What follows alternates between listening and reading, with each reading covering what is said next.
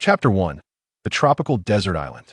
On a secluded isle in the heart of the Pacific, lush tropical rainforests burgeon with verdant waves, while the crimson hues of dusk cast a radiant orange glow across the boundless sea, illuminating the surging tides. The photographer will conclude with a sweeping shot of the ocean, capturing an aerial view of the island, then descend to focus on the bonfire. Inside the large tent, the director, resembling the well-known Sun Yu, wiped the sweat from his scruffy beard and nonchalantly dabbed it onto his white socks. As he reviewed the live footage, a satisfied nod accompanied his words. "Well done, everyone. The first day of filming is complete. We may need to capture additional footage tonight. Thank you for your hard work, esteemed teachers." Once the recording wrapped up, cinematographer Lin Zong, weary from the day's exertions, plopped down on the sandy beach after dismantling his camera. Having just disembarked from a boat that morning, hastily erecting the camp, he spent the afternoon lugging a heavy camera through the rainforest and across the beach. Despite his fitness regimen, the day had nearly exhausted him. This was a reality show centered around island survival, and though Lin Zong had filmed dozens, if not hundreds, of such programs, this disorganized crew was a first for him. Outdated celebrities clung to their fading fame, pretentious trainees and controversial artists were paired with a second-rate director, subpar equipment, and a nonsensical production mechanism, all on a tight budget. Unable to afford the islands of Southeast Asia, they opted to fly to the Pacific island nation of Kiribati. There, they chartered a large fishing vessel to transport both crew and equipment to a remote and uninhabited isle further south.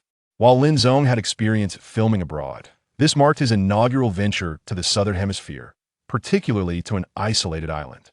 "Lin, it's time for dinner. Why are you still sitting here?" Oh, coming dinner consisted of a solitary cup of instant noodles, a banana, a can of meat, ample mineral water, and an abundance of compressed biscuits, which no one seemed to touch due to their dry texture and bland taste, reminiscent of consuming dirt. One-star guest, after a curious nibble, promptly spat it out. "Lin Zong, so this is where you are?" Lin Zong, seated cross-legged beneath a coconut tree, stared vacantly at the sea as he awaited his noodles to soak. Upon hearing someone address him, he instinctively looked up. A woman, clad in denim trousers and a checkered shirt, with a slender figure and a sweet countenance, had also settled cross-legged beside him. It was Susan, Lin Zong's high school classmate and a trainee at an entertainment company. Their unexpected reunion on this show was indeed serendipitous. Upon recognizing Lin Zong, Susan eagerly leaned closer, subtly hinting that he could take more shots of her, promising generous recompense in return. As she suggested this, Lin Zong was busy hauling gear at the port in Kiribati. Through her unbuttoned, checkered shirt, Susan observed Lin Zong's sweat-drenched tank top, revealing his sculpted physique, chiseled six-pack, broad shoulders tapering to a narrow waist, and a strikingly classical, yet ruggedly handsome face. Should gratitude be exchanged, it was uncertain who would emerge at a disadvantage. Lin Zong had encountered many individuals of this nature, occasionally offering assistance posed no issue. As a high school classmate, he did not refuse her. However, at this moment, after Susan emerged from the director's tent, she faced the sea breeze. She adjusted her hair, a triumphant smile gracing her face. "Do you remember back in high school when we sat together for a time?" Her sudden reminiscence of their high school days left Lin Zong perplexed about her intentions. "Back then, you were always engrossed in those wilderness survival books, such as Robinson Crusoe and various survival guides, huh? It was simply delightful. Many people remarked that you had become obsessed with Bear Grylls." Susan's laughter was sharp, revealing a hint of malice that Lin Zong could discern. "That was merely a relic from our high school days," Lin Zong replied, his expression impassive. He remained indifferent to Susan's fluctuating demeanor. Her newfound connection to the director rendered her less reliant on others for attention. Subsequently, driven by a psychological compensation mechanism, she could not deny her previous attempts to ingratiate herself with Lin Zong, so she resorted to belittling him to salvage her pride. "Hey, Lin Zong, imagine if we accidentally left you behind here. Those wilderness survival skills you learned in high school might come in handy." Ha ha ha. Seeing Lin Zong retain his aloof demeanor, she felt somewhat disheartened and muttered a soft boring before rising to leave. This is the mentality of those who suddenly acquire wealth. Typically, those who become arrogant after sudden affluence soon descend into poverty. Susan's current self-satisfied demeanor elicited a flicker of sympathy in Lin Zong's gaze. Yet, She was not entirely incorrect. Lin Zong had indeed been captivated by wilderness survival-themed film and literature since childhood. This fascination persisted into adulthood, evolving into a lifestyle. Online, individuals like Lin Zong are often referred to as survival enthusiasts. They are passionate about stockpiling supplies in preparation for so-called apocalypses and disasters, acquiring relevant knowledge, and meticulously planning survival gear and escape backpacks. After finishing his meal, Lin Zong glanced at the bent coconut tree, shifting slightly in his seat, a sense of unease creeping into his mind. Under normal circumstances, the small area of the island would not exhibit significant temperature differentials between land and sea. Although the southeastern trade winds prevail in the Central Pacific, summer typically brings weaker winds. At this moment, the wind was not inherently negative. A strong breeze could spare them from pesky mosquitoes and perhaps even dislodge a few coconuts. However, if the wind grew too fierce, bringing with it large rain clouds that churned the sea into a tropical storm. He stood up and gazed into the distance, where the setting sun met the horizon, shrouded in a dark veil, obscuring whether it was the night sky or ominous clouds, akin to a lurking beast poised to unleash disaster. We came to film a variety show, and after a long day, why are we being served such fare? My ping-rang frowned in discontent, disdainfully poking at the instant noodles and vacuum-sealed chicken and duck legs, alongside bananas, mangoes, and bottled water. What a dreadful place this is. The food is subpar, and there is no internet. The other celebrity guests wear equally disdainful expressions. Upon sensing an unusual increase in wind speed, Lin Zong promptly sought out the director, Zhang Wensuan, to caution him about the possibility of strong winds that evening. Just a bit of wind, what's the fuss? Before Zhang Wensuan could respond, Susan, appearing from nowhere, linked her arm with his, her eyes sparkling and her voice laced with a flirtatious tone. Director, let's not pay him any mind. I still have some matters I wish to discuss with you. Ah, indeed. I do admire such a diligent artist as yourself. Let us converse about the performance shortly. Zhang Wensuan regarded the perceptive Susan with approval, then glanced back at Lin Zong. Just as he was about to utter a word, Susan tugged him away into a nearby tent. Before long, the muffled sounds of their discussion drifted from within the tent. Lin Zong felt indifferent to this after years of experience. He had grown accustomed to such interactions. However, the drone operator, Zhao Fong, observed the swaying tent with a visage shrouded in uncertainty. Chapter 2. The Lost Satellite Phone. Director, you have no idea. Huh. That Lin Zong is actually my high school classmate. Even back in high school, he was fascinated by wilderness survival. Huh. He was utterly obsessed. If we were to leave him alone on an island, he might fare better than the monkeys. Director, you are so annoying. We are supposed to be discussing the performance, yet you keep asking about others. The director disregarded his words, and Lin Zong was disinclined to engage in such sordid power dynamics. Returning to his own tent, he drove the stakes deeper into the ground. Mr. Lin? Next door, a short-haired girl poked her head out of her tent, appearing somewhat bashful as she greeted him. Could you possibly lend me a hand? The girl, named Song Ji, was a temporary medical staff member recruited by the production team, participating in a work-study program, as she intended to return to her studies after filming. Her youth radiated vibrant energy, reminiscent of a blossoming bud that captivated one's gaze. Having just attempted to adjust the wind ropes to tighten the tent, Song Ji inadvertently loosened them instead, causing the entire structure to sway precariously in the wind. This was a trivial matter for Lin Zong with practiced ease. He tied a knot and reattached the ropes to the stakes. There you go. Mr. Lin, you are remarkable. I've attempted that knot several times without success. Facing the girl's awe-filled expression, Lin Zong smiled gently, reminding her, the wind seems rather unusual. It would be wise to keep your clothes on while you sleep tonight, lest you sleep too soundly. Yes, thank you, Mr. Lin. Songji glanced at her somewhat revealing tank top, her fair skin partially exposed. Her cheeks flushed with embarrassment as she swiftly retreated into the tent.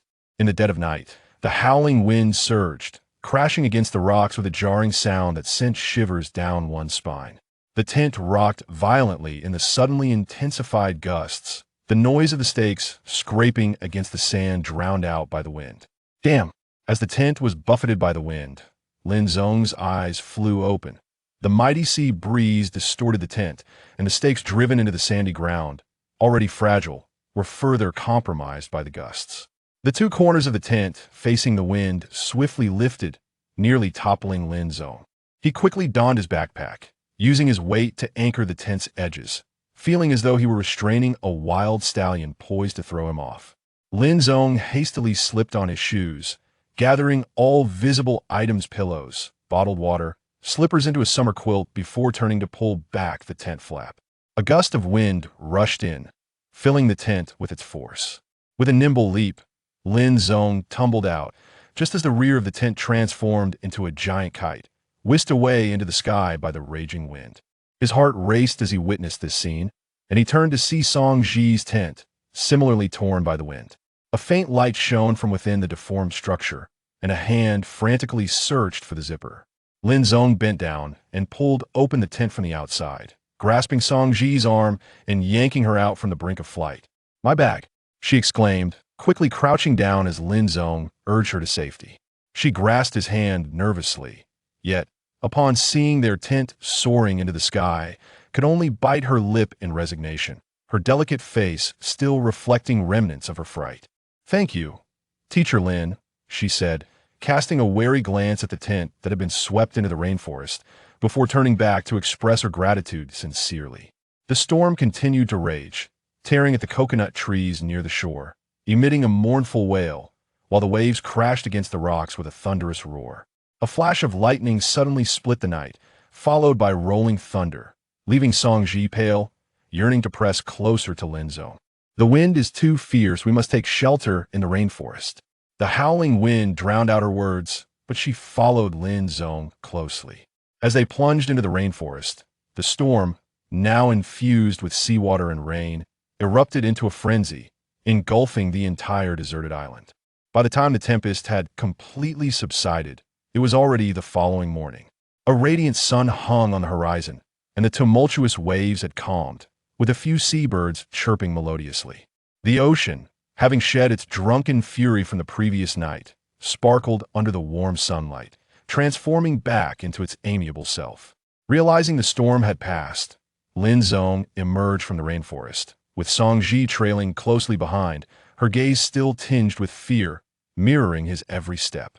They were met with a scene of utter devastation. Their campsite lay in disarray, supplies scattered, and not a single tent remained intact. Fortunately, there were no significant casualties. As they exited the rainforest, the rest of the crew gradually emerged. Most, like Lin Zong, had sought refuge in the forest, while a few found their tents hanging from the trees. After assessing the damage, Zhang Wen's face darkened, practically dripping with despair. The shoot was undoubtedly ruined. The cost of the rental equipment would amount to a substantial sum. Not only was the show doomed, but they would also face significant financial loss. It was hard to imagine him smiling amidst such calamity. Before Zhang Wensuan could contemplate remedial measures, several celebrity guests erupted into chaos. "Director, I refuse to participate in this show any longer." Guan Shuang, embodying the pure and innocent persona, flung her hands in exasperation, her expression darkening. "And I too will withdraw," Deng Luan declared, stepping forward. "What is this wretched place? Hurry and summon a boat." "No, a helicopter." "But, Teacher Deng, Teacher Guan, we have a contract." Zhang Wensuan could only muster a forced smile. "Contract, my foot. It also stipulates the guarantee of the safety of the artist's lives and property." Guan Shuang's words were laced with disdain, showing no regard for the director's authority. Amidst the commotion, Lin Zong chose not to join the fray. He had just inspected his backpack. Reassured by the reliability of the waterproof zipper treated with resin, everything inside remained dry, which provided Lin Zong with a semblance of comfort. As the uproar escalated, Mai Ping rang and a few others joined in, raising their voices. "I don't care where is the satellite phone. Isn't it with you? Hurry and call for help. This place is unbearable." "Satellite phone? Didn't you lot take it for fun? Where did you put it?" The revelation of the missing satellite phone sent a wave of panic rippling through the group. Even those staff members who had initially kept their distance could no longer remain calm. "The satellite phone is lost? How are we supposed to return? What are you standing there for?" "Search. Yes, search. Everyone, quiet down. Finding the satellite phone is our top priority." With Zhang Wensuan's command, everyone anxiously dispersed to search.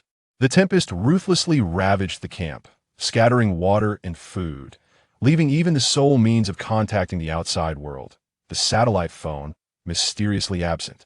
If they could not locate it in time, they would truly be stranded on this deserted island. A few crew members scoured the remnants of the camp, but found nothing. Reluctantly, they followed the direction of the wind, venturing into the rainforest. Chapter 3. Kindling fire. The tropical rainforest, often referred to as the lungs of the earth, is home to the most intricate and abundant ecosystems on our planet. Towering evergreen canopies obscure the sky, while robust trunks are entwined with serpentine vines, and even within the confines of small islands' rainforest, countless species thrive unbeknownst to us. Lin Zong trudged onward, burdened by 2 packs, traversing the thick layer of humus beneath his feet. Wielding a freshly cut vine as a makeshift tool to fend off any lurking serpents or insects. Even in the desolation of a deserted island, it was the beleaguered crew who ventured into the depths of the rainforest in search of a satellite phone and provisions, while the guests and director seemed preoccupied with more pressing concerns. From a distance, Lin Zong observed that their so-called important tasks entailed collecting supplies from a beach and then retreating to the newly erected tents to bask in comfort, slumbering away their time. Hours slipped by. Lin Zong had only managed to procure some water and compressed biscuits upon entering the jungle. Yet not a trace of a satellite phone had graced his sight. Maintaining a stable demeanor, he sighed involuntarily. Should he fail to locate the satellite phone to contact the outside world, he would be left not only grappling with survival necessities such as food, fresh water, and shelter, but also enduring the burden of incompetent companions. Lin Zong possessed neither the ability nor the desire to sustain such a multitude of overgrown infants, a motley crew that would confound even the most seasoned guide. As he parted the vines before him, his vigilance heightened. He scrutinized the dense foliage with unease. Perhaps it was the disconnection from civilized society that heightened his survival instincts, rendering him restless as he sensed that this wait for rescue would prove anything but smooth. Fortunately, upon learning of his assignment to film on the island, Lin Zong had meticulously reorganized his survival backpack, ensuring that he was well equipped with tools, medicines, emergency rations, and essential island knowledge. Yet, now that an emergency had arisen, he could not shake the feeling that his preparations were insufficient. At this moment, a wave of reflection washed over him. After countless preparations, was he finally poised to put them into practice? As long as his comrades remained at his side, he held confidence in enduring even the direst circumstances, perhaps even thriving. Nonetheless, he hoped such measures would remain unnecessary. The aerial roots of the towering rainforest trees intertwined with parasitic ferns, casting a shroud over the majority of sunlight. As he gazed around, a dim verdant expanse met his eyes, with a faint glimmer of light in the distance. He recognized it as the exit leading back to the beach, not far ahead. Instead of emerging with his findings, Lin Zong chose to place his backpack and cloth bag upon the ground. He resolved to prepare for the worst. From this moment forth, he would adopt a more self-serving approach. Should he ascertain that rescue was not forthcoming in the near term, he would not hesitate to sever ties with the group and pursue his own path. Lin Zong was unwilling to be encumbered by their inadequacies, as the deterioration of his quality of life was a trivial concern compared to the potential loss of his very existence. Thus, he decided that not all of the supplies he had gathered would be relinquished. A substantial portion would remain for his own sustenance. The cloth bag was fashioned by Lin Zong from a piece of tattered tent fabric, intended to securely contain the supplies gathered in the rainforest. Inside, there were 32 compressed biscuits, 8 small loaves of bread, 6 bottles of mineral water, and 2 empty water bottles. Aside from food, Lin Zong also discovered a slightly worn diving mask, a diving glove, a fin, and an intact swimming ring. These items were originally part of a variety show setup, which included 3 sets of diving suits and 3 spearfishing guns, meant for the guests to catch seafood on the 4th day. There were even several lure fishing rods. But despite his efforts, Lin Zong could not find them. In addition to retaining the supplies, he needed to conceal his own survival tools. These were essential for survival in the worst-case scenario. Possessing them could be a liability. If rescue did not arrive promptly, Being compelled to surrender such tools would make retrieval exceedingly difficult. After meticulously organizing his belongings, Lin Zong retained only 2 articles of clothing, a charger, and a compact emergency running kit the size of his palm, leaving everything else atop the tent fabric. Subsequently, he filled his backpack with 2 empty bottles, 1 bottle of water, 9 compressed biscuits, and 2 small loaves of bread as his contribution to the collective supplies. After a moment's hesitation, he also stowed the fin into his pack. Although he could swim, his proficiency was only average, making the fin likely unnecessary. Once his preparations were complete, Lin Zong secured the corners of the tent fabric, tightly bundling it with paracord, and swiftly climbed a nearby tree to firmly bind the bundle high up, marking the trunk for future reference. Shortly thereafter, with the pack slung over his back and hands tucked into his pockets, Lin Zong set forth towards the exit ahead. Approaching the periphery of the rainforest, the humus layer beneath his feet gradually transitioned to sand, revealing a broad expanse of beach, beyond which lay the undulating waves of the boundless azure sea. The camp was established on the sandy edge of the rainforest, with 5 small tents arranged in a circle. In the center, several celebrities huddled together on a fallen log, attempting to ignite a fire using survival knives and magnesium rods. Lin Zong recalled that before he set out in the morning, these inept individuals had been struggling to start a fire with the magnesium rods. Now, at 4 in the afternoon, a third of the rods had been worn down, yet the fire remained unlit. Pathetic, Lin Zong scoffed. They refused to venture into the rainforest to search for supplies, and now they couldn't even manage to light a fire while remaining at the camp, squandering precious fire-starting materials. Frankly, these incompetent allies were worse than actual pigs. At least pigs could be slaughtered for meat, whereas these so-called teammates were only fit to be worshipped as ancestors. You are utterly incapable of starting a fire. When it truly matters, it falls to us women, my Pingrang declared, unable to tolerate the scene any longer. She snatched the magnesium rod and survival knife from Wu Yifeng's hands. Watch closely, you need to get a bit closer, and then you can ignite the fire. As she spoke, she cast a disdainful glance at the men present. Gripping the survival knife tightly, she forcefully scraped the magnesium rod, producing sparks, yet still failing to ignite the leaves. Feeling a bit embarrassed, she continued to scrape vigorously, but to no avail. Forget it, let me try. Lin Zong sighed deeply and squeezed into the crowd. If this continued, there would be nothing left. This thing is utterly incapable of igniting. My Pingrang disdainfully tossed the magnesium rod and survival knife onto the ground, casting a dismissive glance at Lin Zong before confidently asserting his opinion.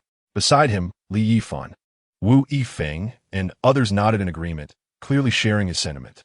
Lin Zong weighed the survival knife in his hand, then skillfully peeled off the bark from a nearby dry branch. After rubbing the dry bark in his palm to fluff it up, he carved off some small wood shavings and mixed the two together. With the dry, fluffy tinder prepared, Lin Zong began to gently scrape the magnesium rod with the survival knife, creating fine shavings to blend into the tinder. Once completed, he wielded the survival knife and, just as they had done earlier, struck the magnesium rod with force to produce sparks. The moment the sparks made contact with the tinder, they ignited the magnesium powder, which in turn ignited the tinder. Upon witnessing the flames flicker to life, my Pingrang's expression was not one of joy or delight. Rather, it contorted into one of distaste and aversion, as if he had encountered something utterly revolting. The expressions of the few celebrities, while tinged with happiness, also bore an oddity. Their earlier pessimism now felt like a slap upon their own faces, particularly for my Pingrang. As the tinder blazed, Lin Zong quickly layered leaves and small dry twigs atop it.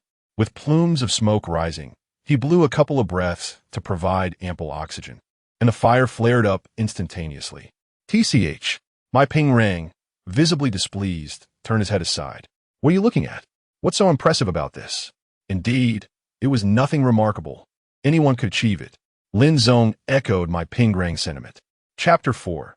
The battle cry. Lin Zong did not perceive any malice in his words, nor did he consider them as mere sarcasm. However, as he rose to inspect the supplies, he was abruptly halted by a furious shout from my Pingrang. Stop right there? What do you mean by that? What does it mean? The initial battle cry sent shivers down Lin Zong's spine, causing his ears to tremble and prompting him to instinctively retreat 2 steps. When he glanced back at my Ping Rang, he found her in a state of agitation, her face flushed and her coarse voice booming, her corpulent chest heaving alongside her barrel-like waist, gasping for breath. If it weren't for you useless bunch, would we still be stranded on this deserted island without a satellite phone? Answer me. It was Lin Zong's first encounter with such irrationality, as if he were the one who had misplaced the satellite phone. He did not yield to her tirade. Teacher Mai, the satellite phone being blown away is not my fault. You were the last to use it yesterday afternoon and left it in the studio. If anyone bears responsibility, it is certainly you. As he spoke, he maintained a rational demeanor, reminding her of the previous night's events. If he had not dragged her from the tent, she might very well have been feeding fish in the Pacific by now. An optimistic and emotionally stable individual, Lin Zong continued to present the facts even when faced with my Ping Rang's vehement retorts. The previous night, the wind had swept both her and the tent to Lin Zong's side, and he had been the one to rescue her just as the wind's direction was about to change. However, upon emerging from the tent, she had fainted from fright, leaving her pants damp. And so what? My Ping Rang exclaimed, hands on her hips, shaking her head defiantly, resembling an oversized child. What are you even? A mere photographer, daring to speak to me like this? Do you believe I want to post about you online and have the fans tear you apart? My Ping Rang's behavior could undoubtedly be classified as a betrayal of gratitude. Feeling the gazes converge upon them, her voice ascended to a higher pitch, sharp and biting, her round face contorting with indignation. So what if you saved me yesterday? Were you trying to take advantage of me while rescuing me? I'll have you know, I'm going to sue you when I return. Prepare for a lawyer's letter. It was all too absurd, as if a flurry of fists were descending upon Lin Zong, leaving him at a loss for words. Yet, she ought to pray for rescue to arrive swiftly. All right, let us not quarrel. Director Zhang Wenswan finally caught wind of the commotion and hurried out from the thicket to mediate. His rotund figure made it evident that he was out of breath after just a few steps, perspiration glistening on his brow. Teacher Ping Rang, it's just that the crew doesn't know any better. Please calm down. Shaolin, how could you let this happen? Apologize to Teacher Ping Rang at once. Seeing the conflict between the staff and the celebrity guest, Zhang Wenswan hastily sided with my Ping Rang without discerning the truth. Indeed, Lin Zong, Teacher Ping Rang merely expressed her concerns. How could you respond so defiantly? Susan emerged from behind the director, concealing the marks recently left on her neck. She clung to the director's ample arm, expressing her dissatisfaction with Lin Zong. Lin Zong, why not apologize to Teacher Ping Rang? We can let this matter pass, can't we? Susan remarked, casting a glance at Lin Zong. Observing that the others were siding with her, my Ping Rang patted her chest and shot a cold glare at Lin Zong. You are merely taking advantage of the situation under the guise of saving me, you lecherous man. I will ensure that you are exposed online. Indeed, Lin Zong, have you no sense of timing? Could you not exhibit a bit of magnanimity like a true gentleman? Wu Yifeng, Li Yifan, and Deng Luan, 3 male guests, aligned themselves with my Ping Rang. Lin Zong, taken aback by their unyielding stance, surveyed the group with a frosty demeanor, instinctively assessing their combat capabilities. 4 men and 2 women were present. The director's prowess remained ambiguous, but his speed could be disregarded. The remaining 3 male celebrities appeared to be mere pretenders, unlikely to resort to violence. Should a confrontation arise, maintaining distance would be paramount to avoid being ambushed. Besides, he possessed a survival knife, rendering him unafraid of confrontation. Suddenly, under Lin Zong's indifferent gaze, Zhang Wenswan, realizing the peril of the survival knife in Lin Zong's hand, forced a laugh and quickly attempted to mediate. All right, it's all a misunderstanding. The fire is dying down. Teachers Deng and Li do check on it. As Zhang Wenswan diverted the onlookers, he added, we are stranded on this deserted island, and during this time of waiting for rescue, we must unite to survive. Any conflicts should be resolved privately. We need not escalate things so fervently. Upon hearing the director's words, my Ping Rang finally relented, huffing as she turned her ample waist and retreated into the tent. Lin Zong, let us not be upset. We are all here for survival. Zhang Wenswan reassured Lin Zong, cautiously retrieving the survival knife from his grasp. Lin Zong released his hold, choosing not to dwell on the matter further. After all, having navigated the entertainment industry for several years, he possessed commendable self-regulation skills. With the situation still unclear, it was wise to endure for the time being and stay with the main group. Everything would be assessed as they progressed. Once it became evident that rescue would not arrive soon, there would be time for reckoning. Having successfully calmed Lin Zong, Zhang Wenswan withdrew the knife, and, as he turned to lead Susan away, a slender and graceful figure approached. "Xiao Song, how was your day?" Upon seeing the even more enchanting Song Ji, Zhang Wenswan's eyes narrowed with intent to flirt, only to be met with her distasteful frown as she deliberately sidestepped him. Ignoring both Zhang Wenswan and the enviously glowering Susan, Song Ji swiftly approached Lin Zong. "Teacher Lin, is everything all right?" Carrying a cloth bag, she had witnessed Zhang Wenswan dispersing the crowd as she emerged from the rainforest, and her tone was filled with concern as she drew near to Lin Zong. Due to the events of last night, an unspoken intimacy began to blossom between the two. It was nothing serious. Upon seeing the newcomer, Song Ji, Lin Zong offered a faint smile, remarking on a minor conflict. During their exploration in the rainforest, they had spent a significant amount of time together, during which Song Ji had identified numerous useful herbs, earning Lin Zong's admiration. Song Ji was a teammate he held in high regard. It was essential to cultivate a good relationship with her, for she might prove invaluable in critical moments. Thus, even if she were headstrong and willful, Lin Zong could tolerate it, especially since she was quite reasonable. As long as everything is fine, Song Ji seemed to breathe a sigh of relief, tucking a stray lock of hair behind her ear. She retrieved a bottle of mineral water from her cloth bag and cheerfully handed it to Lin Zong. "Here, have some water. I just found it in the woods."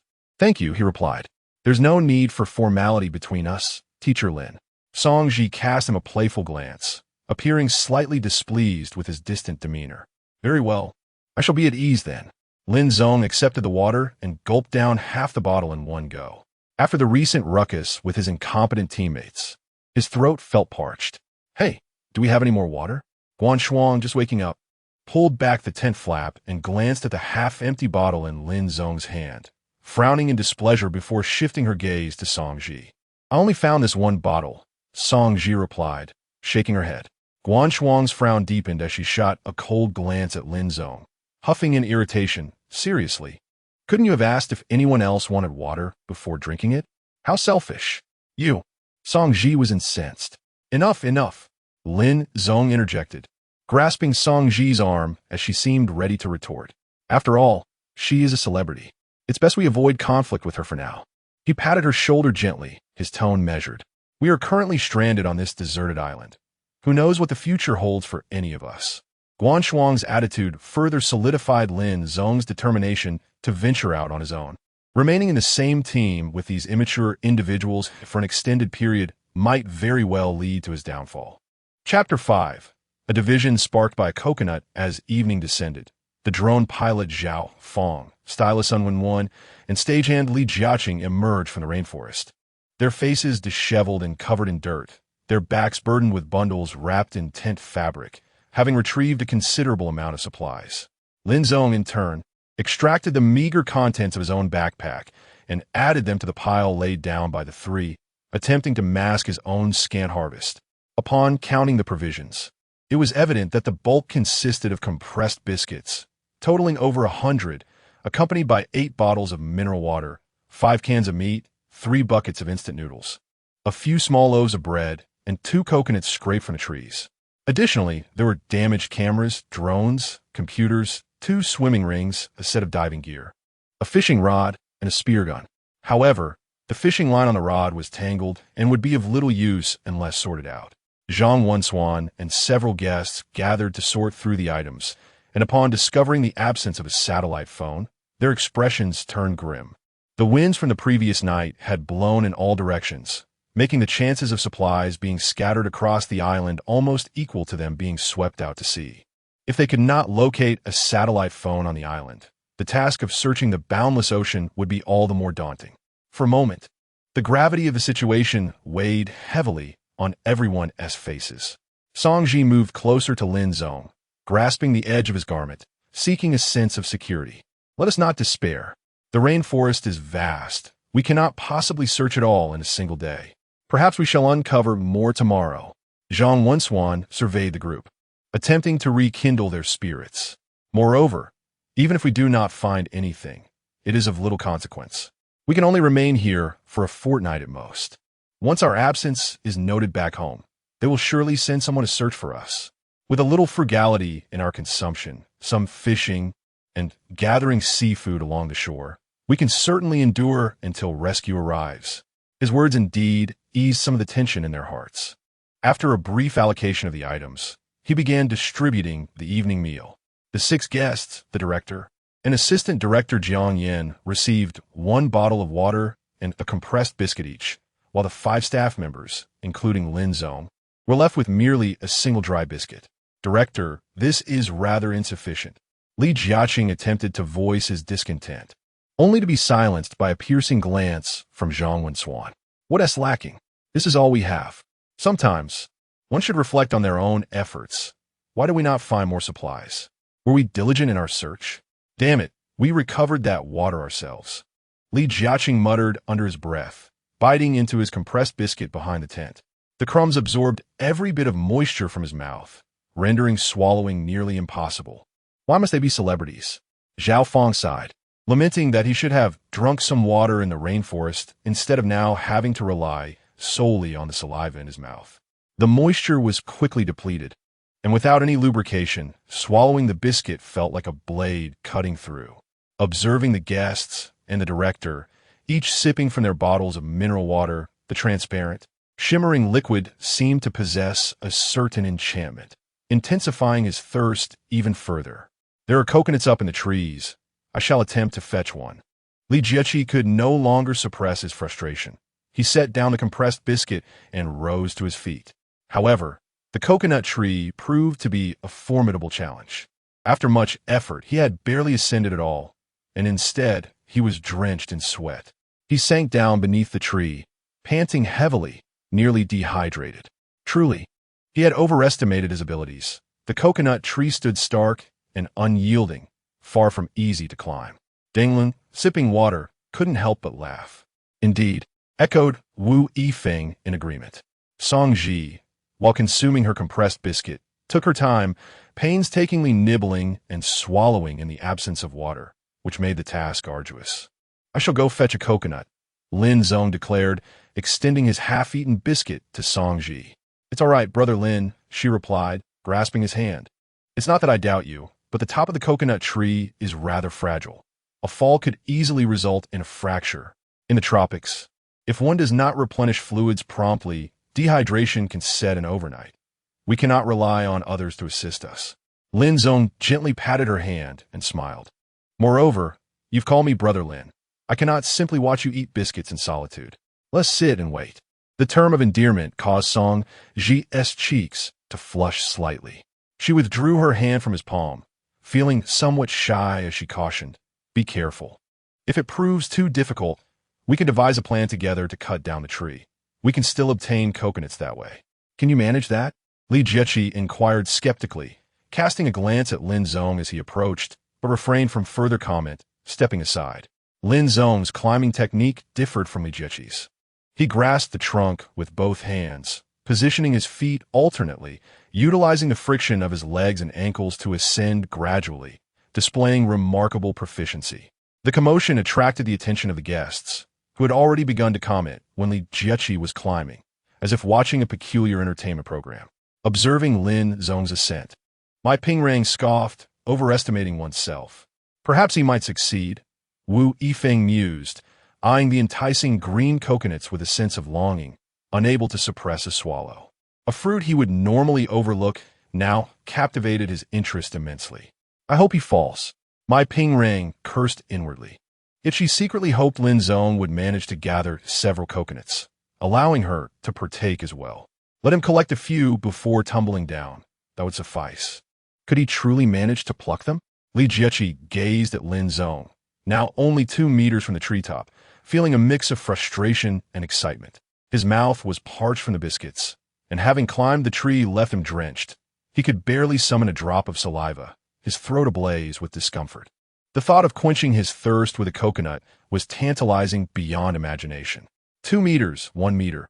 As she watched the swaying crown of the coconut tree, Songji tilted her head back, her heart racing in tandem with Lin Zong's movements.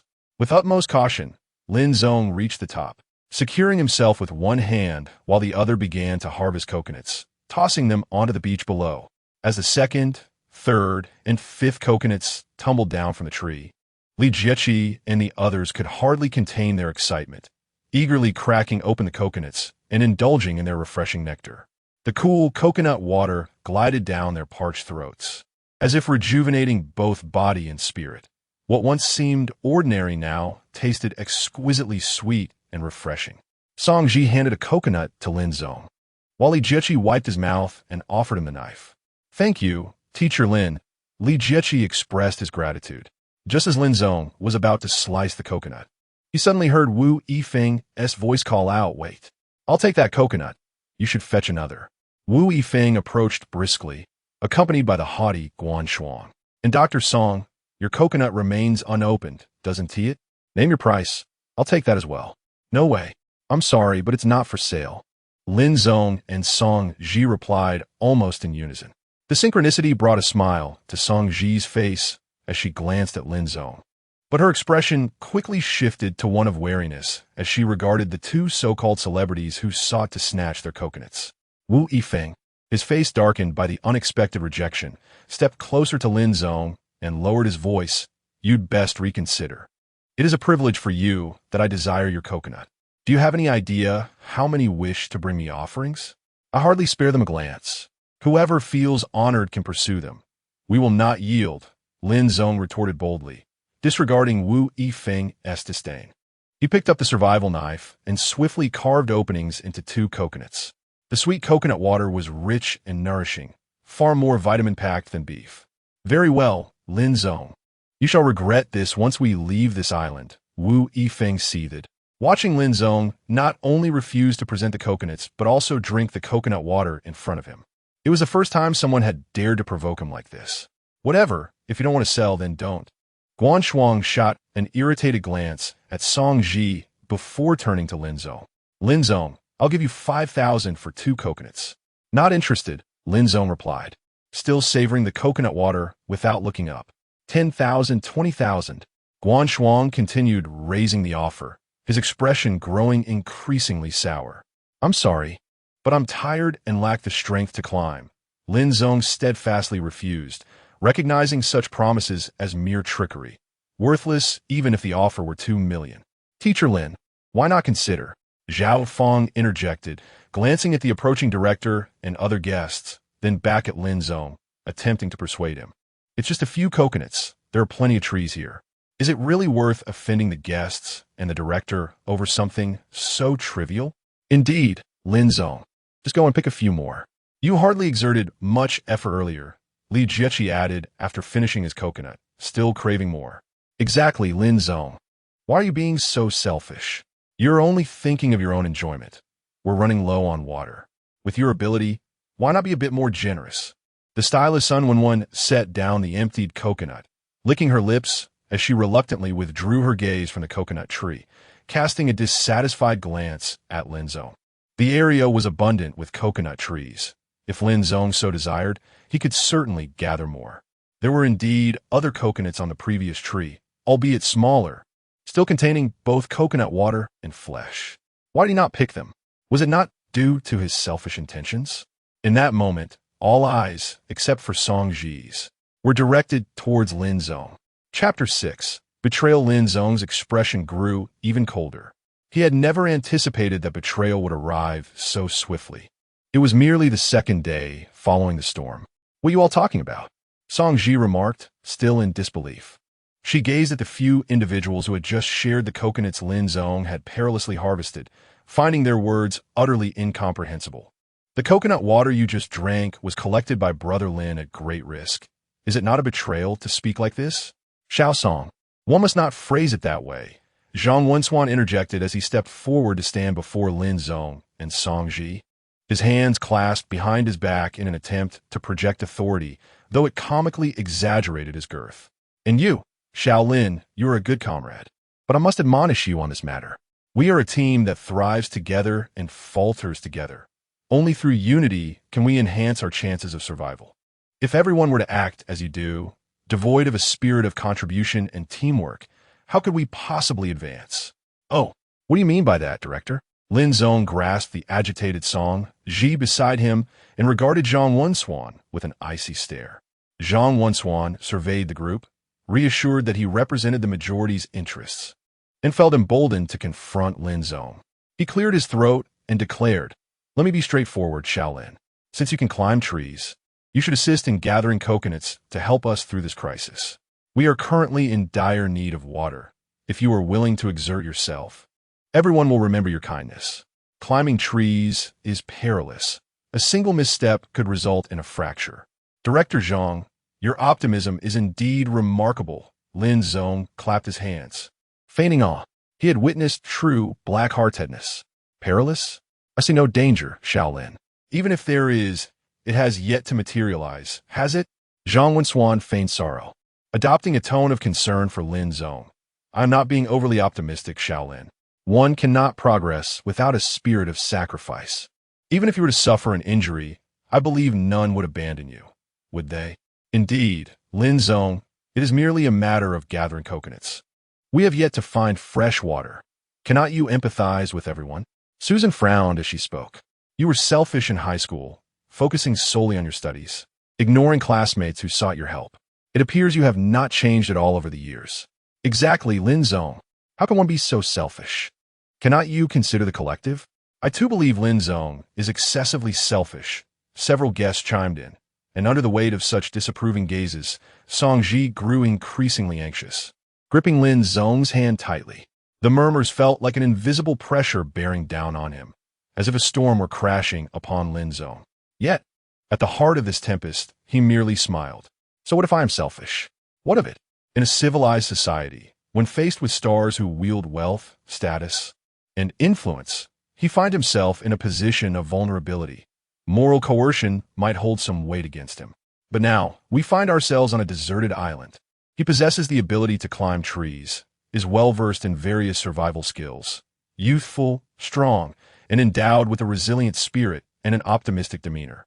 On this island, he is indeed a formidable force. The moral pressures exerted by others pose no threat to the strong. He merely finds these individuals laughable, akin to monkeys attempting to assert dominance over a tiger. As for this group of ungrateful wolves recognizing his merits, they likely seek only to exploit him as a mere tool. The feeble attempts of the weak to morally coerce the strong are truly absurd. Do you truly believe me to be foolish? Lin Zong cast a glance at the crowd, who had inadvertently positioned themselves as his adversaries, and let out a cold chuckle. He had no intention of being a doormat, so Lin Zong clapped his hands and turned to the director, Zhang Wenswan. Since you all deem me selfish, there is no need for us to coexist in this manner. I voluntarily withdraw from the group. After all, if we cannot stand each other, what is the point of this mutual torment? Lin Zong's words left everyone in prolonged silence. Zhang Wenswan's face turned ashen, his expression fluctuating between anger and uncertainty as he regarded Lin Zong. Do you think that just because you can climb trees, you can survive alone on this island? We do not require your concern for our survival. Lin Zong continued to regard Zhang Wenswan with an indifferent gaze. Do not forget that we signed a contract. Zhang Wenswan was reluctant to let Lin Zong go, his eyes wide as he shouted, "If you dare to leave the group, be prepared to pay the penalty for breach of contract. My primary role is that of a photographer. Our labor relationship does not justify restricting my personal freedom." Does he truly consider him an ignorant novice in labor law? How preposterous! An uncontainable fury surged within Zhang Wenswan, yet he found no outlet for it, only allowing it to simmer beneath the surface, reddening his face. No, he cannot let Lin Zong escape. It was then that Susan spoke up.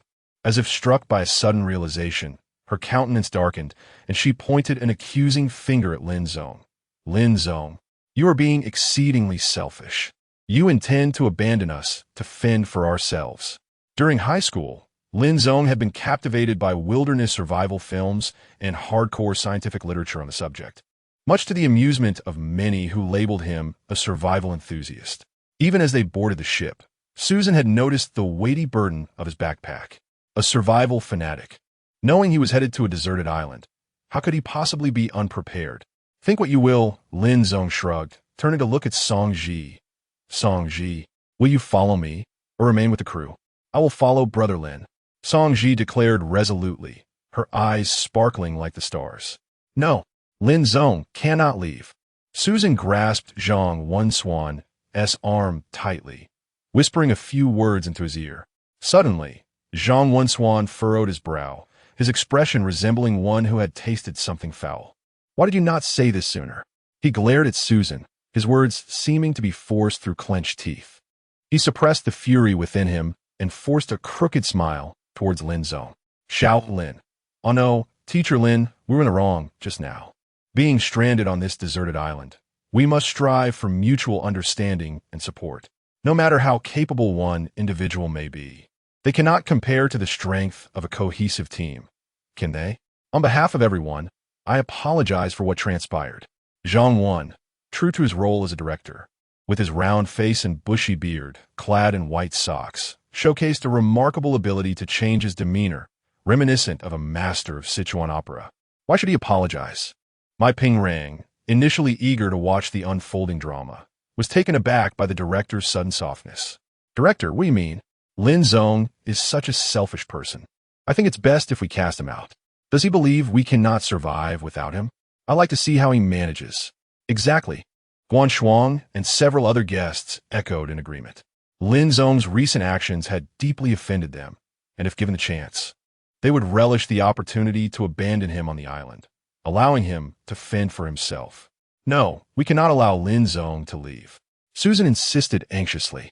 She vehemently opposed the idea of Lin Zong departing from a group, but now it was too late for regrets. If Lin Zong wished to go, what good would it do to force him to stay? They had once been old classmates, and she had even initiated a conversation with him, a bond that had now soured due to her desire to align with my Ping Rang. Observing Lin Zong's demeanor, it was clear he was adept at wilderness survival, possibly even well prepared with tools. Susan felt a pang of regret. If only she could find a satellite phone right away, it would be a different story. But if not, having to stay on the island for 10 days, or even longer without rescue would render my Ping Rang, no matter how dear to her, utterly useless. To offend someone as skilled as Lin Zong for the sake of a foolish and malicious my Ping Rang was akin to losing a watermelon to pick up a sesame seed. And my Ping Rang was hardly even a sesame seed. It was more like losing a watermelon to pick up dung. Song Ji, let us go. Lin Zong, disinterested in the commotion behind him, tugged at Song Ji, and the two turned to leave. Whether the others agreed or not was of no consequence. The contract could not dictate his personal freedom. Chapter 7. The 4 Essentials of Wilderness Survival Director. Are we truly to stand by and watch Lin Zong depart? Susan shook Zhang Wenswan's arm vigorously, her ample frame swaying like the waves. Yet, Zhang Wenswan found himself at a loss. On this deserted island, the foremost challenge was the survival of their established group. Wait a moment, Lin Zong. You are so fervently determined to leave. Surely you haven't pilfered our belongings? Wu Yifeng suddenly interjected, his displeasure towards Lin Zong palpable. Not only was Lin Zong strikingly handsome, but he had also whisked away Song Ji, the very person Wu Yifeng had long admired. Her radiant youthfulness and exuberance had captivated him at first sight, and now, seeing her so closely associated with Lin Zong, jealousy consumed him. This was an opportunity to create a bit of trouble. He was convinced that the two would surely fail to thrive in this environment. And perhaps in the future, when Song Ji sought to return to the crew, she might turn to him for help, giving him ample chance to assert his influence over her. Such lower-tier individuals surely had their hands dirty. Undoubtedly, Lin Zong's bag was filled with provisions, or else he would not dare to stray from the group. My Ping Rang seized every opportunity to undermine Lin Zong. Upon hearing their words, Susan's eyes glinted with a hint of delight as she tilted her head towards Lin Zong. Indeed, Lin Zong, you may leave, but you must relinquish any items that belong to the production team. You are nothing but a thief. Song Ji, who had long been suppressing her fury, clenched her silver teeth and glared at Susan with malice. What differentiates your actions from those of a robber? Once we leave this place, I shall take you to court. Her words momentarily froze Susan's expression. She was acutely aware that her actions were indefensible, both legally and morally, should she seize Lin Zong's belongings. Presenting evidence would surely lead to her detention. Who could prove that we robbed him? Zhang Wenswan scoffed, turning to Lin Zong. Hand over your bag willingly, or you may as well stay with the crew. I want to make things difficult for you. We can share the burden together. If they could obtain his survival tools in Lin Zong's absence, that would be advantageous. After all, he would have tools that they could surely utilize. Zhang Wenswan understood that although the production team had prepared a variety of survival supplies, they were merely for show. If Lin Zong was indeed a survival enthusiast, their provisions would pale in comparison to his. Moreover, much of the crew's supplies had been blown away, and they now faced the dire predicament of dwindling resources. To secure Lin Zong as their invaluable asset would be nothing short of fortuitous. I regret to inform you, but you are mistaken. My bag contains nothing but a few articles of clothing, Lin Zong replied, casting a glance at Susan before surveying the group, a cold smile gracing his lips. To deter these individuals from harassing him under such pretenses, Lin Zong willingly opened his backpack, extracting each item of clothing and shaking out the empty bag. Zhang Wenswan cast a doubtful glance at Susan, who approached with incredulity, snatching Lin Zong's backpack.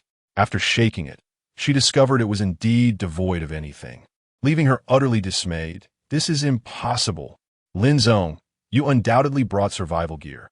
Realizing her mistake, Susan immediately fell silent. The true nature of these individuals was indeed as repugnant as he had anticipated. What are you all doing here? Just as Lin Zong was about to turn away, a voice, freshly awakened, emerged from the direction of the camp. Everyone turned to see the director's assistant, Jiang Yin, emerging from the tent, her dark hair tousled, and her fair, delicate face marked with the imprints of sleep. Nothing much, Zhang Wenswan replied with a somewhat courteous smile towards his assistant.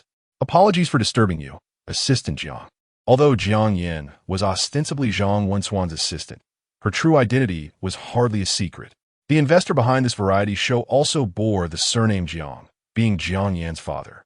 Jiang Yin had majored in drama and film directing at university, and was now accompanying the production team for observation and learning. Yin, Song Ji's tone was filled with surprise.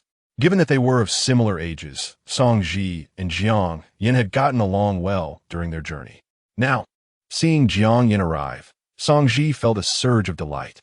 After recounting the entire situation, Jiang Yin frowned, casting an unhappy glance at Zhang Wenswan and the nearby Susan, before sighing and turning her gaze to Song Ji.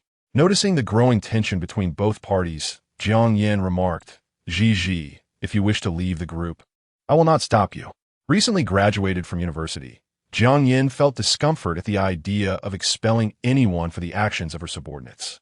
What they did was wrong. I will give you 10 compressed biscuits and a bottle of mineral water as compensation. To her surprise, Lin Zong acknowledged her reasonableness with an astonished glance, accepting her good intentions. Thank you. Jiang Yin nodded. Although she harbored a deep-seated dislike for individuals like Lin Zong, who were overly independent, her sense of obligation and need for his assistance compelled her to maintain politeness. Before help arrives, any supplies you find in the forest will belong to you. If you gather coconuts, you may come to exchange them for compressed biscuits. Lin Zong nodded, and amidst the varied gazes of the crowd, he shouldered his backpack and followed Jiang Yin to gather supplies. After receiving 10 compressed biscuits and a bottle of mineral water, Lin Zong refrained from conversing with his former colleagues. He was indifferent to their opinions of him, and, accompanied by Song Ji, turned away from the scene. The island's expanse was considerable, with an extensive coastline. As Lin Zong and Song Ji rounded a bend, gazing at the vast stretch of sandy beach before them and the moon suspended high above, he finally experienced a sense of relief, having shed the burdens of trouble. The first day after the tropical storm had seen them successfully parting from the main group, liberating themselves from their less competent companions. Although it was slightly earlier than planned, it was still a favorable turn of events. The supplies they would gather next would be entirely theirs. A sudden feeling of autonomy washed over him. Lingo, now that we have separated from a group, what should we do next? In stark contrast to Lin Zong's sense of clarity, Song Ji found herself momentarily adrift after their departure from the main body. Do not overthink it. Just sleep, and I will keep watch tonight. Lin Zong reassured as he gently patted Song Ji's shoulder. He then turned to cast a glance at the dark, imposing tropical rainforest behind him, recalling the tent they had encountered earlier that afternoon. The basic structure of the tent remained relatively intact, with a bit of repair to the broken framework. It could be used again. Regrettably, he had severed a piece of the tent fabric. Had he known, he would have retrieved that tent. Yet now, the rainforest was engulfed in darkness, and Lin Zong feared that if he ventured inside, he might not emerge again tonight. It was wiser to search for it tomorrow. Thank you, Brother Lin. I will come to relieve you in the latter half of the night, Song Ji replied, not wanting to linger on pleasantries, understanding that this was not the time for formalities. From this point onward, it was just the two of them relying on one another. Song Ji had immense trust in Lin Zong, but was also prepared to endure a few days of hardship.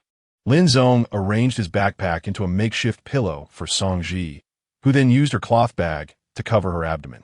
Before long, the sound of her even breathing filled the air. The sky that night was exceptionally clear, devoid of clouds, and the full moon cast a brilliant glow, enhancing visibility.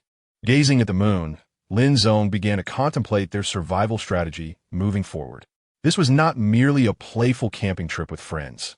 It was a genuine test of wilderness survival. There are no convenience stores within a few kilometers, no vehicles to recharge at will, no games for instant entertainment, and certainly no option to back out. This marked the first significant challenge for him, a survival enthusiast. It was imperative to approach it with caution and a proactive mindset. As this thought crossed his mind, an exhilarating sense of purpose surged within him, a rather absurd feeling indeed. From today's exploration, he had gathered that the island harbored no large animals capable of posing a threat, save for venomous snakes and lizards, along with toxic insects or rodents. The four essential elements of wilderness survival were fire, water, food, and shelter. If he could add one more, it would be medicine. Observing the slumbering Song Ji, he resolved that the first challenge to address upon waking would be the issue of shelter. Sleeping directly on the ground was hardly ideal. Resting unprotected on the beach, they would be susceptible to snake or lizard bites, not to mention the incessant mosquito assaults. Fortunately, the recent strong winds had dispersed many mosquitoes, or else sleep would have been elusive. Lin Zong pulled out his phone to check the battery, which stood at 53%. In power-saving mode, it could last several days. The hidden 20,000 milliamp power bank likely retained around 80%, as the phone stored a wealth of wilderness survival information, making this battery life a crucial resource. Thankfully, he had brought along a small hand crank generator, and the power bank was equipped with a solar panel on its back. Although the efficiency was low, it ensured that their power supply would not become an unsustainable resource. Chapter 8. The optimistic crew camp as everyone watched Lin Zong and Song Ji depart. It dawned on them that these two were not jesting. Some felt a sense of foreboding. Was the group already fracturing on the very first day after the tropical storm? Others, however, reveled in their misfortune. In the desolation of the island, Lin Zong's decision to separate from the group was tantamount to courting death. Even if he were a survival expert capable of enduring until rescue arrived, could he truly believe that the quality of life for two could rival the synergy of their united multitude? This choice was utterly unwise. Driven by momentary impulse to abandon the team, Lin Zong was undeniably foolish. Li Jiechi sighed and shook his head, his words laden with regret for the younger generation's refusal to heed counsel. After leaving the island, would he not fear becoming a target? Indeed, navigating the social circles thereafter would likely prove challenging for him. Sun Wenwen and Zhao Feng echoed this sentiment, remarking that enduring a brief period of hardship was simply about gathering a few coconuts. Lin Zong was making a mountain out of a molehill. They failed to grasp that true teamwork did not merely entail all members acting in concert, but rather that the three of them toiled tirelessly to serve the remaining few. Lin Zong's departure was timely. He had long been a thorn in their side, having once come crawling to them for assistance. Mai Ping Rang expressed a hint of satisfaction. The others chimed in, save for Jiang Yin, Zhang Wenshuan, and Susan, who remained silent. Susan's nails were nearly digging into her flesh. Lin Zong was gone. How could he leave? Moreover, he had not even taken survival gear. Her concern was not for Lin Zong's safety, but rather disappointment that he could not be of service to her. In Susan's eyes, a person as self-serving as Lin Zong would never make a choice devoid of benefit. He must possess some greater advantage to thrive on the island, which justified his abandonment of them all. Yet now, the rift between her and Lin Zong was undeniable. He had watched her schemes unfold against him, leaving no room for reconciliation. Rescue was imminent. Although the show had faltered, at least she had established a connection with director Zhang. There was no loss in that. A glance at Zhang Wenxuan beside her soothed her worries. The sensation of being weighed down by a voracious appetite was somewhat nauseating. A bit of endurance would see her through. It was just that the object in question was as small as a silkworm pupa, barely within reach, and the brief duration only intensified her discomfort. While choosing Lin Zong might have afforded her a more favorable experience on the island, selecting Zhang Wenxuan promised vast opportunities once they escaped the island's confines. All right, everyone, stop gazing off into the distance. Let us ensure we rest well tonight. Tomorrow, we shall all venture into the rainforest together, striving to locate a satellite phone as swiftly as possible. Jiang Yin clapped her hands, signaling for attention. Strength lies in numbers. We are currently lacking fresh water, and our food supplies are insufficient to sustain us until rescue arrives. Starting tomorrow, each person will have specific tasks to undertake. A few celebrity guests were instantly displeased upon hearing those words. They were stars, after all, even if stranded on a deserted island. They believed it beneath them to engage in tasks suited for the common folk. Moreover, the rainforest was filthy and dark, with the humus layer emitting an odd odor. However, Jiang Yin, being the financier's daughter, commanded a level of respect that the director's words could not elicit. Unlike the star guests, the three crew members wore smiles upon hearing that everyone would be working. They resembled cattle entering a family business, with the boss addressing them as if they were all kin, proclaiming that joining the company felt akin to returning home. Let us go early tomorrow to retrieve the remaining supplies. We must not allow that selfish scoundrel Lin Zong to benefit. Sun Wenwen clenched her fists in agreement. Indeed, those supplies belong to the production team. We cannot let Lin Zong take them. With a common adversary in Lin Zong, the entire crew's unity soared to its peak. All right, let us rest for today. We shall deal with tomorrow's matters when the time comes, my Ping Rang said, his tone becoming vague when it came to work. Thus, attention shifted to the 5 tents remaining at the campsite. There were 11 of them, yet only 5 tents, one of which was designated for storing supplies. This raised the question, who would sleep in the tents, and who would sleep outside? Even if the crew members volunteered to sleep outdoors, the remaining tents were still insufficient. The recently unified group erupted into another round of arguments and discussions, ultimately deciding that Li Jieqi and Zhao Fong would sleep outside, while Zhang Wenxuan would share a tent with the supplies. The rest begrudgingly paired up to squeeze into the remaining tents. The following day, after the tropical storm, Lin Zong awoke to the sound of an alarm clock, rising from the beach. Hey, Brother Lin, said Song Ji, who had been dozing off with her head down, suddenly coming to life upon seeing Lin Zong sit up. Aren't you going to sleep a bit longer? She asked, glancing at the dimly lit sky. No need, Lin Zong replied, stretching his neck and turning to look at her.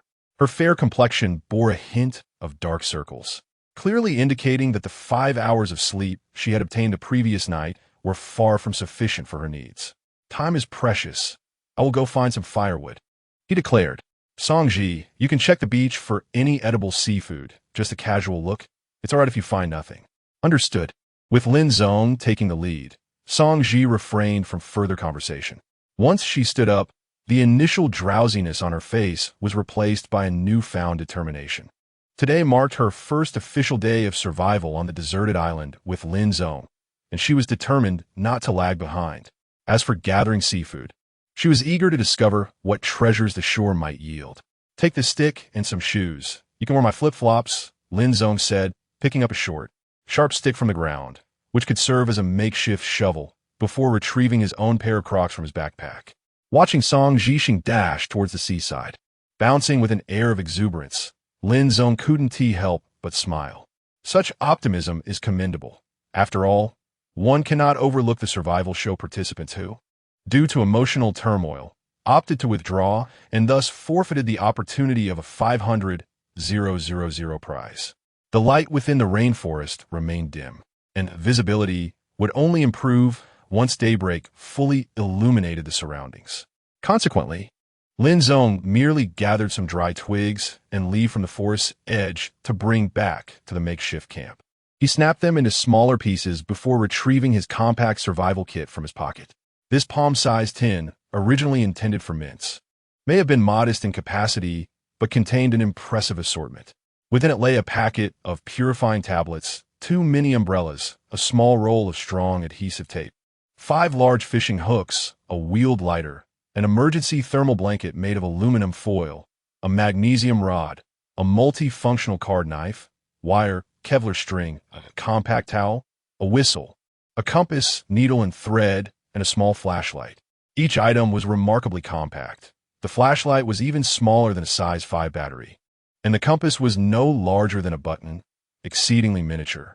Upon extracting the wheeled lighter, Lin Zong fashioned a small pit in the ground to shield it from the wind, layering it with leaves and bark. The stability of the wheeled lighter far surpassed that of a conventional lighter. Not only was it durable, but even when devoid of gas, the flint could still produce sparks for ignition.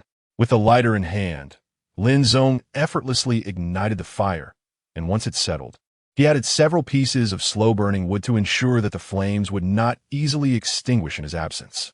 As the sun ascended, its rays bathed the golden sands in light, finally dispelling the darkness that lingered in the tropical rainforest behind him.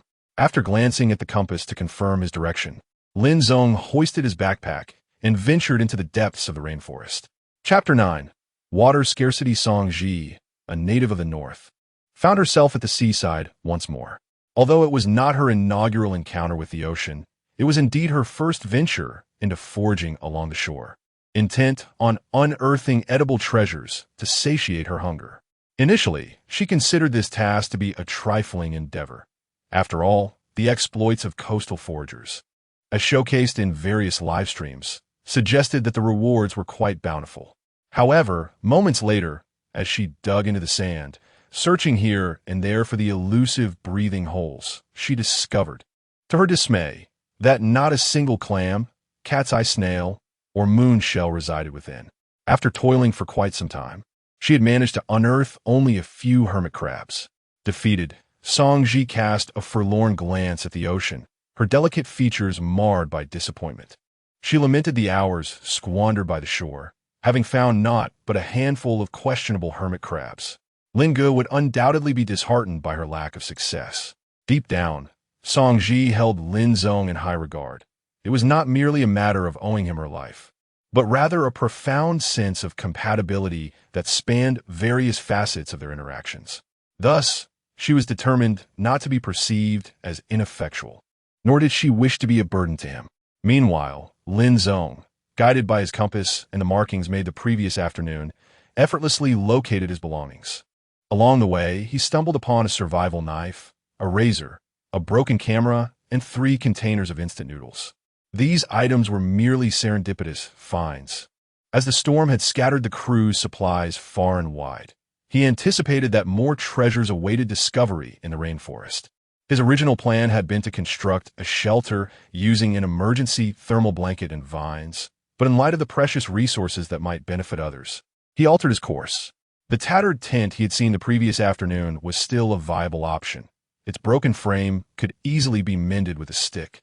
And as long as he was not beset by another tempest of that magnitude, safety was hardly a concern. As for the missing section, he still possessed a needle and thread, and, if necessary, he could cover it with a thermal blanket. Song Ji, Lin Zong's voice echoed through the rainforest. Coming. In the midst of grilling the hermit crabs and pondering how best to enjoy them, Song Ji turned to see Lin Zong approaching, burdened with a tent and an additional pack. Responding promptly, she rushed over to assist him with the tent. Once Lin Zong had set the tent in place, Song Ji noticed that one of its supports had indeed snapped. Although it stood precariously, a mere gust of wind could send it tumbling. Moreover, It appeared that a significant portion of the side had been deliberately cut away. If her assumptions were correct, that piece was now affixed to Lin Zong's back. "This tent must be yours," Lin Zong remarked, bending down to retrieve a SpongeBob-shaped backpack from within. He handed it to Song Ji, saying, "I didn't disturb your belongings. You may inspect them yourself. This is mine." A flicker of surprise illuminated Song Ji's face upon seeing the backpack. Within the bag lay her identification card, passport, an assortment of antibiotic medications, as well as iodine, alcohol, gauze, and other emergency supplies. With these essentials at hand, there was no immediate concern regarding potential stomach troubles or issues related to acclimatization. Peering inside the tent, although the inflatable mattress, pillow, and summer quilt were absent, to her surprise, her slippers remained. Had there been even a single summer quilt inside, Lin Zong would not have resorted to slicing open the tent to fashion a makeshift bag. As Song Ji meticulously accounted for her belongings, Lin Zong was also assessing his gear. He had a reinforced fishing line set up, a roll of thread, a stack of resealable bags, a wheeled lighter, a set of detachable stainless steel water bottles, a bag each of sugar and salt, a multifunctional plier, a survival knife equipped with a magnesium rod, 10 tablets of water purification tablets, 10 aluminum foil emergency thermal blankets, a box of imported compressed biscuits, a small bundle of wire saw, a pack of Kevlar rope, a magnesium rod the thickness of a finger, a palm-sized hand crank generator, a small compass, rudimentary medical kit, and a solar-powered 20,000 mAh power bank, along with a pair of sunglasses, 2 sulfur soaps, and a pepper spray. Were it not for the checked luggage, carrying such items would have been a challenge, even on a green train. However, equipped with these tools for wilderness survival, one could certainly deem it luxurious. Not to mention the diving mask and gloves discovered the previous day. "Lin, brother Lin, you have prepared such a multitude of tools, how impressive!" Song Ji exclaimed, astounded by the array of survival gear beside Lin Zong. Observing her slightly agape expression with twinkling eyes, Lin Zong cleared his throat and began to stow the items away once more. Calm down, it's merely basic preparation. First, let's have a meal." He retrieved 2 cups of instant noodles from his bag, marking a small ceremonial gesture for their first day on the deserted island. "We're having this for breakfast?" Songji shifted awkwardly, revealing the few hermit crabs skewered and roasting over the fire. "I apologize, brother Lin. All I managed to find while foraging was a few hermit crabs, so it's all right." This simply indicates that there isn't much edible fare on the nearby beaches. "We can always move to another location later," Lin Zong reassured her with a smile. "Now that we are equipped with divine gear, even if we consume compressed biscuits and drink coconut water, we will undoubtedly endure until rescue arrives. We can consider foraging and fishing as enhancements to our living conditions." With Lin Zong's comforting words, Song Ji felt even more bashful, as if she were a burden to him. Blushing, she lowered her head and added 2 more pieces of wood to the fire before diligently assisting in boiling water. They placed the stainless steel kettle directly onto the flames, and after 10 minutes, the water reached a boil, allowing them to prepare both cups of noodles in 2 servings. The aroma of the noodles wafted through the air, drifting over the beach, through the woods, and ultimately reaching Wu Yifeng's nostrils. Frowning, he turned over, a trickle of saliva escaping his lips. In his dream, he found himself dining in a 5-star hotel, attended by several admirably curvaceous fans. Wu Yifeng contemplated indulging in a night of revelry once he had satisfied his hunger. However, the more he ate, the hungrier he felt, the more red wine he consumed, the thirstier he became. As dawn approached, he realized this was untenable. In a moment of urgency, he sat upright.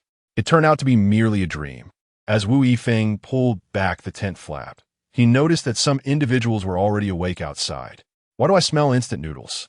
He emerged from the tent, glancing left and right, yet saw no one indulging in such a dish. Where could the instant noodles be? Li Yifan was busy gnawing on a compressed biscuit, with a bottle of water that contained only a final sip. "Teacher Li, I feel a bit parched. That water." Wu Yifeng sensed a dryness in his throat. Just as he opened his mouth to request some water from Li Yifan, the latter tilted his head back and finished the last drop. "What did you say, Teacher Wu?" Li Yifan chuckled, casting an innocent glance at Wu Yifeng. Nothing, never mind, it's not important. Li Yifeng waved his hand dismissively, reassured that obtaining water from the director later would suffice. Chapter 10 Farewell Roar, is that it? Wu Yifeng stared incredulously at Zhang Wensuan. No. How could there be no water? What shall we drink? After shouting those words, Wu Yifeng felt an even greater thirst, his mouth parched, and he could sense the moisture in his mouth evaporating with each breath. I'm sorry, Teacher Wu, but we truly have no water left, Zhang Wensuan replied, equally thirsty. Being on the heavier side, his demand for water was greater. Having just finished a bottle, he was thirsty once more. In the sweltering tropical climate, one could manage without food, but without water, one could hardly endure for a moment. What shall we do? At this point, Wu Yifeng was not inclined to engage in a futile argument with Zhang Wensuan. Such banter would only exacerbate their discomfort. You could venture into the rainforest to search. There might still be supplies blown away by the storm, and certainly there would be water. I brought several cases of mineral water on board. Even if some fell into the sea, there should still be over 100 bottles remaining. The thought of having to venture into the rainforest for water made Wu Yifeng's expression darken. Yet, there was no alternative. It simply was not possible for the director to conjure water from thin air. Recognizing the futility of debating with the director, Wu Yifeng reluctantly turned towards the rainforest. Meanwhile, the perspiring Mai Pingrang emerged from the stifling tent, her initial intention to feign sleep a means of avoiding the search for supplies. However, the oppressive tropical heat, coupled with her being a slightly heavier set girl, made the tent unbearable. The thirst brought on by the evaporation of bodily moisture compelled her to exit, but alas, there was still no water. Before long, nearly 100 meters away, Lin Zong and Song Ji, enjoying instant noodles, faintly heard the frantic roar coming from Ji Mei. I truly cannot fathom what that woman is raving about. Song Ji finished the last sip of broth, savoring the lingering taste. Thank goodness we could escape early. Otherwise, it would be our turn to serve those ancestors. Lin Zong tossed the empty noodle bowl into the fire, stood up to stretch, and then gazed at the coconut trees flanking him. It was time to set up a temporary shelter. The chosen campsite perfectly nestled between two coconut trees, spaced about 5 meters apart, was ideal for constructing a simple two-person shelter using a rope as a crossbeam. Although Lin Zong had temporarily set aside the plan to build the shelter in favor of gathering supplies, some tasks needed to be addressed promptly. Following Lin Zong's pointing finger, Song Ji glanced upward. To safely construct a shelter here, it was essential to saw off the crowns of the coconut trees to prevent coconuts from falling on their heads.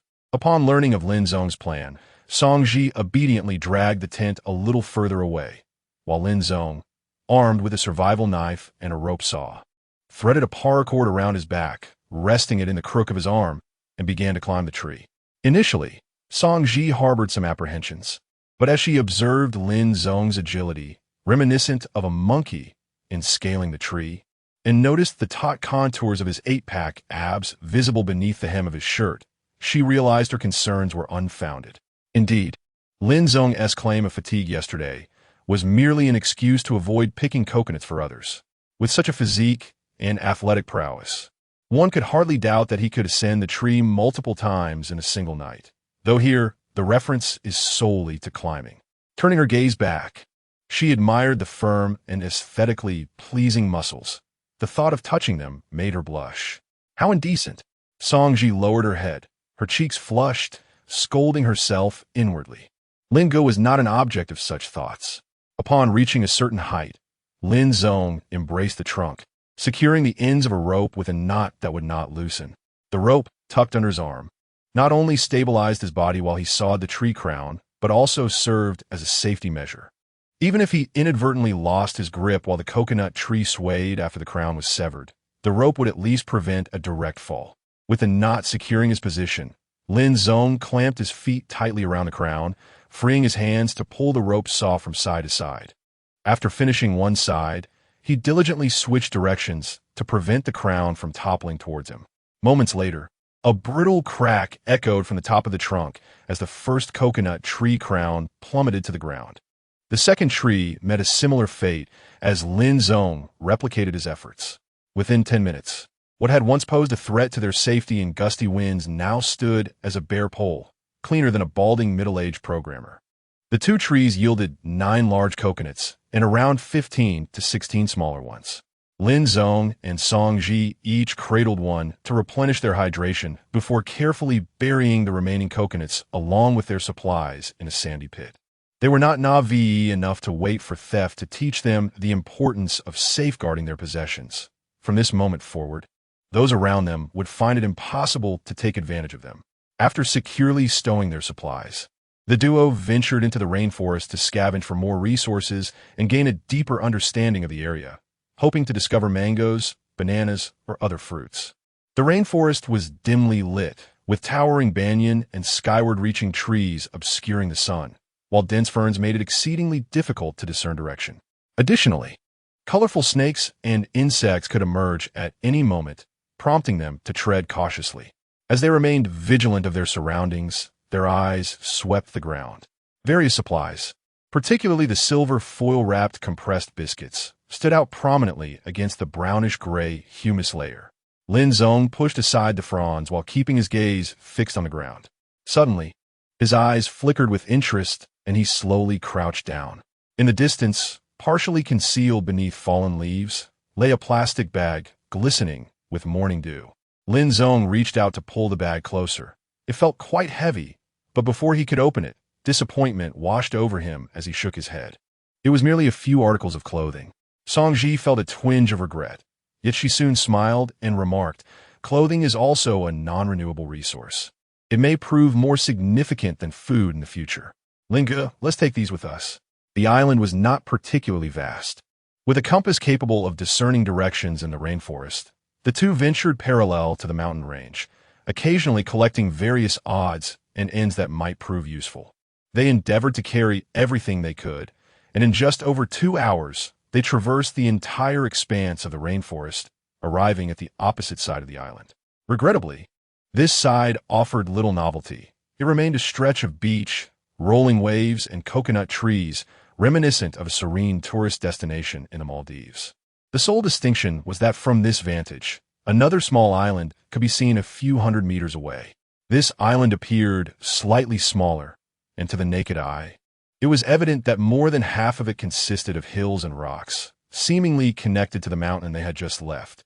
Should the sea level recede by several dozen meters, perhaps a pathway would emerge between the two islands. Alas, without a boat, and with their swimming skills lacking, even the desire to explore the other island was futile. I just spotted a section of bamboo on the ground. There might be a bamboo grove on the island, Lin Zong remarked, glancing at the visibly disappointed Song Ji. Let's remain vigilant for resources while searching for it. If we find bamboo, our options will expand significantly. Indeed, Song Ji wholeheartedly believed in Lin Zong's words. Despite their long trek without discovering a freshwater stream in the rainforest, her confidence in him remained unshaken. Furthermore, along the way, she had encountered several plants with medicinal properties, some capable of clearing heat and detoxifying, others beneficial for kidney health, and even those that could enhance vitality.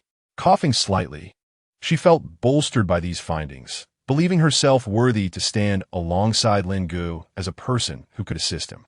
This realization imbued her with newfound confidence, lightening her steps considerably.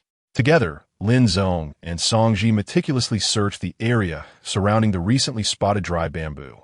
However, it seemed the bamboo had likely drifted from elsewhere, blown into the rainforest by the wind. After a thorough search, they managed to find a pack of mineral water, half a box of instant noodles. Yet still no sign of a bamboo grove. When they returned to their campsite, they intentionally took a longer route along the rainforest perimeter, gradually collecting additional supplies. In total, their day's haul amounted to over 30 packs of compressed biscuits, 5 cans of meat, a damp bundle of women's clothing, 5 plastic bags, a screwdriver, a spoon, a camera, and a computer tower. The computer tower was quite heavy and had taken on water, making its normal use unlikely, yet it was still made of metal. Lin Zong utilized the screwdriver from his multi-tool to dismantle the motherboard and other components before carrying the chassis away. The CPU is a formidable Intel i9, complemented by dual 16 GB memory sticks and a solid-state drive, all of considerable value. Lin Zong meticulously dismantled these components, stowing them away in his pocket, leaving no screws behind. Yet, a tinge of regret lingered. Had there been a mechanical hard drive, he could have repurposed its stainless steel casing into a shovel or a knife on a deserted island. Any substantial metallic object is a treasure. By the time the two returned to their camp, the sun had already begun its descent. The visible resources within the rainforest had largely been gathered. Not only had Lin Zong made a significant haul, but the larger crew's bounty was bound to be even more substantial. As Lin Zong began to inventory the supplies, preparing to dig a pit to conceal their findings, another group was also tallying their day's acquisitions. Why is there so little? Zhang Wen's expression darkened as he surveyed the meager contributions from the others. Over 60 packets of compressed biscuits, 20 bottles of mineral water, half a case of instant noodles, a fishing rod, a diving mask, and an assortment of miscellaneous props, photographic equipment, clothing, and small tools such as shovels. While 60 packets of biscuits may sound plentiful when divided among them, it amounts to merely 6 per person. Even if they included the resources collected the previous day, the total would still fall short of 1/5 of what they had brought to the island. It is hard to believe that, even if half of the supplies had been swept away to sea, they should not have been left with so little. Chapter 11. A gentle squeeze as the tide receded in the evening. Lin Zong and Song Ji strolled along the beach, which was adorned with fine white sand. At first glance, there were no visible breathing holes, nor any octopuses. The beach was remarkably flat, devoid of even a single stone, and, consequently, there were no crabs concealed beneath rocks. After completing their circuit, Lin Zong's hopeful plan to gather food from the sea had, for all intents and purposes, declared itself a failure. However, it was not entirely in vain. The safety of beachcombing was undeniable. In terms of yield, the rocky areas could provide an abundance of seafood, and flocks of birds hovering above hinted at a rich marine bounty. Regrettably, it was already too late for such endeavors today. Upon returning to their shelter, the sky had dimmed, and the sunset painted the heavens in stunning hues of crimson, a sight to behold. Had they been on a deserted island for leisure, Lin Zong would have certainly reclined to savor the rare beauty of the moment. Alas, the pressing matter of filling their stomachs took precedence. As they deliberated between instant noodles and compressed biscuits, a lithe and graceful figure approached from the direction of the crew's camp, silhouetted against the fading light. Ji, came Jiang Yan's voice. Yin. Song Ji smiled and beckoned Jiang Yan to join her by the fire. In this dimly lit space, the only illumination came from the flames, which provided warmth only when the evening breeze did not threaten to suffocate them. Once the two girls gathered, they engaged in spirited conversation. Lin Zong, while setting up the tent frame, listened in on their chatter. Song Ji briefly shared her explorations of the rainforest, omitting details about their own situation, while Jiang Yan lamented the challenges of management. It was evident that the crew's haul today was significantly less than the previous day, with the majority of supplies likely lost to the sea, causing Jiang Yan to worry about whether they could endure until rescue arrived. Moreover, she expressed her frustration with the celebrity guests who refused to lend a hand, acting as if they were above menial tasks, expecting to be served. Particularly my Ping Rang, with his loud demeanor, had become a source of irritation, often threatening to expose others online, resulting in his isolation. The director, consuming water and sweating profusely, was exhausting his resources, while a trainee named Susan was also shirking her responsibilities, refusing to seek supplies. Lin Zong had anticipated this behavior. While Jiang Yan and Song Ji conversed, their glances occasionally drifted toward Lin Zong, clearly feeling that his presence hindered their ability to share secrets meant for girls alone. Not one to overstay his welcome, Lin Zong discreetly retreated to the side, emerging with 2 coconuts from the nearby underbrush. "Thank you," Jiang Yan said as she accepted the freshly cut coconuts from Lin Zong, producing a plastic straw from her pocket and offering another to Song Ji. As Lin Zong walked aside to admire the sunset, Jiang Yan shifted closer to Song Ji, her tone tinged with concern. Ji, how have you and Lin Zong been getting along today?" Song Ji replied, slightly puzzled. She glanced at the figure not far away. With wide shoulders and a narrow waist, sitting cross-legged on the sand, exuding a sense of security. I'm not suggesting that Lin Zong is unfavorable. Jiang Yin bit her lip, casting a gaze towards Lin Zong that was tinged with complexity. Throughout the day, she had gleaned numerous accounts of Lin Zong's deeds from others. Human beings are social creatures. Our perceptions of unfamiliar individuals are largely shaped by the environment surrounding us. Moreover, Jiang Yin had initially formed a preconceived notion that Lin Zong was rather unconventional, hence she felt compelled to counsel Song Ji. To her dismay, the satellite phone remained elusive, likely having succumbed to the depths of the ocean. After being submerged for so long, it was unlikely to be functional. We are still unaware of when rescue will arrive. If it comes within 10 days to half a month, that would be manageable. We could grit our teeth and endure. But what if it takes a month or two? Securing additional sustenance on this island is no simple feat, and as a young woman, I am concerned. Yin, there's no need to elaborate, Song Ji interjected, pressing down on Jiang Yan's hand with earnestness. Brother Lin is not that sort of person. He holds me in high regard. Furthermore, I believe he is right. Those celebrity guests and the director are merely deadweight. Why not concoct some excuse to distribute a portion of food to them, allowing them to fend for themselves? Song Ji countered, her words refreshingly candid. Not to mention, she had never been particularly enamored with these so-called celebrities. Even if she had once viewed them through a favorable lens, the interactions of recent days had shattered that illusion. Even Jiang Yin had to concede that these individuals were arrogant, self-important, and nothing but a drain on resources. It's not so simple, Jiang Yin replied, biting on her straw and shaking her head. Discarding these people might be easy, but once rescue arrived and they returned to the realities of society, they would inevitably face a torrent of public scrutiny. The repercussions of public opinion would be far from easy to quell. Jiang Yin habitually contemplated matters beyond their immediate predicament. Thus, she felt compelled to endure the presence of these burdensome individuals for the time being. After an exchange that yielded no resolution, a brief silence ensued. Jiang Yin left behind 2 unopened straws for Song Ji before turning to depart. It must be said, having straws indeed made drinking coconut juice considerably more convenient, serving as a testament to Lin Zong's earlier assertions. In peacetime, even the most unassuming industrial products are invaluable in the wilderness.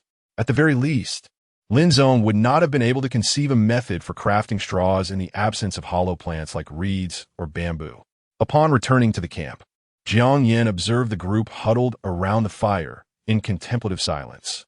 Director Zhang was boasting about himself to Susan while sipping water, while my ping rang. Feeling somewhat estranged from the others, was engrossed in her phone. The other guests were engaged in hushed conversations, punctuated by occasional murmurs of discontent.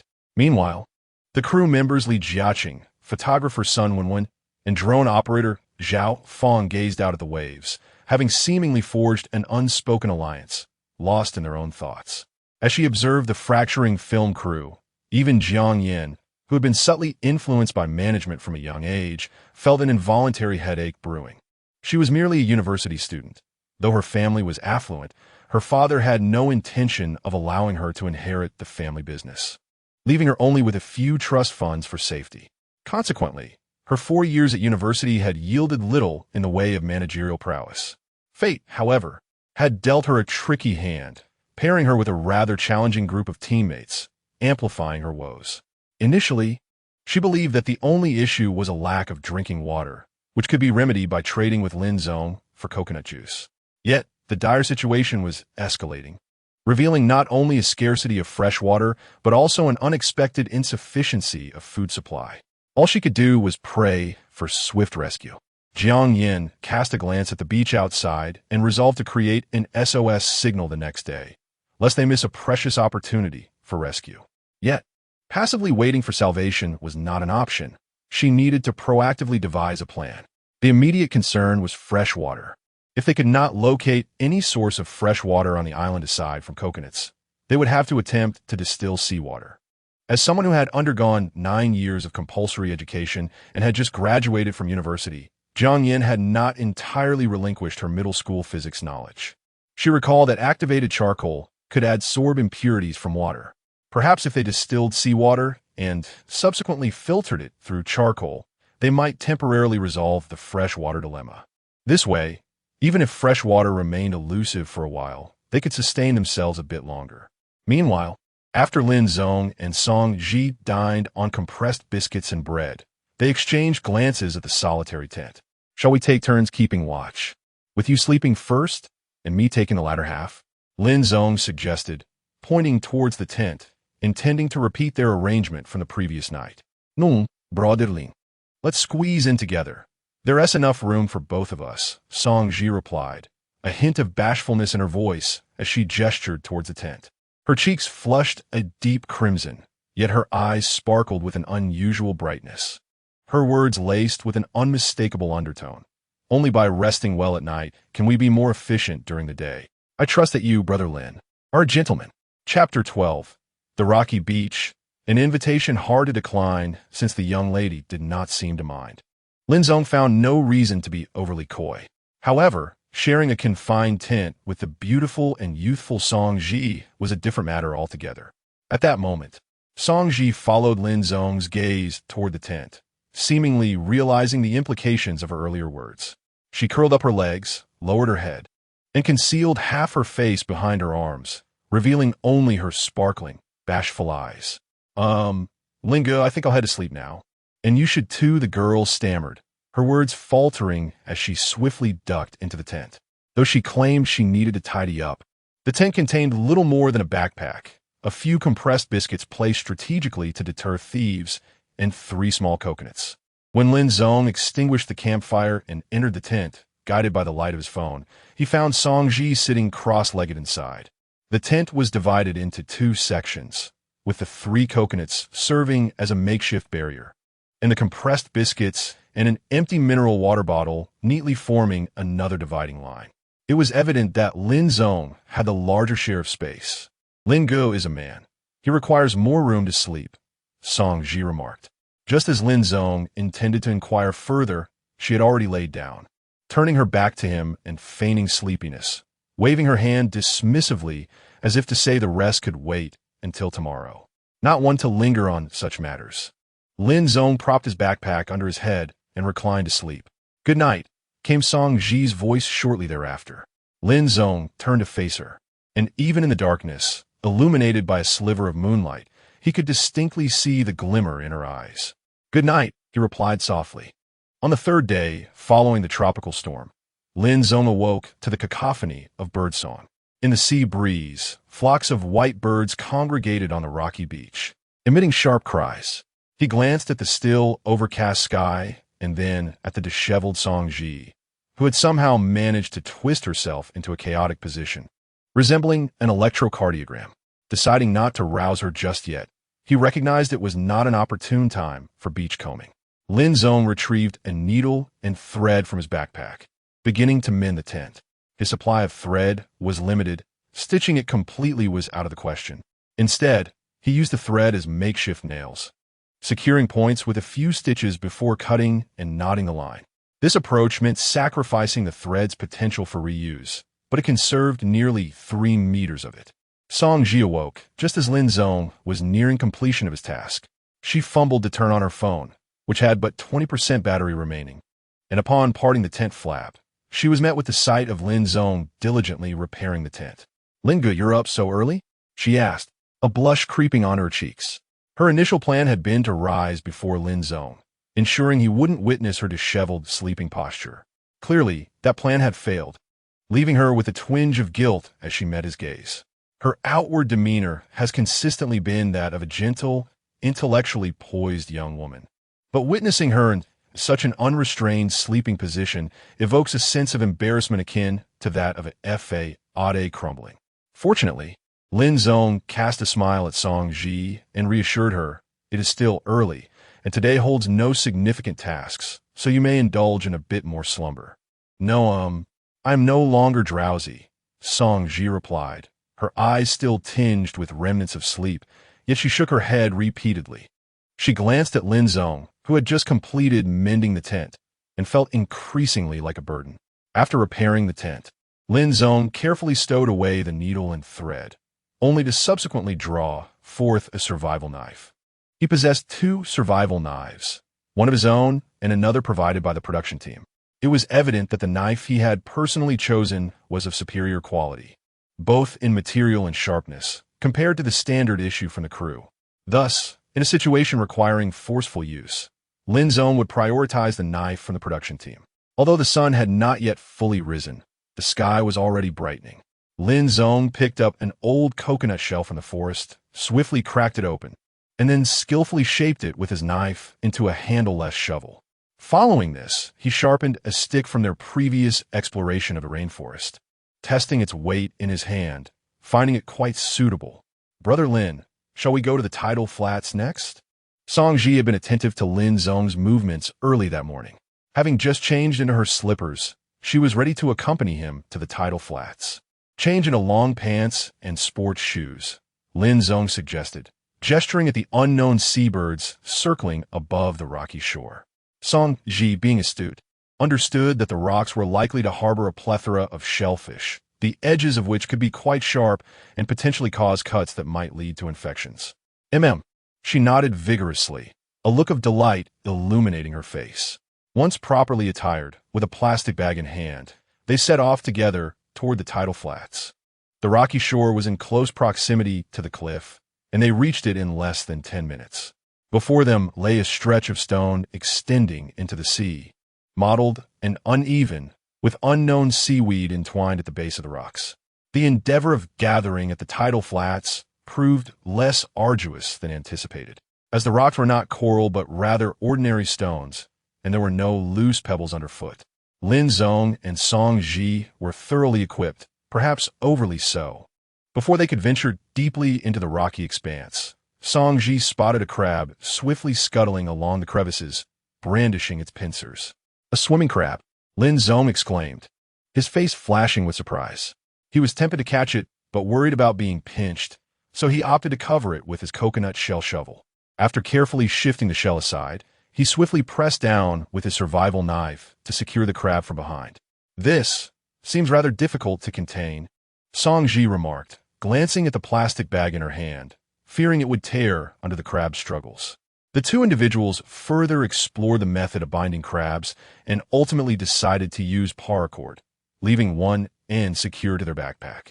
With this initial success, they swiftly discovered a large cluster of barnacles at the base of the rocks. After prying them loose and roasting them, they found the flavor to be remarkably delectable. However, the barnacles were not going anywhere soon, and there was no rush to return to them. "Linga, over here." Just as Lin Zong had passed the barnacles and intended to search for other marine treasures, he suddenly heard Song Ji's excited voice behind him. Turning around, he beheld a small, brown, unsightly fish swimming in a puddle left behind by the receding tide. "A grouper.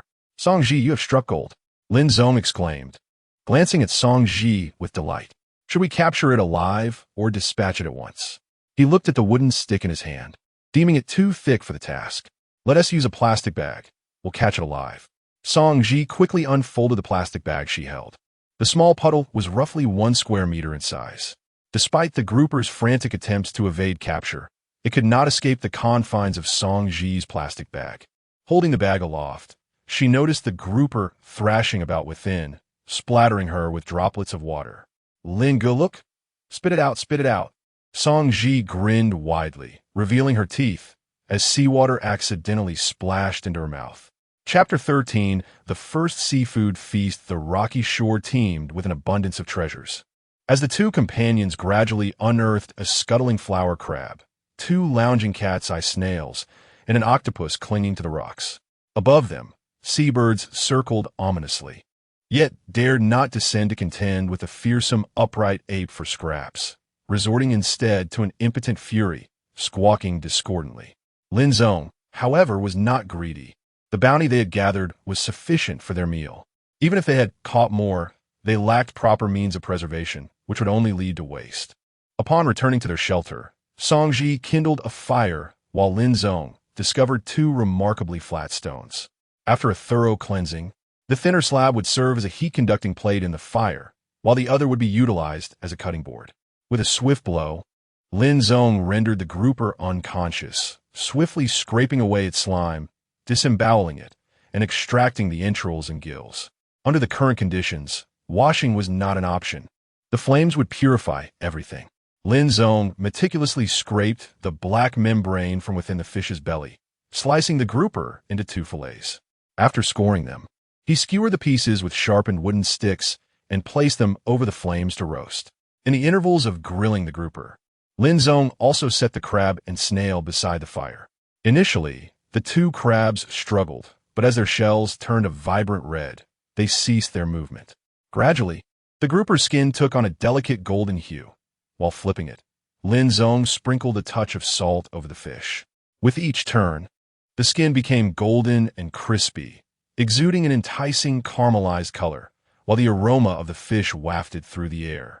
The fillets began to curl, and the intricate patterns released sizzling droplets of fat, the exquisite scent of the seafood prompting involuntary salivation from both. "Is it ready?" Song Ji inquired, rubbing her belly and gazing expectantly at the grilled fish in Lin Zong's hands. "It's done." The fish cooked quickly. After handing half to Song Ji, Lin Zong retrieved the 2 crabs and snails from the edge of the fire. The skin was slightly charred, offering a crisp bite, while the flesh was tender and sweet. As Song Ji took her first bite, she felt the rich fat burst between her lips, releasing an aroma so delightful that her eyes sparkled. Despite the simplicity of the salt seasoning, there was no trace of fishiness. The superior seafood's sweet and briny essence set her stomach churning, compelling her to devour it eagerly. Scarcely mindful of the heat, although the crabs were not particularly plump, their meat was sweet, and the rich roe was delicious in its pure form. Sipping coconut water from their coconut shell bowls, they savored the most lavish meal they had experienced since arriving on the island, even managing to extract every morsel from the crab legs. However, despite prolonged roasting, the cat's eye snail remained stubbornly undercooked, its flesh shrinking into a rubbery lump, ultimately discarded. After satisfying their hunger, Song Ji, with disregard for decorum, sat cross-legged, propping herself up with one hand while rubbing her belly. When Lin Zong glanced her way, she quickly straightened up, striving to regain a semblance of her former poise. Meanwhile, at the camp of the film crew, the guests gazed at their meager rations of a compressed biscuit and half a bottle of water, their patience finally wearing thin. The taste of these items is akin to that of soil. I refuse to consume them. After Guanchuang finished his drink, he took a bite of the compressed biscuit, wrinkled his brow, and tossed the remainder onto the ground, voicing his dissatisfaction. Indeed, Li Yifan also frowned in displeasure, glancing aside. "When will the rescue arrive? You are utterly incompetent. Not a single satellite phone has been located until now." The term incompetent was glaringly directed towards Sun Wenwen, Zhao Feng, and Li Jieqi, who had spent the entire day yesterday scavenging for supplies in the rainforest. Observing their complaints, Zhang Wen, understanding the situation, refrained from approaching them to avoid discomfort. He even rolled his eyes, remarking, "This is a deserted island. Do you still consider yourselves celebrities with entourages? Enough, enough, conserve your energy." Deng Luan shot a disapproving glance at the two. "I just saw those 2 head to the rocky shore, and they managed to catch 2 crabs. Instead of complaining, why not head over there? Let us go. They have something delicious. Why shouldn't they share with us?" My Ping Rang had grown weary of the situation, feeling a sense of irritation akin to ants crawling over him upon hearing that the insufferable Lin Zong had strayed from the group to indulge alone. Why must we endure this meager fare while they enjoy seafood? Wu Yifeng also discarded his compressed biscuit onto the ground. They too had traversed the sea, yet returned empty-handed. As their agitation escalated, the group rose, abandoning their meal, and headed directly towards Lin Zong and his companion. Meanwhile, Lin Zong and Song Ji were exploring the rainforest. Following the plan made with Jiang Yin yesterday, they focused on gathering resources within the rainforest while also attempting to locate a reliable freshwater source. The deserted island, situated in a tropical rainforest climate, possessed barren land, with moisture and nutrients largely stored in the roots and trunks of the rainforest flora. Consequently, their priority was to extract moisture indirectly from these plants, such as coconuts. However, drinking too much coconut water becomes monotonous, and with the dwindling supply of mineral water, Lin Zong felt an urgent need to find alternative freshwater sources, whether it be spring water or rainwater collected in puddles, Processing it is significantly easier than desalinating seawater. Fortunately, the island features a rocky mountain, primarily composed of granite and gneiss. Rainwater falling upon the mountain is likely to percolate through the cracks, accumulating within the mountain itself. If they could discover a cave, there would be a high probability of finding fresh water. Even in the absence of fresh water, locating a cave would be a considerable boon. Although residing deep within the rainforest may not be ideal for long-term shelter, it could serve as a temporary refuge against extreme weather such as storms. When my Ping Rang and Guan Shuang arrived at Lin Zong's campsite, they were met with an empty tent and a smoldering fire pit. The survival gear was carried by Lin Zong, and as for the supplies, they had long been concealed in a secret location. For anyone to discover them, a trained hunting dog would be required to sniff around for several hours, inch by inch. Were they? Li Yifan furrowed his brows in displeasure. In the past, whenever he wished to meet someone or discuss a collaboration, even the largest companies would dutifully send representatives to the agreed-upon location to await his arrival. Never had he experienced the indignity of being left to wait. Look, Guan Shuang pointed towards the fire pit, and the gazes of the others followed suit. Next to the ashes were the remnants of two individuals' meals: fish bones, crab shells, and snail shells. Indeed, crabs and fish, my Ping Rang exclaimed, nearly digging her nails into her palm in frustration. Her breath came in erratic bursts, her eyes blazing with indignation. The mere thought of surviving on compressed biscuits and insufficient water while Lin Zong and Song Ji indulged in crabs and grilled fish, sipping coconut juice, ignited a fierce resentment within her. Why should someone of Lin Zong's lowly stature hoard such delicacies without sharing? Hadn't she merely criticized him lightly? How could he be so selfish? Upon returning to civilized society one day, she vowed to expose this incident online, revealing Lin Zong's selfish and despicable nature to all. It still grew her. Wu Yifeng fiddled with the fish bones on the ground, glancing at the fish head before scoffing. Search? Let us see just how many treasures this Lin Zong has hoarded.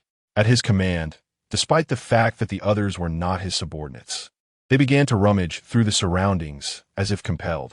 Inside the tent? Nothing. In the dense foliage behind? Nothing. Among the grass piles? Also nothing. Lin Zong's camp contained nothing but a tattered tent, devoid of any food. No compressed biscuits, no coconuts. Had those two scoundrels hidden the supplies on their persons? My Ping Rang's gaze turned even colder. What a despicable man. It's absurd that we considered bringing them back to the crew, unaware they had already prepared for us. It was puzzling what logic supported my Ping Rang's thoughts. Having failed in her attempt to steal and discovering that others had preemptively guarded against her, she deemed them the nefarious ones. I knew these two were no good. Li Yifan surprisingly nodded in agreement with her theory, angrily kicking the newly mended hole in Lin Zong's tent, while Guan Shuang, in a fit of rage, scattered the fire pit with a kick. Since they managed to find seafood on the rocky shore, there was no reason why they could not do the same. Wu Yifeng clapped his hands and pointed towards the nearby rocky beach, where the tide was slowly rising. Let us go take a look. The four, filled with righteous indignation, marched towards the rocky shore. Chapter 14, the large group also discovered the rocky beach. They had all seen the videos of foraging by the sea. Initially, the crew had attempted to gather food along the shore, but the results mirrored those of Lin Zong, yielding only a few hermit crabs and some minuscule mud snails, an endeavor that proved laborious and unrewarding, with no one willing to consume the meager catch. Now, upon learning that Lin Zong had found crabs and grouper at the rocky shore, it invigorated them like a shot of adrenaline. Everyone is human. If Lin Zong could succeed, there was no reason they could not. Upon arriving at the rocky beach, they immediately spotted a palm-sized swimming crab nestled among the rocks. However, before they could make a move, the crab swiftly scuttled away, vanishing into the rising tide. Curse it! The tide had come in. My Ping Rang was the first to rush forward, but as she took a step, her sneakers were instantly soaked by the seawater, prompting her to halt, gritting her teeth in frustration. It's all Lin Zong's fault. If he had informed us earlier that seafood could be found here at the rocky beach, we wouldn't have waited until the tide rose to forage. That detestable Guinan. The next time I see him, I will make him pay. Mai Pingrang was oblivious to the fact that she had inadvertently included Wu Yifeng and Li Yifan in her tirade. The two exchanged glances, their expressions darkening as they distanced themselves from her. It was prudent to maintain a respectful distance from such extreme behavior. Although she desired privileges, she was not foolish enough to voice it outright. With her beauty, figure, and charm, she could easily garner favors with a mere smile. Why should she conspire against those who were equally matched in stature and appearance, whose blemishes could not be concealed even beneath layers of makeup? Exhausting herself only to be used as a pawn by others was unthinkable. Now that crabs have been found, surely there must be other seafood nearby. After spotting the swimming crab, Wu Yifeng and Li Yifan were convinced that this area would yield even more treasures. Despite the inopportune timing for foraging, the four of them began to search the crevices of the rocks. However, half an hour passed, and, as the tide surged, only Guanshuang had managed to find a few cat's eye snails, while Wu Yifeng caught 2 swimming crabs. Both Li Yifan and Mai Pingrang returned empty-handed, with Mai Pingrang nearly pinched by a crab. Frustration mounted as the opportunity for foraging slipped away. Gazing at the rocky beach, now devoid of its previous bounty, Mai Pingrang's ire towards Lin Zong reached its zenith. Yet, there was no point in lamenting. Now that they knew the rocky beach held potential for good finds, they could return when the tide receded in the afternoon. Though their haul consisted only of a few cat's eye snails and 2 swimming crabs, it marked a promising beginning. When Mai Pingrang and Li Yifan's gazes shifted to the 2 swimming crabs in Wu Yifeng's possession, he cautiously stepped back, concealing the crabs behind him. "These 2 crabs are mine. If you wish to eat, go catch your own. No worries, it's only fair." Li Yifan reluctantly withdrew his gaze from Wu Yifeng's presence. Both he and Wu Yifeng held comparable status in the industry, and upon closer inspection, it was evident that Wu Yifeng enjoyed even greater popularity domestically, particularly among female fans, who were notably fervent. Thus, Li Yifan had no intention of morally coercing his counterpart. However, Mai Pingrang, upon hearing Wu Yifeng's words, immediately became indignant. She glared, her rotund figure trembling slightly with fury. "What do you mean, Wu Yifeng? We found the crabs and the cat's eyes together. Why should you not share with us? True, we did come to the shore as a group, but you cannot covet others' gains just because you haven't caught anything yourself." Wu Yifeng was not one to indulge Mai Pingrang. Typically, he might have felt some trepidation regarding her fan base, which seemed to possess an extreme and almost rabid fervor.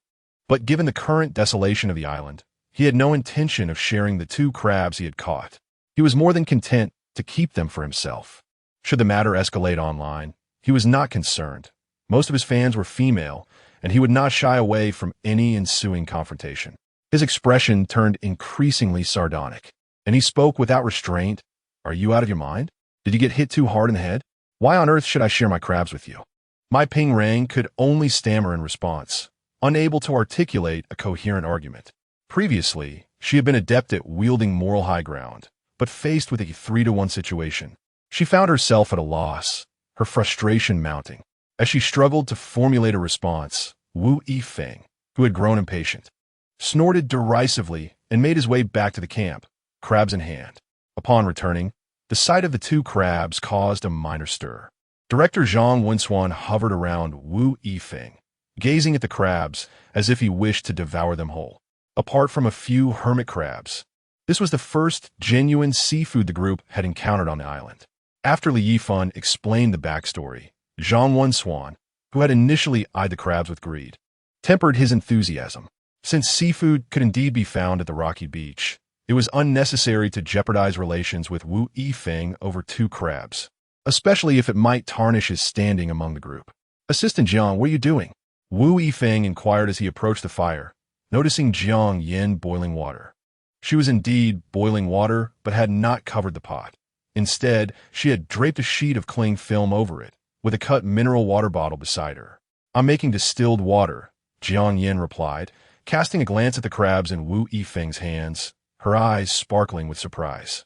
She had overheard Li Yifan's comments and recognized that the rocky beach could serve as a source of food. Sun Wenwen was busy organizing the fishing rods line, and once the fishing line was ready, they could also procure food through fishing.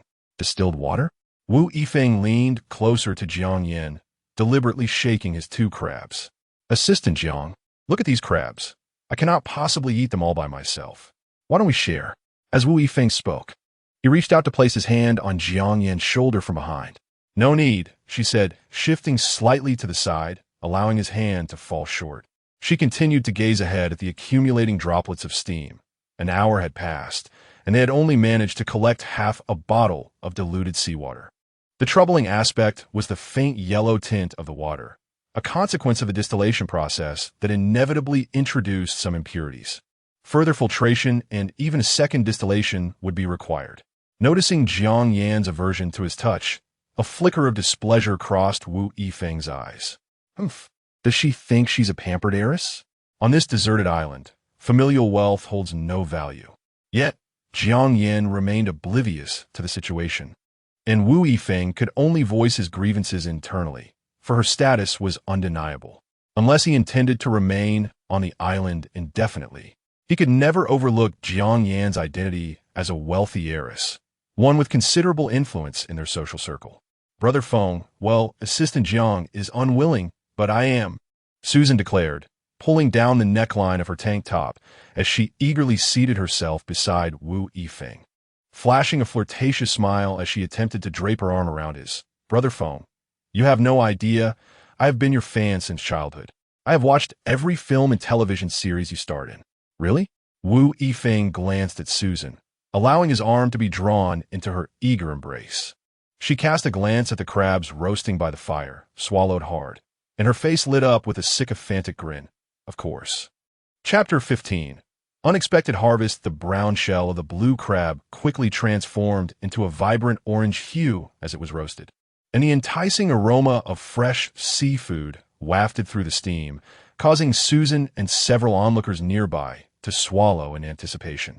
Wu Yifeng lifted the crab's shell, revealing its slightly meager but delectably fragrant roe, which captivated the gaze of those around him. Despite Susan's eager longing for the crab, Wu Yifeng engaged her in idle chatter, consuming both crabs entirely without offering her a morsel. Lin Zong remained oblivious to the fact that he and Song Ji had bin observed while foraging at the shore. Even if they had been seen, he was indifferent, as the bounty of nature was not his alone to claim. The duo circled along the cliff, discovering several coconut trees scattered with numerous aged coconuts. The outer husks of the young coconuts had withered and decayed, yet a gentle shake revealed the presence of coconut water within, though its drinkability remained uncertain. This was already the third day following the tropical storm, and the tangible resources within the rainforest had been nearly exhausted. During their venture deeper into the jungle, they had only managed to procure a pair of diving goggles. Although they spotted a tent, it was precariously hung high in a tree, making retrieval a daunting task. Just as they were resigned to returning empty-handed, Lin Zong's foot unexpectedly struck something solid, accompanied by a faint metallic scraping sound. In the stillness of the rainforest, Song Ji also caught the noise. Lin, you haven't stepped on a landmine, have you? She quipped, bending down to investigate, her spirits seemingly undeterred. Don't joke about that, Lin Zong replied, rolling his eyes at the unsettling sound. He lifted his foot and used a stick to clear away 2 fresh fallen leaves, revealing a small olive-green canvas bag beneath. The bag, roughly the size of A4 paper, felt heavy and slightly damp. Upon opening it, they were greeted by a small hammer and a collection of sizable tent stakes, each about a foot in length. Without counting, Lin Zong estimated there to be around 20. These tools were just what they needed, and the two collected them with delight, knowing that the hammer and stakes would be invaluable for constructing shelter or other endeavors. As they continued their exploration, they stumbled upon a tattered tent hanging from a tree, a camera tripod, and a spear gun's arrows. Although it was regrettable that they lacked the rubber bands, the spear gun would serve excellently for underwater hunting. Though Lin Zong felt uncertain about his swimming skills, a treacherous current could spell disaster. Today's harvest is quite commendable, he mused. Though the trek out of the rainforest left them somewhat fatigued, Song Ji's heart was buoyed by their discoveries. Yet, a tinge of melancholy overcame her, alas. Most of the food in the rainforest has been scavenged. We wandered for an entire morning, and haven't even found a single compressed biscuit. consider ourselves fortunate. Lin Zong replied. Lin Zong, while pushing aside the unfamiliar ferns and the cascading vines and aerial roots above him, remarked, in the coming days, we may still find some resources, but soon the supplies in the rainforest will dwindle. We must plan ahead. Just as the two were about to return to their shelter for a bite to eat and some rest, the rustling sounds nearby piqued their vigilance. We have a marker here, came a woman's voice, Sun Wenwen. Lin Zong easily recognized the owner of the voice. What are they doing? Song Ji halted, motionless. The layer of humus resembled a heavy carpet. It was equally strewn with recently fallen dry leaves, which could easily crackle underfoot. It did not seem like they were scavenging for supplies. The two hid behind a tree, and Lin Zong cautiously peeked out to observe the three individuals across from him. There is hardly anything left in the rainforest. I've only found a few cans of meat, reported Li Jiechi. I still have 5 loaves of bread. I also discovered an unopened diving suit and an inflatable mattress. The trio, Li Jiechi, Sun Wenwen, and Zhao Fong, huddled together, consolidating their findings from the morning. Why not just say we found nothing and hide all this stuff? Suggested Li Jiechi. Exactly. Those celebrities and directors don't treat us like human beings. They expect us to share half a bottle of water. If we hadn't secretly stashed away some water beforehand, we'd have probably perished from thirst by now. Sun Wenwen's tone was filled with indignation, her expression dark. Aren't those supplies all things we discovered? Why should they leech off us? Do they think this is a civilized society? It's been ages since we've been able to reach anyone on the satellite phone. Who knows when we will return? Fine, let's hide everything. Deflate the mattress and stash it beneath. It's not like we would get to sleep on it even if we brought it back. Zhao Fong nodded in agreement, and soon after, they heard another rustling sound as the three concealed their supplies under a tree, camouflaging them with dry branches and leaves. Lin Zong and Song Ji exchanged glances, remaining hidden until the trio exited the rainforest. Brother Lin, what are they? Song Ji gazed in the direction they had vanished, where glimmers of light indicated the beach. If one does not act for oneself, heaven will bring about their demise. Beneath the red string marker, Lin Zong lifted the dry foliage, revealing not only the meager pile they had gathered that day, but also dozens of compressed biscuits. 8 bottles of water, several empty containers, 5 buckets of instant noodles, 7 cans of meat, and a bundle of fishing line. Recalling Jiang Yan's complaints from the previous day, it was evident that these items were the supplies they had clandestinely stored away. Shall we take a few? Song Ji's breath quickened, her heart racing. Clearly unsettled by the prospect of engaging in such stealthy thievery for the first time, feeling as though countless eyes were upon them. How could you think that way? Lin Zong cast a disdainful glance at Song Ji, saying, one must have their own principles. I cannot fathom whose belongings these are. They're all gifts from nature. Lin Zong exclaimed with wide eyes. Song Ji replied, do you not know that what heaven bestows, if not taken, may bring calamity upon us? Lin Zong retorted confidently. They had gathered a considerable number of items, making 2 trips to collect everything, and on their way out, they carelessly discarded the marked red string, pretending it had been swept away by the wind. As they retraced their steps during the second trip, Song Ji gazed regretfully at the cliffs behind them, lamenting, alas, we still have not found fresh water. Such matters are trivial, Lin Zong reassured him, patting him on the shoulder. With so many coconut trees on the island, we shall not suffer from thirst. Song Ji, somewhat resigned, glanced at Lin Zong and remarked, but drinking coconut water for an extended period can easily lead to diarrhea. What then? Lin Zong, unfamiliar with this information, inquired. Has Brother Lin already experienced it? Song Ji rummaged through his satchel and produced a packet of montmorillonite powder to offer Lin Zong. No, not at all. I am in perfect health. Lin Zong dismissed the concern with a wave of his hand. Is that truly the case? Song Ji regarded him with skepticism before continuing, Brother Lin, do not shy away from seeking medical advice. In the wilderness, I would never jest about such matters. Very well. After burying their supplies securely, they returned to their shelter, where they were immediately struck by the sight of a tent that had been evidently kicked open in a disarray of scattered firewood. This must be their doing. Song Ji observed the large gash in the tent that Lin Zong had painstakingly repaired, surprisingly unperturbed, perhaps due to the recent acquisition of ill-gotten gains.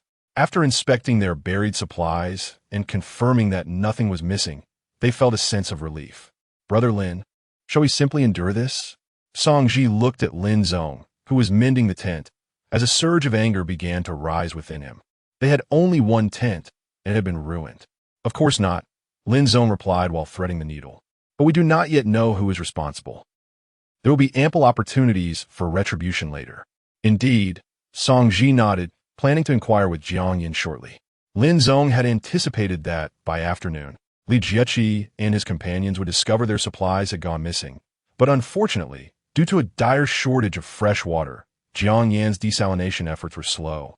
And in the heat, the three of them, along with 3 male guests, had been dispatched to chop down coconut trees. Naturally, the labor was left to them. For how could the male guests, being celebrities, engage in such menial tasks? As evening approached and the tide receded, Lin Zong and Song Ji returned to the rocky shore once more. This time, the entire crew had mobilized, armed with wooden sticks, survival knives, and tent pegs, their eyes gleaming with determination as they sought to overturn every rock in their path. Fortunately, the rocky shore was expansive enough to allow for adequate spacing among them, permitting Lin Zong to focus solely on his own search. He concentrated intently on the crevices of the rocks, while also watching for breathing holes in the sand. And before long, he had unearthed 2 clams. Upon witnessing Lin Zong's harvest, Susan, not far away, let out a disdainful hum, then lowered her head to poke around the crevices of the rocks, hoping to catch some seafood for herself.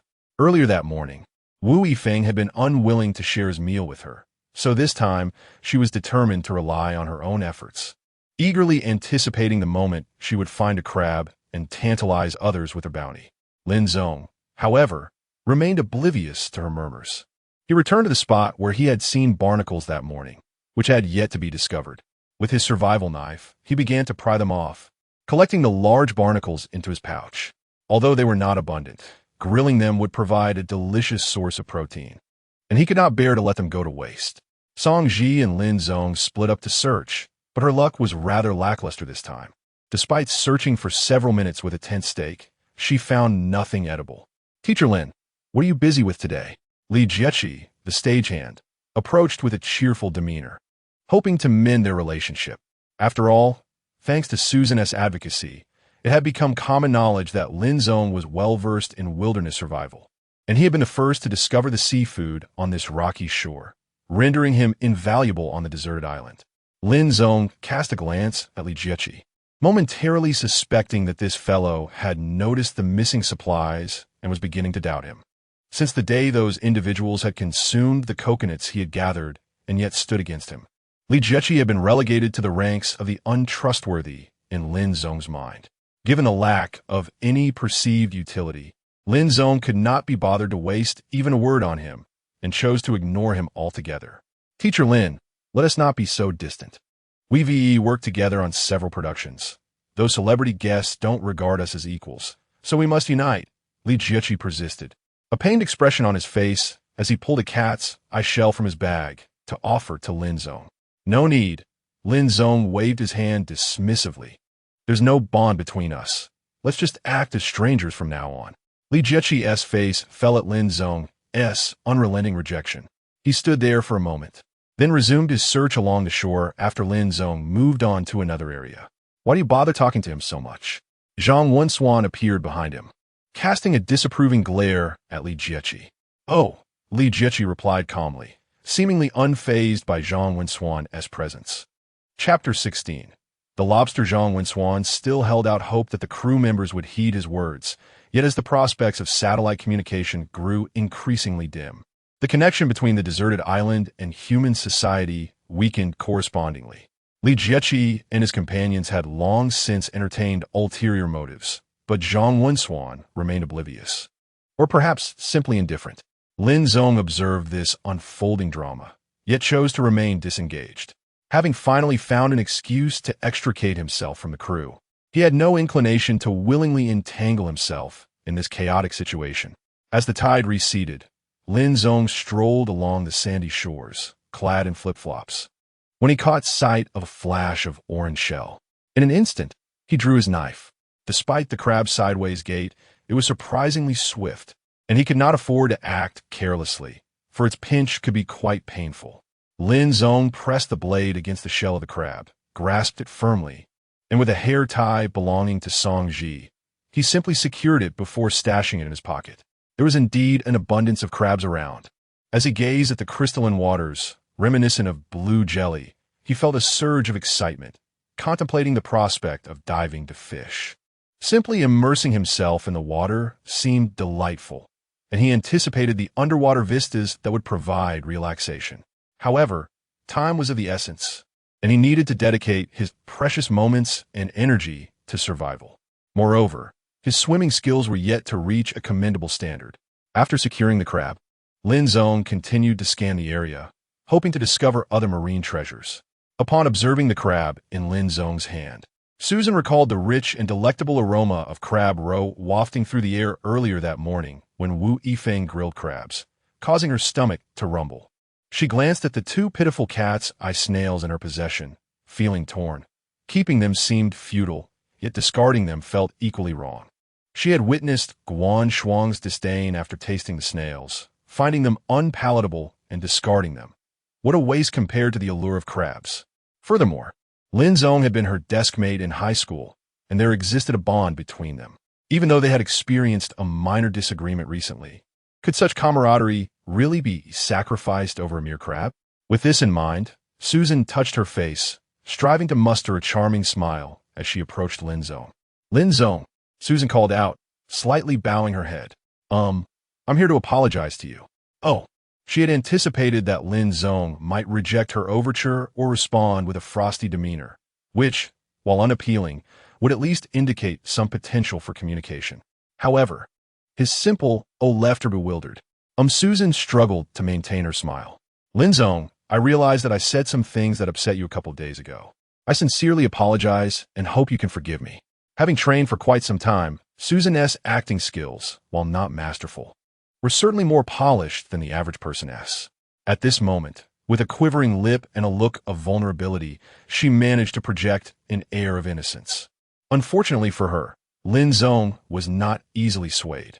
Long before Lin Zong decided to part ways with the crew, Susan not only opposed his departure, but also falsely accused him of stealing from the production team. At that moment, the camaraderie they once shared as classmates had vanished entirely.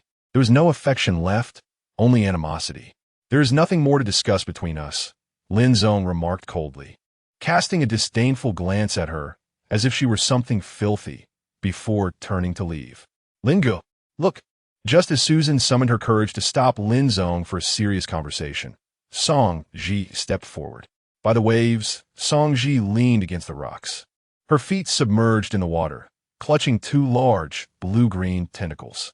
When Lin Zong glanced her way, she raised her hands to reveal a large lobster, over a foot long, struggling with its tail flailing.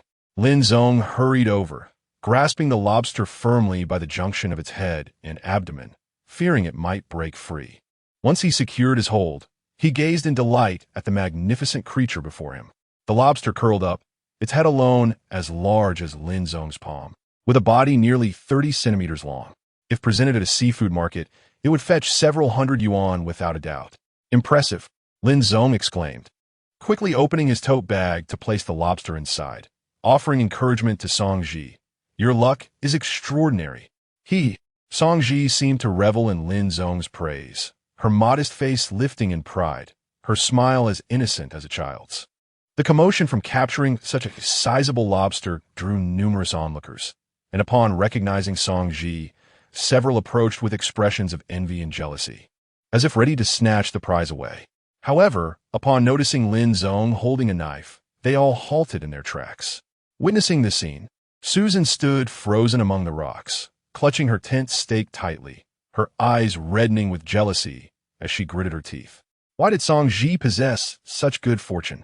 Why did she get to be with the capable and handsome Lin Zong, while Susan was relegated to the company of the unattractive, gluttonous director? Why was Song Ji so young and beautiful, able to appear more stunning without makeup than Susan did with it? And as for Lin Zong, had she not merely spoken a few careless words? Even if they were somewhat inappropriate, did he not suffer any loss? Why was he so unwilling to let go? Why could they enjoy lobster and crab, while she was left with nothing but the meager cat-eyed snail and dry, tasteless compressed biscuits? Even to quench her thirst, she had to compromise her dignity, pretending to appease the glutton. Jealousy threatened to consume her whole. It's all right. None of this matters. Susan took a deep breath, desperately reminding herself that her aspiration was to become a star, to earn immense wealth, to be revered by all. She then began to belittle Lin Zong in her mind.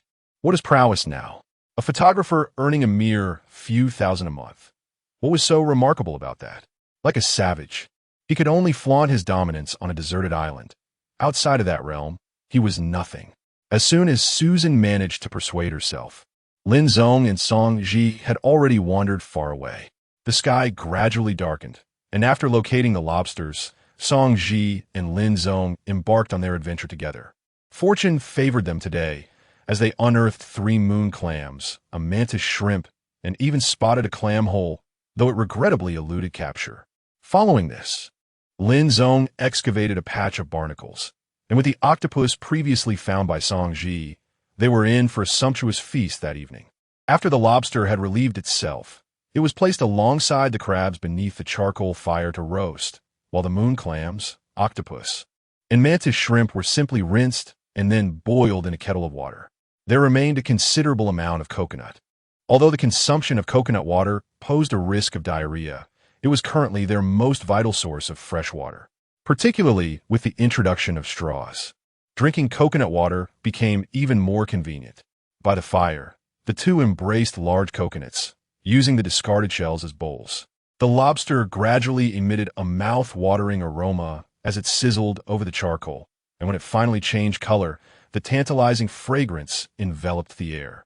With eager anticipation, Lin Zong used a wooden stick to pry the lobster out, attempting to detach the head with his bare hands. However, it was still too hot. With Song Ji's assistance, they employed 2 knives to separate the lobster's head from its body. The pearly white flesh quivered in the air, releasing a sweet and savory aroma that made their mouths water. Lin Ge, you should take the first bite, Song Ji insisted modestly. No, this is your catch. You go first, he replied. After a moment of gentle persuasion, Lin Zong ultimately succumbed to Song Ji's insistence and took the first bite. Song Ji did not mind. She boldly sank her teeth into the very spot Lin Zong had just bitten. The lobster meat was smooth and sweet upon entry, with a delightful springiness that surpassed the pleasure of the small lobsters by countless degrees. Chapter 17. Desalination of Seawater Observing Lin Zong's Bounty. It is impossible for the crew to conceal their envy. Wu Yifeng, unable to replicate his earlier stroke of luck, wandered about only to catch a single eel. As he eagerly approached to seize it, the thrashing creature lashed its tail against his leg, sending him stumbling into the sea, nearly suffering a bite in the process. Meanwhile, my ping rang, while forging along the shore, incessantly complained about the poor lighting and inadequate tools. In the end, he managed to catch merely an octopus and a handful of cat-eye snails. Susan also dug up a considerable number of cat-eye snails. Though the desolate island yielded scant resources, it surprisingly teemed with these mollusks. However, upon their return to the crew, no matter whether they were grilled or boiled, these snails retained a persistent fishy odor, with a texture akin to chewing rubber, rendering them quite unpalatable and wasting a precious bottle of mineral water. Zhang Wenswan, on the other hand, succeeded in catching a crab. Upon returning to the camp, he cradled the crab as if it were a cherished family member, prompting Susan to abandon any lingering hopes. She knew that despite having shared a few scenes with Zhang Wenswan, this crab was not meant for her. In their circle, such casual relationships between men and women were commonplace, and the fact that she was treated similarly to the guests was already a significant favor. Zhao Fong, Li Jieqi, and Sun Wenwen, however, had fared well.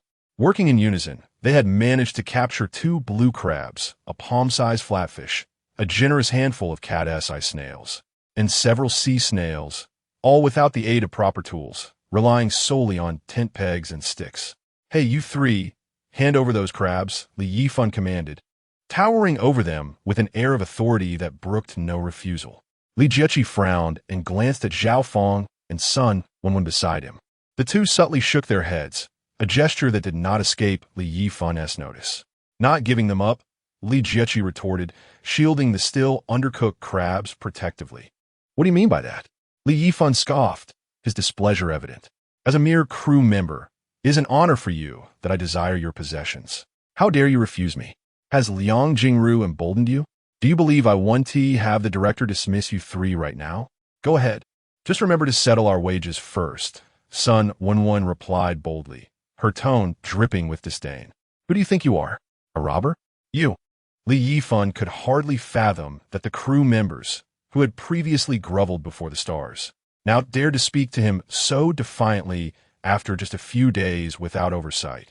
Do you believe that once we return, I want to ensure you can no longer thrive in this industry? Li Yifan seethed, and at that moment, Deng Luan approached. They had long conspired for Li Yifan to take the lead in reclaiming what was theirs, with plans to split the spoils upon their return. Deng Luan would assist in introducing him to influential figures within the industry, ensuring a mutual benefit. Yet, Deng Luan had not anticipated that even with Li Yifan stepping forward, these 3 crew members would remain so unyielding. Consider this carefully. If you simply concede the crabs to us, no. If the 3 of you agree to heed our commands on the island and provide us with your services upon your return to the mainland, we shall reward each of you with 100,000. How's that sound? Deng Luan's proposal made the 3 exchange glances, their hearts wavering at the thought. 100,000. Such a sum is not trivial. Even without sustenance, it would take them a year to accumulate that amount. In the reality of their lives, with the necessities of food, drink, and loans, it might take 2 or 3 years, if not more. Should they accept? A mere nod of agreement would entail only a few days of hardship, and back home, they might already be discovered as missing. A simple inquiry could reveal their whereabouts in Kiribati, easily pinpointing this very island. We shall not comply. Sun Wenwen observed the hesitation in the 2 men and tugged at them, resolutely rejecting the offer. Who knows when rescue might arrive? No matter how enticing 100,000 may seem, one must have a life to spend it. Meanwhile, Jiang Yen had been engrossed in the study of seawater desalination today. However, even the distilled seawater retained an odd flavor. Shouldn't distilled water be absolutely pure? With this question lingering in her mind, she approached Lin Zong's camp once more, not to seek out Song Ji, but to consult Lin Zong. Desalinating seawater? As darkness descended, Lin Zong glanced at the somewhat murky distilled seawater in a mineral water bottle by the flickering firelight, scratching his head. Perhaps impurities were introduced during the distillation process. Filtering it several times might improve its clarity. As he spoke, he seemed to have an epiphany, retrieving his phone from his backpack and opening his photo gallery. He had previously saved an image of a distillation apparatus made from a mineral water bottle within a survival group. The method involved creating a small opening near the bottom of one bottle, filling another with water, and placing it inside the first. This way, the water vapor produced by solar evaporation would enter the upper bottle, condensing into droplets that would slide down to the opening. Although the efficiency was not exceedingly high, it was certainly superior to Jiang Yan's boiling method for distillation. If they could gather a sufficient number of mineral water bottles, supplemented with occasional coconut water, survival would be assured. Naturally, it was best to filter the distilled water before boiling it for consumption. Upon seeing the image, Jiang Yan was momentarily awestruck. How could there exist such brilliance in this world? She then turned her gaze to Lin Zong, a hint of admiration gracing her delicate features. She suddenly felt envious of Song Ji for being part of a team led by such an adept wilderness survival expert. Feasting on lobster and crab without a care in the world. Such bliss. Thank you, Lin Zong. After stealing a few more glances at the image, she reluctantly shifted her gaze away. Upon returning, she planned to experiment with several mineral water bottles. If successful, she had plenty more at her disposal. Even if 10 distillation setups yielded only 1 bottle of water per day, they would still accumulate 5 or 6 bottles daily. The remainder will depend on whether it rains someday to collect some rainwater or if we can chop down a coconut tree for its juice. At least it won't be akin to idly consuming our resources. It would be better to take some practical actions, Lin Zong remarked. Shouldn't one express gratitude at this moment? Jiang Yin chuckled softly, her delicate fingers brushing aside a strand of hair, casting a curious glance at Lin Zong. By the firelight, his classically handsome face, even when juxtaposed with Baigu, held its own charm, complemented by a commendable physique, broad shoulders, a narrow waist, and long legs. This archetype of a traditional handsome man was indeed to her liking. However, upon noticing Song Ji eavesdropping nearby, Jiang Yin firmly shook her head. "I'm sorry, but I'm not that kind of person." Lin Zong responded, "What I meant was, you could simply provide some supplies." A frown creased Lin Zong's forehead as he sighed. "I know you're not that kind of person, but what do you take me for?" "Supplies." Realizing she had misunderstood Lin Zong, Jiang Yin felt her face flush with embarrassment. "Here, this is for you." She retrieved a can of meat she had prepared earlier and handed it to Lin Zong as a token of appreciation for the large coconut from yesterday. The meat contained ample fats, proteins, and salt, while the first two could be sourced from fish. The latter was something Lin Zong currently lacked a good method to procure. Glancing at the image of the seawater distiller, Lin Zong felt he had come across a fortunate deal. Water is likely running low on the set as well. "Let us bring back another coconut," Lin Zong suggested, promptly emerging from the tent with a large coconut he had left over from when he had previously sawed off the crown of the coconut tree. There were far too many coconuts, over a dozen large and small ones on a single tree. Aside from the uncertain risk of diarrhea, it could be said they had effectively resolved their freshwater needs. "Thank you." Jiang Yin lifted her beautiful gaze and deeply regarded Lin Zong. Initially, she had perceived him as somewhat solitary, but now it seemed he was not as selfish as she had imagined. So, was his earlier departure from the crew merely a spur-of-the-moment decision, or was it something else? "Mr. Lin, when do you think rescue will arrive?" A sudden thought flashed through Jiang Yan's mind, and she turned to Lin Zong, seeking a definitive answer from him. "Who knows? That depends on when the domestic rescue team can locate the fishermen to take us out to sea in Kiribati," Lin Zong replied. Chapter 18. The smoked chicken incident. The water in the pot had boiled for the third time. Several cats, ice snails, floated up and down in the pot, colliding with one another amidst the bubbling surface and the bottom of the vessel. These snails, painstakingly gathered during the tide, now lay neglected as a few individuals huddled around the campfire, gnawing on compressed biscuits, unwilling to partake in the bounty before them. The cheerful laughter and the enticing aroma of grilled lobster from Lin Zong's area made my Ping Rang feel as though she might weep from indignation. Why must heaven be so cruel to a poor woman like her? For so many days, she had subsisted solely on dry, unappetizing biscuits, causing her to lose considerable weight. Why did heaven show such favoritism toward Lin Zong? Or perhaps it was simply because it was referred to as heaven and not as a nurturing entity, leading to a disdain for women? Cursed wretches. Another bite of the compressed biscuit filled her mouth as she glanced up to see Jiang Yin slipping a can of meat into her pocket, departing the camp. The direction she took was unmistakably toward the camp of those two selfish harpies, Lin Zong and Song Ji. This only intensified the imbalance in my Ping Rang's heart. Why was Jiang Yin allowed to privately transport supplies to outsiders? Was it merely because she was associated with the investors? What made the investors so extraordinary? Were these supplies not painstakingly gathered by them from the rainforest? How could she possibly have the audacity to disregard orders and commandeer resources? Yet, such thoughts were only safe within her mind. At times, she recognized that she was merely a pawn elevated by capital. Mockinghua Nan was one thing, but daring to bite the hand of the capitalist behind her would likely lead to a fate akin to that of a despised rat. The thought of a rat suddenly sparked a glimmer in my Ping Rang's eyes. She recalled the cheap fruits and sealed chicken and duck legs she had previously dismissed. Although she would no longer have access to the fruits, chicken legs, duck legs, and canned meat were still within reach. She had even seen a whole sealed, smoked chicken last time. It was merely that Zhang Wenswan and Jiang Yin, those wretches, refused to share with her, undoubtedly wishing to hoard it all for themselves. She had seen Zhang Wenswan sneakily indulging behind the tent last time, savoring every bite while murmuring about the exquisite flavor. Why shouldn't she be entitled to a smoked chicken as well? Lost in such thoughts, it wasn't tea until Jiang Yin returned to the tent, cradling a coconut with a look of concern, that the camp fell into a deep silence as everyone drifted into slumber, leaving only embers in the fire. My Ping Rang cautiously opened her eyes, sharing a tent with Guan Shuang, who snored and sweated profusely, was something she found utterly distasteful. Despite her brazen demeanor toward the staff and Lin Zong, she could hardly muster a word in the presence of other star guests. If the guest were male, she would speak up, but facing a female star, particularly one as brash and unrefined as Guan Shuang, rendered her mute. Carefully, she tiptoed to avoid waking Guan Shuang, pulled back the curtain, and stealthily exited the tent. The moon was half hidden, obscured by clouds. Though not particularly bright, it was sufficient for her to discern the path ahead.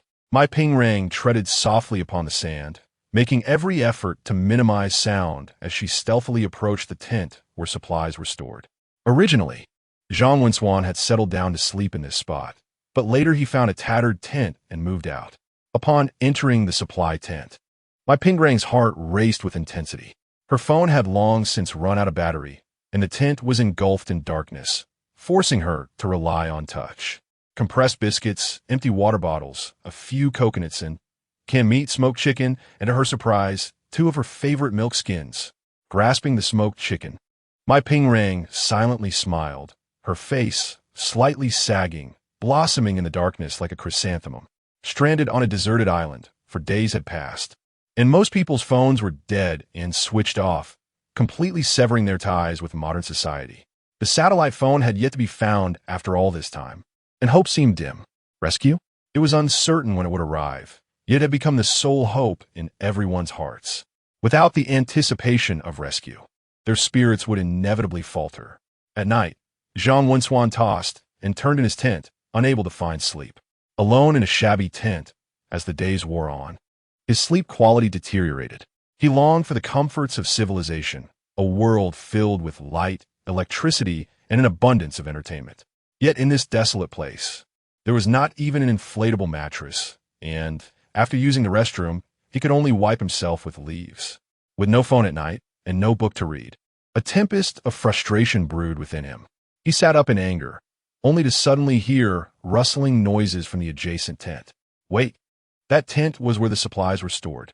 A jolt of alarm shot through Zhang Wensuan as he quietly rose, pulled back the curtain, and slipped outside, assaulted by the unique aroma of chicken and grease in the air. Following the scent, he beheld a woman voraciously devouring her meal outside the tent. Zhang Wensuan felt a surge of rage. What time was it? Did she not realize that every morsel of food was precious? How dare she steal? Especially the canned meat and smoked chicken, which he regarded as sacred. He could allow Jiang Yin to eat, but who else dared to touch it? So what if she was a celebrity? After this trip, whether he could continue as a director was still uncertain. Why would he care about offending someone? Zhang Wensuan resolved to show no mercy. With a fierce shout, he brandished a flashlight and illuminated the figure of the thief. Mai Pingrang thought her movements had been discreet, but she never imagined she would be caught. Upon obtaining the smoked chicken, she had succumbed to temptation and ripped it open. The aroma intensified, stoking her hunger, and she had decided to indulge without hesitation. Had she known she would be discovered, she would have simply moved further away to eat. The commotion startled everyone in the camp, and upon seeing Mai Pingrang holding the smoked chicken in the beam of the flashlight, it became clear to everyone what had transpired.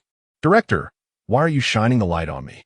Mai Pingrang felt a twinge of guilt, yet she quickly straightened her posture. "I was merely hungry in the middle of the night and sought something to eat. It is not a significant matter, just a midnight craving." "Not a significant matter?" Guan Shuang rubbed her belly and cast a hostile glance at Mai Pingrang. "Do you have any idea what you are doing? We must await rescue. Our supplies are dwindling. Are we not all suffering from hunger? Why should your hunger permit you to pilfer from the rest of us?" "Indeed, Sister Shuang is right," Li Yifan interjected, glaring at Mai Pingrang with disdain. "You, with your excess fat, dare to complain of hunger. Let us expel her." Wu Yifeng's suggestion was even more extreme. "What right do you have?" Mai Pingrang shot back defiantly, cursing vehemently. However, upon witnessing the expressions of those around her, cold, furious, resolute, she faltered. "Mai Pingrang, our small troop cannot accommodate your presence. We will allocate a portion of our supplies to you. You shall await rescue on your own." Jiang Yin maintained her composure throughout, taking the flashlight, retrieving 10 compressed biscuits, a small knife, and a bottle of mineral water from the tent. She efficiently packed them into a bag and tossed it to Mai Pingrang. It was only at this moment that my Pingrang's face displayed true terror. She finally comprehended the repercussions of her recent actions, which she could not bear. It is merely a smoked chicken. Am I not entitled to possess a smoked chicken? Why should this be so? She shrieked, her expression one of indignation, as if she were about to spill her heart's blood onto white silk. Yet, no one was willing to listen to her any longer. Chapter 19. Ill at the break of dawn on the following morning, Lin Zong awoke, not to the blaring of an alarm clock, but rather to the weight of an arm pressing against his chest, making it difficult for him to breathe. Song Ji's sleeping posture was quite unrefined. The earlier delineation between them had long since faded, as she sprawled in an expansive manner, limbs draped over him as if he were a mere pillow. It was indeed a predicament. Lin Zong gently shifted her arms and legs away from him. As a grown man, he found himself utterly unprepared to withstand such an unconscious embrace from a beautiful girl. Their relationship, while tinged with a hint of ambiguity, had remained strictly platonic, and he felt it inappropriate to take advantage of the situation. Lin Zong felt an urgent desire to secure another tent. Otherwise, he genuinely feared that he might succumb to temptation one day. Perhaps he should establish another shelter altogether? Today marked the 4th day since the tropical storm. In reflecting on the past few days, Lin Zong assessed that he had adequately gathered scattered supplies and foraged for food along the shore. The next step, apart from continued foraging, was to contemplate the issue of shelter. Last night, in response to Jiang Yan's inquiry, Lin Zong had provided his assessment. He believed that rescue would be improbable in the short term, at least not within the next 2 or 3 months. Indeed, the likelihood of encountering fishermen from Kiribati was greater than that of receiving assistance. This conclusion had rendered Jiang Yan's expression rather grim. The crew was rife with internal conflicts, yet they managed to maintain a fragile cohesion, largely due to the prospect of rescue and the relatively adequate food supplies at hand. If one disregarded the issue of fresh water, the remaining provisions, compressed biscuits, canned meats, instant noodles, would likely suffice for about a week. Even with rationing, it would only stretch to perhaps 10 more days. This implied that, for the next several days, the crew would likely not disintegrate completely. The shore foraging had proven a viable means of sustenance. Yet the seafood available on the rocky beaches was limited.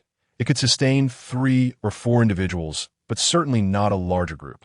Consequently, if help did not arrive soon, a dependable food source would need to be established. Thus, the only remaining option for procuring food was sea fishing.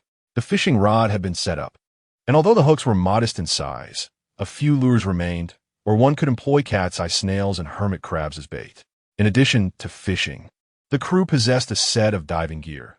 The waters were crystal clear, with visibility so high that calling it a jelly sea would not be an exaggeration. She had seen such beautiful waters only in Tahiti. Coupled with a spear gun, diving for fish represented another stable means of securing food. The island also harbored snakes and lizards that could be consumed.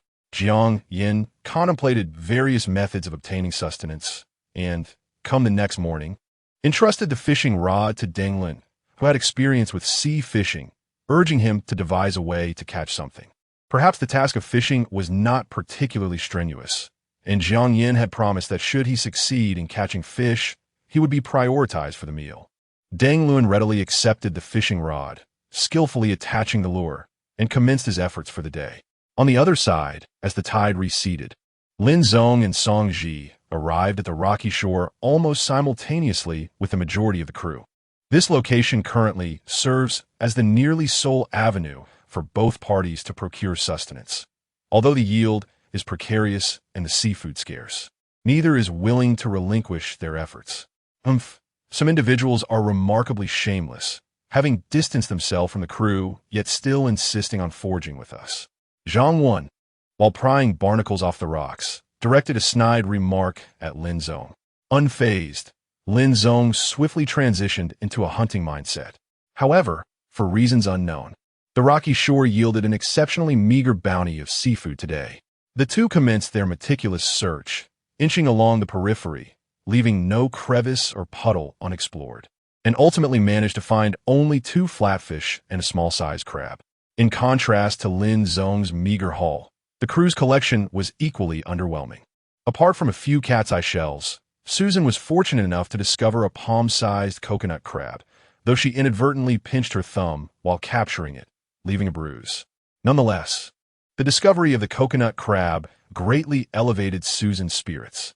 It became evident that she could thrive on the deserted island without relying on Lin Zong. What were his meager skills worth? In a civilized society, he would inevitably be rendered obsolete. Just as Susan basked in her triumph, Lin Zong and Song Ji exchanged a meaningful glance, a silent communication cultivated over the past few days. They stealthily navigated the tide to a nearby rock. A long, leopard-patterned figure coiled within the crevice of the rocks caught their attention. Its elongated body, as thick as a calf, writhed, appearing to measure at least a meter in length. A sea eel, Song Ji whispered to Lin Zong. She had encountered this creature several times while watching tide-chasing live streams late at night. And upon seeing this fish, resembling both a fish and a snake, especially its distinctive head, she instantly recognized its identity. How enormous! Lin Zong marveled at the sea eel's size. This single specimen would surely suffice for their sustenance over 2 days. Although delighted, Lin Zong remained rational. It is important to note that while eel is delectable, it is notoriously difficult to capture, particularly the larger wild sea eels. One must be cautious. Even a single bite could be excruciating, and being ensnared by an eel could prove quite unpleasant as well. Songji, can we find a stick nearby? He inquired. We can't rely on live capture this time. And considering we are at the confluence of waves and sand, if we are not careful, this sea eel might leap back into the ocean. That would indeed be a parting of ways, each finding solace in their own pursuits. Attempting to strike it with a hammer would be impractical, and a direct stab would also be unreliable. Only a long-handled weapon could subdue it. Time was of the essence. It wasn't that the sea eel had become wary, but rather that the other crew members had begun to notice Lin Zong and Song Ji's stealthy approach and were converging towards their location. Among them, Li Yifan wielded a sharpened stick, presenting formidable competition. I can't find a stick, Song Ji stated after a thorough search, ultimately shaking her head. Not having a stick complicates matters, Lin Zong remarked, as he retrieved a length of paracord from his backpack and began to secure it to the handle of his knife. In his grasp this time was his survival knife, which, due to a lack of extensive combat experience, retained the pristine sharpness it possessed upon leaving the factory. While it may not have been capable of splitting a hair, at the right angle, it could effortlessly sever the head of a fish. The challenge lay in the fact that the moray eel was coiled within the crevices of the rocks. A careless movement could not only thwart his attempt but also agitate the prey, resulting in the escape of a meal sufficient to sustain him for 2 days. There's a big fish over there. Just as Lin Zong sought an opportune moment, Guan Shuang also spotted the moray eel. She glanced around before directing her attention to Li Yifan, who wielded a sharpened wooden stick, shouting, Li Yifan, come quickly. There's a big fish here. Completely disregarding Lin Zong and Song Ji, who had initially discovered the moray eel, Guan Shuang even attempted to shove Lin Zong aside as he ready to strike. However, Lin Zong nimbly evaded her shoulder charge, causing her to stumble and nearly fall against the rocks. The commotion, naturally, provoked the fierce moray eel, which continued to coil within the crevice, revealing its menacing head, silently opening its gaping maw in a display of intimidation. The moray eel, relying on its powerful musculature and elongated form, employed a technique of constriction and its sharp teeth to prey upon various small fish and crustaceans. Even seasoned beachcombers approached such encounters with caution, let alone these inexperienced youths. Are you seeking death? Just as Guan Shuang erupted in excitement, the moray eel chose that very moment to protrude its head from the rocky crevice. Lin Zong, gripping the survival knife in reverse, struck with lightning speed, driving the blade down to firmly pin the moray eel's head to the sandy shore. Chapter 20. The Commoner's Daughter. As the crowd gathered, they were met with a striking scene. Lin Zong pressed one hand firmly against the hilt of his knife, forcing the head of the eel to remain tightly against the ground. Meanwhile, the eel, reacting instinctively, entwined itself around Guan Shuang's calf, its muscles coiling like a constrictor. Gripping her leg with unyielding force, Although the eel's constriction could not be compared to that of a python, the suddenness of the encounter left Guan Shuang pale with fright, causing her to tumble backward into the tide, shrieking as she attempted to rise and shake off the eel. "What are you doing, Lin Zong?" Li Yifan shouted, brandishing a stick as he rushed over, prepared to strike. After all, they were on a deserted island. Even if Lin Zong were to be assaulted, there would be no evidence. Li Yifan had long been eager to take action. "What do you intend to do?" Song Ji, clutching her survival knife, glared at Li Yifan with fierce determination as he approached. Her expression suggested that if he dared to advance further, she would not hesitate to plunge the knife into him. Li Yifan froze, his expression caught in surprise. He halted in his tracks, lowering the stick he had raised. He faltered. It is often said that one must be willing to risk everything to topple a tyrant. Yet he, by nature, was destined for prosperity. The thought of trading his life for that of commoners like Song Ji and Lin Zong, ordinary souls struggling at the bottom, was unthinkable to him, especially with Lin Zong poised with a knife, blood mingling with the sea beneath the eel. As he glanced at himself, a faint indifference toward life flickered in his eyes. This time, not just Li Yifan, but everyone else hesitated to approach. The eel's desperate thrashing lasted mere seconds before, having bled significantly, its lengthy body finally fell limp.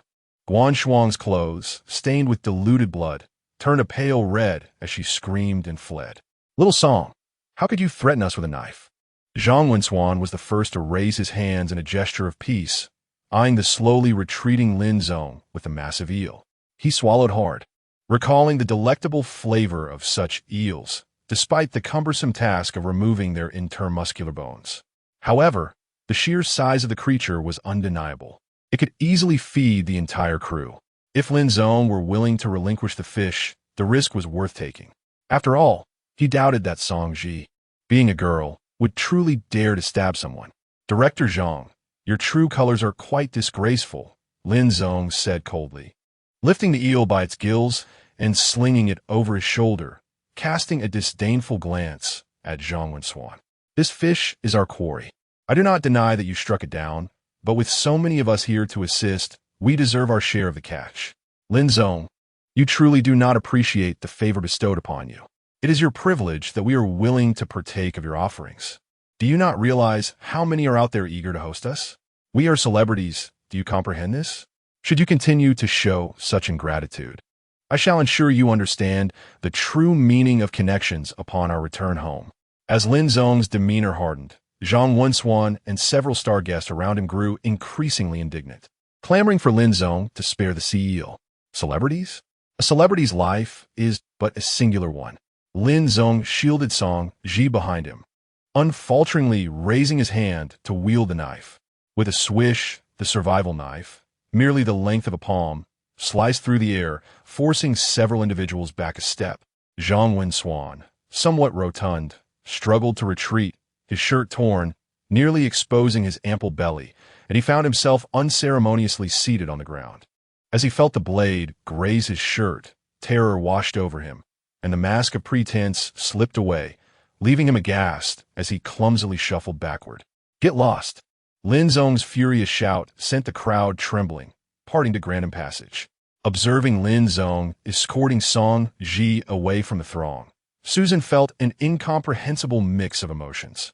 Moments ago, Lin Zong had exuded overwhelming masculine allure, and one could only imagine the unparalleled sense of security it afforded Song Ji. Yet regrettably, such a man had been unwittingly cast into opposition by her own hand. "Brother Lin, you were absolutely stunning just now."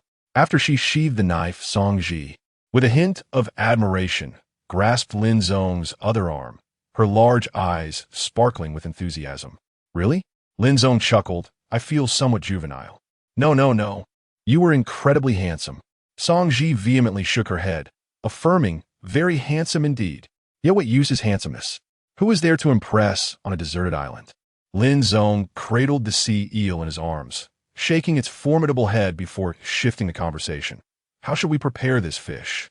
We lack sufficient water. It seems we must resort to grilling." Song Ji expressed a tinge of regret. Such a substantial fish head would surely make a delightful soup alongside the fish maw. I believe I spotted some plants suitable for seasoning in the rainforest yesterday. Brother Lin, you handle the fish. I shall search for them and return promptly. All right. With clear roles established, Lin Zong laid the entire fish flat on the stone that had previously served as a cutting board, yet it was evident it would not fit. He made a swift decision, severing the fish head with 2 decisive strokes. Even then, the fish body quivered. What does it mean to be fresh? This is what it means. First, he scraped away the slime from the fish's surface, a slippery substance that, once removed, revealed a dense, translucent white coating accompanied by a distinctly unpleasant odor. Subsequently, Lin Zong retrieved a large, ominous claw from the tent, never used but now deemed unnecessary. Primarily due to its size, as Song Ji could be considered a B-grade omen, while this one likely rated AD, better suited as a cleaning rag. After slicing open the fish's belly, he extracted the entrails to serve as bait for sea fishing, leaving the fish maw out to dry. For it might prove useful in some capacity. It is said that this substance, once dried, is known as fish maw, and it is quite expensive. The temperatures in the tropics are exceedingly high, and observing the substantial piece of meat he had just prepared, Lin Zong found himself seated on the sandy ground, feeling somewhat troubled. It was not that he was unaware of how to cook. Grilling fish was simple enough. One could skewer it with a stick and roast it. However, should he fail to consume it all in one day, the sweltering heat would cause it to spoil overnight. Wasn't this a waste of food? Yet, he was reluctant to share it with the crew members, whom he had begun to see as adversaries, unworthy of partaking in his spoils. In the wilderness, food preservation typically involves 2 methods, salting or smoking. Although this was the first large fish he had caught, it certainly would not be the last. Glancing at the coconut tree he had felled nearby, Lin Zong realized that with a few wooden poles, he could construct a tripod and encircle it with the fronds of the tree to create a smoking rack. First, he needed to eat.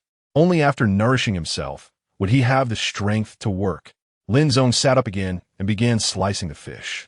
Yet, as he prepared to focus on his task, various distractions emerged around him. Lin Zong, a familiar voice called from behind. It was my ping rang. Lin Zong turned to see my ping rang, backpack slung over his shoulders, arms crossed defiantly, his head held high. After much contemplation, I can offer you a proposition. Allow me to join your group. As long as you prioritize my food and drink, I will provide you with 100,000 yuan upon our return to the mainland. What do you say? Lin Zong was perplexed, unable to comprehend how this individual, whose reasoning seemed clouded by excess, could utter such nonsensical words. Did you not understand? My Pingrang's expression shifted to one of disdain, and he haughtily scoffed. Let me clarify.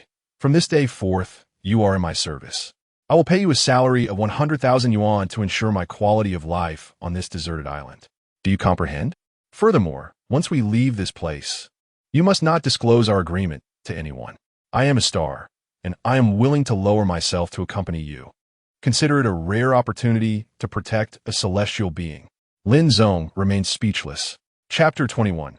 Smoked fish Song Ji was unaware of when she had silently appeared behind Lin Zong, clutching a handful of pandan leaves, her expression directed at my ping rang. Utterly indescribable. It was as if she were witnessing an incompletely evolved gorilla, hands on hips, attempting to imitate human speech, blissfully unaware of its lack of proficiency. This incident made Song Ji acutely aware of the value of intellect, a trait regrettably not bestowed upon everyone. My ping rang set her backpack on the ground and plopped down beside the tent, fanning herself. What are you staring at? Go fetch me a coconut for a drink. Then hurry up and cook. I'm nearly starving. She glanced up at Song Ji again, her brow furrowed in displeasure. For 2 people, I'm only offering 100,000. I'm giving you a chance to be up close with a celebrity. You should be grateful. Song Ji responded, I'm sorry, Miss Mai, but our team has no need for you. Please return from whence you came. Lin Zong stifled his frustration, managing to refrain from cursing in front of Song Ji. What do you mean? Mai Ping Rang raised her voice again, but she soon realized that she was the one in need, forcing herself to suppress her anger. She twisted her chubby fingers like a turnip, lowering her gaze while peering up at Lin Zong. She was willing to lower herself. Everything is negotiable, Teacher Lin. Name your price, or I could resort to similar tactics as that wretched woman. Leave.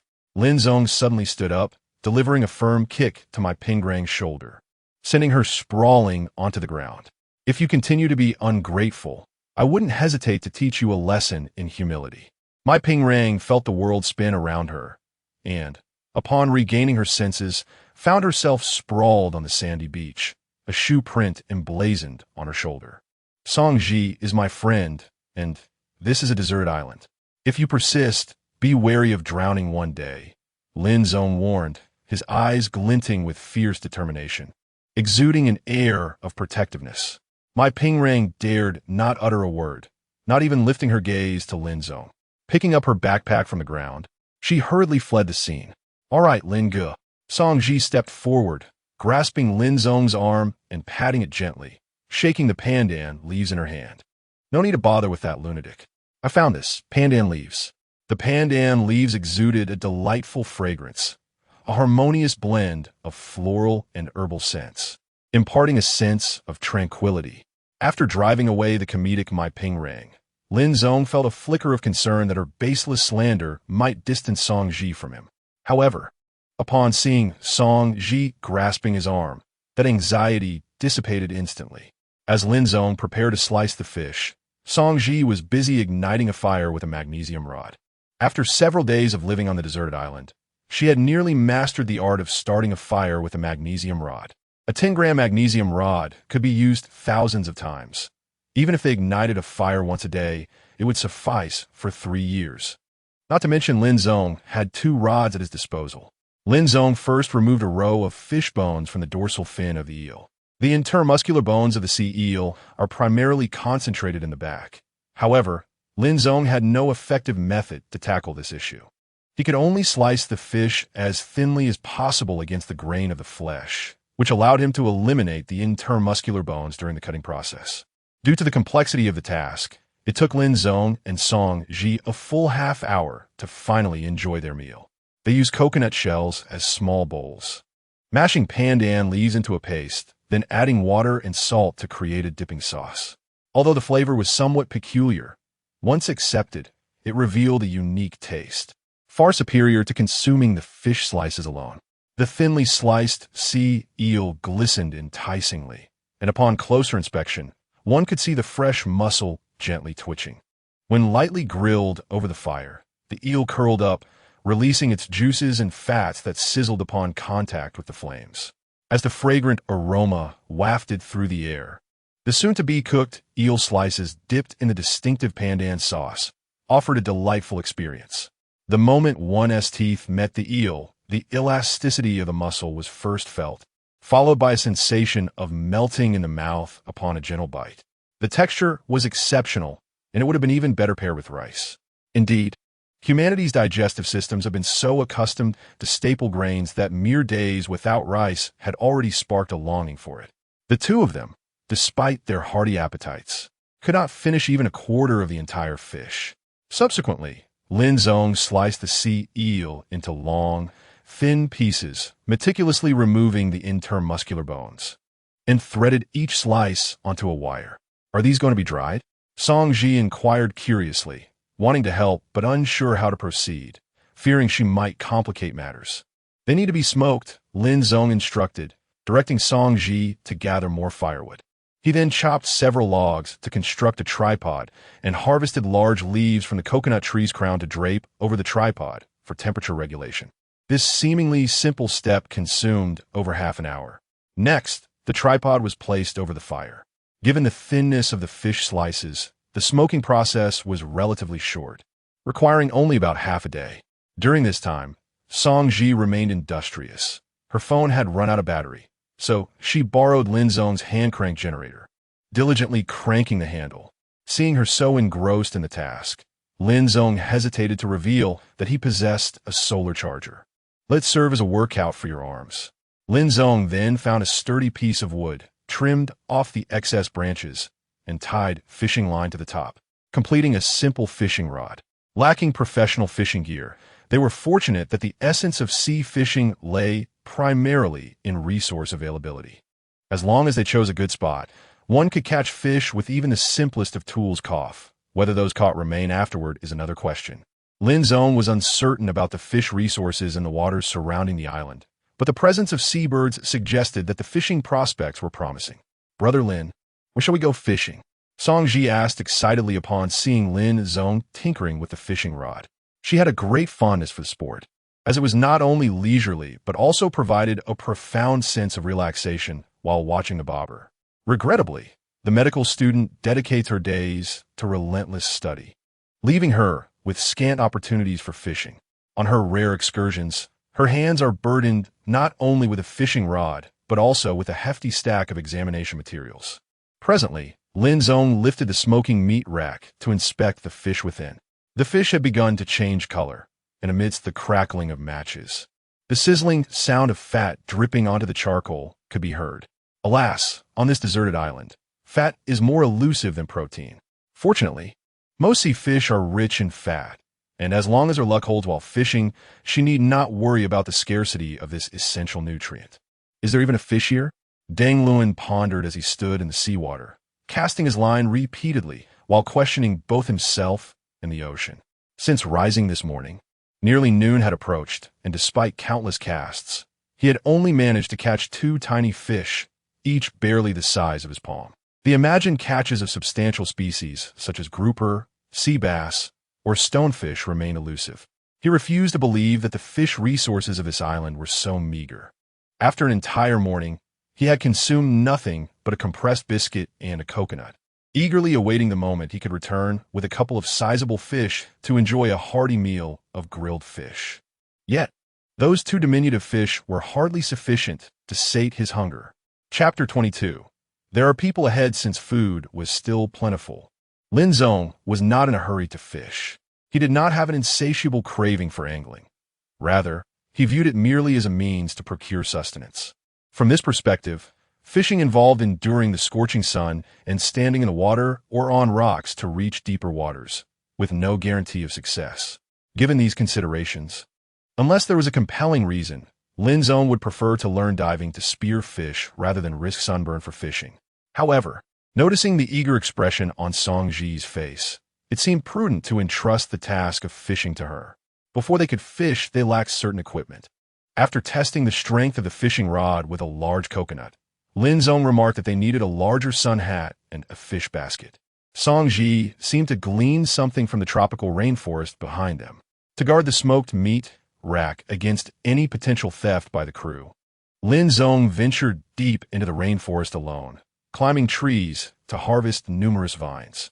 The vines, as thick as his thumb, were woven into a fish basket for storing their catch, while thinner ones, slightly more delicate than his little finger, could be fashioned into a hat. However, such a hat might be a bit heavy, but it would suffice once dried. Living in a modern world, Lin Zong was not accustomed to crafting such items. He could barely manage to weave a fence, let alone a complex fish basket, which required consulting information on his phone. Having not used his phone in the last couple of days, he was surprised to find it still had 30% battery life remaining.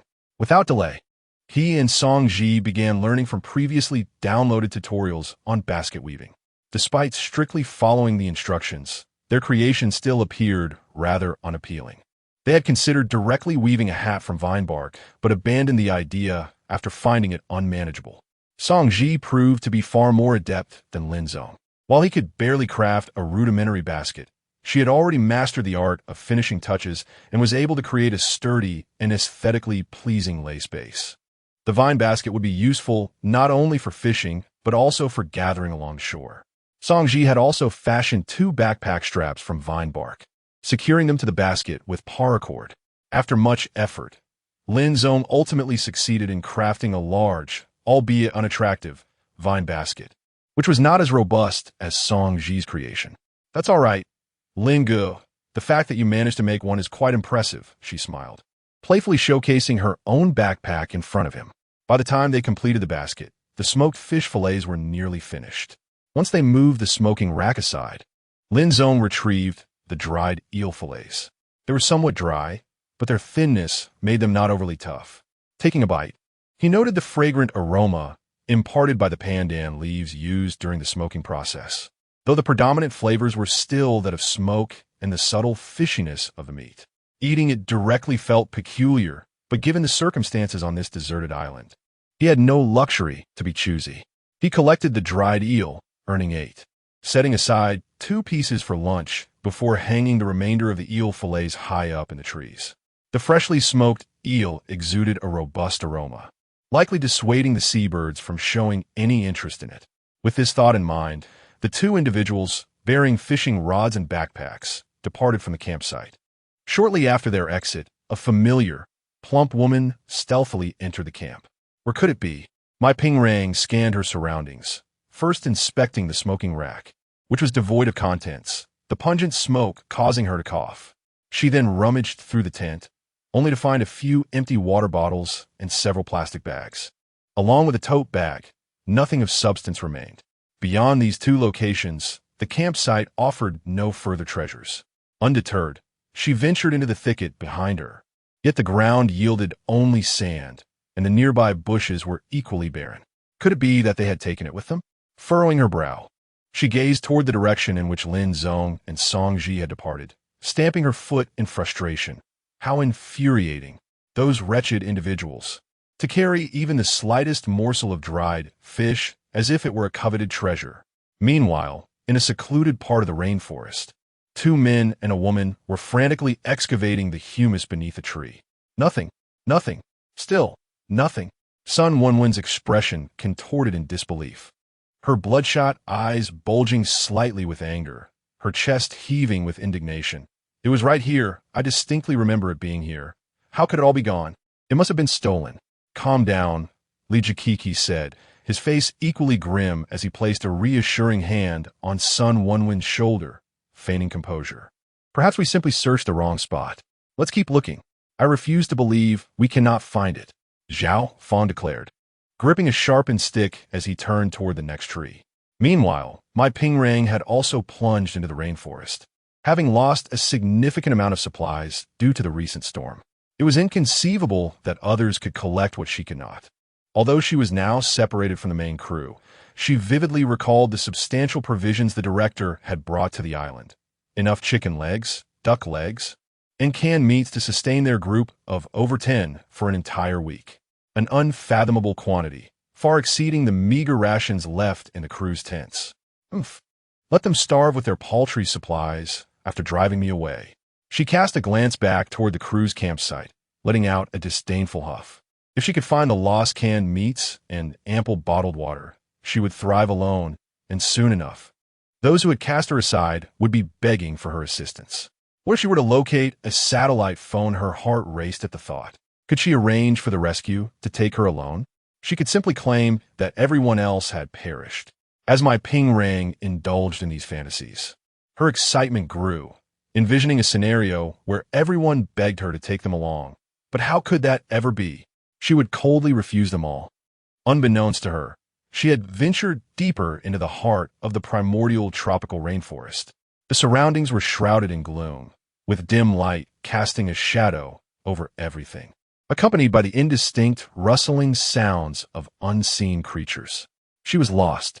However, losing one's way on such a small island was hardly a grave matter. As long as one maintained a steady direction, escape was inevitable. Thus thought my Ping-Rang as she walked, glancing left and right, fervently hoping to discover her coveted provisions: canned meat, chicken legs, duck legs, and bottled water. If only she could find these treasures, she would revel in the sight of the crew's regret, shuddering at the mere thought of them pleading at her feet. Yet, nothing. How could this be? My Ping-Rang, undeterred by misfortune, scanned her surroundings anew, using a stick to probe the layer of humus beneath her. Not a single can of meat, nor a bottle of water could she uncover, let alone a solitary compressed biscuit. This patch of rainforest had long been scoured by Lin Zong and Li Jieqi, and any discernible supplies had been swiftly claimed, leaving behind only useless, damaged equipment, shattered tents, and tattered clothing resembling mere scraps of cotton. Food. The likelihood of finding it beneath the waves was far greater than in this jungle. Once more, my Ping-Rang felt the world's palpable malice towards women. Were there others ahead? Her eyes brightened at the thought. Surely it was those 3 lowly individuals from the crew. Unlike Lin Zong, who lacked discernment, these 3 were more practical. If they had found anything today, she could purchase it from them, perhaps at a discount. Chapter 23. Bestiality with a Sudden Crack. My ping rang inadvertently stepped on a dry twig. Who goes there? Sun Wenwen's fierce gaze shot towards the source of the sound. You're overthinking it. It might just be a snake or a lizard, Zhao Fong replied dismissively, continuing to survey the rainforest before him. There's no need to rush. Perhaps we won't even need these supplies. Rescue might arrive in a couple of days. Are we to remain in this production crew forever, like mere pawns, if no help comes? Li Jiaqing could no longer maintain his composure.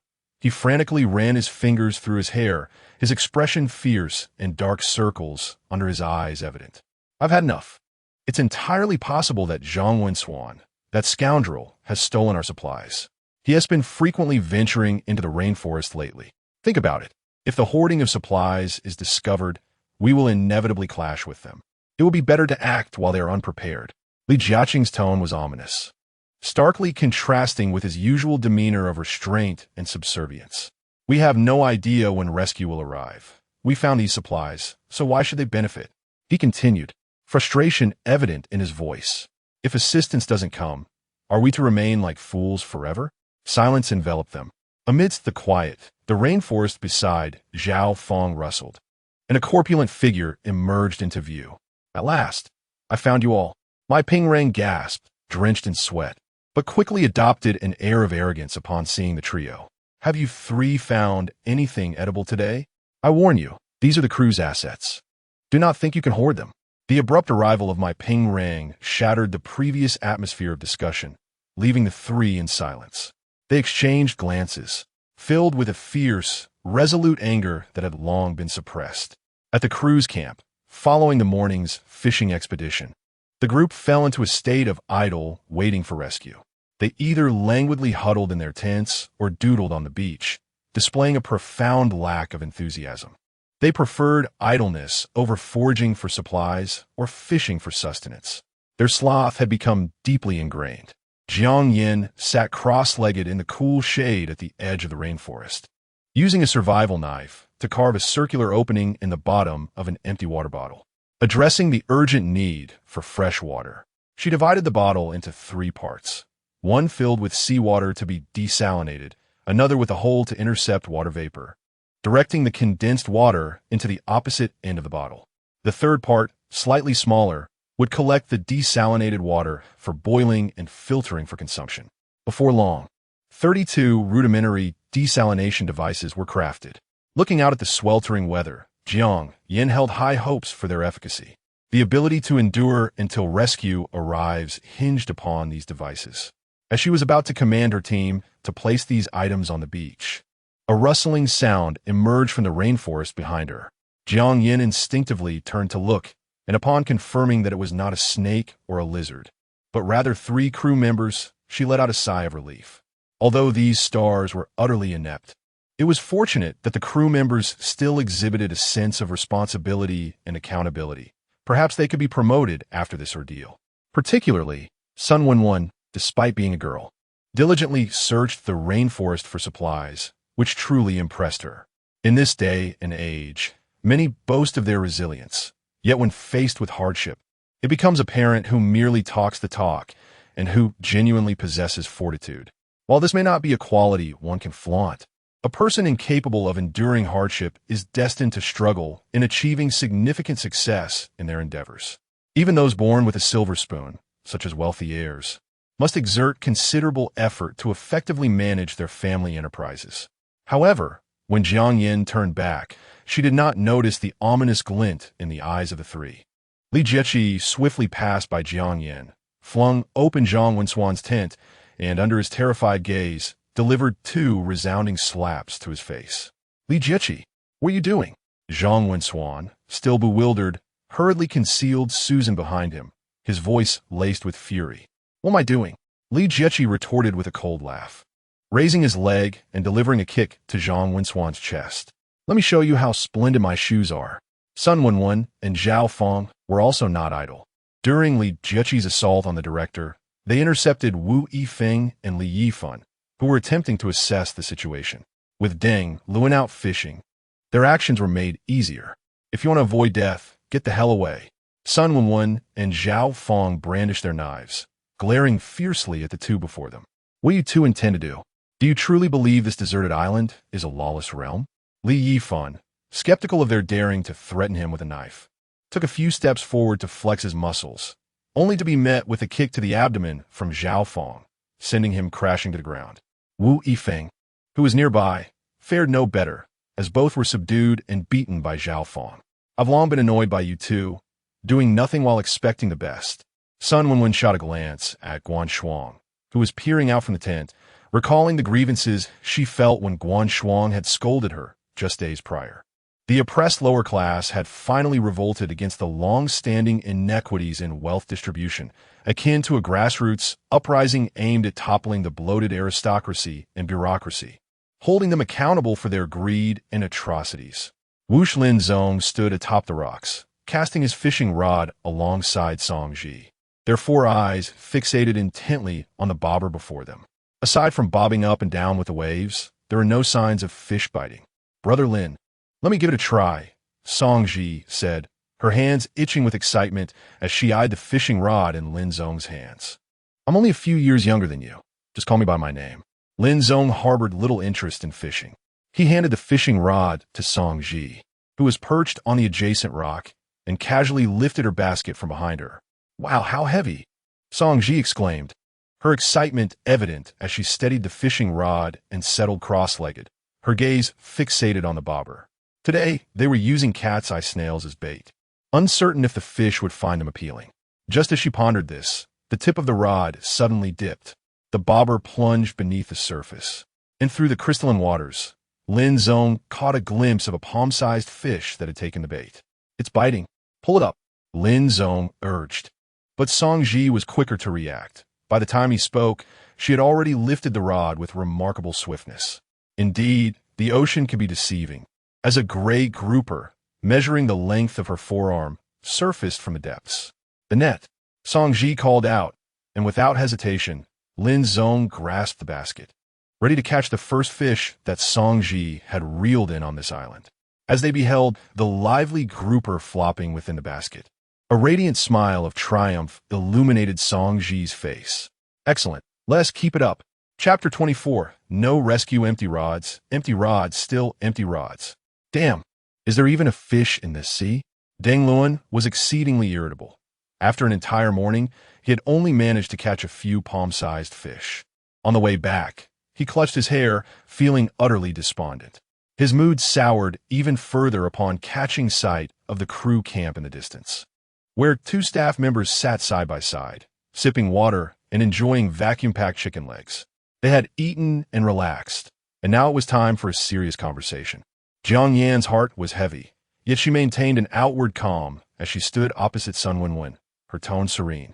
Assistant Jiang, our actions were not without reason. But now that matters have escalated to this point, there is little room for reconciliation. Sun Wenwen smirked at Jiang Yan, eager to dismiss them all. I understand that these individuals are indeed slothful, but can you truly stand by and watch them starve? Jiang Yan glanced at the cowering figures behind her, feeling an indescribable anger bubbling within. You are 3 grown men, and alongside me, 3 women. 6 against 3. Does anyone need to point out where the advantage lies? Why do you not dare to confront them? It was truly deserved. Here's the deal. If this cannot continue, we shall part ways. I will allocate half of the supplies and 2 tents to you, and I will give you 10 bottles for distilling seawater. Jiang Yan was acutely aware of the precarious situation, but still sought to protect these individuals as much as possible. Their beating was well-deserved. Yet one must leave a line for others. Once we return home, we will not pursue this matter further. Li Yifan raised his head to glance at Zhao Feng. We will not hold this against you, rest assured. His voice trembled slightly, his face betraying his helplessness.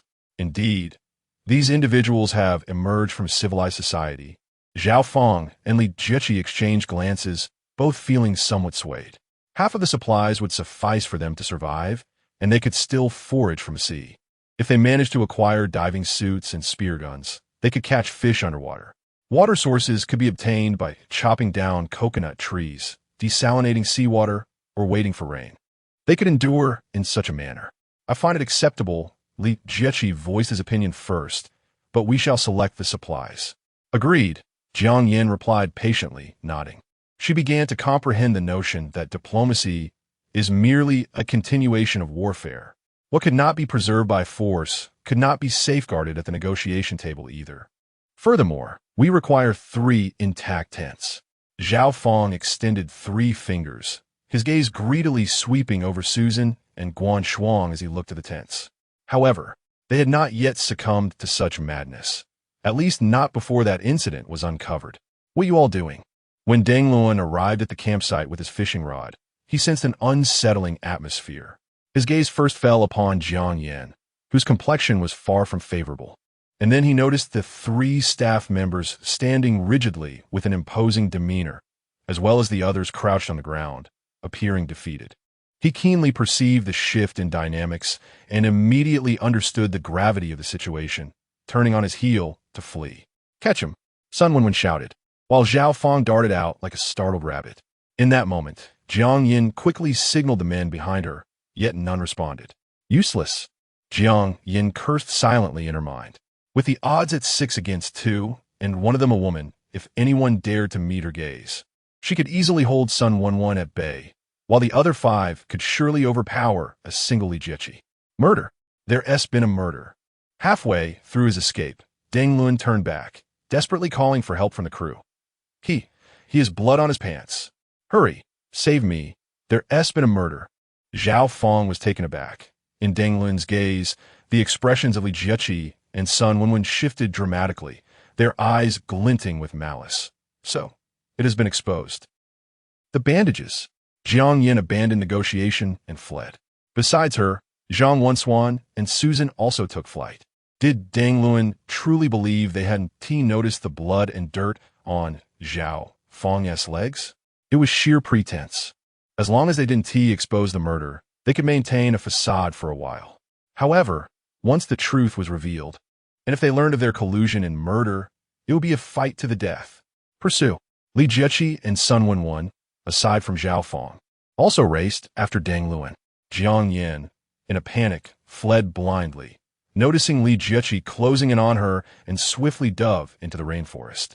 The light ahead rapidly dimmed, and the ground transitioned from sandy soil to thick, decaying matter. Soon, everyone else followed Jiang Yin into the jungle, the chaotic sounds of footsteps echoing through the foliage.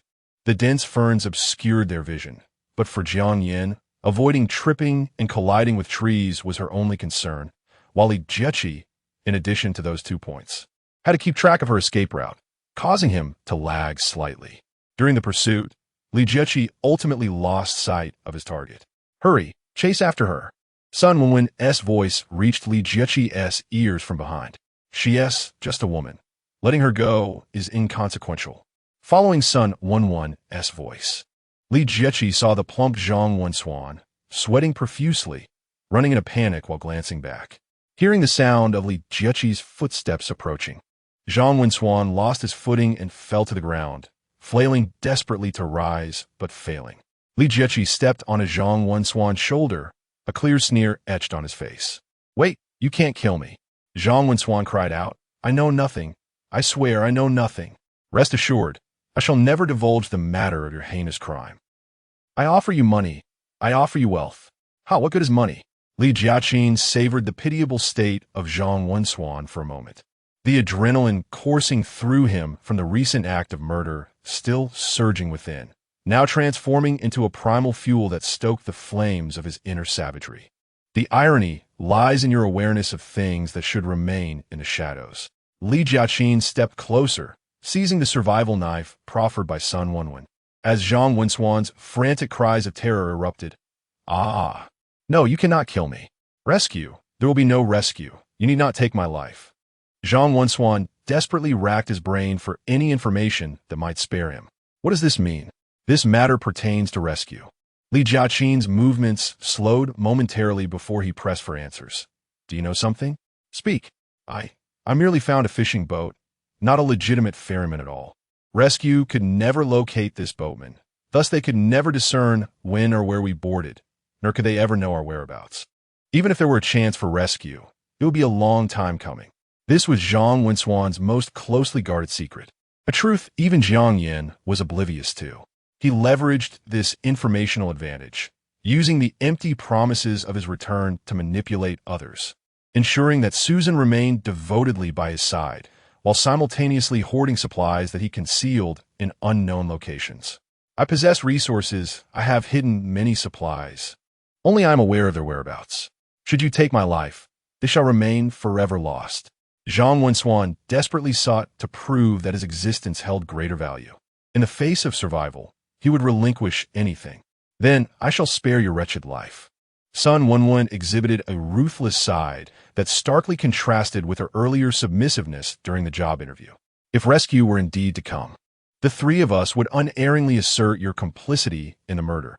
Sun Wenwen's sinister tone sent shivers down Zhang Wensuan's spine. Her once fair visage now contorted into a ghastly semblance of a vengeful spirit. Chapter 25. I am quite capable in the dimly lit rainforest.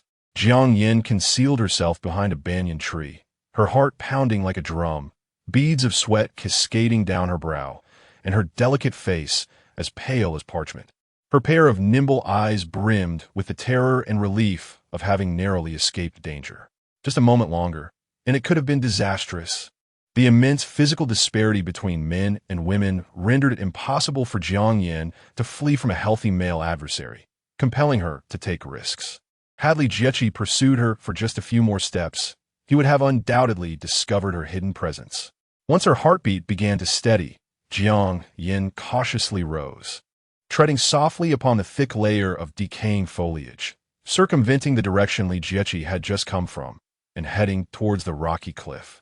Fortunately, the island's foundation was composed of stone, and a rocky precipice bisected the island, significantly diminishing the likelihood of becoming lost in the rainforest. She moved with utmost care, straining to discern whether her next step would land upon a brittle twig that might produce an unwelcome sound. Fortunately, fortune still favored her. It was not until her foot met the soft embrace of the sandy beach that she finally exhaled a sigh of relief. Ahead lay the beach. Yet the sight of the frothy waves rolling upon the pristine sand filled her with trepidation, as if some colossal peril awaited her just beyond the shore. Surely, they wouldn't kill everyone, would they? Summoning her courage, Jiang Yin stepped out of the rainforest, only to be greeted by Lin Zong, who bore a long stick, and Song Ji, who struggled under the weight of a large basket, yet wore an expression of sheer delight. Both donned oversized, woven hats that resembled mushrooms with umbrellas, engaging in conversation as they walked. Occasionally, Song Ji would bounce slightly, adjusting the basket upon her back. This scene appeared strikingly harmonious, although their faces were obscured. Lin Zong's tender demeanor as he conversed with Song Ji radiated warmth. Yin Yin. Song Ji was the first to spot Jiang Yin, and she hurried over with an expression of surprise. Ji. For reasons unknown, upon seeing Lin Zong, a male ally, Jiang Yin felt an overwhelming sense of relief wash over her, alleviating much of her anxiety. A peculiar sense of safety enveloped her, leaving her feeling somewhat weak.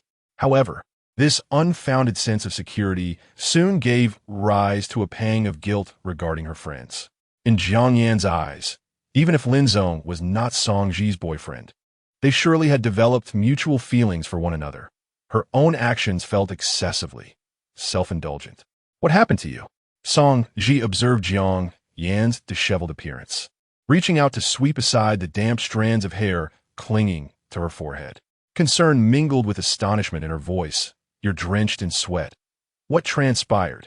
Indeed, something had occurred. Jiang Yan glanced at the inquisitive Song Ji and managed a wry smile.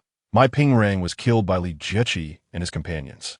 After Deng Luantian exposed their murderous actions, they began to frantically pursue us, intent on silencing us. She succinctly recounted the harrowing events, all while under the astonished gaze of Song Ji. Indeed, we have arrived at this juncture. Lin Zong reflected with a hint of melancholy. He had long anticipated that Li Jieqi and his two companions would not acquiesce to being exploited. Initially, he assumed they would choose to part ways with the crew, but he was taken aback by their fervor as they had audaciously eliminated my Ping Rang amidst the rainforest. The current situation was decidedly precarious. It appeared that the time had come for them to relocate. Lin Zong sighed and shook his head. Over the past few days, He had pondered extensively on the matter of a shelter and concluded that constructing one on the beach was unsafe, insufficient for both storm protection and defense against others. Jiang Yin cast a glance at Lin Zong. She yearned to accompany him, yet feared rejection. If they were to move, where would Mr. Lin deem a safer option? Jiang Yin inquired, hoping to stay close to Lin Zong, if not to team up, at least to relocate adjacent to him. She resolutely could not forfeit the opportunity to cling to such a supportive figure for survival. She ventured, I recently spotted a cave by the cliff, approximately 5 to 6 meters deep and quite spacious. Is it the cave near the rocky shore? Lin Zong responded upon hearing Jiang Yin mention the cave. Indeed, we have seen it before. It seems quite suitable. However, relocating is not a decision to be made hastily. He patted Song Ji on the shoulder. Let us return and discuss further. If Assistant Jiang has no objections, she may stay with us tonight. All right, good. Both Jiang Yin and Song Ji nodded in agreement. Upon returning to the campsite, it was around 5 in the afternoon. Lin Zong retrieved 4 large fish from his backpack, all of which were Song Ji's catch. During the fishing expedition, Lin Zong observed Song Ji reeling in 2 fish consecutively, and he felt a surge of eagerness, requesting the fishing rod. However, after half an hour of fruitless effort, he relinquished the rod back to Song Ji, who, in less than 10 minutes, caught yet another fish. Had it not been for Lin Zong's stubbornness in continuing for another hour and his attempt to bait with several colorful smaller fish, their haul would have been even greater. On a modest stone cutting board lay 2 deep brown groupers and 2 dark fish, which appeared to be snapper. Though Jiang Yin was uncertain, only knowing that snapper are generally non-toxic, although larger red snapper may harbor the potential for accumulating saltwater toxin. These toxins predominantly concentrate in the fish's head, viscera, and reproductive organs, which a normal person would not consume. Song Ji took a knife and, accompanied by Jiang Yin, ventured to open coconuts, while Lin Zong rekindled the fire. After scraping the slime off the fish, he filleted the 4 fish into 8 pieces, removing the bones and skin, leaving only the tender white flesh. He skewered 3 pieces of grouper on branches and placed them over the fire to grill, while the remaining 5 pieces were hung with wire and smoked over a separate fire. During this process, Jiang Yin felt somewhat awkward about merely eating and drinking without contributing, so she approached to assist. However, Lin Zong worked swiftly, leaving Jiang Yin uncertain if her presence was truly helpful or merely a hindrance. Assistant Jiang, there's no need to rush. Simply wait for the meal. Lin Zong chuckled softly, stirring the glistening fish on the fire, deftly scoring its flesh to enhance the infusion of flavors. You can simply call me Yin Yin. Is there anything I can assist with? After sipping her coconut water, Jiang Yin squatted beside the fire, casting a shy glance at Lin Zong. Not at the moment, but we may require some rattan rope. Lin Zong glanced at the sky, still bright, with the setting sun casting a magnificent glow upon the sea. Song Ji had been sent by Lin Zong to gather rattan, having discovered its suitability for rope making. In this island devoid of nails, rope was indeed the best means to secure items. Are we truly leaving? Song Ji inquired, returning as the sky blazed with the hues of dusk, feeling reluctant to part from this place. She surveyed the beautiful beach and the stunning clouds overhead, layered like scales. This was the most expansive stretch of smooth sand on the entire island. If rescue were to arrive, it was highly likely that helicopters would land here. Now that they had taken a life, the situation could only deteriorate further.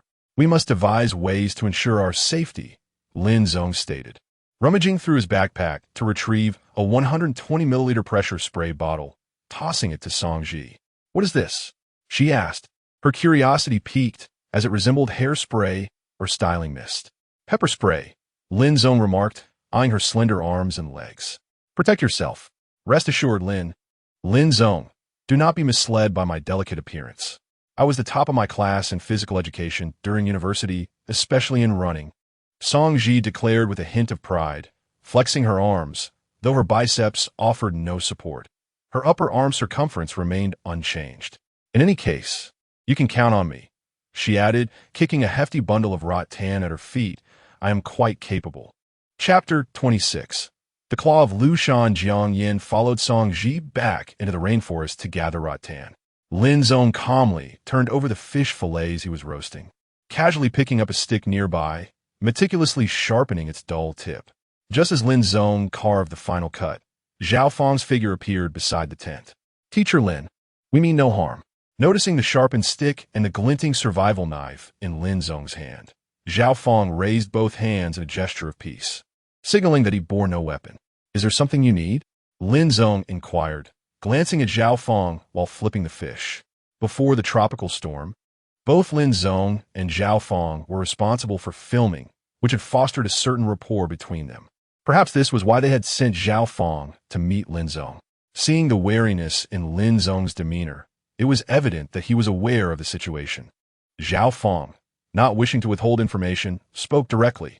"The crew has been secured by us. We've gathered some supplies. The compressed biscuits will only last about a week. Even with fishing, it's unlikely we can hold out until rescue arrives."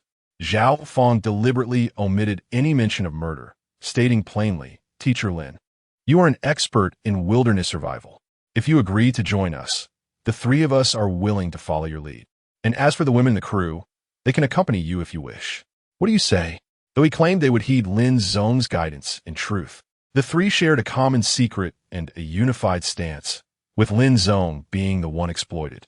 Moreover, Zhao Fang's gait was unsteady, his pants askew, his shirt hastily tucked, and there were red marks on his neck. One might say he had indeed unleashed his primal instincts. Having already taken a life, he was unlikely to shy away from additional heinous acts. Pondering this, Lin Zong felt a wave of nausea wash over him. Perhaps it was best to decline. He shook his head and responded, "Let's each go our separate ways. Your ability to seize the camp is commendable, and when rescue arrives, I will not speak a word against you." The reality of the situation left Lin Zong no choice.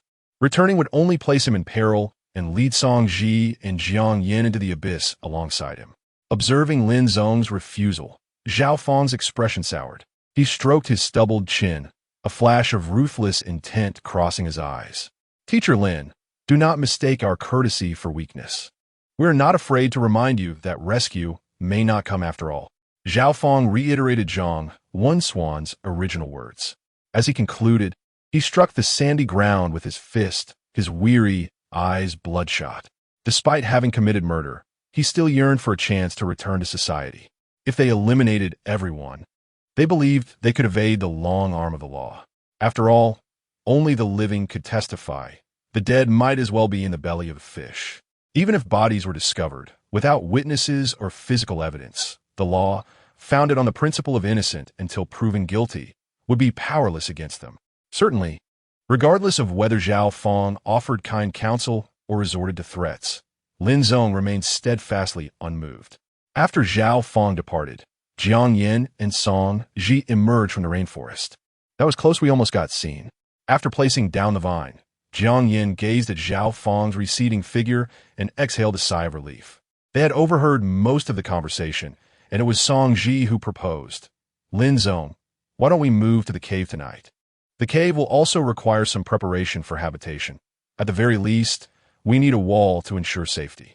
More importantly, although the beach is somewhat soft, the cave is composed entirely of stone, and sleeping directly on it would surely be unbearable. We should still spend the night here. They are unlikely to act against us so soon." Lin Zong looked toward the direction of the film crews camped. The fruits of victory would buy them a couple of days. In 3 days would be ample time for the three of them to construct a wall. Meanwhile, at the film crew's camp, Li Jieqi, Sun Wenwen, and Zhao Fang each occupied a complete tent, equipped with inflatable mattresses and summer quilts, thus fully restoring their previous comforts, even exceeding them. Buried deep within, the primal instincts that had been suppressed by civilized society for 2 to 3 decades suddenly erupted. Naturally, the only 2 remaining female guests in the crew fell victim to this chaos, while Zhang Wen, Li Yifan, and Wu Yifeng found their hands bound. Subjected to the merciless sun, their already tanned skin was now peeling, parched, and dizzy, their faces almost devoid of color. "Damn it, what else with that bandage, fanatic Lin Zong?" Zhao Fang grumbled as he returned to the shade, plopping down beside Sun Wenwen and Li Jieqi. With Zhao Feng's arrival, Susan shrank back slightly, shielding the bruises that had just surfaced on her knees, trembling as she edged away. Slap! Zhao Feng noticed Susan's little movement and swiftly struck her arm, leaving a distinct handprint. Before Susan could cry out in pain, Zhao Feng's voice, filled with resentment, rang out. When I first joined the crew, I thought you were an innocent woman. I never expected that in less than 2 days, you would be involved with the director. You truly are something else. Oh, I'm sorry. Please don't hit me. Don't hit me, Susan trembled, tucking her neck in, her arms quivering as she huddled like a quail. Enough of that. Zhao Feng, let us discuss serious matters. Li Jieqi's expression was somewhat grim. It was his first experience with killing. Although he had already vented some of his emotions, the nauseating feeling lingered. What did Lin Zong say? Did he bring any news? Sun Wenwen was also concerned about Lin Zong's return. After all, they were to remain here for a considerable duration, and if luck was not on their side, they might end up stranded on this deserted island for life. They had witnessed Lin Zong's prowess in forging on the island. As long as he returned, their quality of life could be greatly enhanced. He said it all, but they simply refused to agree, looking down upon us. Zhao Feng, arms crossed before her chest, let out a cold snort and spoke in a mocking tone. Lin Zong manages to thrive all on his own. We are no less capable. What is it, after all? Merely gathering shells and fishing. Who cannot do that? Zhao Feng recalled the pristine fish fillets roasting over the fire when she had visited Lin Zong. The smoke billowing from a nearby meat rack surely concealed more fish being smoked, complemented by a handmade fishing rod, indicating the fruits of their angling endeavors. In contrast, Deng Luan had spent an entire afternoon fishing with a more specialized sea fishing rod. Yet he had only caught meager fish no larger than the palm of one's hand, barely enough for a single meal. That fellow, who had discovered their misdeeds, could not even fish properly. He deserved his fate. In a couple of days, I shall attempt fishing as well. By heavens, I shall not be outdone. Zhao Feng grumbled. Now, let's not be hasty, Sun Wenwen, the strategist of this trio, interjected, already harboring doubts. Tomorrow, we shall inquire again. As long as we present our sincerity, we need not fear that Lin Zong will not join us. What is the rush? Li Jiaqing shook his head, reaching for Guan Shuang's delicate hand to play with. At first, Guan Shuang instinctively tried to pull away, but was swiftly met with a slap. We have finally attained a position of superiority. Should we not take a moment to rest? Indeed, Zhao Feng replied with a smile, extending her hand toward the trembling form of Susan. Chapter 27. The surprising Jiang Yin as evening fell. The trio finished their dinner and ventured to the rocky beach to explore the tide pools. The tide had receded later than usual today, leaving only the 3 of them amidst the rocks, an unforeseen yet somehow expected situation. In the distance, flickering flames illuminated the night, occasionally accompanied by raucous laughter. Scoundrels! Today marks merely the 4th day after the tropical storm, and already this group of beasts reveals their true nature. Jiang Yan's expression darkened as she bit her silver teeth and muttered a curse under her breath. She acknowledged that few among the guests and their crew were of good character. Yet, as a woman, she could not help but feel sympathy for Susan and Guan Shuang's plight, especially considering they had only been separated from civilization for 4 days, abandoning all notions of law and morality.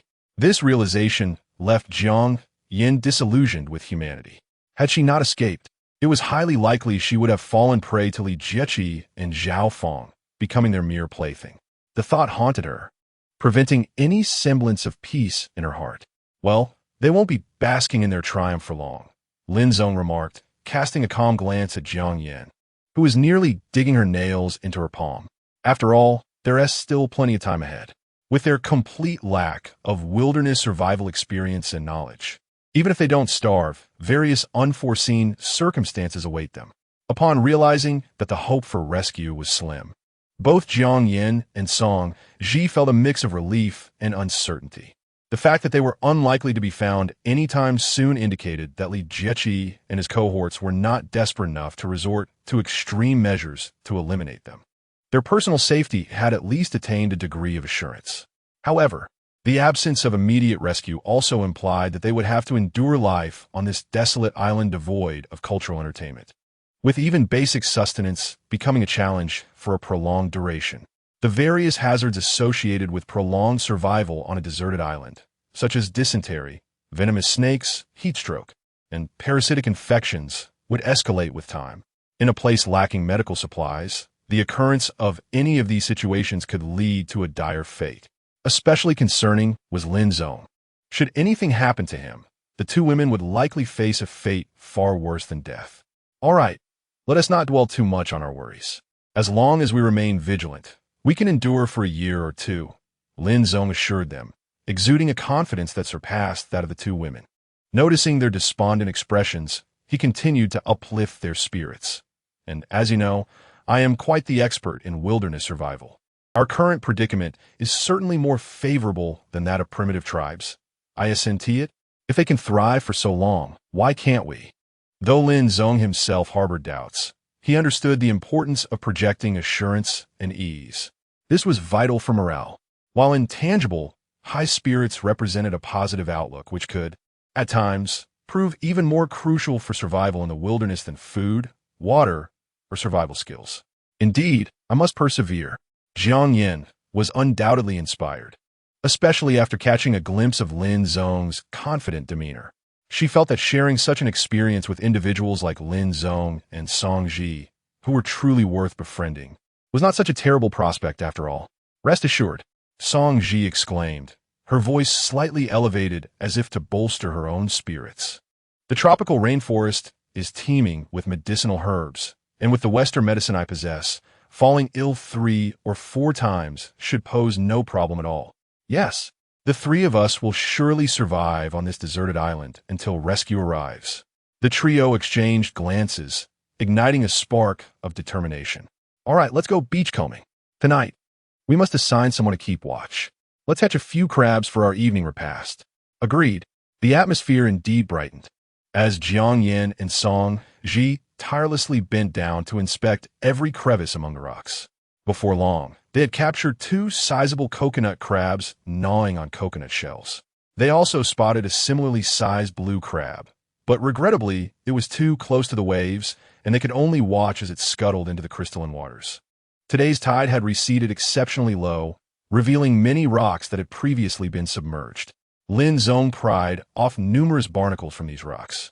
Surprisingly, the flavor of these parasitic creatures, which could torment marine life to the brink of despair, was unexpectedly delicious, far surpassing that of oysters.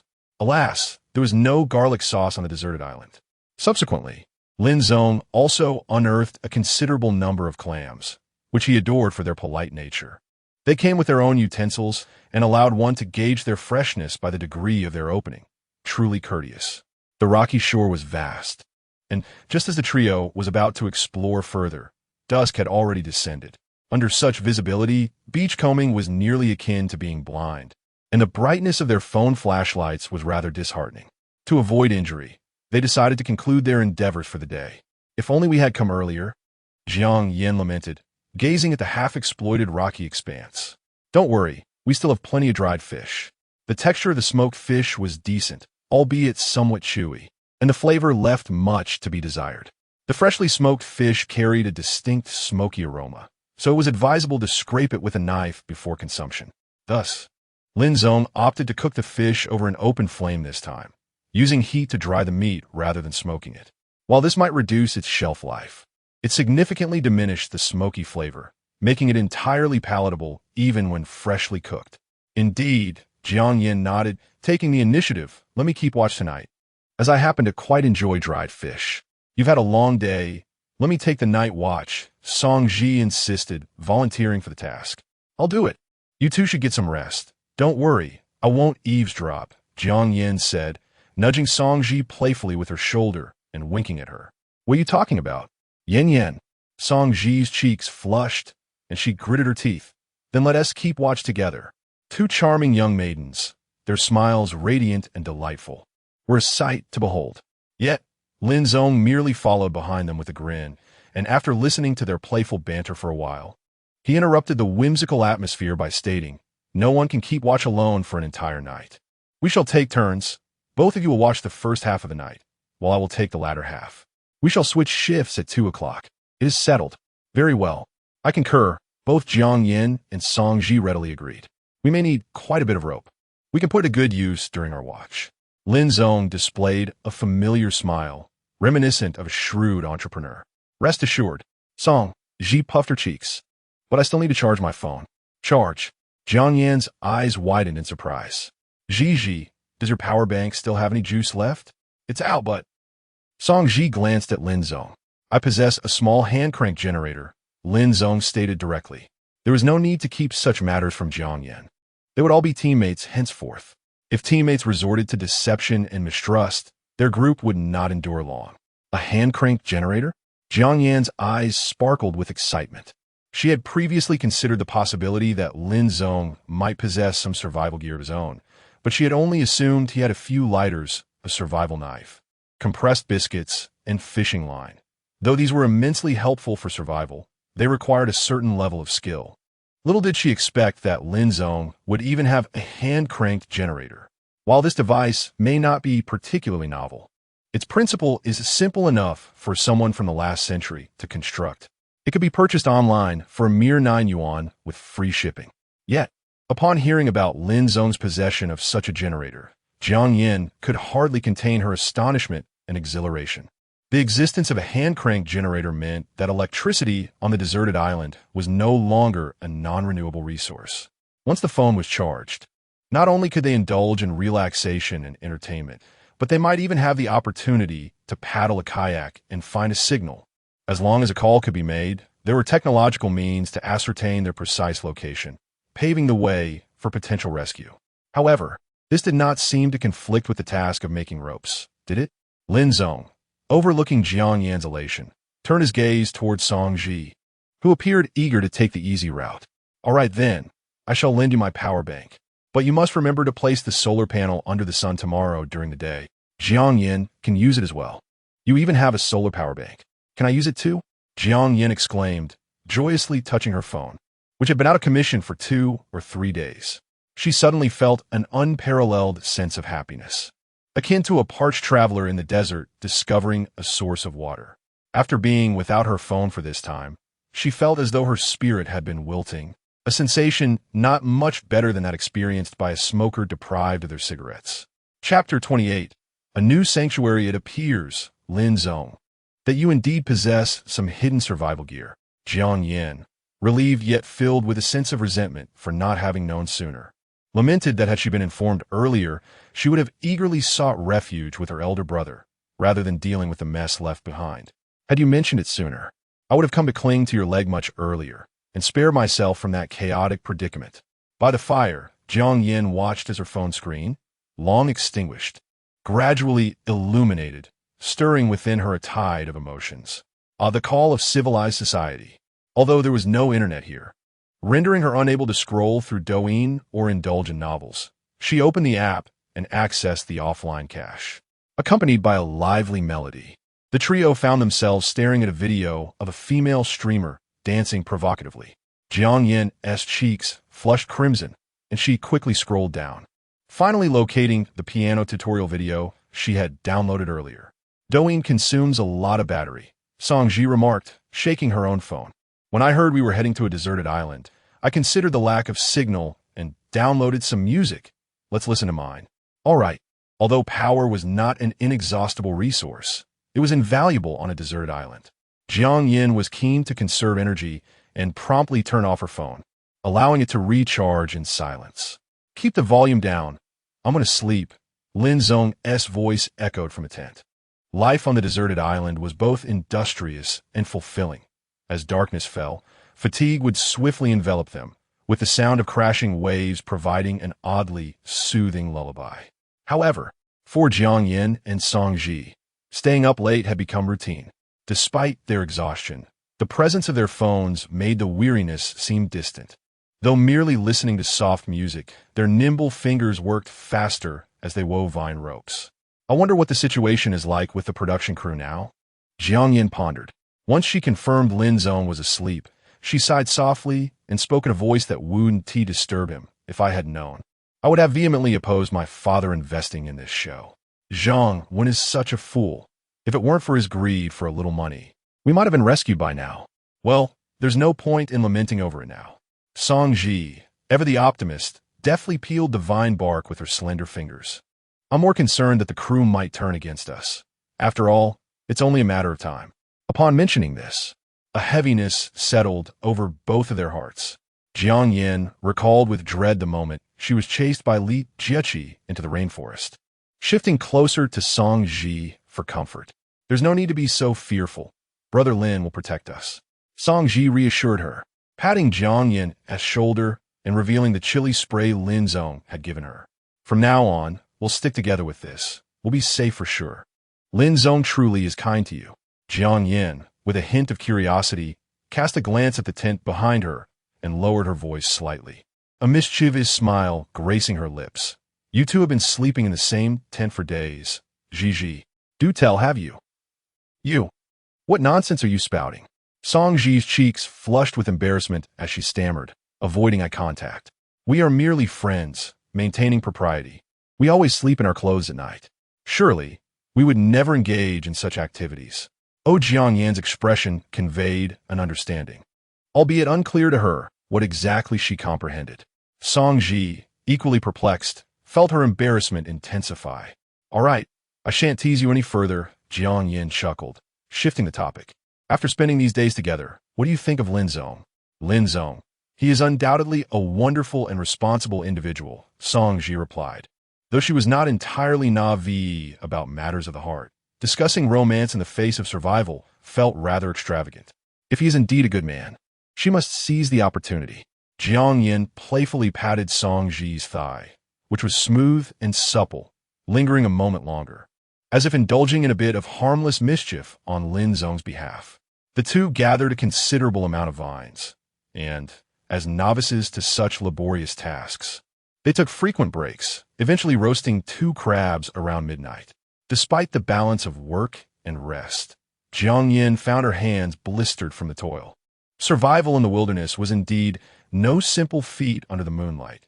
Jiang Yin gazed wistfully at her now sun-kissed arms.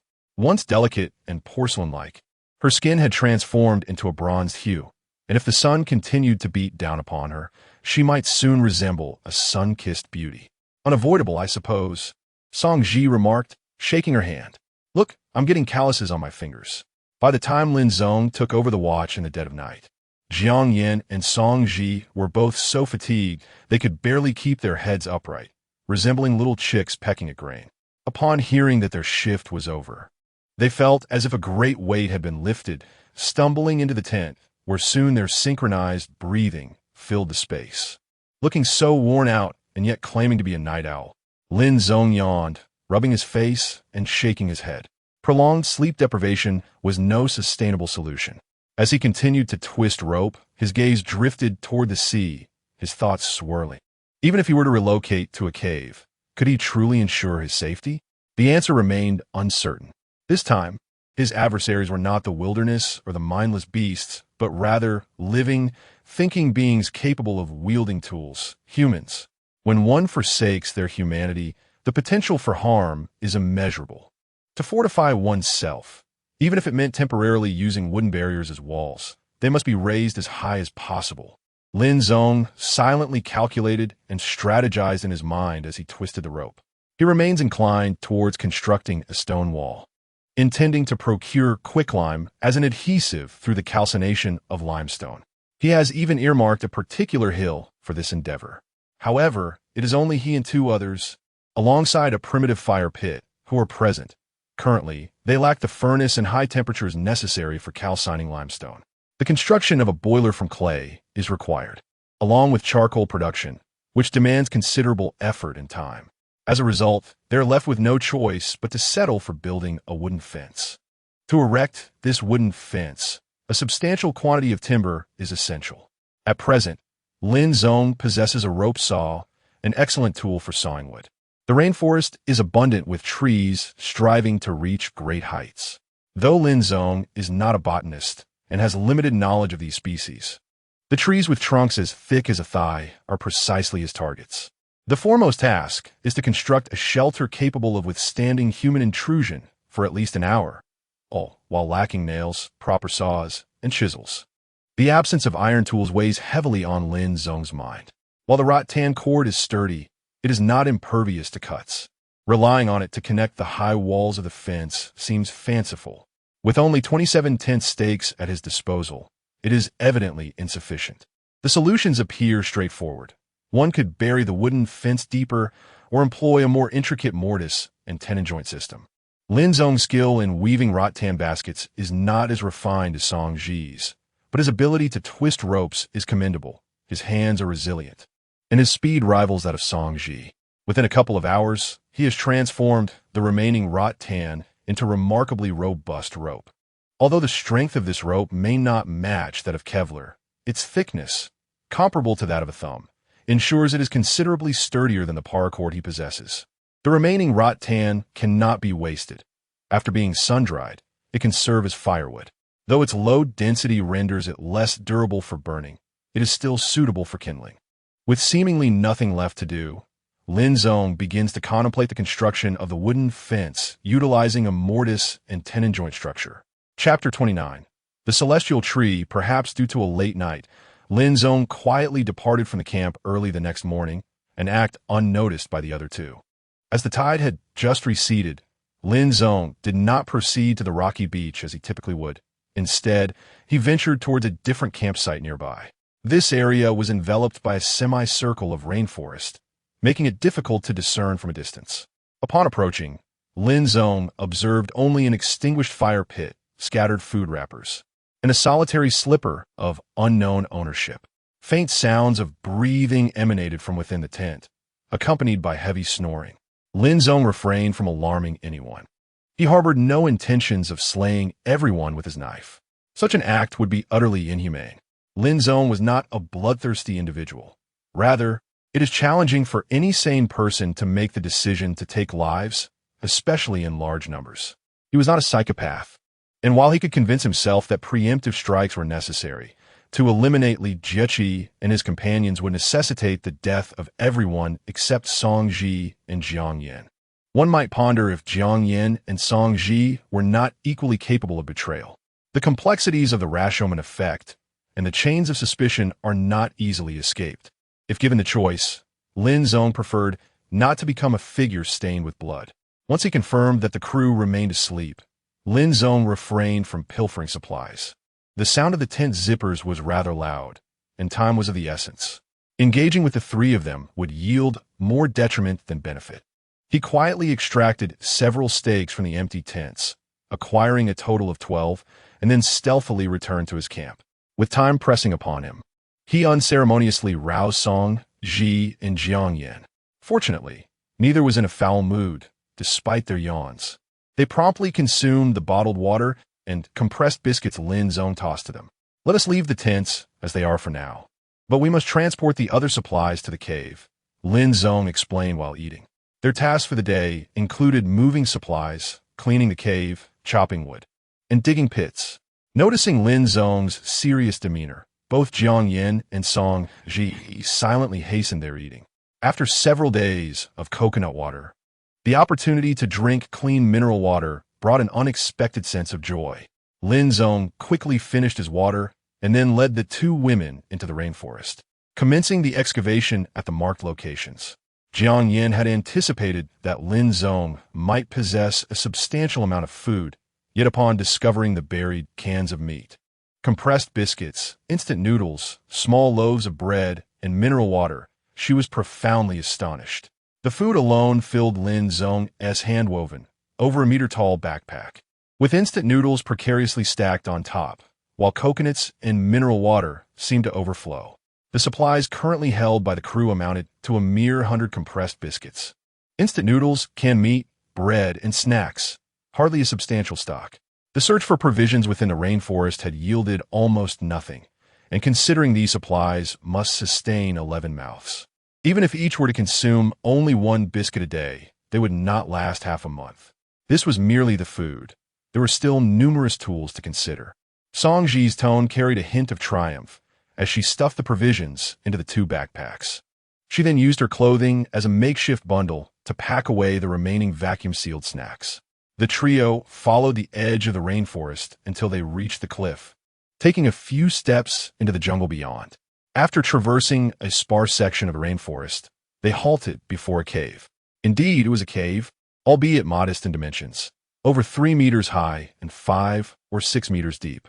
The entrance was elongated, measuring approximately 7 or 8 meters, and the interior was remarkably dry, serving as a natural refuge. This cave was nestled within a concave corner of the mountain, providing the significant advantage of saving 2 walls, if not 3.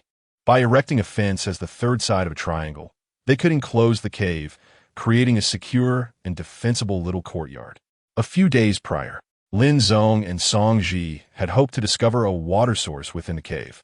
Unfortunately, the ceiling was exceedingly arid, devoid of any crevices, thus eliminating the possibility of water seeping through. The cave floor was partially covered with a thin layer of white sand, which Lin Zong swept aside with his foot, revealing the hard rock beneath. Sleeping here without a bed would indeed be a challenge. Jiang Yin hesitated, contemplating whether to sneak over to the cruise area to pilfer an inflatable mattress. However, while stakes could be discreetly taken without drawing attention, a mattress of such size would be far too conspicuous. They did possess an inflatable mattress, but only one. Lin Zong emptied the compressed biscuits, coconuts, and water from the backpack onto the ground, surveying the cave. It struck him as neither too large nor too small. If they could gather more stones to construct walls on either side, it could resemble a spacious room. Privacy and security were secondary concerns. The primary objective was to shield against rain or tropical storms that might drive water into their shelter. Jiang Yan's gaze shifted from the scattered tools behind Lin Zong to his face, her eyes filled with curiosity. "What else are you hiding, you rascal?" she inquired. "Haha, it's really not much," Lin Zong replied with a smile, waving his hand dismissively. "Nothing worth mentioning." In truth, a significant portion of these supplies could be attributed to Li Jieqi and his companions. On their return journey, Lin Zong recounted to Jiang Yan how they had inadvertently discovered Li Jieqi hoarding supplies, which he subsequently claimed entirely for himself after they had departed. It was likely that the eruption among Li Jieqi's trio was closely tied to this incident. Upon hearing the full story, Jiang Yan did not blame Lin Zong. She softly remarked, "Even without this incident, those heartless individuals would have inevitably turned against us." On the second trip, Lin Zong carried the backpack while clutching the rolled-up inflatable mattress. It was only after tidying up that he realized the considerable amount of supplies they had amassed over the past few days. 2 large bundles of rattan ropes, a single diving glove, 2 pairs of diving goggles, a swimming ring, a hammer, 39 tent pegs, a broken camera, a camcorder, a computer case repurposed as a box, a camera tripod, the tip of a spear gun, an entire set of diving gear, including a snorkel. These items had already been streamlined. The camera, aside from its monetary value, was retained for the numerous convex lenses it contained, which could be utilized for igniting fires. When there were only 2 individuals involved, the move would require 3 or 4 trips, but now, with 3 people working in unison, they accomplished the task in just 2 trips. Upon arriving at their new sanctuary, Lin Zong delegated the task of tidying up to Song Ji and Jiang Yan, while he, with his indispensable backpack, ventured into the rainforest, embodying the spirit of a lumberjack. Upon learning of Lin Zong's intention to construct a wooden fence for safety, the 2 women, though surprised by his plan, did not voice any objections. After clearing the campsite, they removed 2 large metal plates from the computer case to aid in digging deep pits. They understood the purpose of building the wooden fence. It was not only to deter lizards and snakes, but, most importantly, to guard against the 3 murderers, Li Jieqi, Sun Wenwen, and Zhao Fang. Thus, this was a task that required both meticulousness and urgency. Fortunately, the rainforest was abundant with trees that met Lin Zong's specifications. Though the absence of an axe rendered many tasks cumbersome, Lin Zong retrieved a rope saw from his backpack, fashioned 2 wooden sticks as handles to prevent injury, and began the arduous task of sawing. Indeed, it was true sawing. The trees in the rainforest, known as skyward trees, grew tall and straight, branching only at their crowns. These trees possessed a high density, and once matured, their trunks could reach a circumference of 60 to 70 centimeters, towering up to 80 meters. Too grand for Lin Zong's immediate needs. Yet he did find juvenile skyward trees, roughly the size of a thigh, not far from the cave. Even with their modest size, it took him a good 10 minutes to saw one down.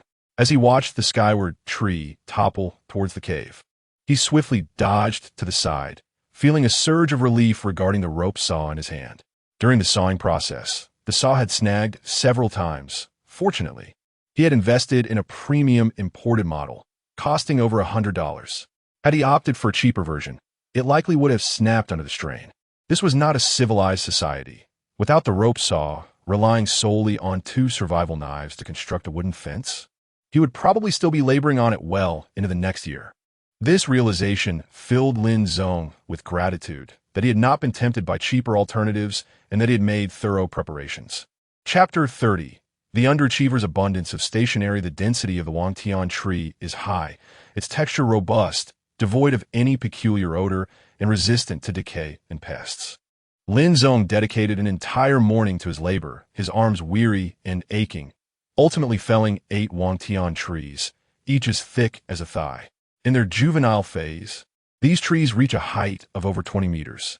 Though Lin Zong lacked a measuring tape of such length, he estimated that even with 1 meter buried in the ground, leaving 3 meters above, he could procure at least 40 usable logs. In sandy soil, deeper burial is essential to ensure sturdiness. 40 logs, each with an average diameter of approximately 25 centimeters, would stretch to a length of 10 meters when aligned. Of course, there would inevitably be gaps, and with the addition of a door, 12 meters would suffice. The enclosed yard thus formed appeared rather diminutive. Lin Zong gazed at the count with some astonishment. In reality, the number might be slightly higher, as he needed to account for the removal of tree crowns and to cut portions of the trunks for crafting other tools. Nevertheless, over 40 logs would indeed be adequate to enclose a small courtyard. Next, he faced the dilemma of transportation. Lin Zong lacked the strength for such a task. Even moving the logs inch by inch seemed implausible, necessitating the aid of tools. He decided to saw the logs into 4-meter segments, adjust their angles, and then leverage them with a stick. The terrain in this area was marginally higher than that of the cave, making it relatively easy to roll them down after clearing a few surrounding shrubs. With this plan in mind, Lin Zong returned to the cave. Looking for stones? Jiang Yan, who was digging a deep pit, glanced in surprise at the hammer Lin Zong offered her. How large should they be? About the size of a head, or slightly smaller, would suffice for the foundation. Lin Zong had just thought of using stones to stabilize the wooden fence's base, which would also reduce his workload. 3 days was certainly insufficient for erecting a wall, especially given that he was the only one capable of handling the heavy labor of transporting the timber. Completing the task in 4 days would be a commendable achievement. Now, he could only hope for their swift progress, as the other crew members were somewhat sluggish. Once the pit was sufficiently excavated, Lin Zong unceremoniously sent the 2 women off to gather stones. Collecting small fragments from below the cliff was relatively simple. The challenge now lay with his own efforts. Refuge. Lin Zong glanced at the time, hoping to prepare the logs by the end of the day. While he toiled industriously at the crew's campsite, Li Jieqi stretched lazily, pushing aside the weight pressing upon him, casting a disdainful glance at the woman beside him. She was indeed a star, yet her appearance had deteriorated significantly, a result of undergoing multiple color and tightening surgeries. Beyond the fleeting thrill of conquest, there was little enjoyment to be found. However, on this desolate island, with no phone battery or entertainment options, one could only seek such primitive pleasures. After reveling until midnight the previous day, he awoke this morning feeling an intense emptiness in his stomach. He first inspected the bound Li Yifan, Wu Yifeng, and Zhang Wensuan, ensuring that the 3 were securely tied before he made his way to the tent housing their supplies. There, he took a small loaf of bread, a piece of compressed biscuit, and a coconut, indulging in his meal. These coconuts were harvested after a grueling effort. He and Zhao Feng had painstakingly felled the robust coconut trees with a survival knife and stones. A laborious task that nearly cost him his life when he narrowly avoided being crushed beneath one. Yet, despite their toil, the stars and directors offered no words of gratitude, treating them merely as beasts of burden. Reflecting on this, Li Jiaqing opened a can of meat, licking the tin clean before savoring the meat while bending the lid into a spatula shape to scrape out the coconut flesh. The salty beef and sweet coconut brought a gentle squint to his eyes. This was the essence of life. After finishing, Li Jiaqing, in high spirits, couldn't resist opening another can of meat.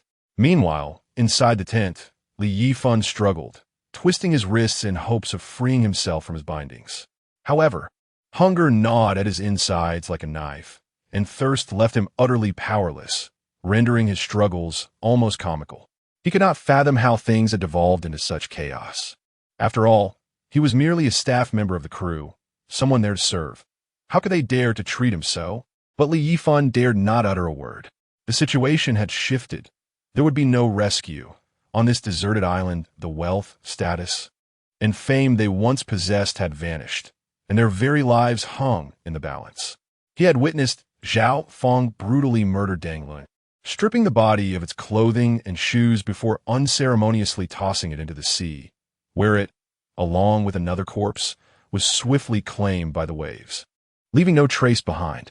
Survival was imperative. He had to endure. Early in the morning, Susan awoke, yet she lay curled in Zhao Feng's embrace, too fearful to move.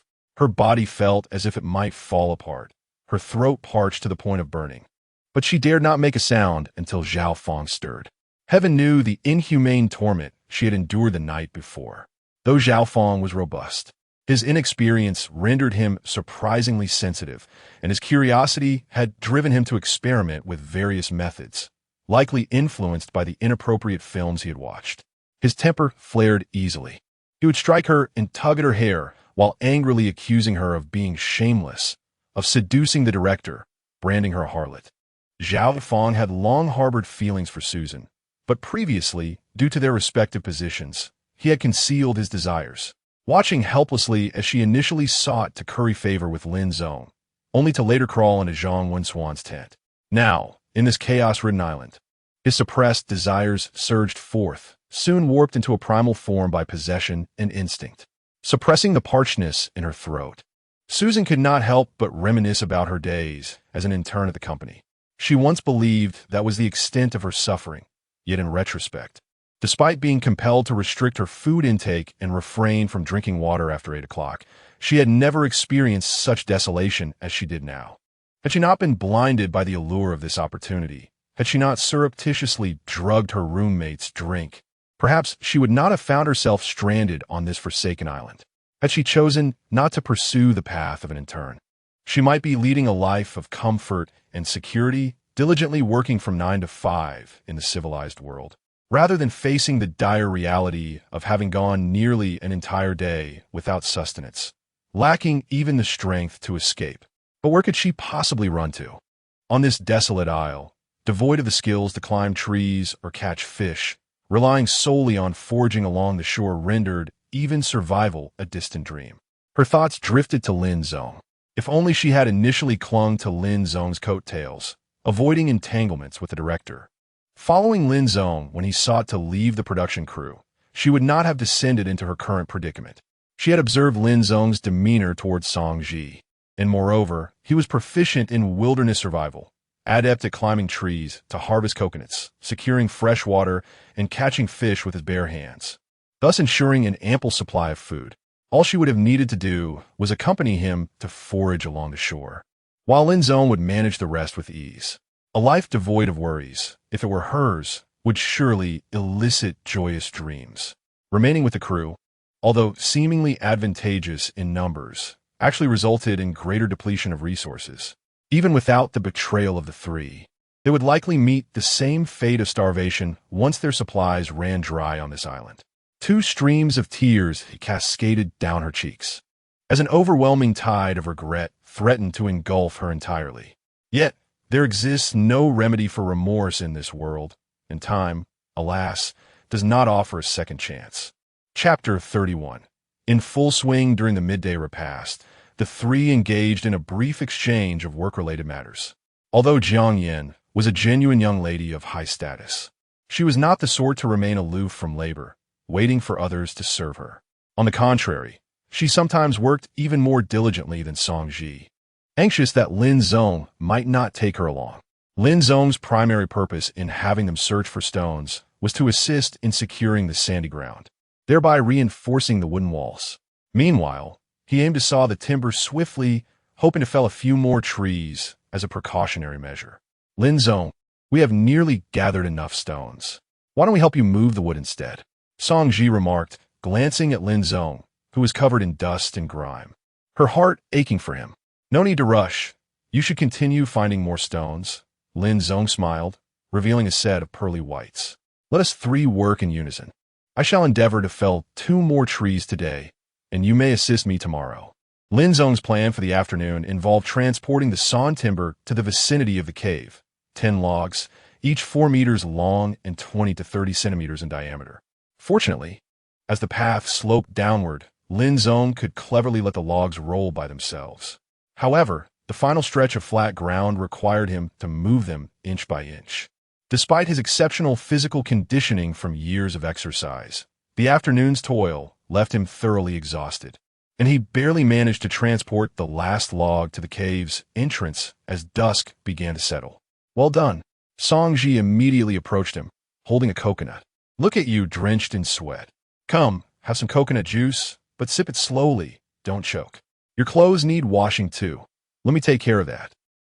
Watching the attentive Song Ji, Jiang Yin felt an inexplicable pang of envy. How intimate they were, the two of them. Though they had only known each other for a few days, the experiences they had shared seemed to surpass what many might encounter in a year. At this hour, it was somewhat late to go fishing, but fortunately, they had ample provisions stored. Engaging in strenuous labor that induced considerable perspiration necessitated a replenishment of salt.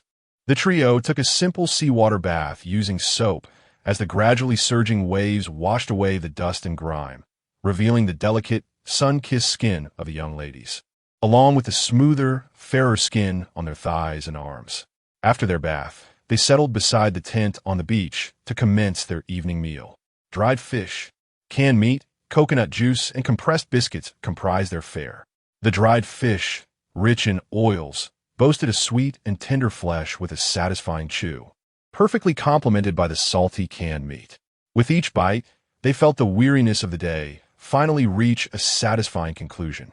The tent primarily served to mislead the production crew, as Lin Zong was reluctant to disclose his relocation. However, it was unrealistic to expect complete secrecy, and he was prepared for the eventual discovery. Besides keeping the two women inseparable, he ensured they carried pepper spray and makeshift spears, while he himself was equipped with a survival knife and a hammer. Once the walls were erected, they would gain a decisive advantage. By then, even if their presence was detected, it was unlikely the crew could breach the wooden barriers to enter the refuge. Shall we keep watch tonight? Song Ji inquired. As the 3 weary individuals exchanged glances, their exhaustion palpable. The prospect of standing guard would afford each of them a mere 7 hours of sleep, which, under ordinary circumstances, might suffice.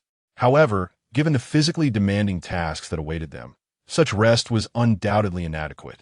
Yet, the fear of Li Jieqi and Zhao Fong potentially engaging in reckless behavior during the night loomed large.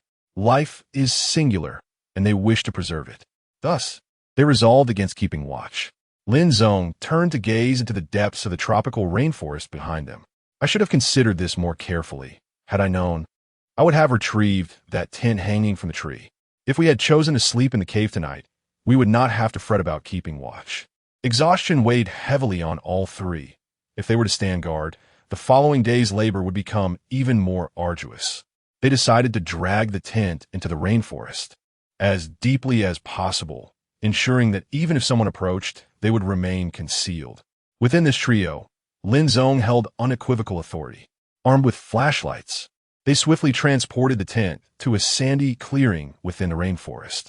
The dense foliage concealed their presence so effectively that even the light from their phones would scarcely reveal their location. Afterward, Jiang Yin cast a somewhat bashful glance at the small tent behind them.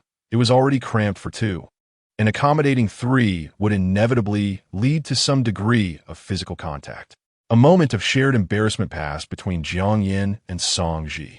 However, Song Ji steeled herself, declaring, "I'll take the middle. I'm accustomed to sleeping on my side, and we should all fit. I feel the same. If we squeeze together, it will undoubtedly work." Jiang Yin concurred.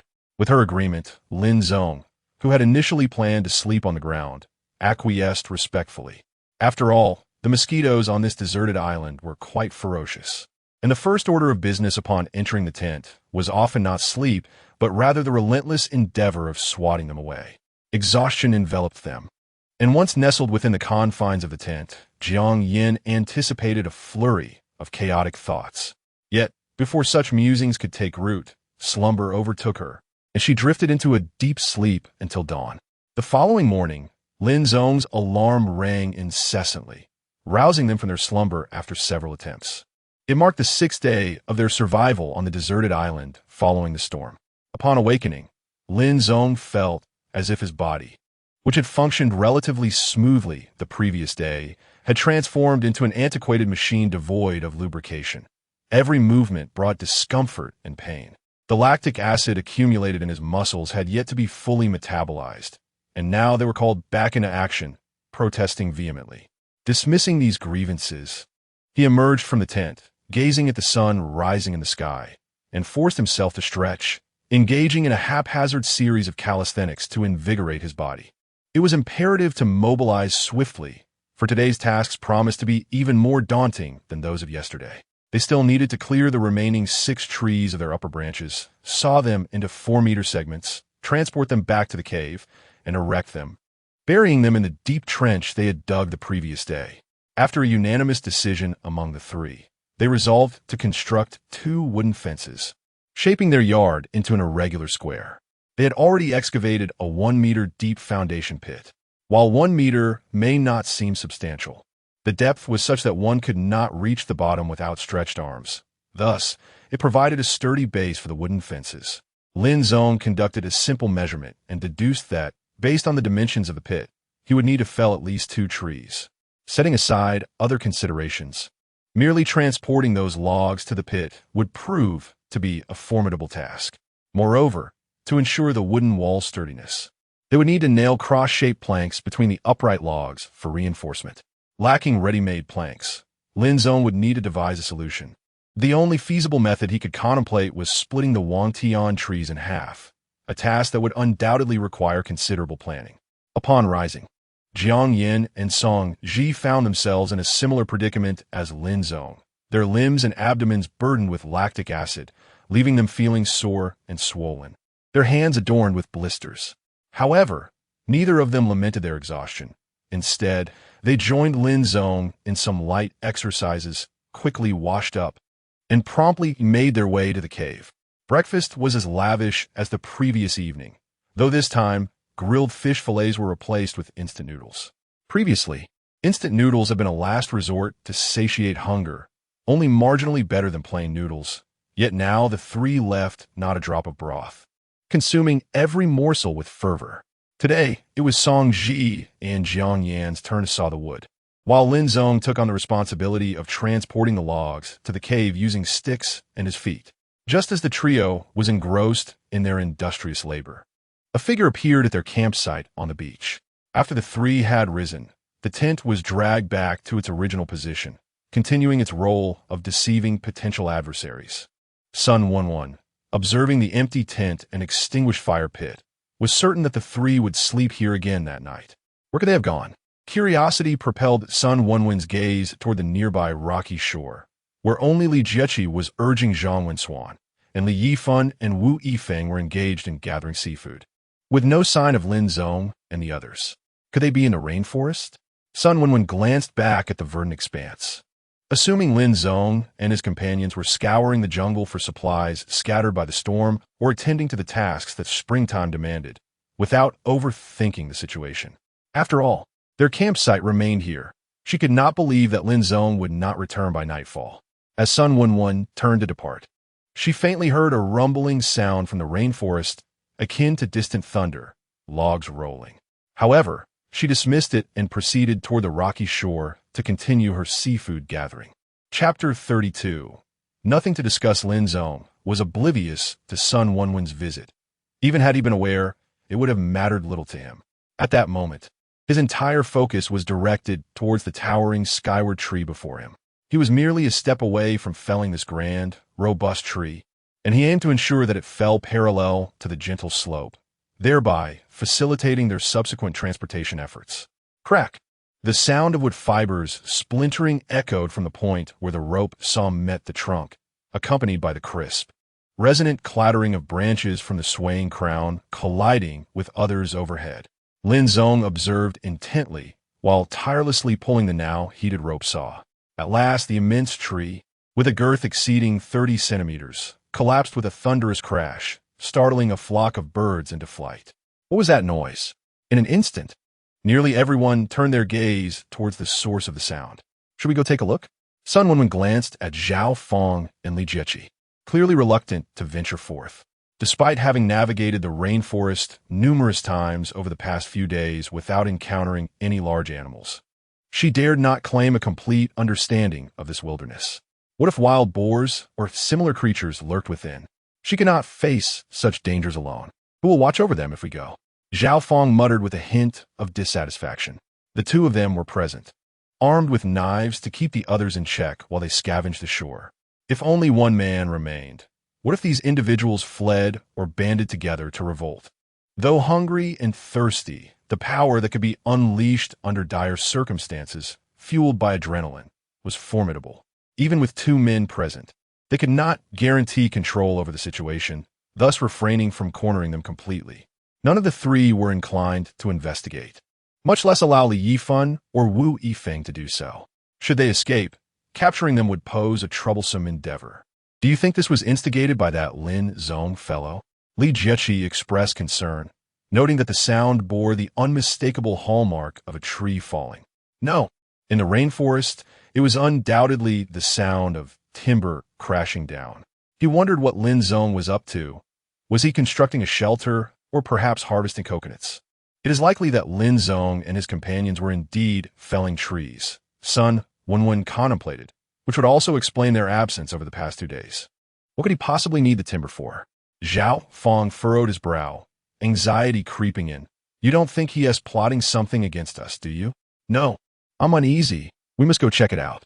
Sun Wenwen pressed her lips together, and after uttering this declaration, she turned and strode towards the sound emanating from the depths of the rainforest. Lin Zong had anticipated her arrival. It was no surprise, given the magnitude of the noise generated by cutting down trees. Even the bears at a distance could hear it. It was unreasonable to expect that Sun Wenwen and her companions would remain unaware on this small island. Yet, the fact that it was Sun Wenwen who approached caught him off guard. Now, the two sides have essentially reached a breaking point. Sun Wenwen, a woman, dares to come here to test the waters. Does she truly fear no return? At this moment, upon seeing Lin Zong wielding a rope saw to cut down trees, her gaze lingered on the saw for a fleeting moment before she turned to Lin Zong, asserting with unwavering confidence, "You indeed brought survival tools. Preparedness is key." Lin Zong, wishing to avoid further discourse with this cunning woman, thought to himself, discussion? I believe these tools can serve a greater purpose. In due time, you need only to direct them. Sun Wenwen replied, I have no desire for conflict with you, nor do I wish to join your ranks. So there is little for us to discuss. Lin Zong aimed to dismiss her swiftly. What are you doing? Sun Wenwen persisted, unyielding, as she approached to observe the surrounding empty tree stumps. Are you constructing a shelter? Surely, there is no need for so much wood. How about a trade? You give us that rope saw, and I shall offer you a fishing spear, along with a swim ring and 5 seawater desalination devices. The desalination devices, a product of Jiang Yan's arduous labor, were now brazenly claimed by Sun Wenwen as her own. I believe we have little to discuss, Lin Zong replied, brandishing the knife in his hand and gesturing towards the coconut tree he was sawing. I merely wish to gather some coconuts for future use. You should focus on your own affairs and beware of being ambushed by Li Yifan and his group. Lin Zong's tone was decidedly brusque. Observing that her words fell on deaf ears, Sun Wenwen, a woman who had spent too long in the rainforest, felt a twinge of insecurity in the presence of Lin Zong, a robust man. After lingering for a moment, she ultimately chose to depart. The last tree Lin Zong intended to saw was a coconut tree the size of thigh. There were no remaining trees of similar size to the towering Wang Tian tree in the vicinity, and the remaining trees were at least as thick as Songji's waist. Of course, Songji's waist was still quite slender, and when she walked, she resembled a swaying willow, her figure accentuating an enviable waist-to-hip ratio, despite her rear not being particularly ample. Ahem, back to work. This coconut tree stood tall, measuring several dozen meters. Although it was slightly slimmer than the Wang Tian tree, it would suffice. Lin Zong found it exceptionally easy to saw through this coconut tree, accomplishing the task in mere minutes and reaping an additional bounty of over a dozen coconuts. I'm utterly exhausted. Jiang Yin bent over, her hands hanging limply, her once beautiful and charming face now smeared with sweat and dirt, resembling a mud monkey. Songji approached her from behind, holding a bottle filled with coconut water. After taking a hearty gulp, she offered it to Lin Zong. Her condition was hardly better than Jiang Yan's. Transporting the logs was sheer torment. Despite the slope allowing the wood to roll down, it was minimal and uneven, often obstructed by shrubs and smaller trees. Together, they could barely manage to move one end of the log, making the effort and time required akin to Lin Zong transporting 2 logs. Well then, the two of you will proceed to saw these 2 trees into 4-meter logs, allowing me to transport the wood. Lin Zong handed the rope, saw, to Jiang Yan. Previously, he had been concerned that the 2 women might be crushed while cutting the trees, so he sent them to gather the logs instead. However, their efforts were rather clumsy and inefficient compared to his own. Yesterday, he had already cleared a pathway for the logs to roll down, requiring only minimal adjustments along the way and a mere 10 meters of final maneuvering. Just a moment ago, Sun Wenwen came by, but I sent her away. Lin Zong returned the coconut water to Songji, lifting his shirt to wipe the sweat from his face and neck, inadvertently revealing his well-defined abdominal muscles. I believed they could not remain indifferent. Should anything occur, they would immediately sound the whistle. After putting down his shirt, Lin Zong pulled out a high-frequency rescue whistle from his pocket. Where's Doraemon's pocket? Jiang Yin peered at Lin Zong's pants, still possessing the energy to jest. Ever since she began following Lin Zong, despite the exhausting days, there was an unexpected sense of relaxation, as if they had a clear objective. Everyone merely needed to advance together, trusting Lin Zong to handle everything without a hitch. Chapter 33. Arrogance surrounding the cave was an L-shaped trench, a meter deep, encircling the entire structure. Scattered around the perimeter were logs of various sizes, the thickest measuring nearly 30 centimeters in diameter, while the thinnest exceeded 20 centimeters. At present, there were 26 logs outside the cave, and Lin Zong was straining to push the 27th, panting heavily as he finally managed to position it beside the others. Exhaustion enveloped him. His chest heaved violently, his body ablaze with heat, sweat pouring down like rain. His shirt had long been soaked countless times, and calluses on his palms had developed blisters, causing him relentless pain with every movement. Yet, all of this was worthwhile. A sufficiently sturdy and warm shelter not only fends off external threats, but also provides a unique sense of belonging and security, which is particularly vital in the wilderness. After a brief respite and a couple of sips of water, Lin Zong commenced the task of maneuvering the logs into the trench. It was a simple endeavor, requiring merely some strength. Lacking the ability to lift the timber, he opted to roll it instead, raising one end to slide it into the trench while striving to stabilize the other end. With his legs straddling the trench, one end of the log descended into the pit as he lifted the other, attempting to raise it. Initially, it demanded considerable effort, but as the log gradually stood upright, the exertion lessened. The first barrier was successfully erected. It was an exhilarating moment. Lin Zong hastily placed 2 stones in the trench for support and proceeded to align the second log. It was not yet the time to construct the wooden fence. Contemplating the next phase before completing the current one was not a prudent choice. Thus, Lin Zong merely set down 2 logs to satisfy his urge, promptly returning to the monotonous task of moving timber. Songji and Jiang Yin worked diligently, although their strength was somewhat limited. They took turns resting while the saw never paused. Lin Zong placed 2 bottles of mineral water at their feet, adjusted a log-esque position, and nudged it down the gentle slope. At the film crew's camp, Zhang Wen, Li Yifan, and Wu Yifeng found themselves rebound. Albeit this time allowed to sit beneath the shade of trees, their eyes fixated on the fire where flatfish, crabs, clams, and barnacles sizzled. Guan Shuang and Susan exchanged glances, their eyes brimming with anticipation. As women, they were not bound, yet they had no intention of escaping. Devoid of food, water, and tools, relying on others was their only means of survival. Without assistance, they could not even kindle a fire. Thus, they remained at the camp, clinging to Li Jieqi and Zhao Fong, hoping that their beauty might facilitate a return to civilized society. The tantalizing aroma of the barbecue wafted toward them, stirring a bittersweet ache in their hearts as they swallowed the remnants of their dwindling saliva. These were indeed the seafood they had managed to procure, initially thought to be sufficient to satiate their hunger. However, under the threat of knives from Zhao Fong and Li Jieqi, they were compelled to surrender their catch, receiving merely half a compressed biscuit and a coconut with scant coconut water in return. After consuming this meager sustenance, they were promptly bound. Escape? After enduring hunger for so long, even walking was a struggle, let alone fleeing. Such thoughts were utterly fanciful. Lacking even a hint of seasoning, the fish exuded a strong, unpleasant odor.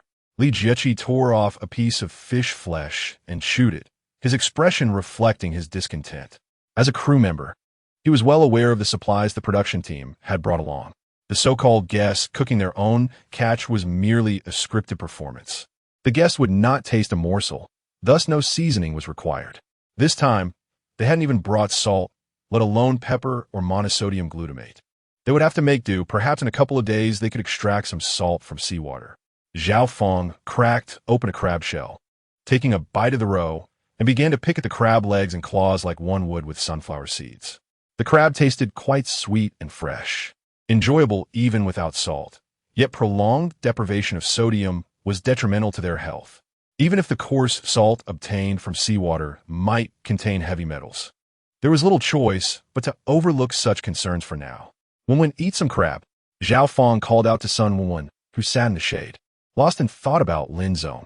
It was impossible not to think about him. The situation was far too suspicious. Was Lin Zong truly gathering coconuts? He must have chopped down several coconut trees by now. The dim light of the rainforest made it difficult for Sun Wen to distinguish between the towering trees and coconut palms, yet she remained skeptical of Lin Zong's intentions. He must be constructing a shelter, but what kind of shelter required so much timber? With just the 3 of them, 2 of whom were weaker women, a shelter made from such an abundance of wood would be nothing short of extravagant, and the difficulty of erecting it would surely be immense. It could not be completed in a short time. She was unaware that Lin Zong and the others had discovered a natural shelter and had assumed he aimed to build a wooden house, perhaps to shield against tropical storms or rain. After all, they were in a tropical rainforest, and it was sheer luck that it hadn't rained in the past 5 days. If another storm like the last were to strike, or if heavy rain were to fall, could their flimsy tents withstand such conditions? Observing the oblivious Li Jieqi and Zhao Fong, who were solely focused on eating, Sun Wen felt a genuine sense of concern. Subsequently, she shared her observations and suspicions with Li Jieqi and Zhao Fong, yet her revelations did not elicit the response she had hoped for. A shelter? Ha! A wasted effort. Zhao Fong scoffed. If Lin Zong refuses to join us, then let us see how he fares. Does he truly consider himself a master of wilderness survival? Does he have tools as complete as ours? As he spoke, Zhao Fong gestured towards the tent where their tools and food were stored. Inside lay diving suits, masks, life rings, fishing rods, spearfishing guns, fins, small shovels, knives, and a collection of other assorted items. They also have 3 adult male slaves at their disposal.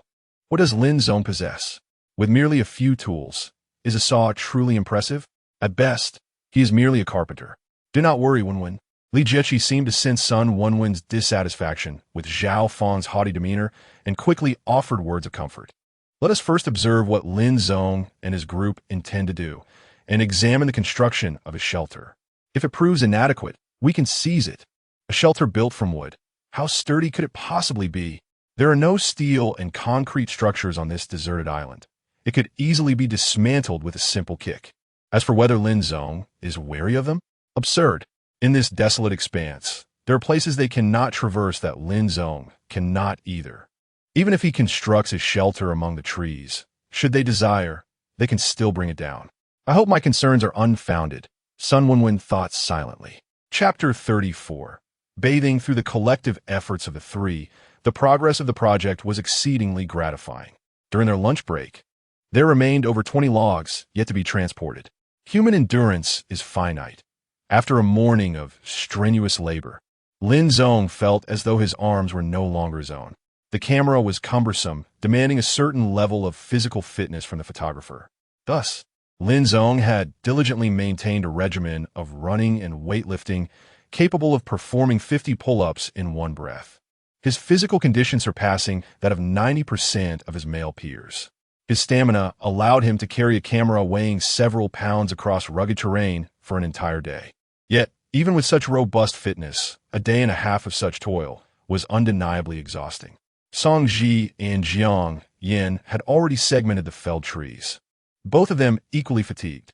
Whether they could recuperate in the afternoon remained uncertain. It was clear they could not continue their labor. After finishing their compressed biscuits and canned meat, they exchanged glances, acknowledging their weariness and soiled faces, ultimately deciding to rest for the afternoon. Opting for a balance between work and respite, continuing at this pace, they risked wearing themselves out before any external forces could intervene. Upon returning to the new campsite, the trio did not remain idle. While heavy labor was beyond their capacity, lighter tasks were still manageable. Lin Zong fashioned a ladder from vine bark and wooden sticks, and he sought a log with a handle to serve as a mallet, which proved quite effective. Working in unison, they positioned the logs into the excavation, packing stones around them to prevent them from toppling over. After an afternoon of laboring with over 30 logs, occasionally using the wooden mallet to compact the gaps between the wooden walls, they had indeed succeeded in burying all the logs. After filling the L-shaped long side, they even had 2 logs left over. Currently, the foundation of the wooden wall was a meter deep, comprising freshly buried sandy soil, sturdy, yet not immovable. With a determined push, Lin Zong could still unsettle it. Next, in addition to compacting the earth beneath the wooden wall, they needed to connect the logs to transform them from scattered timber into a solid structure. Lin Zong did not aspire for this wall to repel all hostile forces. He merely hoped it would provide a moment's delay, granting those inside time to react. It was far easier to confront someone who had just scaled the wall than one standing on level ground. I am utterly exhausted. Indeed, I have never felt such fatigue. After firmly compacting the foundation with the mallet, Song Ji and Jiang Yin, disregarding their appearances, sprawled on the sandy ground. Their chests heaving dramatically with each breath, their dirty faces reflecting a sense of desolation. Fortunately, they were laboring for themselves, bolstered by an unwavering conviction. Otherwise, the exhaustion would have driven them to despair. Yet, such arduous labor could only be sustained for a maximum of 2 days, if prolonged. Even the strongest resolve would be worn down to a thread. Time for a bath. Lin Zong felt utterly exhausted, yet he restrained himself from collapsing onto the ground, taking a moment to regain his composure. After completing a full set of stretching and muscle relaxation exercises, he began to feel slightly rejuvenated. "Let us go," he exclaimed. To his surprise, the 2 women, who had just been lamenting their fatigue and reluctance to move, instantly sprang to their feet at the mention of a shower. Until that moment, they had not realized how sticky and grimy they felt. Their faces were dirty, and their hair was laden with dust and with shavings. An indescribable discomfort settling in.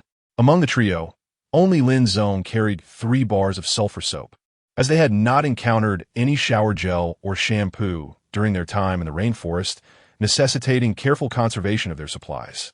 The new campsite was situated close to the rocky shore, and, after donning fresh clothes, they walked for a little over 10 minutes until they reached the beach. The tide had just begun to recede, and thus, the crew members were not in the vicinity. Jiang Yin and Song Ji waded into the gelid, crystalline blue waters, the foamy waves splashing against their pant legs. The high visibility of the water was a source of concern. Bathing at night would offer some respite with the cover of darkness, shielding them from prying eyes. Lin Zong, ever the gentleman, turned his back to wash himself, but it was still daytime. Even if he submerged himself beneath the water, the surface offered no concealment. What should we do? Jiang Yin gritted her teeth. Having just scooped a handful of water to wash away the grime from her face, only to realize the predicament they were in. You two go ahead and wash. I'll keep an eye out for the wind. Lin Zong cleared his throat, diverting his gaze from the women toward the direction of the cruise camp. The two locations were separated by several hundred meters. Even in clear weather with an unobstructed view, such a distance rendered sight impossible. Theoretically, as long as Lin Zong refrained from peeking, the risk of the women being seen in their entirety was low. Thank you, Brother Lin, Song Ji replied, feeling a touch of embarrassment. Yet, observing Lin Zong's back turned toward them, a warm feeling surged within her. He had always been a reliable person. In truth, there was no need for such formality. On this deserted island, they relied on one another, sharing both joys and hardships. Even if something were to happen, Song Ji would find it entirely acceptable. Then let us wash quickly. Jiang Yin's eyes glimmered with a peculiar emotion. She admired Lin Zong's forthrightness, especially in such an unstable environment. To encounter someone as dependable as him was indeed a stroke of fortune. No need to rush. Next time, we can bring swimsuits for bathing, which would alleviate the hassle, Lin Zong suggested. No sooner had his words left his lips than the sound of rustling clothes reached his ears, followed by splashes that were distinct from the waves. The two women, while bathing, playfully splashed water, their slender arms sending glistening droplets into the air, accompanied by the tinkling laughter of youth, causing Lin Zong to swallow hard several times. All right, Ji. No more playing, Jiang Yin protested, unable to withstand Song Ji's relentless antics. She covered her face, retreating while laughing and pleading for mercy. Behind Jiang Yin stood Lin Zong, and Song Ji, not wishing to involve an innocent bystander, chose to cease her playful splashing. Both women were proficient swimmers, and once the wooden walls were fully erected, they would have ample opportunities to enjoy themselves. It is indeed somewhat reminiscent of a vacation. Immersed in water, buoyed by the ocean's gentle embrace, a sense of weightlessness alleviated much of the fatigue, and even the spirit felt considerably more at ease. It was time to fetch the sulfur soap. Jiang Yin stood upright in the water, glancing around to ascertain that, apart from Song Ji and Lin Zong, there were no others nearby, before turning to approach Lin Zong. Lin Zong, the sulfur soap, in their moment of playful abandon. They had momentarily forgotten that the soap still rested with him. Oh, here. Lin Zong retrieved the sulfur soap from his shirt pocket, only to find a delicate, porcelain-like arm extending from behind him. They were drawn quite close, allowing Lin Zong to feel the warmth of Jiang Yan's breath upon his back. Unbidden, his body tensed in response, only to gradually relax as the sounds of splashing water receded into the distance. Chapter 35. Tension in the air. Lin Zong, robust man, approached his bathing routine with a certain nonchalance. In a matter of minutes, he scrubbed himself down, washed his hair with sulfur soap, and casually lathered some foam onto his body before rinsing it off. The entire process took merely 5 minutes. Without waiting for his body to dry, he donned a fresh pair of shorts and a tank top. By the time he returned, his body was dry, but Jiang Yan's long hair continued to drip water even as they settled into the cave to rest. How bothersome, Jiang Yan mused, a mix of affection and frustration swirling within her as she gazed at her long, smooth black hair cascading down her back. In the past, she had relied on others to manage her hair and would visit a salon for a wash, enjoying the luxurious head massages that accompanied the service. Given that it cost little and spared her the hassle, she was more than happy to maintain her beautiful long locks. However, times had changed, and her lengthy hair now felt like a hindrance. Not only was it inconvenient during work, but it also required a considerable amount of soap for washing. After much contemplation, she ultimately resolved to cut her hair. Lin Zong's survival knife was remarkably sharp, and once she had made up her mind, Jiang Yin executed the task with determination. On the deserted island, aesthetics took a back seat. With Song Ji's assistance, she swiftly transformed her once flowing locks into a chic bob. Though the result was somewhat prickly, It provided an unexpected sense of refreshment. At least in Lin Zong's eyes, Jiang Yin appeared considerably more pleasing than before. This change would surely conserve a significant amount of soap, she thought, casting a nostalgic glance at the hair scattered at her feet and letting out a deep sigh. As the sun dipped below the horizon, the wind swept in from the sea, carrying the fallen strands of hair towards the walls. Gurgle's stomach growled, though it was uncertain whose it was. Should we head to the shore? Lin Zong suggested, and both Song Ji and Jiang Yin nodded vigorously. Although Jiang Yan's hair remained damp, the island's temperature consistently hovered around 30 degrees Celsius, minimizing the risk of catching a cold. Lin Zong shouldered his backpack, reminding Song Ji to bring the chili spray and survival knife, and the three set off towards the rocky beach. As expected, they encountered the film crew once again during this outing. Lin Zong led the way, with Jiang Yin and Song Ji closely trailing behind him. Jiang Yin gripped her survival knife tightly, while Song Ji held onto a sharpened stick, both appearing vigilant. The first to notice them were not Li Jieqi and his companions, but rather Li Yifan, Wu Yifeng, and Zhang Wen, who bore dark circles under their eyes and swollen wrists. In that moment, the once exalted star guests and variety show director were bent over, painstakingly searching through the crevices of the rocks in hopes of uncovering edible seafood. Upon seeing the trio of Lin Zong, who despite their fatigue still exuded an air of vitality, the expressions of the others were a peculiar amalgamation of envy, jealousy, pleading, and shame. However, Lin Zong was not inclined to dwell on their thoughts. After instructing Jiang Yin and Song Ji to follow him, he turned and headed in another direction. Wait! Zhao Feng's voice suddenly resonated beside me. Lin Zong, I thought we were familiar acquaintances, yet now we meet without even a greeting? As Zhao Feng's words faded, Li Jieqi stepped forward to stand behind him. I perceived no necessity for dialogue between us. Lin Zong's demeanor remained as frosty as ever. What? Is this rocky shore your family's property? Quit the nonsense. Gather your tools and your woman and join us, or else, we're no strangers to killing. Do you not fear for your life? Conflicts among ordinary individuals often boil down to a few repetitive phrases. Coercion when persuasion fails, especially on an island that can only be described as lawless. Zhao Feng did not regard Lin Zong as formidable. Even if he had a taller stature and a more robust physique, he was merely one man. They had two men, and if necessary, could even call upon Li Yifan, Wu Yifeng, and Zhang Wen to join, thus ensuring their advantage. Hence, he was unconcerned with whatever schemes Lin Zong might be concocting. Having taken a life once, what was one more? When Lin Zong brandished his survival knife once again, it did not intimidate them as it had previously. These three were seasoned in bloodshed, well-versed in the art of killing, and were not easily cowed. Zhao Feng and Li Jieqi drew their own blades. Are you truly prepared to confront me? Lin Zong's gaze swept over Zhao Feng and Li Jieqi, facing two armed adversaries. He lacked absolute certainty, especially after a day of arduous labor that left his arms heavy and fatigued. Thus, when his peripheral vision caught sight of Song Ji behind him, he noted the sharpened wooden stick to his left.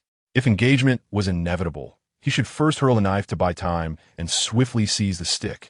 The stick, approximately 1.8 meters in length, could serve effectively as a short-range weapon, its length an undeniable advantage. The atmosphere grew palpably tense. I'll grant you one last opportunity.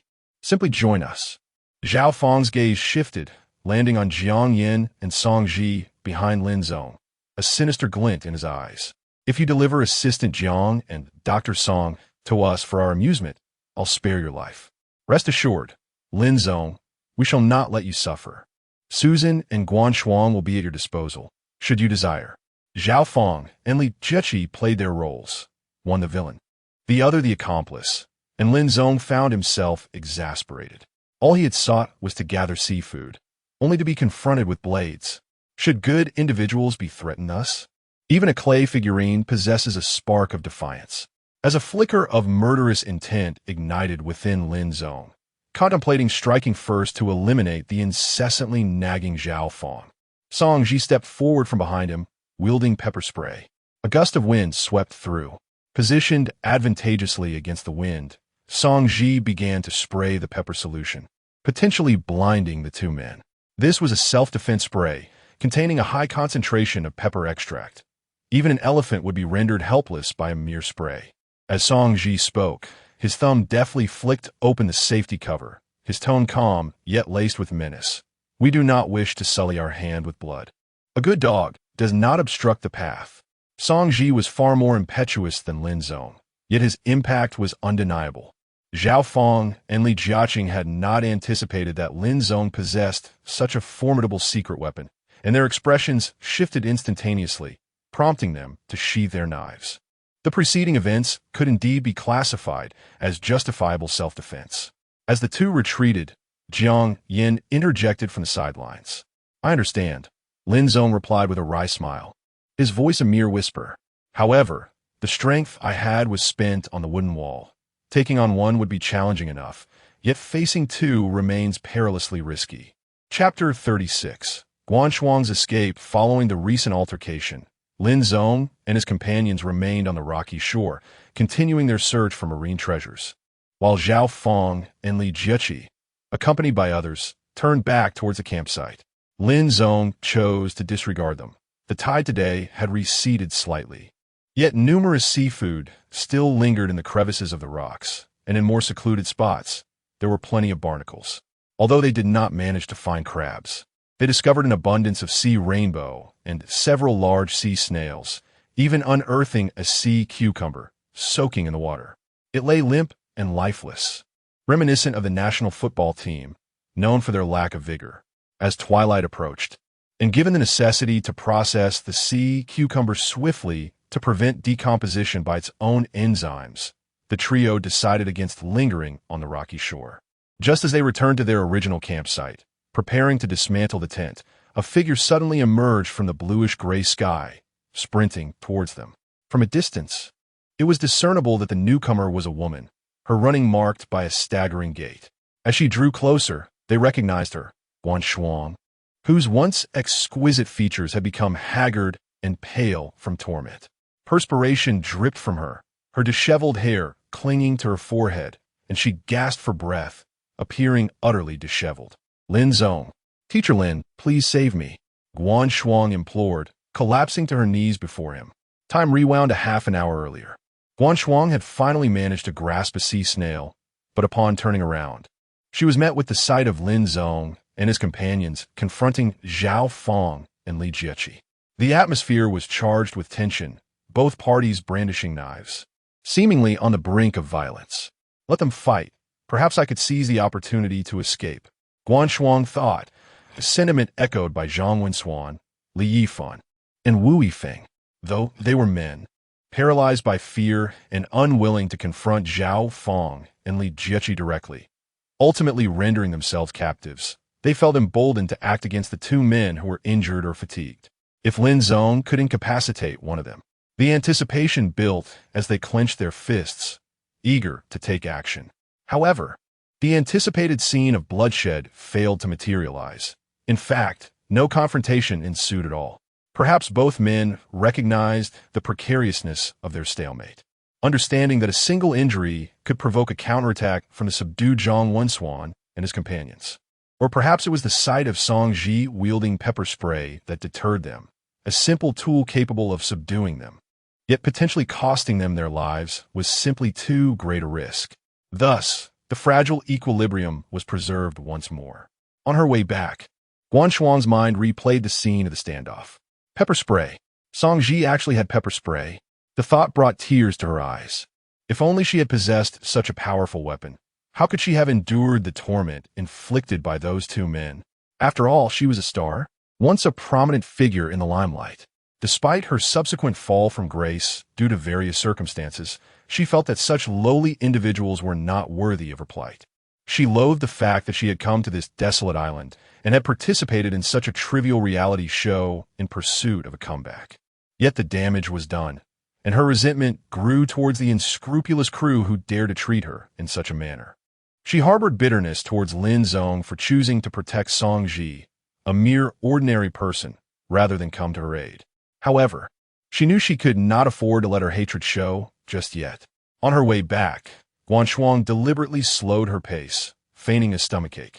As an actress, Albeit one of little renown with somewhat awkward skills, she had received training that now shone through in this moment of dire necessity.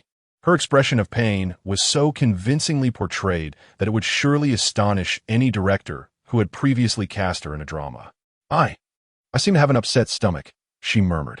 Upon returning to the camp, she seized the opportunity to excuse herself to the restroom, clutching her abdomen and hurriedly disappearing into the rainforest. Li Jieqi and Zhao Fong, oblivious to her ruse, grumbled as they sat by the fire, placing the few hard-won conchs at its edge. "I detest these conchs. The meat is as tough as leather," Zhao Fong cursed, spitting in disgust, then turned his ire towards Lin Zong. "That fool. What does he possess? So many good items. He even has wolf repellent spray. If it weren't for that, I would have stabbed him long ago." Sun Wenwen, who was guarding the camp, approached and was taken aback by the mention of the wolf repellent spray. She had suspected that Lin Zong was not to be trifled with, but she had not anticipated such hidden resources. Immediately, she inquired about the recent events at the rocky beach. Upon learning that Song Ji had produced pepper spray, she found it increasingly difficult to maintain her composure. Her initial intention had been to recruit Song Ji. After all, the crew outnumbered Lin Zong's group, and their resources and living conditions were far superior. Moreover, Song Ji's background as a medical student could prove invaluable for survival on the island, even if Lin Zong withheld her medical supplies. Song Ji's knowledge of traditional medicine would enable her to identify useful herbs, thus serving a significant purpose. The closeness of their relationship was unexpected. Sun Wenwen bit her lip, sensing the predicament. "We have no idea what other tricks Lin Zong has up his sleeve. I believe we should focus on our own affairs and avoid provoking him." Li Jieqi poked at the fire at his feet. "I concur." Sun Wenwen nodded in agreement.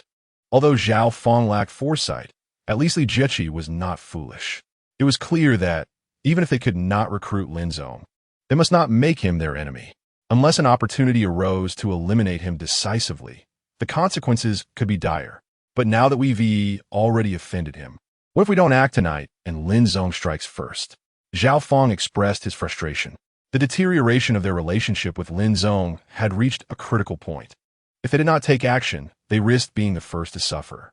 If they were truly intent on taking action, they would have done so long ago. Sun Wenwen scoffed lightly, asserting, "Do you believe that after being sprayed with wolf repellent spray, you two still possess any right to resist? Those who have never taken a life are unlikely to resort to murder without hesitation." She spoke with unwavering conviction. As long as we refrain from provoking him, we should remain unscathed. However, this approach merely addresses the symptoms rather than the root cause. The fundamental ideological divide between the two parties persists, merely postponed by the seemingly endless wait for rescue. Once assistance arrives, it is inevitable that Lin Zong will expose their murderous actions once he feels safe. It is not just Lin Zong who will do so, but even the captives who currently appear docile will reveal their true nature at that moment. Nevertheless, it seems that Guan Shuang has been in the restroom for quite some time. Guan Shuang. With this thought, Sun Wenwen gazed into the depths of the lush tropical rainforest and called her name. Guan Shuang? Chapter 37. The cunning Lin Zong, after calling out several times with no response, Sun Wenwen felt a tightening in her chest, immediately sensing that something was amiss. The three exchanged glances, yet only Li Jiaqing anxiously rose to his feet. Although initially they had taken turns engaging with one another, a more fixed dynamic had now emerged. Due to Zhao Fong's particular favoritism towards Susan, Li Jiaqing refrained from competing with him. Thus, Guan Shuang had become his woman. For Sun Wenwen, however, Guan Shuang was utterly dispensable. Her lack of enthusiasm for work and her overly delicate disposition made her departure a relief, saving the rations of one person. Indeed, in the current encampment of the film crew, only the three of them could satiate their hunger, while the rest were allotted merely a single compressed biscuit and a few cat-eye snails that even dogs would refuse to eat. Their drink consisted of distilled seawater, diluted yet still bearing a brackish taste. This meager sustenance barely sustained their vital signs, and only when they engaged in labor were they granted additional compressed biscuits. Having been raised in privilege, they had never endured such hardship, but the mere thought of the mud-caked corpse of my Ping Rang and the gruesome demise of Deng Lun who had been slain on the spot, bleeding into the sea before being torn apart by sharks, extinguished any flicker of rebellious spirit. At present, Li Jiaqing viewed Zhao Feng not as the compliant crew worker he once was, but as a formidable murderer, a criminal they could not provoke. The slightest misstep could result in a fatal stab. All they could do was silently hope for swift rescue, yearning for the chaos to be rectified and for these murderers to be apprehended. Only then would they reclaim their former societal standing. "I will accompany you to take a look," Sun Wenwen sighed as she watched Li Jiaqing's figure vanish into the rainforest and rose to her feet. Although it seemed they had control over 5 hostages and possessed a significant amount of crew supplies, basking in apparent glory and free from immediate concerns of sustenance, this fade of power was incredibly fragile. At least one of the 2 men among them had to be in close proximity at all times, even if bound. Should either Li Jiaqing or Zhao Feng become incapacitated, those seemingly docile captives would swiftly rise in rebellion, and their lives would likely be in peril. "I truly wish to eliminate them." Sun Wenwen made her way down the beach towards the camp of Lin Zong and his companions. If Guan Shuang were to escape, where could she possibly flee? It would merely lead her to Lin Zong. What a joke. Others may be unaware. But did Guan Shuang not realize her previous disdain for Lin Zong? Her haughty demeanor resembled a rooster ready to crow, often resorting to vulgarity. Would Lin Zong risk his safety to rescue her? Such dreams were folly. Lin Zong did not desire to kill. But this was merely his way of avoiding unnecessary complications and legal repercussions upon returning to civilized society. It did not signify that Lin Zong was a benevolent soul. When he had chosen to extricate himself from the crew, taking Songji along, she had witnessed his decisive and rational nature. Later, his decision to rescue Jiang Yin was likely motivated by future considerations. Jiang Yin, although born into a prestigious family, was merely a fledgling graduate, still imbued with youthful ideals and a sense of morality. If he could ensure her safe return to civilized society, would she not feel compelled to express her gratitude for his life-saving intervention? In such circumstances, a meteoric rise to prominence could be within reach. While the 3 of them appeared to be in a position of power, it was Lin Zong who truly embodied the hidden prowess of a master. As Sun Wenwen approached Lin Zong's former encampment, she witnessed Li Jiaqing mercilessly assaulting Guan Shuang, delivering blows while uttering vile epithets such as bitch and piece of trash. The tents, along with the stone slab that had served as a makeshift table, had all been removed.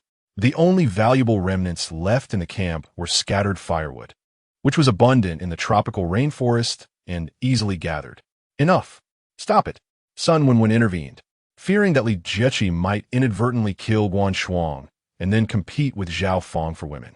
Fortunately, he had not completely lost his senses upon her grasp. He simply heaved with rage, glaring at the battered Guan Shuang. "I had no idea this woman harbored such cunning. What a piece of work." She claimed she would offer 2 million if Lin Zong would take her in. "Huh, 2 million? After all the times I've satisfied her. Why doesn't she offer me 2 million? To hell with you." Li Jiaqing kicked Guan Shuang again. "Aren't you eager to follow Lin Zong? Look in the mirror. He doesn't even want you. How deluded you are. Since you refuse to listen, you can fend for yourself from now on. My humble abode cannot accommodate such a grand figure." With that, Li Jiaqing turned and left. Sun Wenwen had initially intended to inquire about Lin Zong and the others, but Li Jiaqing disregarded her completely and walked away. Sighing, she glanced at Guan Shuang, now reduced to a pitiful state, before departing herself. Any questions could be addressed later. Moreover, rather than focusing on Lin Zong, it would be more prudent to contemplate how to make the most of the tools available to the production crew. Their food supplies were insufficient to sustain such a large group for an extended period, so fishing or spearfishing needed to be prioritized. Meanwhile, Lin Zong, bearing the tent and smoked meat rack, along with the 2 women carrying the stone slab, had returned to the cave. The relatively sturdy wooden wall provided them with a significant sense of security, and although a portion remained unfinished, they had an entire day ahead to complete the construction. The small courtyard spanned over 100 square meters. Although the sandy soil was not conducive to planting, the ample private space was a source of delight. At last, they felt a semblance of home. Yet, Three individuals sharing a single tent proved to be somewhat cumbersome. Jiang Yin gazed with a hint of delight at the inflatable mattress within the tent and cave, finally relishing the prospect of sleeping apart. She hoped the mosquitoes would not be too numerous. Lin Zong felt somewhat helpless. The mosquitoes on the island were notoriously ferocious. While wearing long sleeves and trousers offered some protection during work, after the three of them had gone shelling and were now transporting the tent and stones, his body had already suffered several bites. Having never visited the seaside before, he had not thought to bring mosquito repellent or similar items. A significant oversight regarding the mosquito dilemma. Nevertheless, it was merely one night. Songji glanced at the inflatable mattress in the cave, which had finally been filled with air. This item was supposed to come with an air pump, yet they had yet to locate one. So the three of them had taken turns blowing it up for quite some time before achieving full inflation. Additionally, Lin Zong had also inflated a swimming ring, which they planned to secure with rattan ropes and fashion into a net with parachute cord for fishing in the water. Chapter 38. Waterless steaming. Lin Zong retrieved a substantial bundle of firewood from his backpack, comprised of the remnants of vine sticks stripped of their bark, characterized by their low density and remarkable flammability. In addition to these vine sticks, there was an abundance of wood surrounding the campsite. Though it was too damp for convenient processing with a knife, a saw was essential for the task. After igniting a fire with a lighter, Lin Zong reluctantly poured a bottle of mineral water into the kettle, removed the innards of the sea cucumber while preserving its white membrane, and deftly sliced off its mouth. Once the water reached a boil, he added the sea cucumber along with 2 pandan leaves, allowing them to simmer for 5 minutes to prevent the sea cucumber from disintegrating.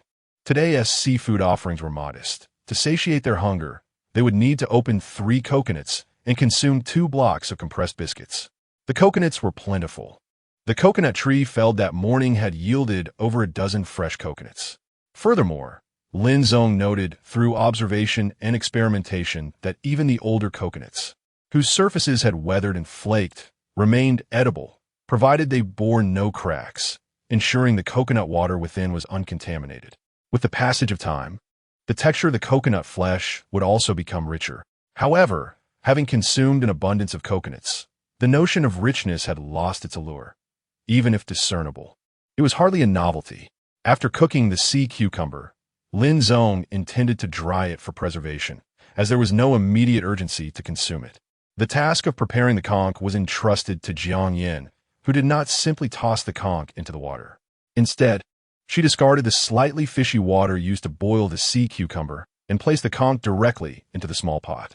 There exists a delightful culinary technique known as waterless steaming, which maximizes the preservation of seafood's inherent flavors while preventing the conch's meat from becoming tough, as it might when roasted. Among the trio, when it came to enjoyment and indulgence, Jiang Yin was unrivaled. She had a fondness for seafood for a time and had observed numerous chefs' methods of preparation. Many of these techniques were not replicable on this island, yet the simplicity and natural essence of waterless steaming proved to be an exquisite choice, allowing for the seafood's authentic flavors to shine through. As the three savored the coconut water, they waited in serene anticipation for the conch and barnacles to be ready. Moments later, Jiang Yin, keeping track of time, lifted the lid, and a rush of fragrant seafood mingled with the unique freshness of pandan leaves wafted forth. The salty sea breeze and the subtle sweetness were invigorated by the pandan leaves' freshness, effectively diminishing the fishy undertones and enriching the remaining sweetness, making it more profound and robust. The steamed conch boasted a lustrous shell, with clear broth seeping from its opening. It was sweet and tender upon tasting. The barnacles, having been steamed rather than grilled or boiled, were notably more delicate. As she plucked the meat from the barnacle's mouth, its plump, glistening quality was evident, and paired with the compressed biscuits, it was utterly irresistible. Ah, a touch of garlic sauce would be perfect, thought Song Ji, as she savored the barnacle, her yearning for culinary delights evident in her sparkling eyes. If only there were a layer of vermicelli on top, drizzled with a bit of soy sauce and sesame oil. It would undoubtedly be even more delightful. What a beautiful thought.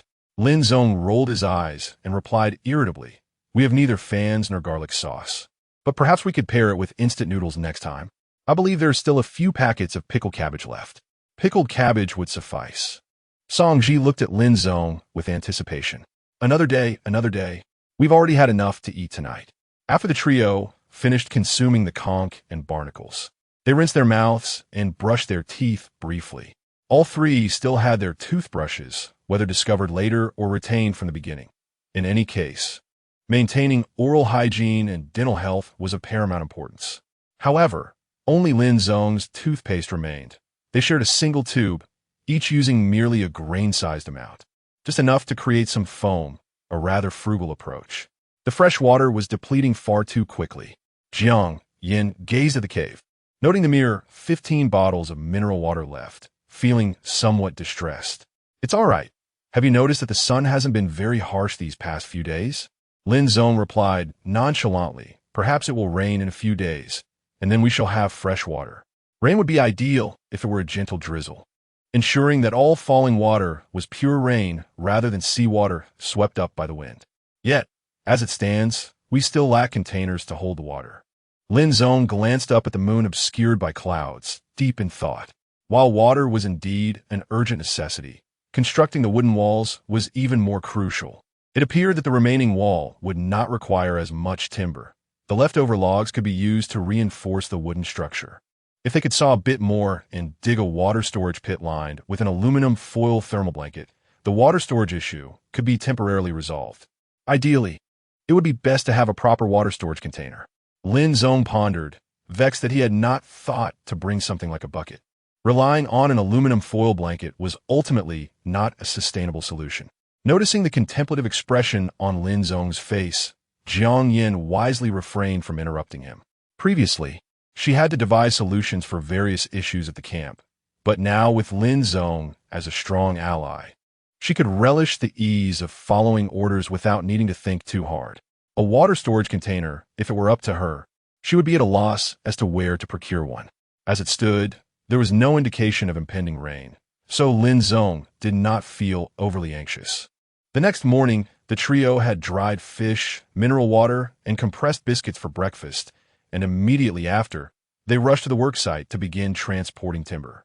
This time, they worked in unison, with Lin Zong as the main force, while Song Ji and Jiang Yin assisted. Despite their bodies not being in peak condition due to the previous day's exertions, by midday, they successfully transported all the logs to the campsite outside the cave. The most arduous task had finally been completed. Jiang Yin was on the verge of tears from exhaustion, and Song Ji felt similarly. Neither had ever engaged in such strenuous labor before. Yet, gazing at the small courtyard wall soon to be constructed before them, they found renewed vigor and continued to lift the logs, moving them into the foundation pit.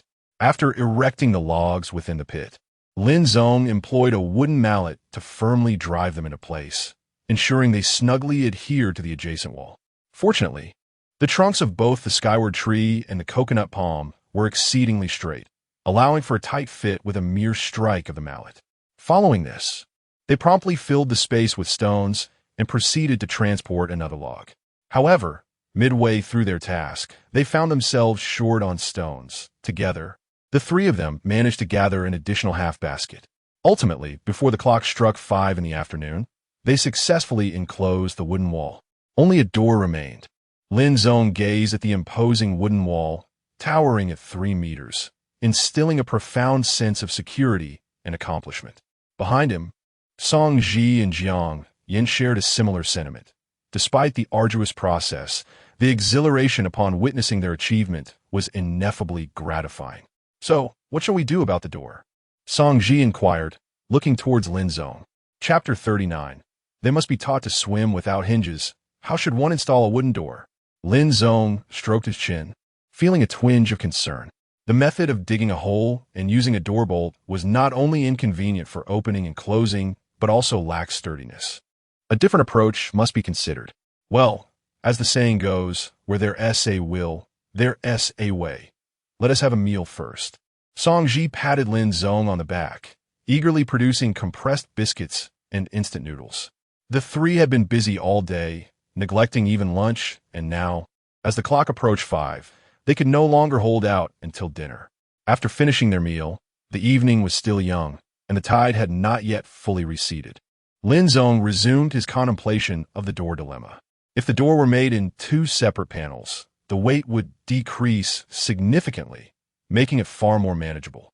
Moreover, there was no need for excessive thickness. A standard wooden door, given adequate support, would not be easily breached.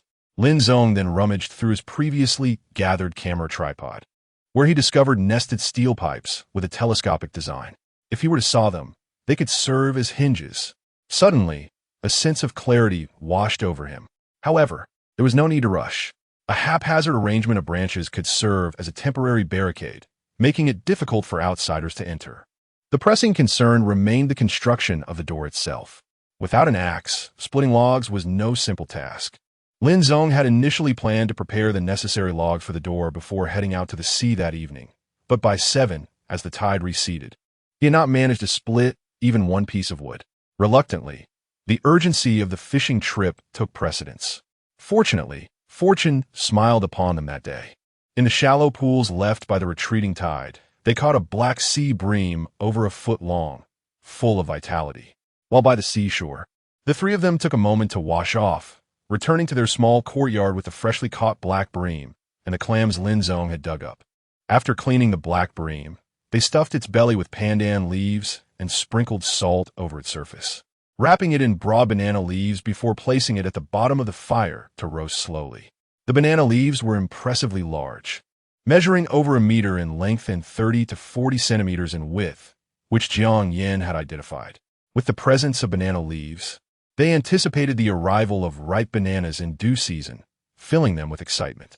During this time, their diet of seafood, compressed biscuits, and instant noodles severely lacked vitamins, with the only sources of nourishment being pandan leaves and coconuts. If they could supplement their diet with some fruit, it would not only provide variety, but also enhance their nutritional intake. Lin Zong had spotted a patch of banana trees, at least a dozen in number, and once the bananas bore fruit, any surplus could be dried for convenient storage. Although they were on a deserted island, life was beginning to look increasingly hopeful. By noon the following day, Lin Zong successfully fabricated 2 doors. Song Ji and Jiang Yin assisted him, marveling at his ingenuity. Utilizing nested steel pipes as door hinges, he secured them with wire and tent pegs to the respective door panels. Once the door was closed, in addition to the bolt, a sturdy log could serve as a brace. Thus, the likelihood of an intrusion through the main entrance has significantly diminished. Lin Zong, having ventured outside, attempted several forceful kicks against the courtyard gate, which remained steadfast and unmoving. At last, he exhaled a deep sigh of relief. The effort invested in crafting this courtyard had been immense, and only now did he find the inclination to truly appreciate his creation. The L-shaped wooden walls connected seamlessly with the nearly vertical mountain terrain. The sandy ground at the base of the wooden walls, interspersed with wooden wedges and stones, was compacted with a wooden mallet, rendering it remarkably sturdy and unyielding. Together, the wooden walls and the mountains delineated a rectangular courtyard of over 100 square meters. Upon entering, one would be greeted by a spacious cave, illuminated brilliantly and offering ample room, furnished with an air mattress and a tent side by side, while a variety of supplies occupied the corners. Lin Zong had yet to devise an optimal utilization of the courtyard space. However, considering the need for reinforcement of the walls, he anticipated the necessity of propping some timber against them. Moreover, the interior land was composed of white sandy soil, precluding any agricultural endeavors.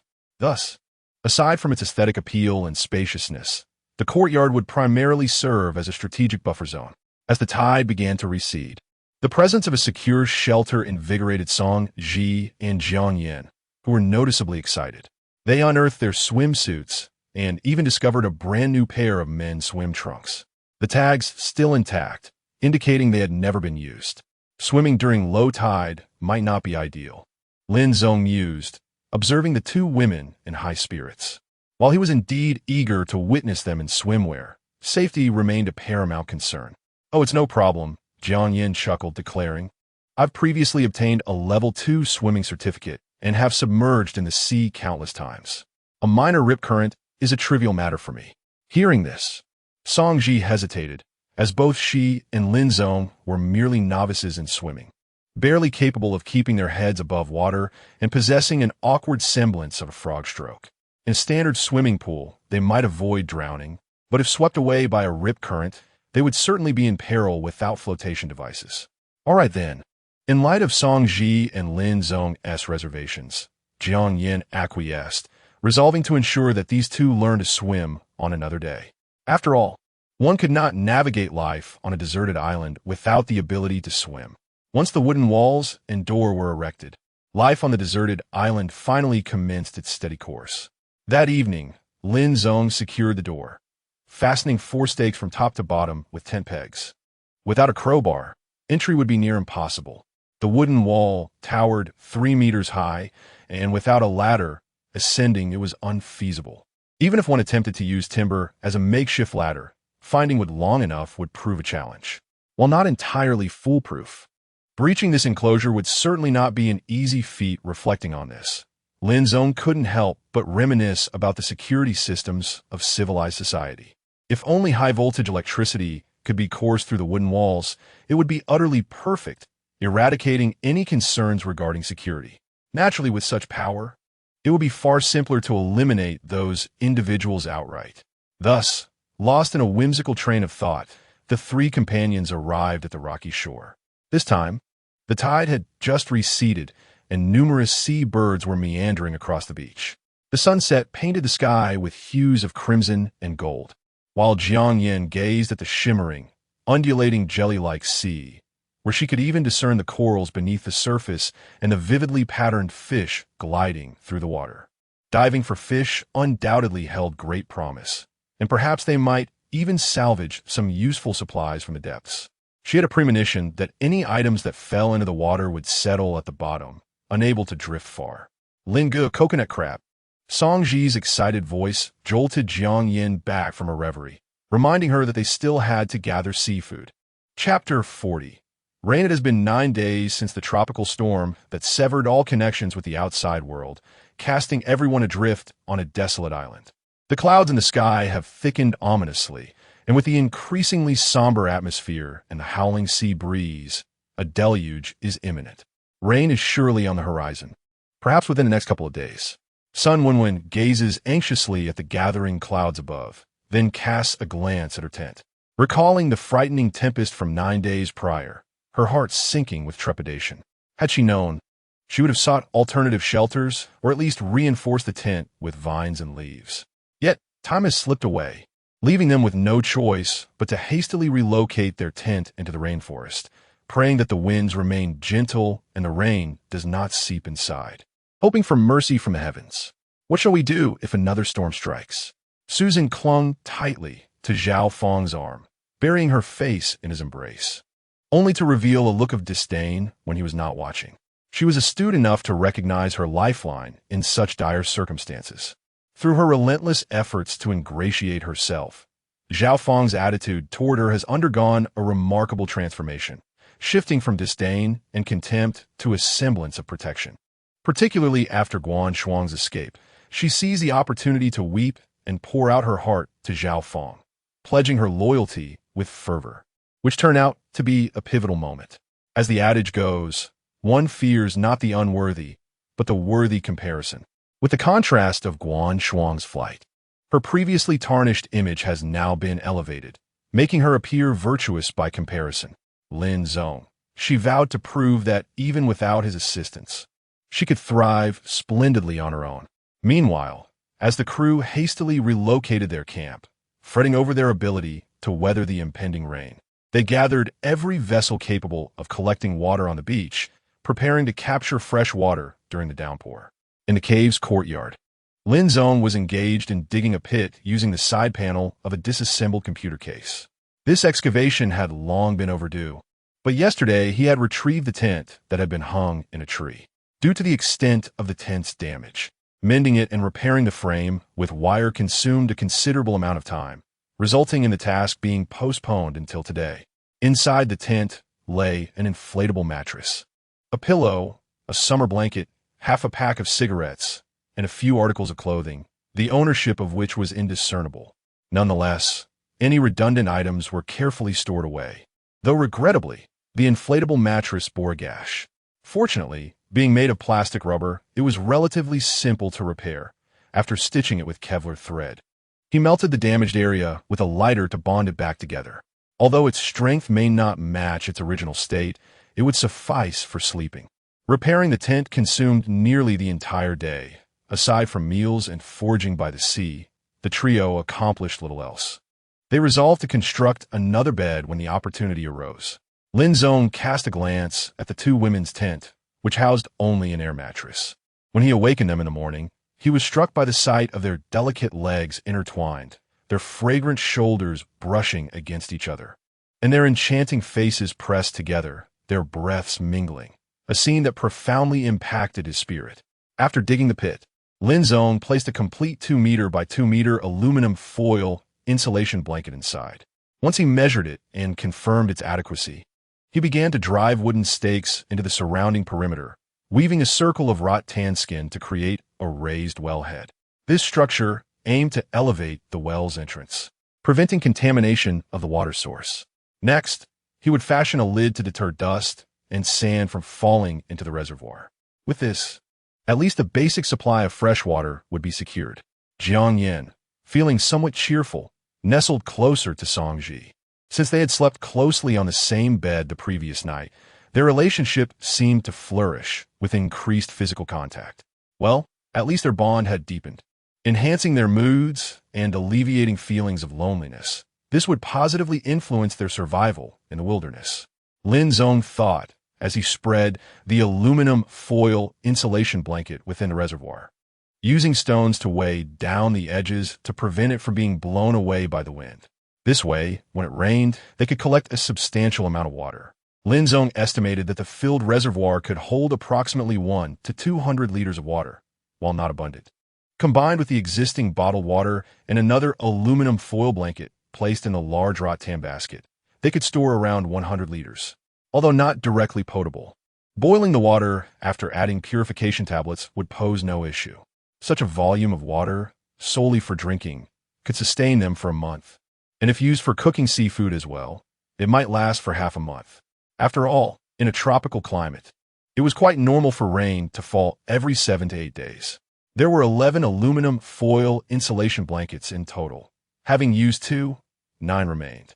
The purification tablets numbered 11 packs, with 40 tablets in each pack, each capable of purifying 2 to 4 liters of water under standard conditions. Assessing the supplies, Lin Zong felt that the quantity of purification tablets was somewhat insufficient. Given this consumption rate, the 11 packs totaled 440 tablets, likely insufficient for a year's duration. However, since rainwater would also require boiling before consumption, conserving the purification tablets should not be a significant concern. Thus, would there truly be rescue within a year? Lin Zong had never favored placing hope in others. Rather than waiting for rescue, he preferred to devise his own escape. He was fairly familiar with the geographical position of Kiribati. By rowing continuously in the direction of arrival, he might reach land after several dozen to 100 kilometers. If provided with a reliable vessel and sufficient food supplies, perhaps he could indeed find land within a few days. However, the challenge remained the absence of a map. Even the direction was not entirely dependable.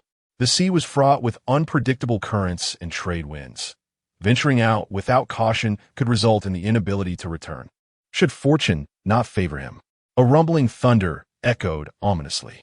The 3 individuals who had been conversing outside swiftly closed the courtyard gate, firmly securing it with a door prop before hastily retreating to the cave. Jiang Yan and Song Ji lagged behind slightly. As soon as they stepped into the cave, a deluge of rain began to pour, large droplets striking the ground with a rhythmic patter, only to be absorbed almost instantly by the white sand below. On the 3rd day after the trio had constructed their shelter and delineated a small courtyard, a torrential downpour ensued, with the wind whipping the rain into the cave itself. Chapter 41. Long-term concerns accompanied by the howling wind. The rain, resembling beads among beans, was blown askew, relentlessly battering the tent. The sound of raindrops pattered in a chaotic symphony, occasionally intermingled with the mournful whispers of the wind, which rustled through the rain-soaked forest. The tent swayed precariously, and even the rustling of the treetops created an unsettling sense of unease. In such an environment, it was merely wishful thinking to expect a cheerful disposition. What further dampened the spirits was the meager food supply. Sun Wenwen gazed at the stack of compressed biscuits in the corner of the supply tent. Even when accounting for the portion secretly hoarded by Zhang Wan, only 53 remained. The bounty from foraging along the shore was woefully insufficient, and she felt a pressing need for alternative sources of sustenance. Yet, Li Jiaqing and Zhao Fong were both reluctant to engage in fishing. During the previous days, shrouded in clouds and lacking the sun's embrace, they had shown no eagerness to venture out, and it was predictable that after the rain, with the clouds dissipating and the sun blazing down upon the island, they would be even less inclined to fish. As for diving with a spear gun, that option seemed somewhat more viable. The waters surrounding the island were remarkably clear, with shallow areas shimmering in emerald hues and deeper regions displaying a deep azure, reminiscent of jelly. On sunny days, standing on the beach, one could behold the stunning coral reefs beneath the surface, teeming with fish of all sizes, and occasionally catch a glimpse of lobsters scuttling about. Alas, the three of them were all unskilled swimmers, completely out of their depth. Zhao Fong initially expressed some interest in diving, but after tasting the briny, bitter seawater, he resolutely refused to continue learning to swim. The relentless stream of unfavorable news left Sun Wenwen lamenting the inadequacies of youth.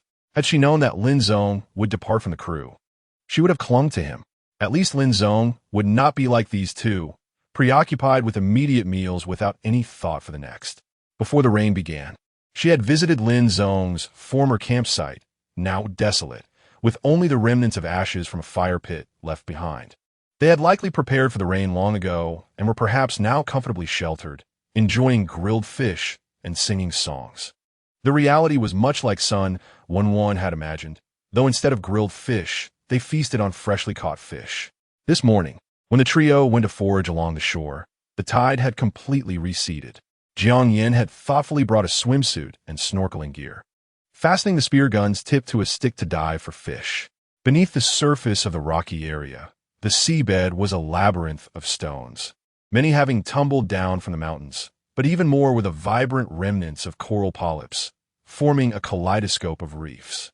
Brownish-gray rocks were draped in dark green seaweed, with several lobsters hiding in the crevices, their blue-purple shells adorned with orange spots.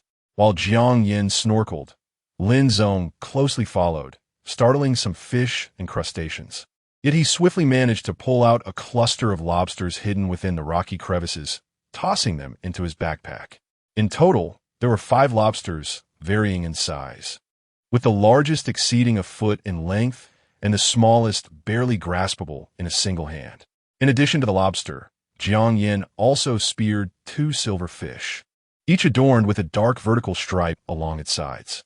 Although their species remained a mystery, their harmlessness was assured. These fish congregated beneath the water's surface, voraciously consuming algae, their reflective scales creating a striking visual spectacle. Danger was not absent, as Lin Zongxing eagerly prepared to dive and explore. Jiang Yin suddenly emerged from the water, grasping his hand and swiftly swimming towards the shore. Upon reaching the land, she revealed that during her dive, she had encountered several sea snakes, likely drawn by the scent of blood. She had witnessed the aftermath of sea snake bites on the island, where the wounds, though small, rapidly swelled grotesquely, and without access to anti-venom, amputation might become a grim necessity to save one's life. On this desolate island, the chances of finding an anti-venom were negligible. Blood loss and infection would surely claim lives before venom could take effect.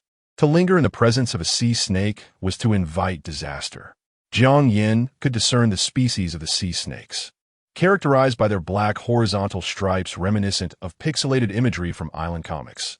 They were either the highly venomous gray-blue sea snake or the equally lethal turtle-headed sea snake, both of which thrived in shallow waters. The distinction lay in the former's potential to venture ashore, while the latter remained predominantly aquatic. Are there really sea snakes? Upon hearing Jiang Yan's revelation, Song Ji shuddered. Most girls harbored a deep-seated fear of such creatures, whether legless or those with numerous appendages. It's all right. There's only one. There shouldn't be many sea snakes in this vicinity, Jiang Yin reassured her, patting Song Ji's back. Moreover, sea snakes rarely attack animals larger than themselves. I panicked. I could have simply used a stick to nudge them away. With a fish spear in hand, Jiang Yan's range of attack was significantly enhanced. With focused attention, she could easily fend off an attacking sea snake, and with good aim, it was not impossible to pierce it fatally. Even if there are sea snakes, what can we do? Song Ji glanced at the crystalline waters beneath her feet, where soft corals and seagrass swayed, accompanied by the graceful dance of colorful reef fish. The underwater realm was both enchanting and resplendent, beckoning exploration despite the lurking dangers. Yin Yin, let us plan to dive together another day, Song Ji suggested. She had initially intended to try snorkeling that very day, but the presence of the sea snake had instilled a sense of trepidation, prompting her to postpone her plans. In addition to spearfishing, Song Ji had gathered quite a bounty from the shore. 3 fist-sized conchs, 2 moon snails, a swimming crab, and 2 razor clams. While there were barnacles on the rocks below, they were too small to warrant the effort for such meager flesh. After the rain, Lin Zong kindled a fire in the cave.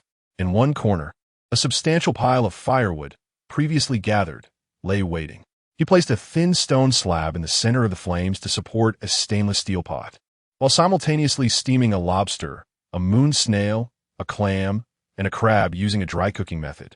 He skillfully prepared 2 silver breams, deftly removing the central bones and entrails, then skewered them on wooden sticks for a gentle roast. Rich oils began to seep out, and as he meticulously scored the fish, he sprinkled a touch of salt over the surface, releasing an enticing aroma of fresh, sweet seafood. Jiang Yin swallowed hard, her eyes fixed intently on Lin Zong's grilled fish. Originally, Lin Zong intended to prepare the fish as fillets for easier storage, but given the relentless rain, it seemed unlikely it would cease today. Thus, he decided to indulge in a feast, consuming all the fish and lobsters at once. Aside from 1 lobster prepared through the dry cooking method, the rest would be buried in the embers to slowly roast once the flames had died down. Perfectly, any leftovers would serve as a delightful meal for the evening. Chapter 42. Ashes from plants. The rain persisted throughout the entire day, continuing even through the evening's low tide. Not only was it raining, but the winds howled fiercely, lamenting outside. In the early evening, Lin Zong ventured out to inspect the base of the wooden wall. Under the rain's gentle caress, the previously compacted sandy soil at the bottom of the wall exhibited slight subsidence. This, in fact, was a fortuitous sign, indicating that there remained some voids during the filling process. The rain would allow these gaps to be filled with sand. Once compacted again, the wooden wall would become even sturdier. On his way back, he glanced at the water reservoir, which was already filled to more than half its capacity. He scooped a handful of water and tasted it, finding no trace of saltiness. It was fresh water, resolving their future water needs. Such splendid news, indeed, warranted joy. And as the rain showed no signs of abating, filling the reservoir to the brim would be a trivial task. Lin Zong hastened back to the cave. This cave, only slightly over 5 meters deep, was not impervious to the wind, which still blew rain inside. Lin Zong contemplated constructing an eave, yet he lacked the skill to drill into the cave's roof and was reluctant to waste the limited aluminum foil insulation blanket. He continued to ponder solutions.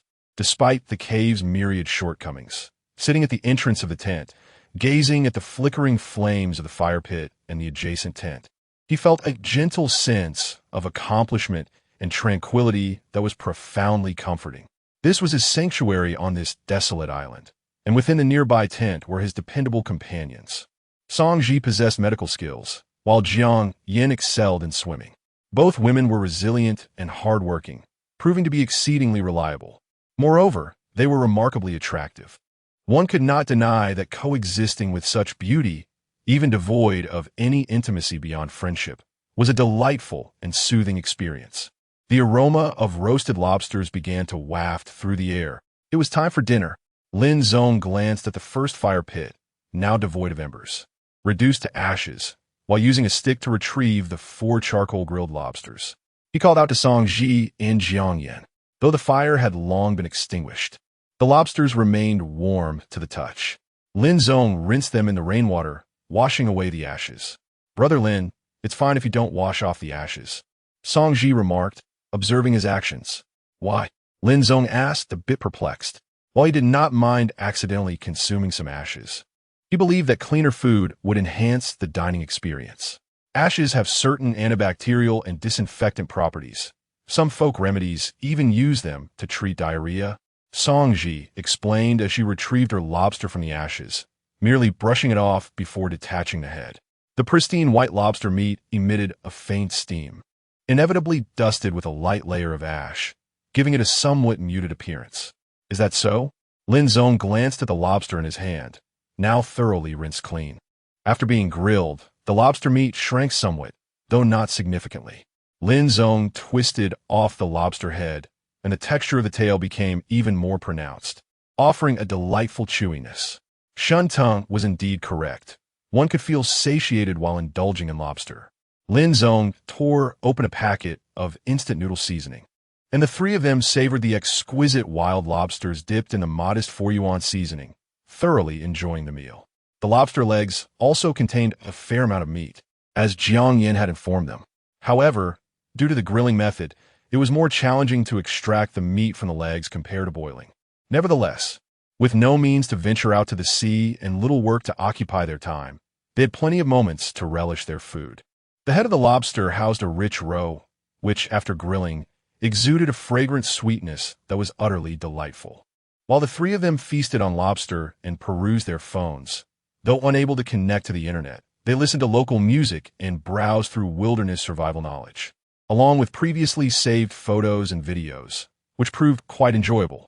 Meanwhile, approximately 15 minutes away, outside the tropical rainforest, the crew in several tents was far from experiencing such pleasure.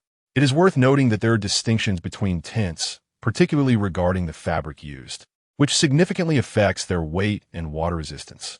Furthermore, the material and craftsmanship of the tent's framework determine its resilience against the wind. A well-constructed tent would certainly withstand ordinary gusts and rain. However, given the crew's tendencies, it was unlikely they would invest in such quality tents. They had only planned to shoot material here for a week before returning. The sole tent of good workmanship and material was the large one meant for storing equipment, but its whereabouts had long been forgotten. Thus, the crew now faced a daunting challenge. Their tents were beginning to leak. The first to experience a leak was Li Jieqi's tent. He had been lying inside, bored, gnawing on a compressed biscuit while reluctantly enduring Guan Shuang's shameless massage. Naturally, he was displeased with this massage. Just days prior, Guan Shuang had contemplated escaping and dared to betray him, despite his kindness towards her. Now, witnessing her seemingly innocent demeanor only fueled his sense of grievance, causing his mood to sour inexplicably. His discontent stemmed not only from Guan Shuang's potential flight, but also from the stark contrast with the situation beside him. He knew that he and Zhao Fong were both constrained, with Guan Shuang contemplating escape, while Susan remained steadfast. Moreover, Susan appeared to be increasingly adept at attending to Zhao Fong's needs, as he often heard the sounds of their nightly escapades, which only heightened Li Jieqi's irritation. There is no fear of ignorance, only the dread of comparison. Thus, Li Jieqi's dissatisfaction grew ever more pronounced. "Please give me a back rub." After lying down, Li Jieqi soon felt a chill on his scalp. Initially thinking it was Guan Shuang crying, he looked up to admonish her, only to discover that a weak spot at the top of the tent, already scratched by branches, was allowing water to seep in. "What the hell?" Li Jieqi uttered a curse, glancing left and right, yet found nothing to obstruct the source of the leakage. Reluctantly, he draped his own garment over the spot. Although it concealed the dripping area, a few drops of water still managed to fall intermittently. Meanwhile, Zhao Fong was also nibbling on compressed biscuits. The provisions for the crew were dwindling, and as he tilted his head to sip coconut juice, he did not forget to open a coconut for Susan beside him. It was not only the food that was scarce, even the coconuts had become limited.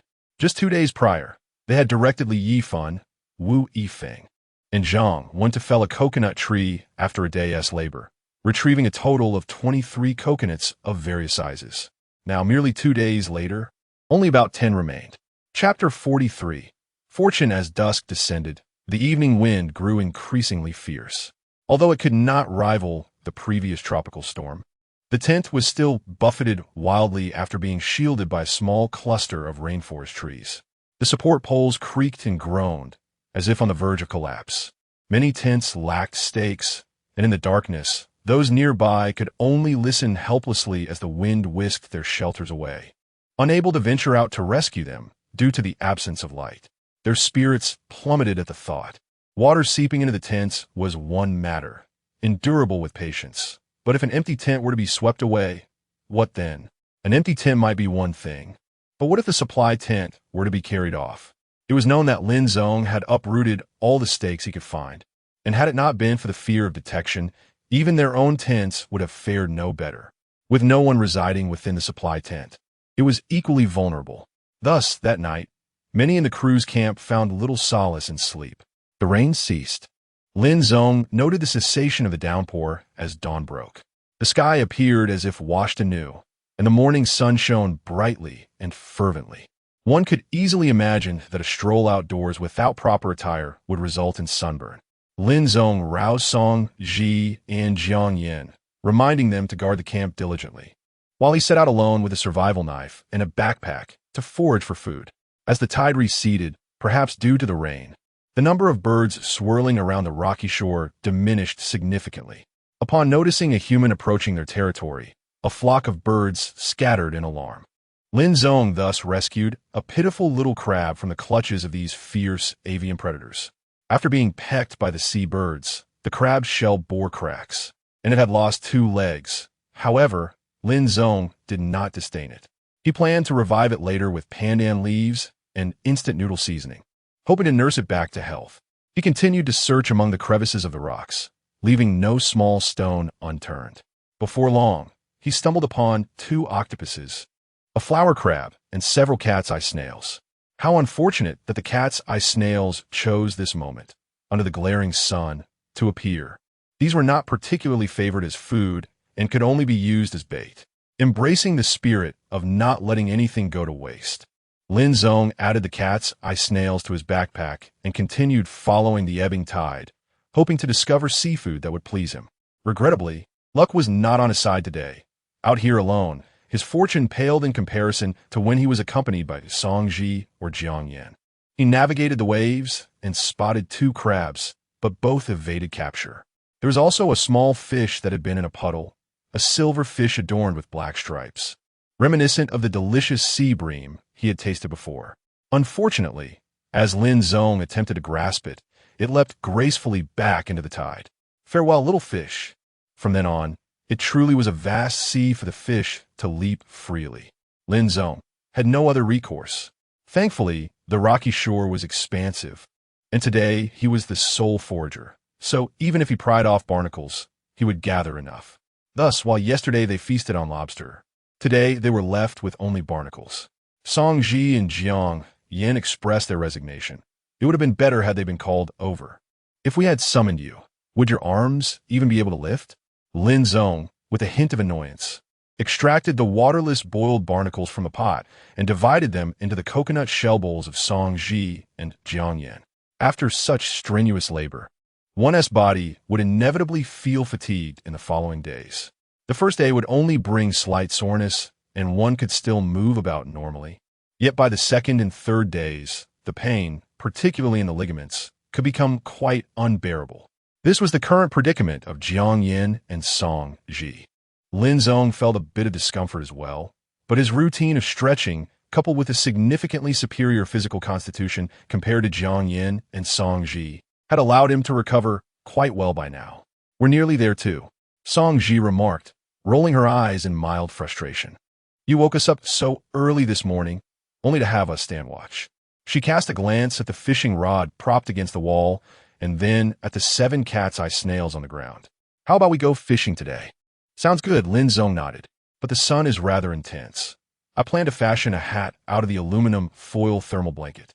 The previous rattan hat had been too heavy, and if circumstances permitted, he certainly preferred to keep his neck as unburdened as possible. Crafting one from rattan and thread shouldn't be overly complicated, he he mused. Song Ji's innate talent for weaving rattan was unparalleled. So Lin Zong confidently entrusted the precious aluminum foil blanket to her. The material was not overly significant. A 2x2 aluminum foil blanket, if cut into 1 square meter, would suffice to create 4 hats. Lin Zong did not require 4, and 3 would be quite sufficient. Leave it to me, it's not too challenging, Song Ji assured him, although they intended to fish. She glanced at the blazing sun outside and decided it would be wiser to wait until evening when the rocky beach would be shrouded in the mountain shadow before embarking on their fishing expedition.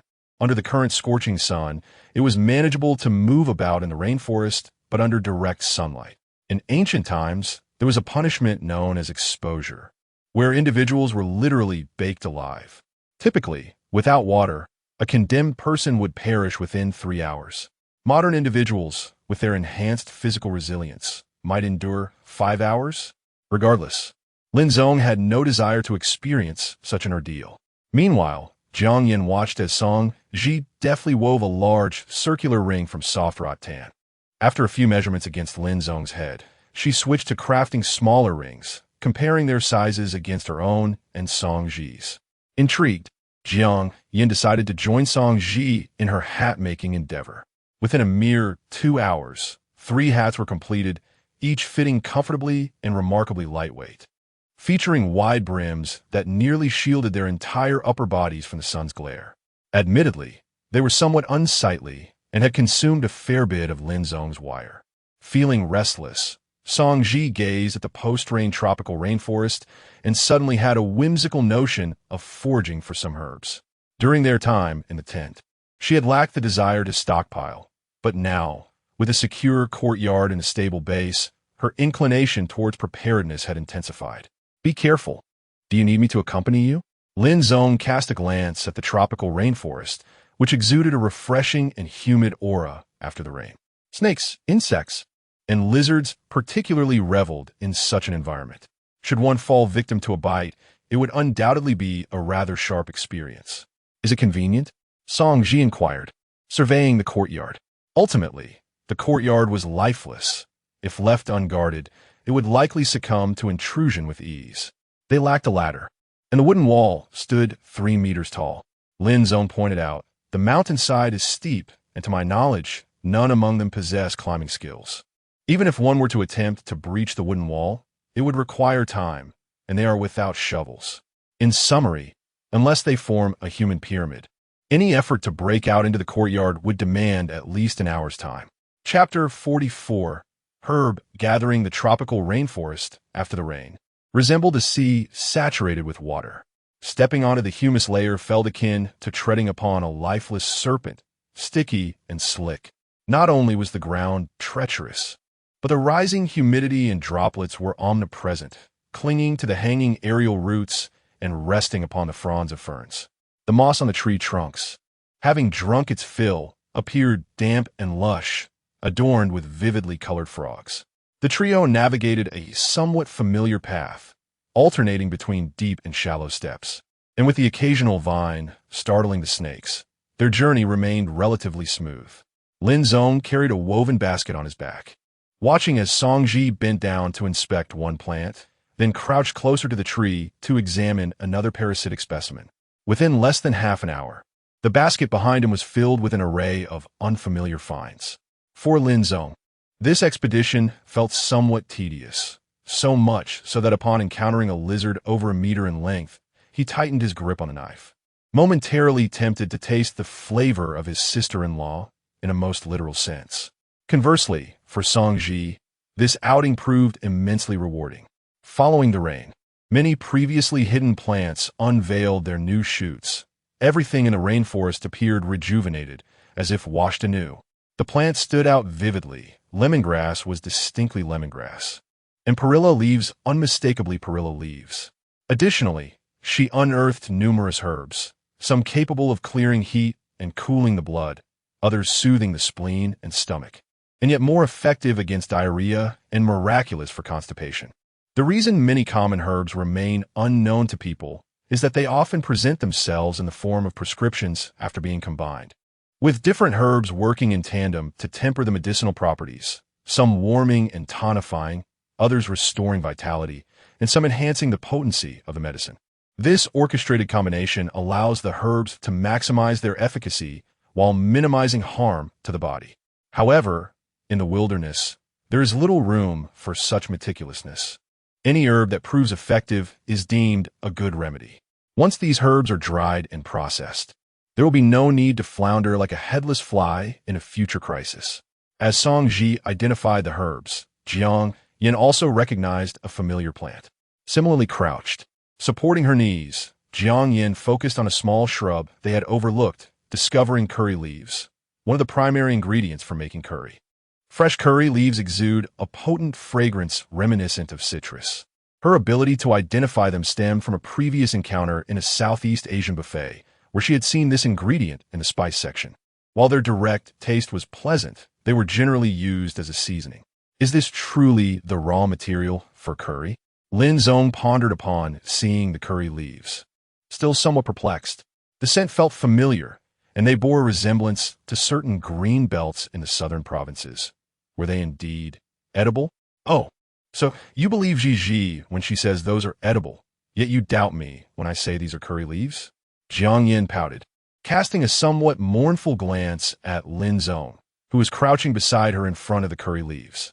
Lin Zong could hardly endure Jiang Yin's delicate, coy demeanor reminiscent of a young bride, and he quickly cleared his throat, opting to disregard it.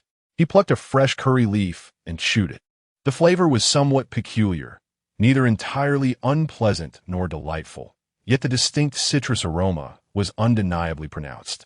At the very least, this assured him that it was harmless. Thus, he decided to harvest a bit more. Lin Zong unsheathed his survival knife, never having considered that the tropical rainforest could offer such a means of sustenance. It evoked a sense of combining culinary artistry with the instincts of a hunter in the wilderness. Nevertheless, this method was not without merit. It significantly enriched the palate. Though the natural sweetness of seafood was exquisite, fresh being the pinnacle of taste, one could not indulge in sweetness every day. Essential seasonings were still necessary. If only he could find galangal, nutmeg, or cloves. Jiang Yin observed Lin Zong gathering curry leaves, resting her elbows on her knees, hands cradling her chin. Daydreaming.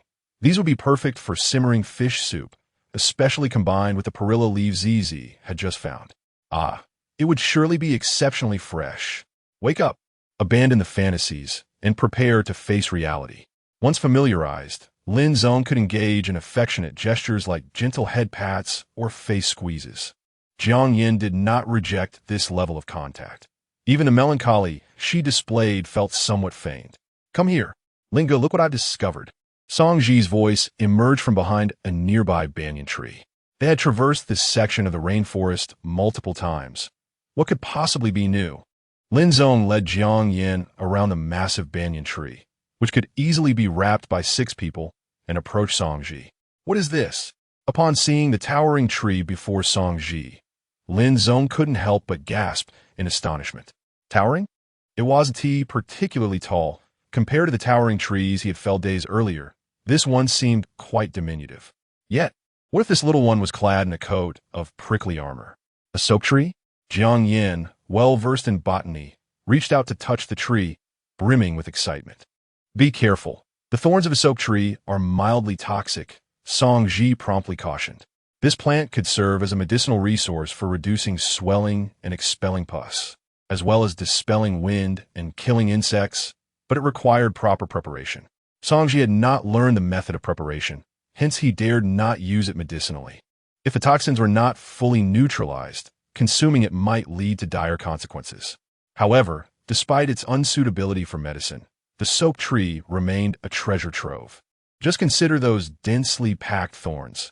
If they were arranged around a wooden wall, who would dare to climb over? The safety level would significantly increase. What a pity there are no scissors, Lin Zong lamented. Even with scissors, one wouldn't be able to cut through, Jiang Yin added from behind. Yet, the fruit of the soap tree can be used as soap, so at least we needn't worry about running out of sulfur soap. While it was indeed usable, it would hardly compare to the convenience of ready-made sulfur soap. The experience of using soap pods in ancient times was far from pleasant. Lin Zong, lacking a rope saw and armed only with a survival knife, found himself at an impasse before the formidable locust tree, its branches both resilient and adorned with venomous thorns. He could do naught but silently commit this location to memory, intending to return the following day to confront the tree more thoroughly. The trio continued their exploration, traversing through clusters of banana plants and assisting Song Ji in gathering additional medicinal herbs until their baskets brimmed, at which point they turned back.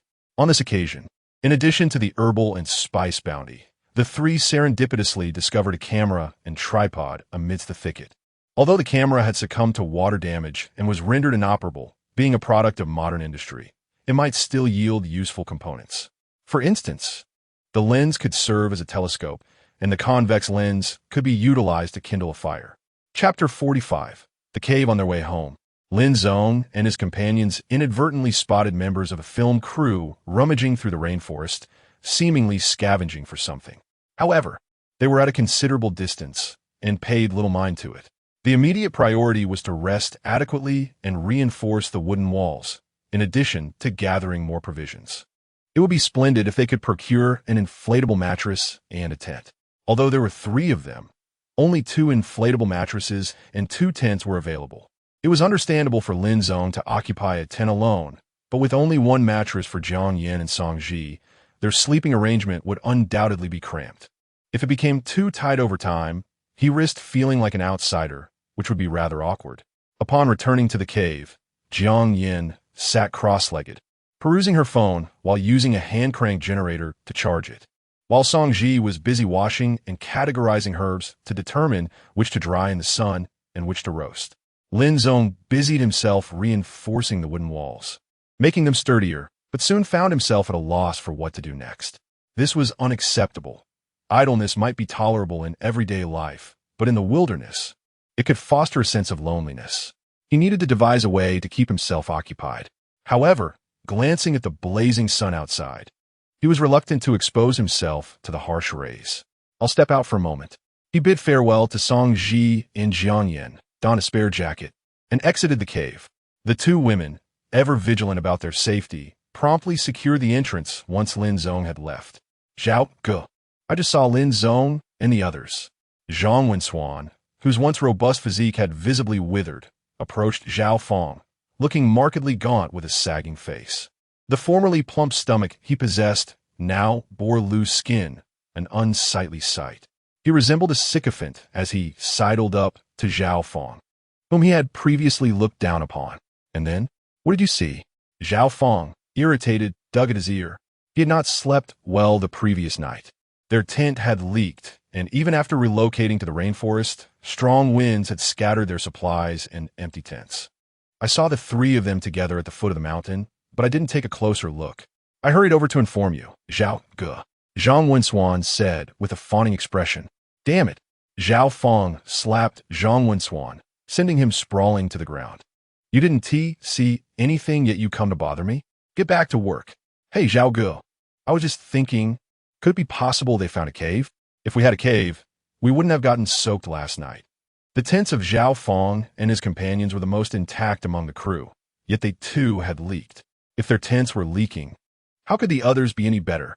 The 3 of them had huddled in their tent, annoyed by the incessant dripping of rainwater all night. Now, learning that Lin Zong and his friends resided in a cave that sheltered them from the elements only intensified their feelings of resentment. Especially Lin Zong, this fellow, despite being merely a humble cameraman in the crew, dared to abandon me, the director, causing a man of authority within our team to be reduced to the status of a petty individual. This is intolerable. Even my aunt cannot bear it. Now that there's an opportunity to bring Lin Zong down, Zhang Wenshuan is more than eager to seize it. If my feelings toward Zhao Fong, Sun Wenwen, and the others are a mixture of fear and hatred, my sentiment towards Lin Zong is purely contemptuous, even surpassing that directed at Zhao Fong and his companions. Wait, did you mention a cave? Although Zhao Fong may not possess the intelligence of Sun Wenwen or Li Jieqi, he has completed 9 years of compulsory education. Even a monkey, after finishing middle school, is a monkey with a brain. Thus, Zhao Fong quickly realizes that the notion of Lin Zong and his associates residing in a cave may indeed hold truth. During their phase of scavenging for supplies in the rainforest, they ventured deep into the jungle but did not conduct a thorough exploration, especially around the mountainous areas devoid of scattered resources. If a cave truly exists, it is entirely reasonable that they would not have discovered it. Where is it? Take me there. Zhao Fong patted Zhang Wenswan on the shoulder, weighing the survival knife in his hand. Although this weapon may not suffice against Lin Zong, a hero cannot withstand the might of many. There are 8 individuals on our side, 5 of whom are men, giving us a decisive numerical advantage. Even if they possess pepper spray for defense, as long as we devise a strategy, can that spray be used indefinitely? With persistent harassment, we need not fear its depletion. Moreover, how can Lin Zong guarantee that he is always present at the cave? There will inevitably be times when he is absent. Perhaps this will be one of those moments. As Zhao Fong pondered this, his heart raced with excitement. On this deserted island, a lingering anxiety plagued his mind. They have taken lives. If rescue arrives and Lin Zong informs the authorities, would they not be doomed? As for Zhang Wenswan and his companions, Zhao Fong felt no concern. By keeping them perpetually hungry, they would lack the strength to resist. Once help arrives, he could dispose of them quietly in the sea, without a trace.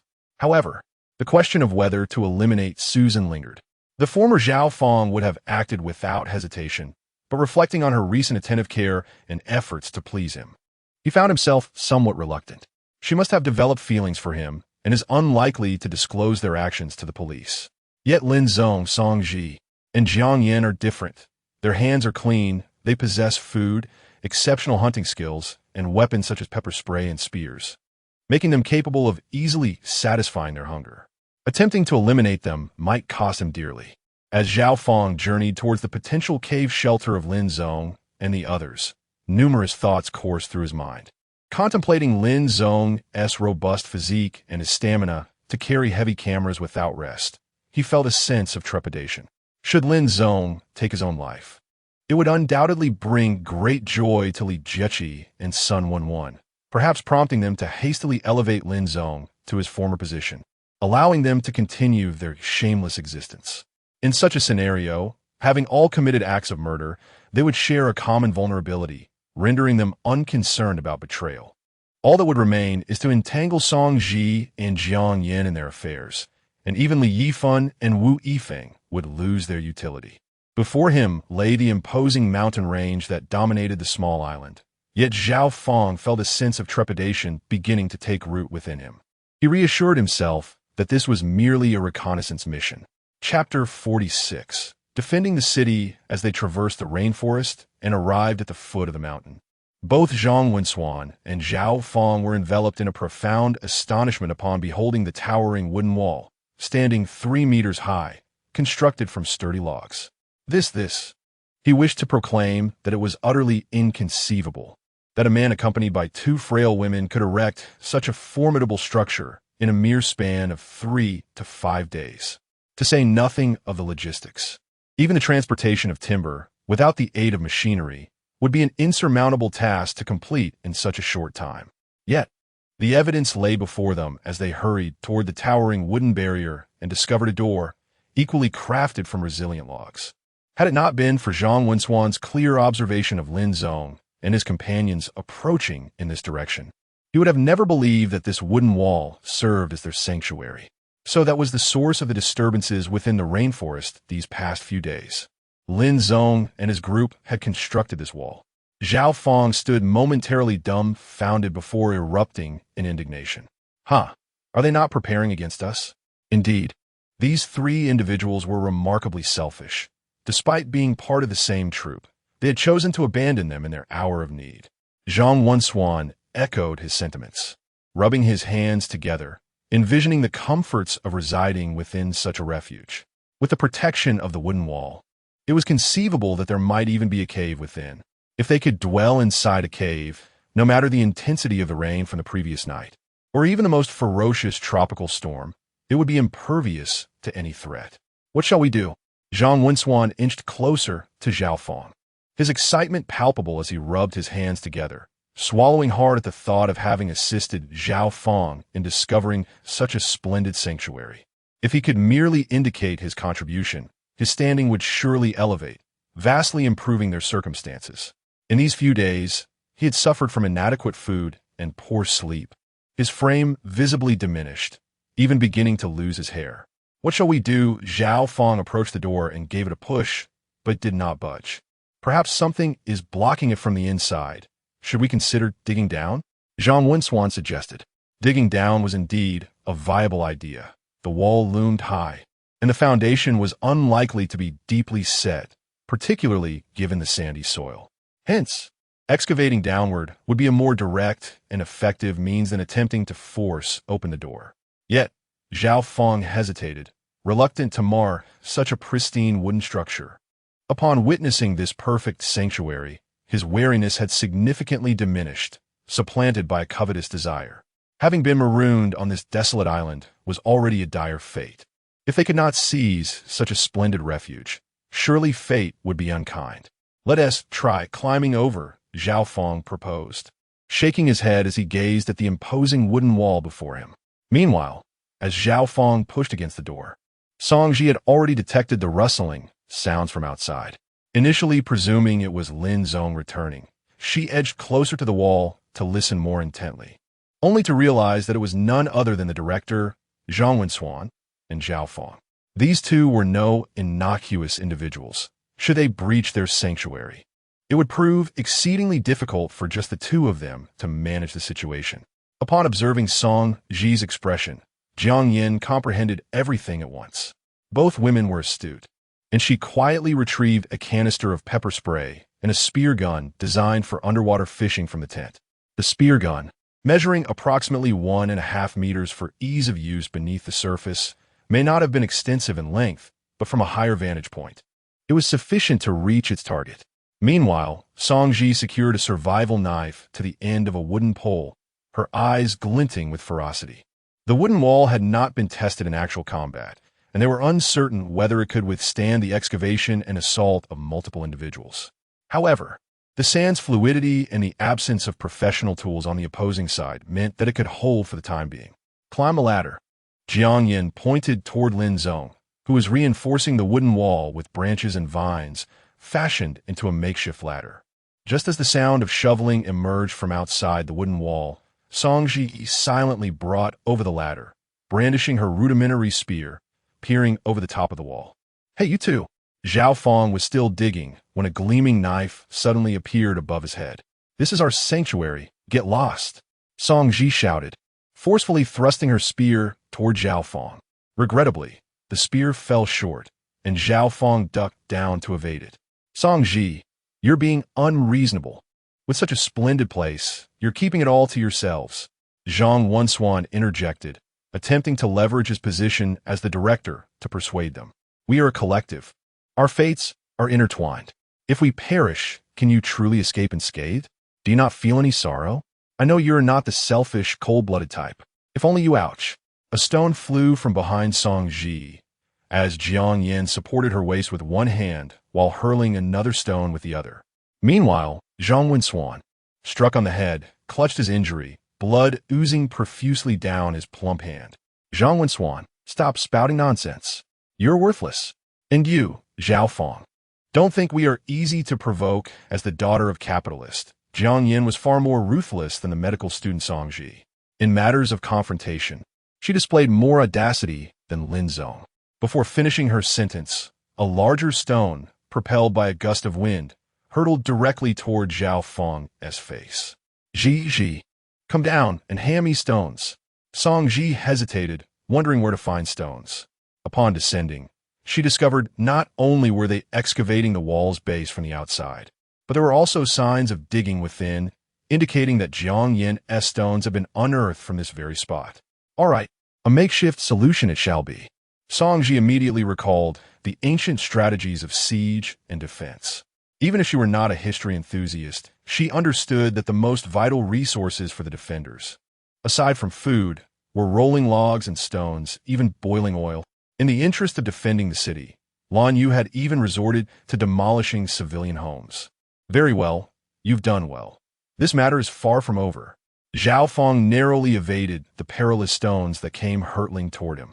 Just as he was about to continue his threats, a second and third stone followed in swift succession, causing both men to tumble in disarray. Meanwhile, Lin Zong was on his way back. During his excursion, he had severed a substantial branch from a soap pod tree, laden not only with numerous sharp thorns, but also with ripe soap pods. In addition, he had gathered valuable intelligence. Upon discovering that the supply tent of the film crew had been uprooted by the wind, he not only salvaged compressed biscuits and bottles of mineral water, but also half-claimed a deflated air mattress. Truly, what one desires often comes to fruition. However, to prevent the mattress from being punctured by the tree's thorns, he had no choice but to deflate it first, stowing it along with the biscuits and water bottles in his backpack. Chapter 47. The storm approaches in the depths of the rainforest. Lin Zong caught sight of Zhang Wensuan and Zhao Fong, both of whom appeared disheveled and hurried, their heads bloodied.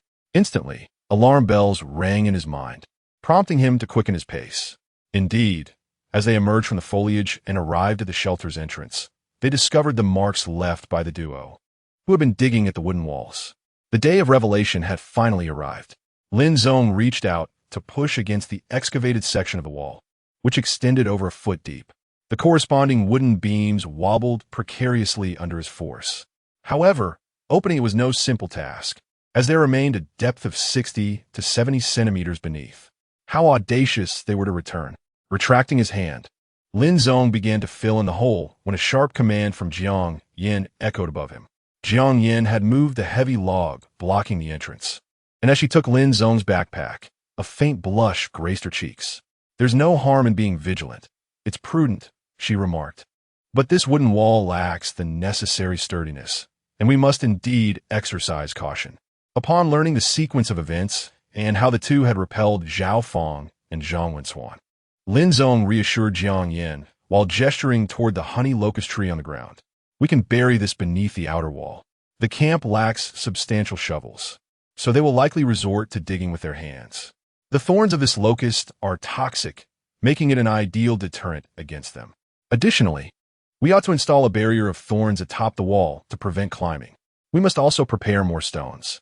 When discussing serious matters, Jiang Yin shed her shyness. She pointed toward the wall in the courtyard, suggesting we could keep them stacked by the wall to reinforce the corners and throw them when necessary. "Excellent idea," Lin Zong acknowledged, realizing he had overlooked this aspect. Often, viewing a problem from different angles can lead one to neglect seemingly simple solutions. Moreover, we should devise a way to create some bows and arrows. Primitive hunters relied on three primary tools for long-range hunting: stones, throwing spears, and bows and arrows. Stones are already on our collection list, and while throwing spears are not the most efficient, our next step is to develop bows and arrows. But we lack elastic material. Song Ji bit her lip, glancing at Lin Zong and Jiang Yin, who had formed a harmonious rapport during their time together. The bow primarily utilizes the elasticity of its limbs. The string merely needs to be sturdy enough to withstand tension, Lin Zong clarified. "I have a 3-meter length of Kevlar line," he added, pointing to his backpack. "Fantastic." Jiang Yin, the only one among them with formal archery training, naturally assumed the role of chief coordinator for the bow-making endeavor. "First, we need a piece of wood that is uniform in thickness and possesses a high density. The Woshan tree is an excellent option," she stated.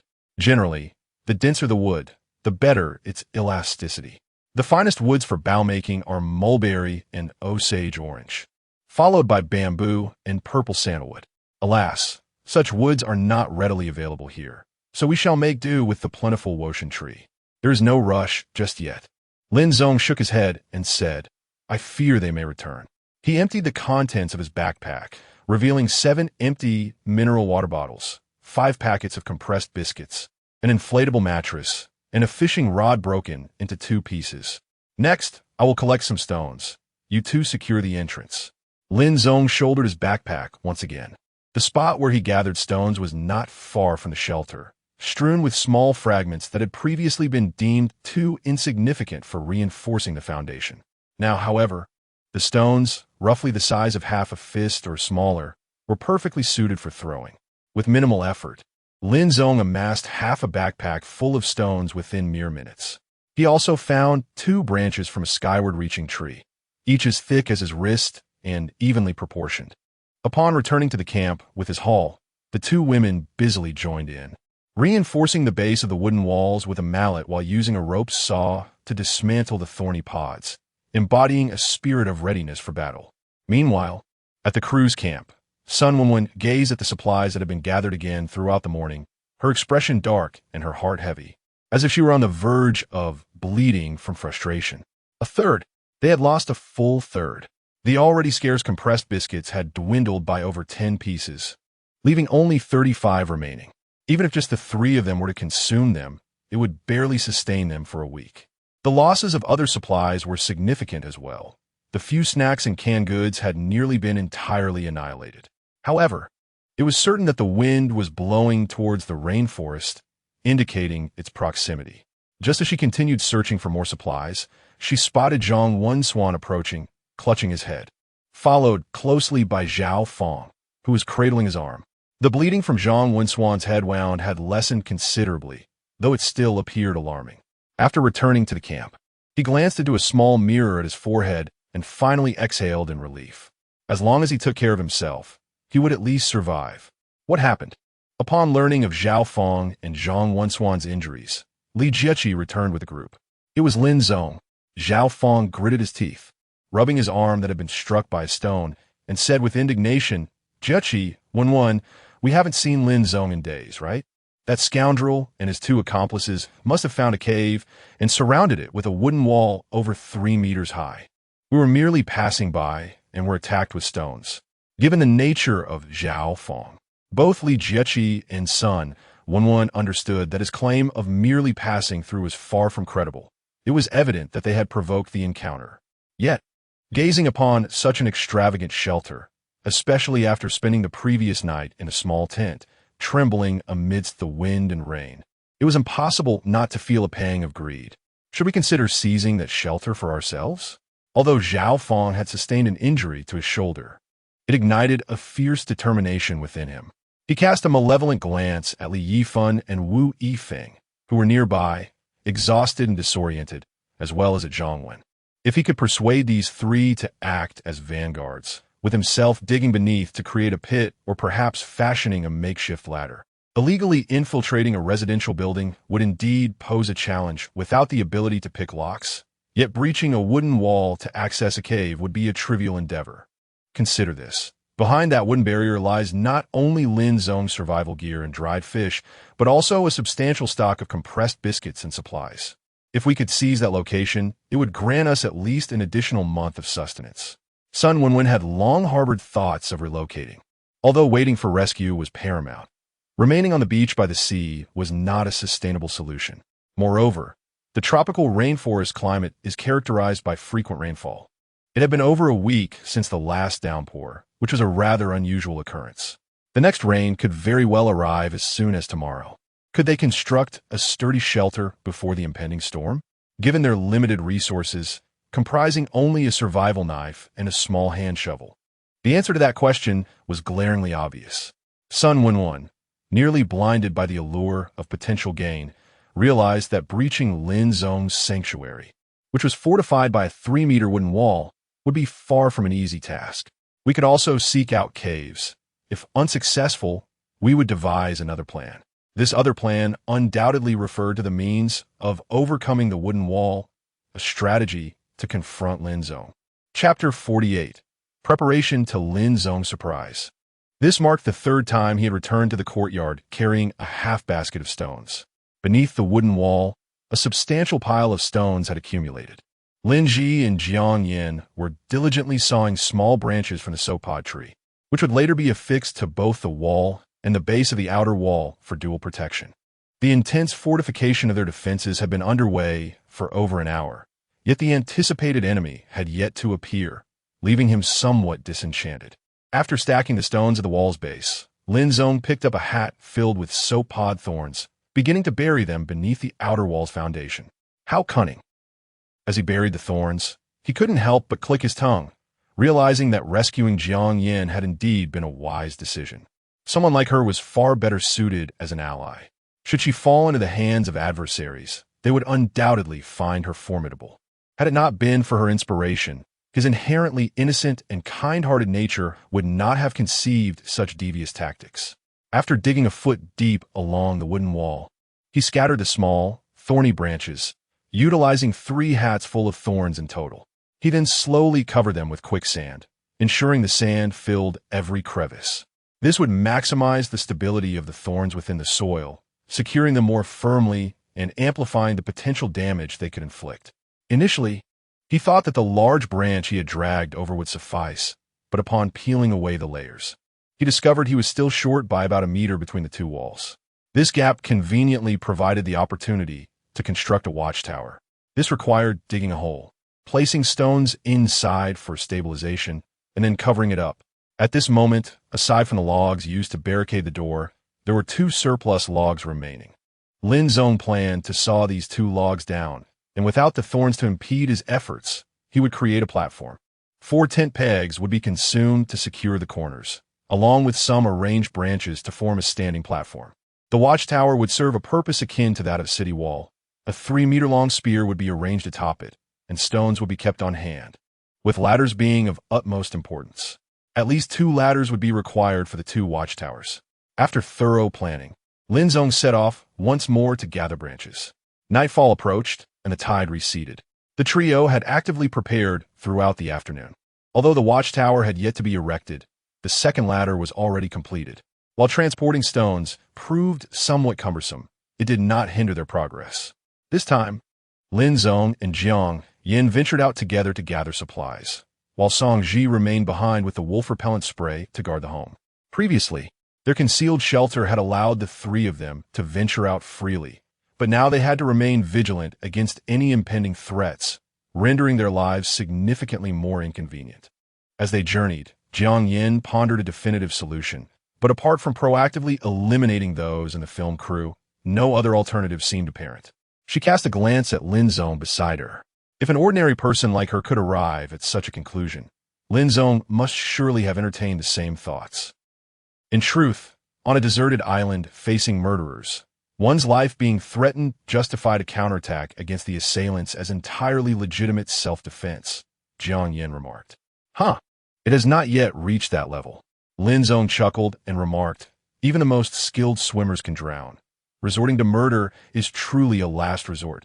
Otherwise, he gestured towards his own head, it could genuinely lead to post-traumatic stress disorder. As he spoke, images from his childhood flickered through his mind. I see those people are doing just fine. Jiang Yin was taken aback by Lin Zong's response, but merely offered a slight retort without elaborating further. Ultimately, the decision on how to deal with the crew rested with Lin Zong, while she and Songji nestled under his protective wing, offering suggestions but lacking the authority to sway his thoughts. The interaction among intelligent individuals is often straightforward. The 2 roamed the rocky shore, and due to the storms of the previous day, which had dislodged numerous coconuts, several coconut crabs were drawn to the area, easily captured by the pair. In addition to the crabs, they also found a considerable number of clams, although digging the holes hindered their efficiency. Lin Zong planned to craft a specialized tool from iron wire for clam digging, ensuring preparedness for future endeavors, even if they did not encounter a clam congregation again. Meanwhile, apart from Sun Wenwen, who remained at the campsite, the rest of the crew ventured deeply into the rainforest in search of a cave. Along the way, they spotted Lin Zong's shelter from a distance, yet no one dared to approach recklessly. Just by observing Zhao Feng and Zhang Wen, it was evident that without proper preparation, one could not expect a favorable outcome. Even if they managed to construct a ladder, the cost and casualties would likely be significant. Given the choice, locating a similar or better cave would be the prudent path. Unfortunately, the depths of the rainforest had already been explored by Lin Zong and Song Ji in search of water sources. They had traversed the mountainside, and aside from a few meager windbreaks formed by the natural contours of the terrain, the rest was flat and steep, utterly unsuitable for shelter construction. Moreover, the small mountain lay deep within the rainforest, perpetually shrouded from sunlight, resulting in high humidity, compounded by swarms of mosquitoes. Throughout their journey, they encountered numerous brightly colored snakes. Who would dare to dwell here? The most crucial point was that even if rescue were to arrive, it would be exceedingly difficult to locate them in such a place. Finally, as darkness enveloped the sky, Li Jiaqi and Zhao Fong, with grim expressions, led the group back out of the tropical rainforest to their original shelter. "Did you find a cave?" Sun Wenwan inquired eagerly upon their return, but their expressions revealed the answer. "Let us prepare some ropes," Li Jiaqi said. "I brought plenty of vines and branches. Tonight we should eat well and, at dawn, raid Lin Zong's shelter. I'll take some people to the shore. The tide hasn't come up yet, and while there is still light, perhaps we can catch a few crabs," Zhao Fong added. Sun Wenwan, unwilling to conflict with Lin Zong, felt powerless as everyone had made their choice. Thus, she took out her small knife and began stripping the bark from the vines. A simple ladder can be fashioned with mere hands. However, Li Jiaqing and his companions lacked saws and other tools, necessitating that the wood be sourced solely from withered branches and leaves. Thus, they were compelled to test the reliability of their makeshift materials through vigorous kicks. Given that these branches were scavenged, they varied in length, with some being excessively long and requiring truncation. Yet, hewing the desiccated wood with a knife proved to be no trivial task. It was quite likely that even a forceful strike would leave no significant mark upon the surface. Consequently, as the night wore on, they resorted to various methods, including striking with stones and employing their feet. In a moment of carelessness, Li Jiaqing injured his hand, and after toiling until midnight, they finally assembled a rough, rickety ladder that seemed on the verge of collapse. Chapter 49. Night Raid. "We must seize all of Lin Zong's tools tomorrow," Li Jiaqing exclaimed, clutching his left hand, which had been struck by a stone, filled with resentment. This experience had truly made him acutely aware of the advantages that advanced equipment brings. It felt akin to an African tribesman wielding a spear against a fully equipped American military unit. The notion that one could achieve prosperity with merely a knife, or that one must first gather resources before reaping rewards, seemed utterly ridiculous when faced with the reality that even a feeble blade struggled to cut through a withered branch, let alone fell trees for shelter. "I suggest we remain calm and devise alternative strategies," Sun Wenwan remarked, casting a glance at the wooden ladder, which, despite being entangled in numerous ropes, retained a semblance of sturdiness.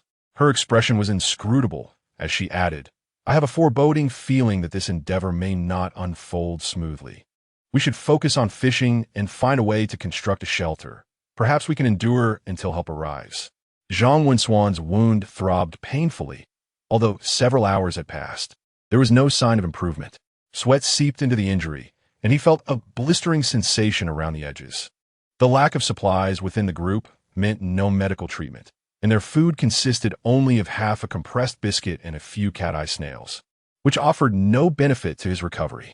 If fortune did not smile upon him, and the wound continued to inflame, it would likely fester within days.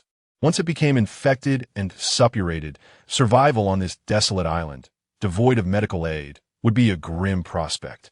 "Can we conceive ideas that Lin Zong cannot?" Sun Wenwan reminded them, though her voice was drowned in the silence that enveloped the others. As the first light of dawn broke on the horizon, Zhao Fong abruptly slapped himself, forcing his mind to clarity. "Have some water," Li Jiaqing said, having gone all night without sleep.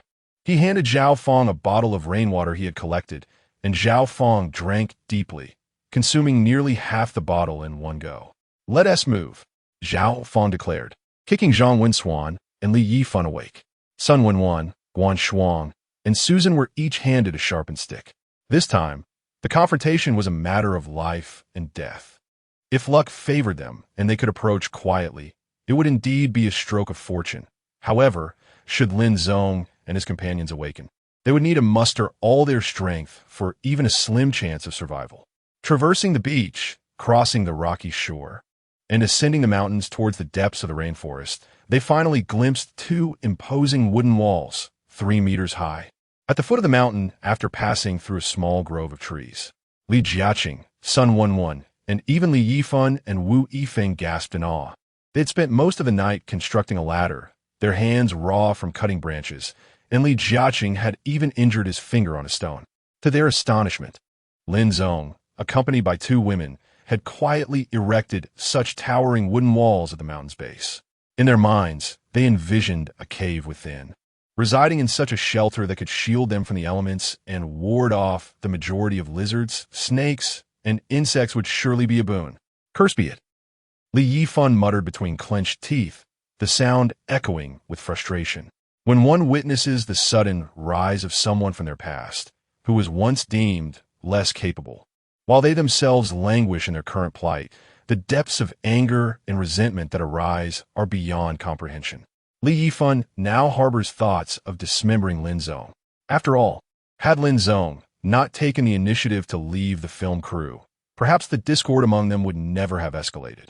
With his tools, everyone could find sanctuary in such a haven, and with the fishing and foraging skills of the three of them, ample sustenance would be assured.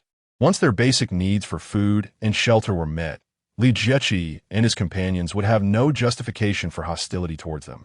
Damn it! It's all Lin Zong's fault. How dare he abandon the crew and sever ties with them? This irresponsible individual has brought him to such a wretched state. Keep your voice down, Li Jiechi hissed, suppressing his tone, wishing he could slap Li Yifan on the head.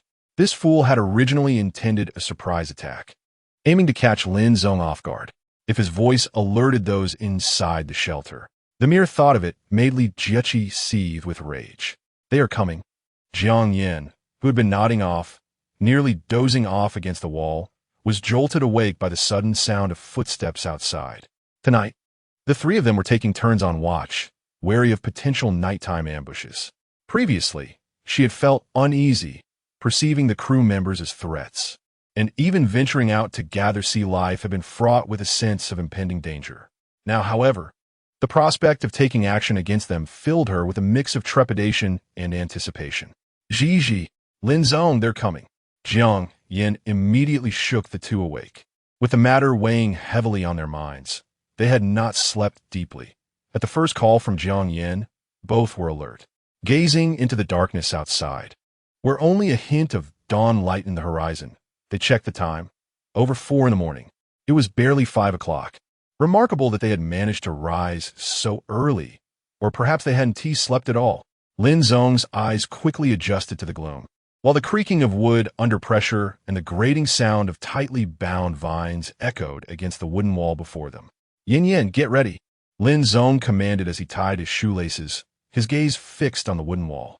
Finally, when a head emerged over the top, Lin Zong felt a weight in his hand as a fist-sized stone was past him. Now was not the moment. Lin Zong took 2 steps forward, waiting for the climber to place their hand on the wall's edge. The sounds continued, the stretching of the vine ropes, the scraping of bound branches producing an unsettling creak. This noise made everyone clench their teeth, fearful of being discovered by those inside. It's fine. It's pitch black inside. They can't see anything, Li Jiechi whispered from his perch on the wall. He chuckled softly. Before dawn, everyone is in the deepest slumber. Not only will we be silent, but even the slightest sound won't matter. He precariously stepped onto the final rung of the ladder, which was just over 2 meters tall. To fully ascend, he would need to climb onto the wall. However, leaping down from a height of 3 meters posed considerable danger. Fortunately, the ground below was soft sand. With this thought in mind, Li Jiechi placed his hands against the wall.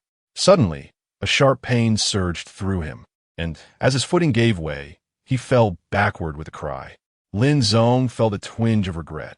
Had he known better, he would have simply hurled a stone instead of waiting. Nonetheless, throwing a stone carried the risk of missing its target. So allowing Li Jiechi to be pricked by the thorns of the locust tree was also a wise choice. Chapter 50. Changing homes. Li Jiechi, having fallen heavily to the ground, found himself encircled by onlookers. Sun Wenwen switched on her flashlight, illuminating his hands. The sight of multiple gaping wounds, oozing blood, was truly harrowing. To make matters worse, a cluster of sharp thorns was embedded in his palm. The thorny pods. Sun Wenwen recognized them. Having grown up in Yunnan, she was familiar with this plant. She had witnessed its use in her hometown, where it was combined with cement atop walls to deter thieves, serving a purpose akin to shards of glass. Thus, when Li Jiaqing attempted to scale the wall, he inadvertently encountered not a solid barrier, but a mass of thorny pods. How ruthless! As Sun Wenwen remained momentarily dazed by the brutality of Lin Zong and his accomplices, Zhao Fong rolled up his sleeves and slapped Zhang Wensuan on the head. What are you waiting for? Dig. Indeed, if they could just excavate beneath. They could storm inside together and confront Lin Zong. Upon regaining clarity from the excruciating pain, Li Jiaqing swiftly concurred with Zhao Feng's strategy. In the face of imminent danger, Li Yifan and Wu Yifeng hastily began digging with their hands, but after only a few strokes, another wave of intense agony surged through them. There is something in the soil. They gasped in pain, hurriedly pushing away the earth. Let us go. Sun Wenwen eyed the wooden fence ahead, fearing that Lin Zong had long anticipated their nighttime raid. With such defenses in place, even the heaviest sleeper within would likely be roused. If they lingered any longer, they might face a barrage of stones. No, we cannot retreat. Zhao Feng, undeterred, and Li Jiaqing, equally resolute, insisted. This situation is one of life and death. If we do not seize Lin Zong's refuge today, we shall all perish. Amidst the cacophony, a figure nimbly scaled the wall devoid of thorny pods, landing softly in the sand beyond the wooden barrier. Cloaked in the dim night, this silhouette hoisted a concealed backpack and ventured into the rainforest. Utilizing the glow of his phone screen, Lin Zong discerned his bearings with the compass, finally emerging from the rainforest after a brief distance. Propelled by the sound of crashing waves as he sprinted toward the film crew's camp. These fools truly emptied their lair. Naturally, leaving behind one or two women to guard the place posed no threat. He could easily render them unconscious. He harbored no desire to kill, wanting merely to live a life of integrity. Yet engaging in a brawl or pilfering inconsequential items from the crew hardly constituted a crime. It was merely a case of mutual thievery, though his own home was fortified, rendering them incapable of stealing from him, while he could easily take from them. As the dawn light brightened the horizon, Lin Zong quickened his pace, at last catching sight of several tense silhouettes ahead. Indeed, the camp was deserted. Lin Zong rummaged through multiple tents, pilfering pillows, summer quilts, and a few dead phones. After all, they took up little space. What was taken was taken. His luck had always been rather poor, but after searching the last tent, he finally discovered some supplies within. Here, he beheld the spear gun he had longed for. Though the elastic had frayed and lacking any ties, it was set aside. There was also a diving suit, an assortment of diving tools, a damaged telescopic fishing rod, compressed biscuits, empty water bottles, and coconut juice. Lin Zongzhong faithfully executed the policy of thoroughness, discarding the coconuts that could not be transported while gathering the compressible biscuits. Small shovel, diving suit, and other tools to take with him, leaving even the remaining 8 tent pegs behind. This item bore greater significance than he had anticipated. On a deserted island, pegs could prove more useful than knives. Initially, he had thought that the supplies within the crew were limited, yet somehow, not even a backpack could be filled. However, the outcome was quite touching. After gathering his desired supplies, Lin Zong also took a considerable number of empty water bottles. The remaining ones that could not be taken were punctured with holes to prevent them from being used to collect rainwater. He felt a tinge of reluctance to destroy the inflatable mattress, yet gritting his teeth, he punctured it while dismantling the tent. Ultimately, he discovered a magnesium rod within Sun Wenwen's tent. Though aware that this could not be the crew's sole source of fire, he resolved to take it, ensuring it would not fall into their hands. Time was of the essence. Although Lin Zong felt somewhat unfulfilled, he shouldered his load, feeling the weight of his bounty. And as the sky brightened, he hurried towards the small shelter. Meanwhile, within the shelter, the battle around the wooden walls had escalated to a fever pitch. Jiang Yan and Song Ji had prepared an abundance of stones in advance, armed with spears and pepper spray, each guarding their respective walls. They hurled stones down, often hearing the cries of the opposing side. Meanwhile, Li Jiaqi and others were equally relentless, ignoring their bloodied palms as they attempted to knock them down with sharpened sticks. Upon failing, they resorted to picking up stones from the ground to retaliate. Song Ji, caught off guard, was indeed struck on the shoulder. Fortunately, the distance was great, and the stone was small. By the time it reached her, its momentum had diminished significantly. Even so, she felt a nagging pain in her shoulder. Frustrated and unable to breach the defenses, Susan looked at the enraged crowd, then at Jiang Yan and Song Ji, who maneuvered with calculated precision behind the wooden walls. her heart filled with endless regret and envy. She had not been devoid of opportunities to join their ranks. Yet, that chance slipped through her fingers when she became entangled with Zhang Wenxuan, her mind solely focused on climbing higher, while being prodded by Zhao Feng's caustic remarks.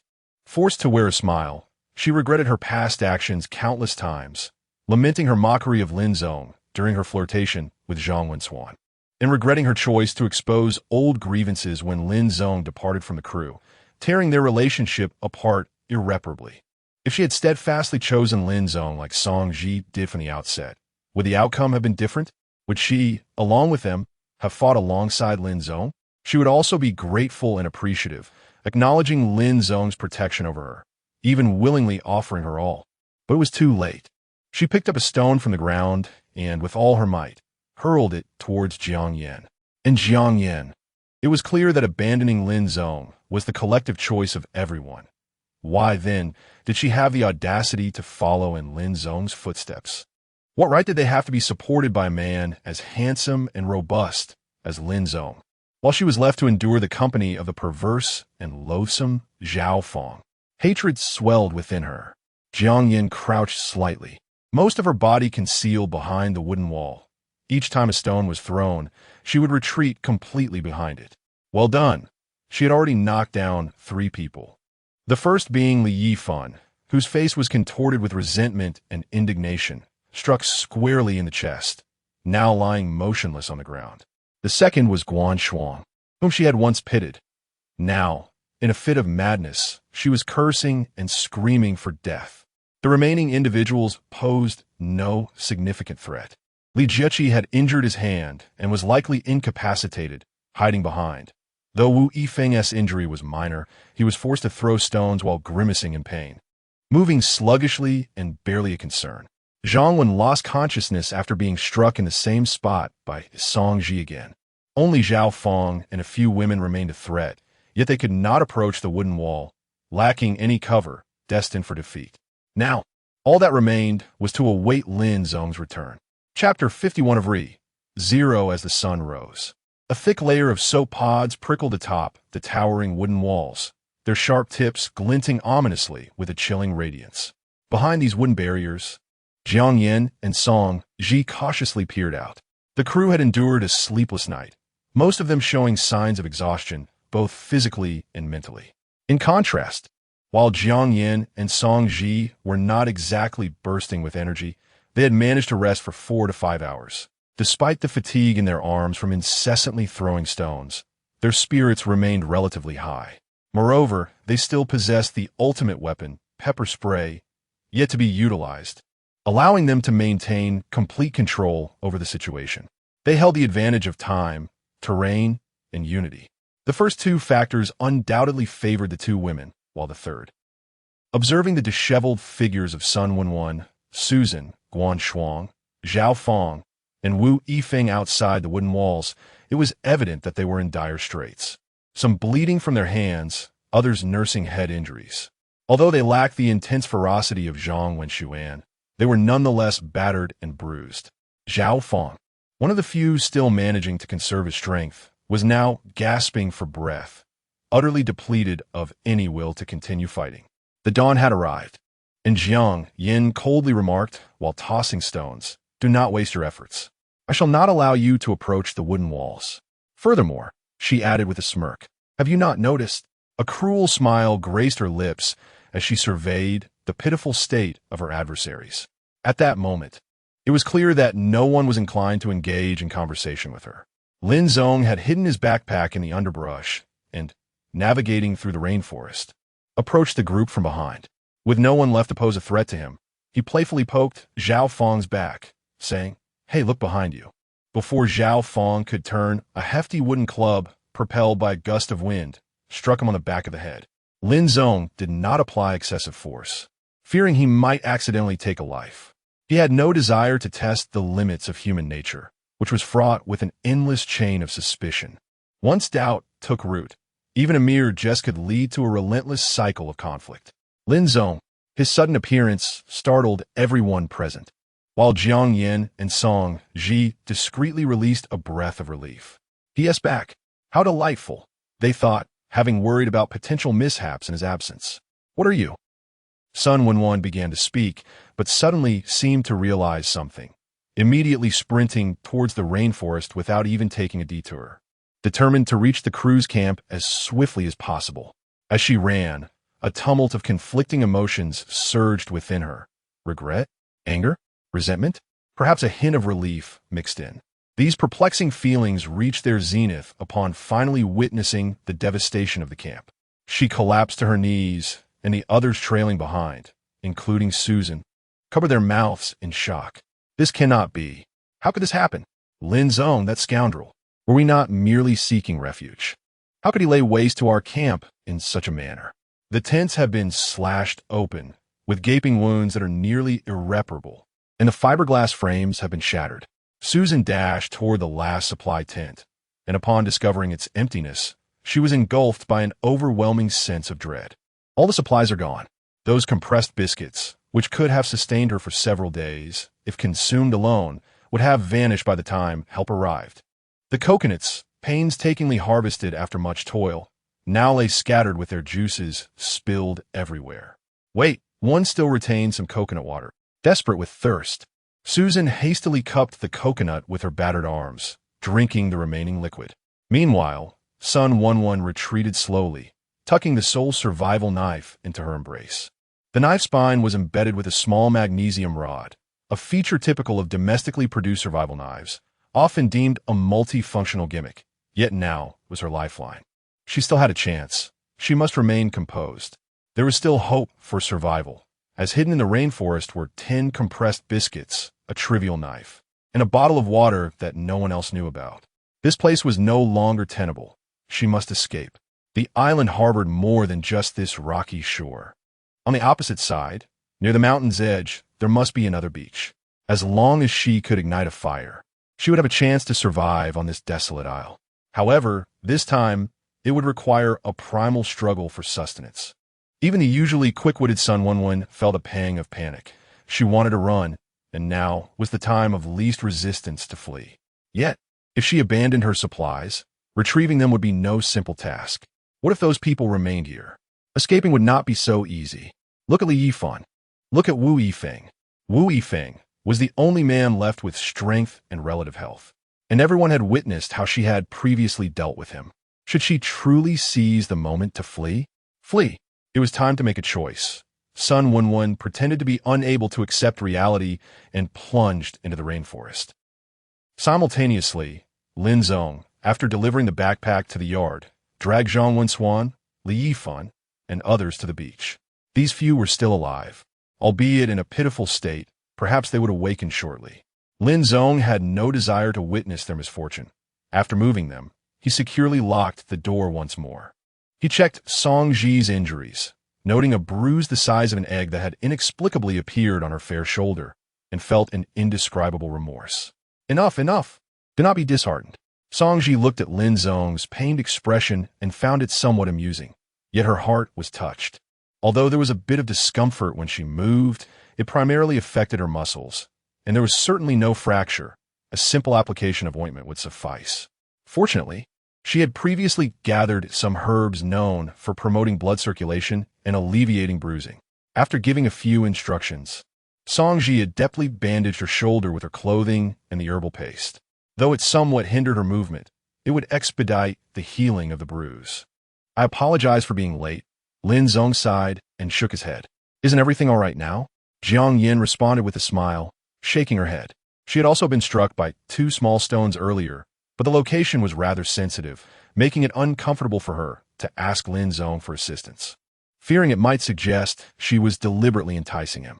It would not bode well if it upset Song Ji. Chapter 52. Organizing supplies as a result.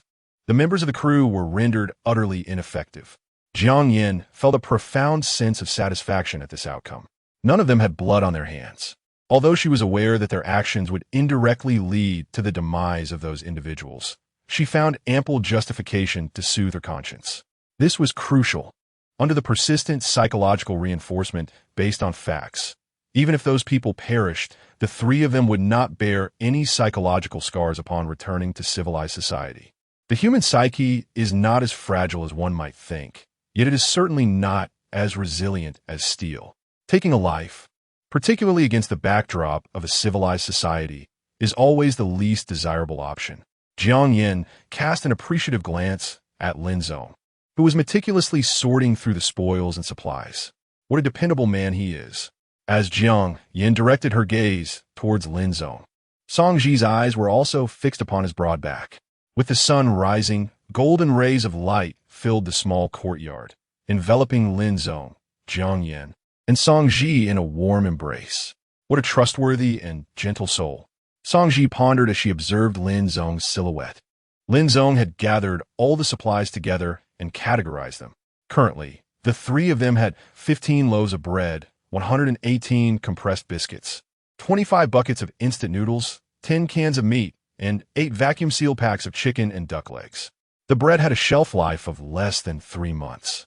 While it could still be consumed past its expiration date if properly sealed, it was best to finish it within the designated time. Among the remaining supplies, the compressed biscuits and instant noodles contained minimal moisture, while the canned meat was heavily salted and oily, allowing them to be stored for an extended period, making them superior to dried fish as emergency food reserves. As for the bottled water, only 18 bottles remained.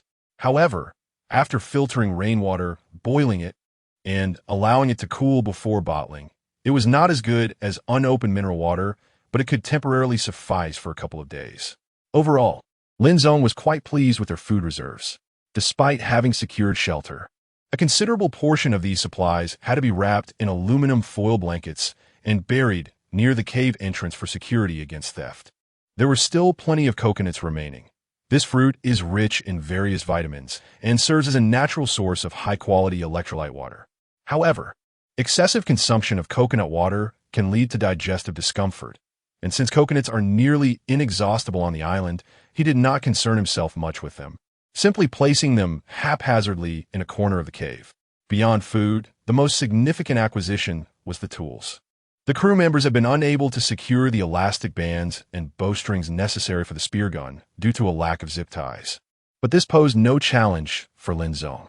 He still had some Kevlar rope and iron wire, which he used to effortlessly repair the spear gun with double reinforcement.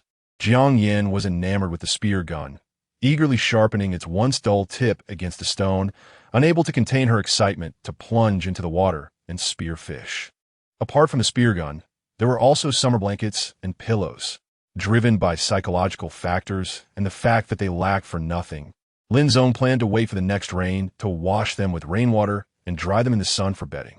Sleeping directly on an inflatable rubber mattress felt somewhat unsteady. Perhaps laying a sheet over it would render it more comfortable. Additionally, there were tent pegs, 33 L-shaped steel stakes, each over a foot long, which Lin Zong intended to use to reinforce the courtyard wall. After all, the primary function of tent pegs could easily be substituted with a sturdy branch, rendering the use of such fine steel pegs unnecessary. As for the tools, a shovel could assist in digging while beachcombing, and there were also diving masks, gloves, and fins. He had finally gathered 3 sets of diving masks and 2 snorkels, enabling at least 2 companions to venture underwater to spear fish, allowing him to learn swimming properly as well. Having addressed the fundamental survival issues, the pressing concern of filling the immense vacuum of spiritual emptiness seemed to loom large. In civilized society, there were jobs, interpersonal interactions, and the internet. Although he still possessed a mobile phone here, the absence of connectivity rendered it futile. Eventually, he would tire of the limited content. Aside from swimming, beachcombing, and fishing, there was little else to occupy his time. Fortunately, the scenery of this island was breathtaking, with crystal-clear waters that, if in his homeland, would undoubtedly be hailed as a snorkeling paradise. Although Lin Zong had previously held no interest in such activities, he now endeavored to embrace diving as a form of entertainment. Once the inventory was complete, the sun had fully risen, and the tide was about to rise. Today, they had seized a significant amount of supplies, thoroughly cornering the film crew into a position where they would have to relocate. Whether they could indeed move was uncertain. A confrontation was inevitable, and perhaps they would come to blows, which Lin Zong would find quite entertaining. As for the possibility of them setting aside past grievances to unite as one, that was a slim chance, old grudges were not easily cast aside. Even if they were to forgive, Lin Zong remained indifferent. The greatest challenge facing those individuals was food and water.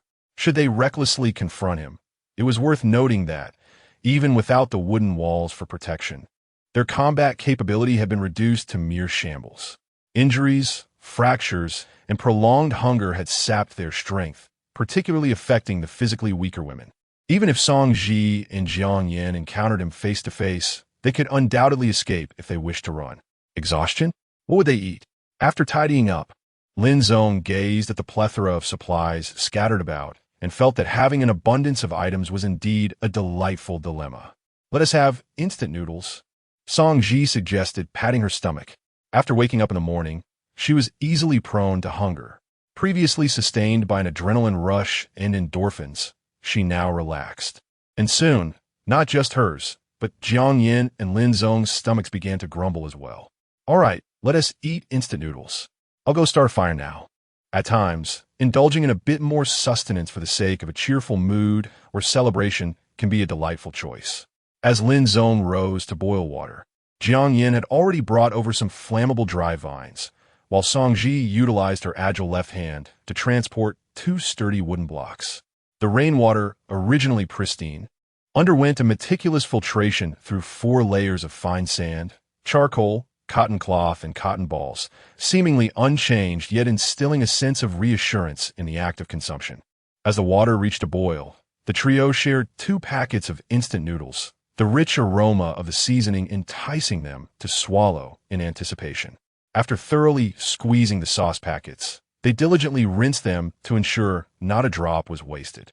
With the lid secured, they allowed it to cool for 3 minutes, transforming the once disdained instant noodles into a culinary experience rivaling that of abalone and lobster. Chapter 53. Infighting within the crew. The sorrow and joy of individuals differ greatly. Sun Wenwen merely found their clamor to be bothersome.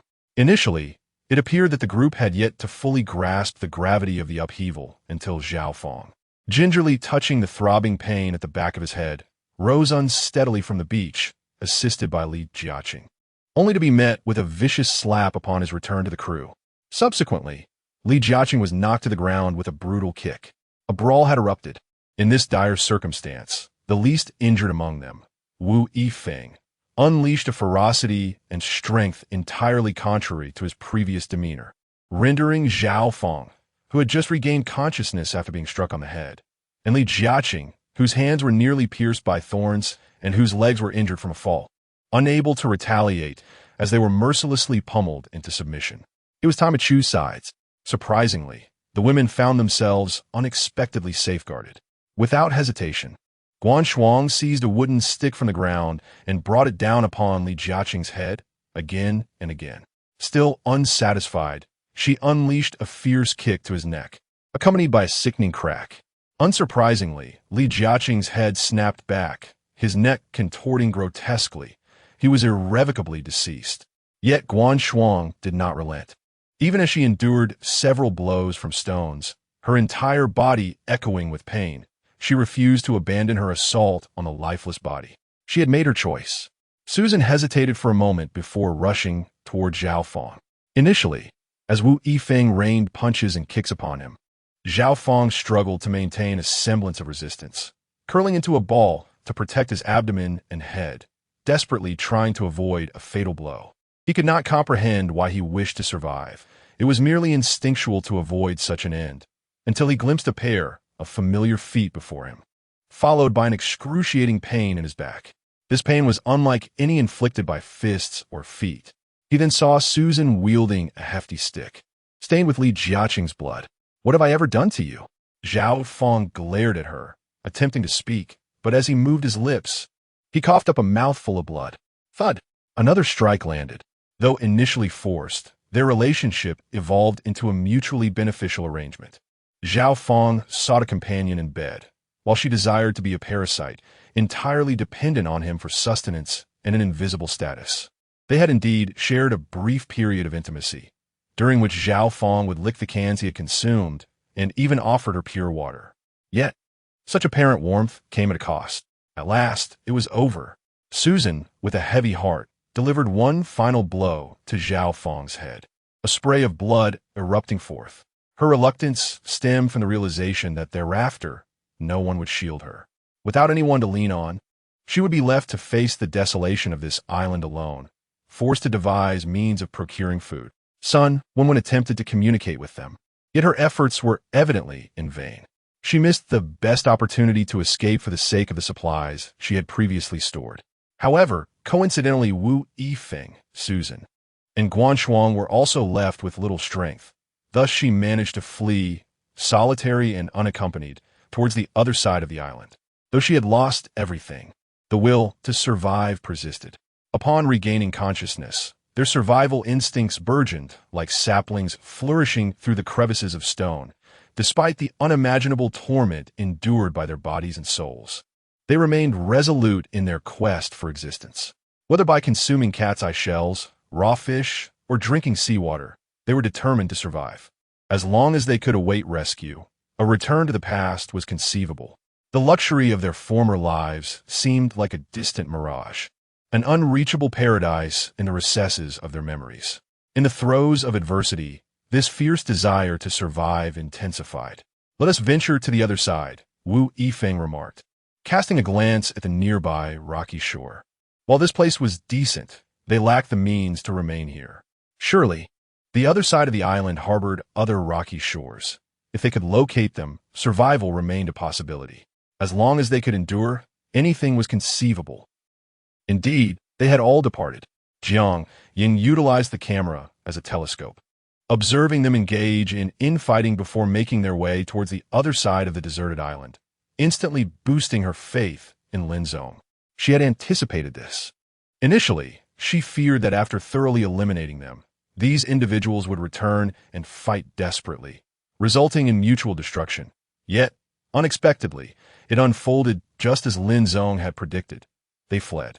Even if they desired a fierce confrontation, they needed the strength to engage. Song Ji shrugged. "The rocky shore on the other side of the island is quite small. I doubt they have the stamina to reach it. After all, traversing the rainforest to another rocky shore would take 2 to 3 hours.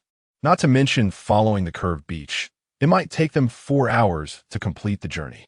Regardless, let's not dwell on that," Jiang Yin declared, setting down the camera and shedding her outer shirt and shorts, revealing a snug swimsuit underneath. "The tide is rising now, the sea surging towards the island, so we need not worry about rip currents. Gigi, let's plunge into the water." As Jiang Yin discarded her outer layer, Lin Zong, perched atop the wooden wall, felt a twinge of guilt as he lowered his camera. Ahem, he hadn't intended to gaze. He was merely concerned for their safety. Yes, just safety. However, it must be noted that Jiang Yan's physique, particularly her waist-to-hip ratio, far surpassed that of Song Ji, likely owing to her frequent exercise, giving her an alluring aura. Ahem. Lin Zong cleared his throat a couple of times, descended from the ladder, and began attempting to construct a storage rack inside the cave for their supplies. Organizing the tools was of utmost importance. As their resources multiplied, he preferred to hang all tools on the wall. Yet the rock wall behind him bore no crevices. Hammering in nails was utterly impossible. Alas, if only he had an axe. While tinkering with the survival knife, resting it on a wooden stick, he simultaneously hammered and sighed. The axe and the saw hold equal significance in the realm of carpentry. However, Lin Zong was acutely aware that this time the crew had not brought an axe. Consequently, he could not possibly find one on the deserted island, and thus opted to utilize a hammer and a knife as substitutes. He gathered a considerable number of wooden sticks, several of which were suitable for crafting bows and arrows. However, they needed to be air-dried and the bough limbs refined. Prior to air-drying, it was advisable to roast the sticks in the fire to relieve internal stress and prevent cracking, with external hazards significantly diminished. The next priority was to devise ways to enhance his quality of life. Admittedly, sleeping in a tent was rather uncomfortable, and he found himself nostalgically yearning for the comfort of a bed. Nevertheless, this task would be postponed. First, he would construct a storage rack, and if feasible, he would then create 2 rudimentary watchtowers. Chapter 54. Snorkeling. The density of the human body is remarkably similar to that of water, both approximating a value of 1. Seawater, enriched with abundant salts, possesses a lower density than freshwater, making it considerably easier for individuals to float. Similarly, due to the higher fat content in women's bodies, they find it more effortless to naturally buoyant on the water's surface compared to muscular men. Zong is proficient in swimming, albeit solely in tranquil waters such as those found in a swimming pool, and her technique is limited to the rudimentary breaststroke, with her kicking and breathing techniques lacking precision. At this moment, the silicone seal of her mask clings tightly to her face. One hand is free, her wrist adorned with a paracord tethered to a float, while the other hand firmly grasps Jiangyan's. She bites down on the snorkel, attempting to acclimatize to breathing through her mouth. This presents a certain challenge, as humans naturally breathe through their noses, and inhaling through the nose while snorkeling could compromise the mask seal, leading to fogging and impaired visibility. The masks procured by the crew are not of the high-end anti-fog variety. A single exhalation may necessitate her to stand and clean the mask anew. Relax a bit. It's all right. Dry snorkels typically do not take in water. Jiangyan's encouraging voice becomes somewhat muffled through the water. The water here barely reaches their thighs, and with their movements stirring up the sand, the surrounding sea appears less than crystal clear. Yet, Zong can still distinctly see the enchanting underwater world not far ahead, where beautiful coral reefs thrive even after the tide has receded, teeming with nimble fish flicking their tails, and even quick-moving crabs and mantis shrimp. The ocean is indeed so beautiful. It is no wonder Jiangyan has been yearning to dive. She swallows her apprehension and attempts to release Jiangyan's hand. She is already eager to plunge into the experience. After all, she knows how to swim. She merely needs to move her arms and legs. The underwater realm beckons her, and she can hardly contain her excitement. Are you that eager? Jiangyan's cautionary words are left unspoken. For instance, snorkeling is merely snorkeling. One should not attempt to dive deeper, lest they inadvertently swallow water. Additionally, she should be aware of how to manage water entering the snorkel and the basics of treading water and floating on her back. However, a little misadventure is not entirely detrimental for the young. After all, with the tide rising, even if she were to choke on water, it would only carry her back toward the shore. How about calling Lin Zong over for CPR and mouth-to-mouth resuscitation? Imagining such a scenario, would Gigi blame herself for being overly cautious, or would she find herself blushing in embarrassment? As these thoughts swirled in her mind, the image of someone choking on water suddenly morphed into her own reflection. Ugh! She awkwardly adjusted her mask and secured the snorkel between her teeth. Glancing at Zong, who was already swimming ahead, Jiangyan pushed off on the ocean floor, gripping the spear gun tightly. Diving could also offer the opportunity to catch fish. Although she hadn't brought a fish basket today, she had taken an extra piece of rope, which she could use to loop through the gills of any fish she caught, securing it to her elbow. Initially, Zong felt a twinge of nervousness. However, as her body gradually glided forward, the refreshing embrace of the sea water allowed her to relax after a long time. She floated on the surface, gazing down from her elevated position at the underwater world she had only seen on television, overwhelmed by the breathtaking beauty that words could scarcely capture. Sunlight penetrated the soft blue-green waters, resembling countless golden threads swaying gracefully in the shimmering waves, a vivid manifestation of the Tyndall effect within the sea. Under the radiant sun, the coral and seaweed danced, while clownfish darted playfully among the coral branches and rocks. She longed to reach out and touch them, but the clownfish nimbly evaded her grasp. A sea turtle paddled slowly, yet its swimming speed was anything but sluggish. Barnacles had taken residence on its back, giving it the appearance of a patient afflicted with sores, which oddly stirred a sense of discomfort within her. Oh, sea turtle, Jiangyan swallowed hard, recalling how delectable turtle meat could be. Yet, during her previous diving expedition in the Solomon Islands, she had attempted to hunt with a spear gun, but had returned empty-handed. Although she now felt a significant improvement in her skills and accuracy, she remained uncertain about targeting a creature like the sea turtle, which required a precise shot to the head. The turtle's shell was hard as armor. If she failed to penetrate it, She worried about the possibility of the spear becoming lodged, causing the startled turtle to flail wildly, potentially leading to the loss of her spear gun. She was reluctant to squander such a precious piece of equipment. To be honest, on this deserted island, a spear gun was more valuable than a life itself. If she were to lose it, she would be at a loss for how to explain it to Lin Zong. With these thoughts swirling in her mind, she slowly drew back the bowstring, steadied the arrow, and aimed at a nearby juvenile snapper fish. The snapper, known for its considerable size and vibrant colors, could grow up to 2 meters in length. Yet, the one before her was clearly a young one, measuring around 60 centimeters. Nonetheless, this fish was quite substantial in her eyes. Moreover, snapper was delicious. Many sought the experience of tasting it, even traveling abroad to regions where snapper thrived, relying on the luck of local fishermen. However, she recalled that this species was primarily nocturnal, typically resting in caves or coral thickets during daylight hours. Caw, caw, caw. Misbehaving children who stay up late might be snatched away by bad people. Jiang Yin chuckled softly as she inched closer to the snapper, aiming at its sizable form. Interestingly, most juvenile snappers were female, with some transforming into males as they matured, a peculiar phenomenon indeed. With a swift motion, the elasticity of the rubber band propelled the arrow forward, effortlessly piercing the body of the snapper. The fish quivered, attempting to swim on, but its efforts were in vain. After retrieving it, Jiang Yin promptly threaded it with a rope, proudly hanging it from her arm. This was merely the first catch. How amusing it would be to see Lin Zong's reaction upon witnessing such an abundance of fish. As Jiang Yin joyfully indulged in her imagination, she was suddenly startled by the sound of splashing water ahead. Plop! Gag, cough, help! As anticipated, Songji had inhaled water.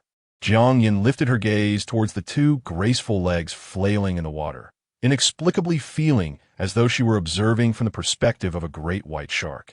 The depth of the sea here was approximately 2 meters, and as Songji struggled, she occasionally made contact with the seabed, stirring the water into a murky chaos. At this moment, it was unwise to rush to her aid, as it could very well result in both of them being in peril. Therefore, Jiang Yin treaded water to the surface and swiftly pushed a flotation ring towards Songji, observing her clinging to the lifeline as if it were her last hope. Jiang Yin couldn't help but feel a sense of exasperation. Had this girl truly forgotten that the rope tied to her wrist was connected to the flotation ring? Chapter 55. Menstrual period. After gasping for breath for quite some time while clinging to the life buoy, Songji finally felt a sense of stability. With lingering trepidation, she glanced at Jiang Yin, who effortlessly floated on the water's surface, supporting herself with a gentle kick. Having swallowed copious amounts of seawater, she pouted slightly, feeling a bit bloated and somewhat full.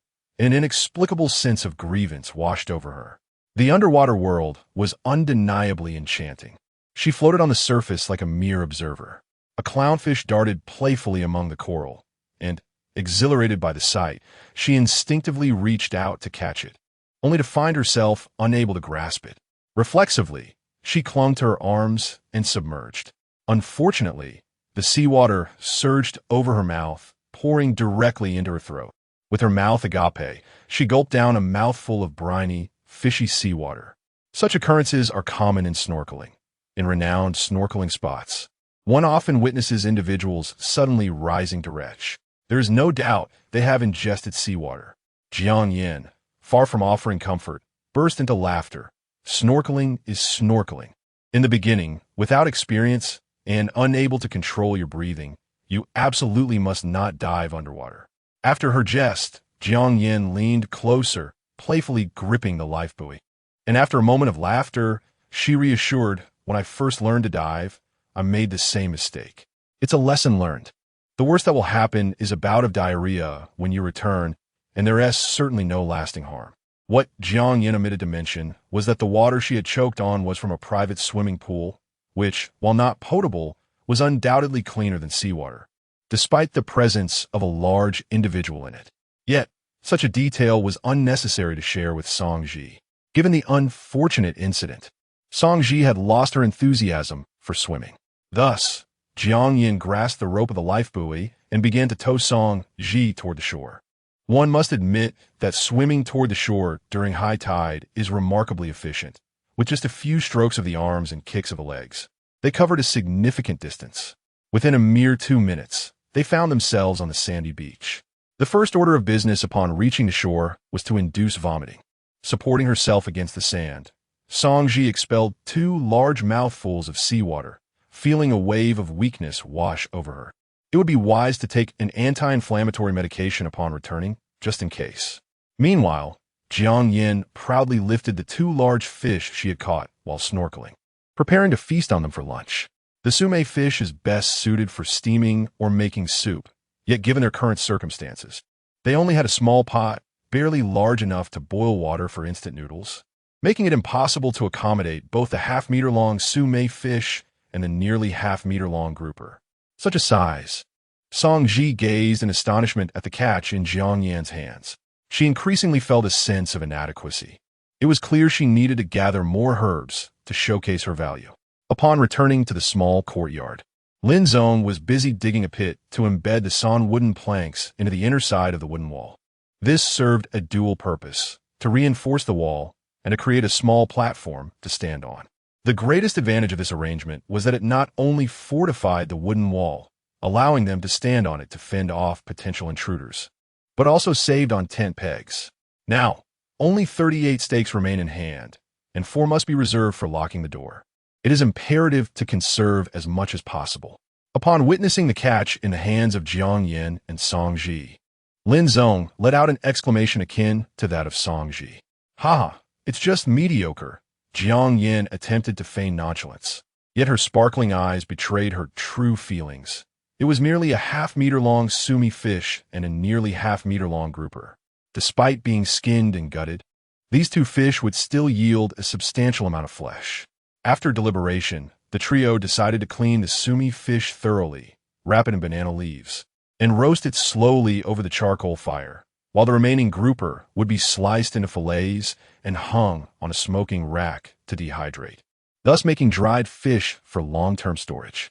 Lin Zong's culinary skills remained as sharp as ever, though he had not prepared a proper meal in days.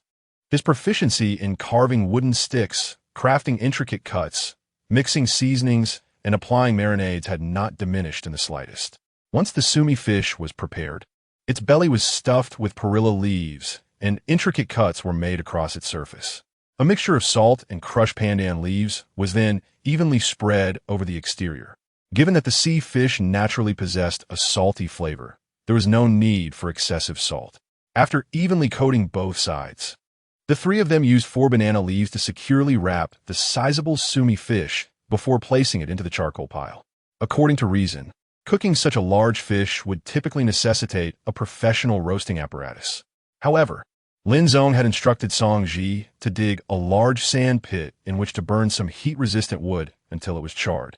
Before placing the bundle of banana leaves inside, he crushed the charcoal and wrapped the entire bundle of banana leaves, then topped it with a layer of firewood to sustain the flame. It was estimated that it would take at least 2 to 3 hours for the fish to be thoroughly cooked. This was certainly not the most convenient method, considering the fish's size. Nonetheless, it could be regarded as an attempt at a novel cooking technique, especially since, as Jiang Yin had mentioned, the surrounding coral reefs teemed with a variety of fish, making sustenance relatively effortless. Not to mention that they could also gather seafood during the early and late hours, with the added benefit of the monthly tides. Just as Lin Zong contemplated observing the patterns of the tides, Jiang Yan's expression suddenly changed, and she clutched her stomach, hastily retreating into the tent. Moments later, she emerged with a somewhat pallid complexion, a faint stain of blood upon her pants. This, perhaps, elucidated one of the reasons why women might not fare well in the wilderness. Each month, there would inevitably be a few days when the debuff manifested, resulting in persistent bleeding, diminished immunity, and a random accumulation of irritability, fragility, and unreasonable behavior. "We still have plenty of clean clothes," Lin Zong suggested. "And if you don't mind, I actually have a pair of pants that I haven't worn." "No need," Jiang Yin replied, her expression somewhat grim as she shook her head and settled by the fire. She needed to dry her hair quickly. Fortunately, Having cut it short made the process significantly easier. Jiang Yin was somewhat exasperated. According to the timeline, her menstrual period should not arrive for another 5 days or even a week, especially since it had occurred just before her arrival on the island. Her health was generally good, and her cycle was quite regular. Thus, caught off guard, she found herself in an unfortunate predicament. Furthermore, the irregularity of her cycle could serve as a subtle indicator of her overall health. On the deserted island, no matter how resourceful Lin Zong might be, he could never replicate the comforts of life back home, whether in terms of diet or lifestyle. Chapter 56. The Trials of Life During a Woman's Menstrual Period. It is advisable to prioritize rest and minimize physical exertion. Lin Zong, having experienced several romantic relationships during his university days, possesses some understanding of this matter. Furthermore, due to the hormonal fluctuations associated with menstruation, irritability and communication difficulties may arise. Consequently, Lin Zong resolved to refrain from burdening Jiang Yin during this period to prevent any internal discord within their group. Fortunately, with an abundance of food and the safety concerns largely addressed, they now find themselves with ample leisure time to pursue personal endeavors. Jiang Yin is free to engage in whatever activities she desires. Lin Zong saved Jiang Yin, hoping to forge a deeper connection, for they could not remain marooned on the deserted island indefinitely. He had rendered her considerable assistance, and it would not be an exaggeration to call it a life-saving grace, especially when observing the fates of the others in their group. Some perished, others were gravely injured, and it was evident that their survival was precarious. Was Jiang Yin truly more deserving than the rest? It seemed unlikely. Without Lin Zong, she too would have faced a fate of manipulation, uncertain of her survival. As a perceptive individual, Jiang Yin was acutely aware of this dynamic and dutifully fulfilled her role as a teammate. Not only did she share in the labor and hardships, but she also took the initiative to hunt, demonstrating her value to the group. Through their time together, Lin Zong developed a genuine admiration for Jiang Yin. Even if she were merely an ordinary individual, unable to offer him assistance after they left the island, or if her family had fallen into bankruptcy, he would still be inclined to keep her by his side. "Hey, Gigi," Jiang Yin said, casting a shy glance at Lin Zong before turning slightly flushed and poking her companion Song Ji.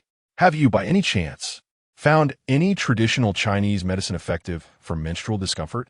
Song Ji scratched her head, reflecting on the herb she had foraged a few days prior, then shook her head. "No, unfortunately. To regulate one's condition and nourish the body during menstruation, commonly used herbs include chuanqiong, dingui, baishao, yumukeo, and ai. Regrettably, we have not encountered any of these on the island. It's all right. If we endure for a while longer, perhaps rescue will come next month." Song Ji reassured Jiang Yin, simultaneously considering the matter of herbal remedies. There exists a remarkable resonance among women. Over time spent together, their menstrual cycles tend to synchronize. During her university years, it was not uncommon for her and her 3 friends to experience their periods simultaneously, with only one instance of deviation. In that peculiar case, 3 of them had their cycles, while the girls sleeping beside her remained unaffected. After 1 or 2 days without symptoms, she eventually went to the hospital for an examination on the 3rd day, only to discover she was pregnant. Consequently, she took a semester off from her studies, and she had no boyfriend, making the situation exceedingly awkward. Of course, such unforeseen circumstances are rare. 2 hours later, Lin Zong pushed aside the charcoal that had been smoldering under the banana leaves. By this time, the leaves had been reduced to charred remnants, dark and ashen. After peeling away several layers, he finally uncovered the tender, vibrant green leaves within. Upon peeling back the banana leaves, a delightful aroma wafted through the air. At this moment, Lin Zong felt a twinge of uncertainty, concerned that the sume fish might not be thoroughly cooked. However, upon slicing open the fish's belly with his knife and discovering the tender, pale flesh within, he was reassured that the fish was indeed fully prepared. Cooking such a large specimen was no small feat. He had already tended to the fire for more than 2 hours, constantly monitoring the heat. Too high would char the surface while leaving the interior undercooked, and too low would extinguish the flames entirely. He also had to ensure an even temperature throughout, necessitating the turning of the fish, which proved cumbersome given its size. Next time, he resolved to avoid such a method. The next task was to portion the fish.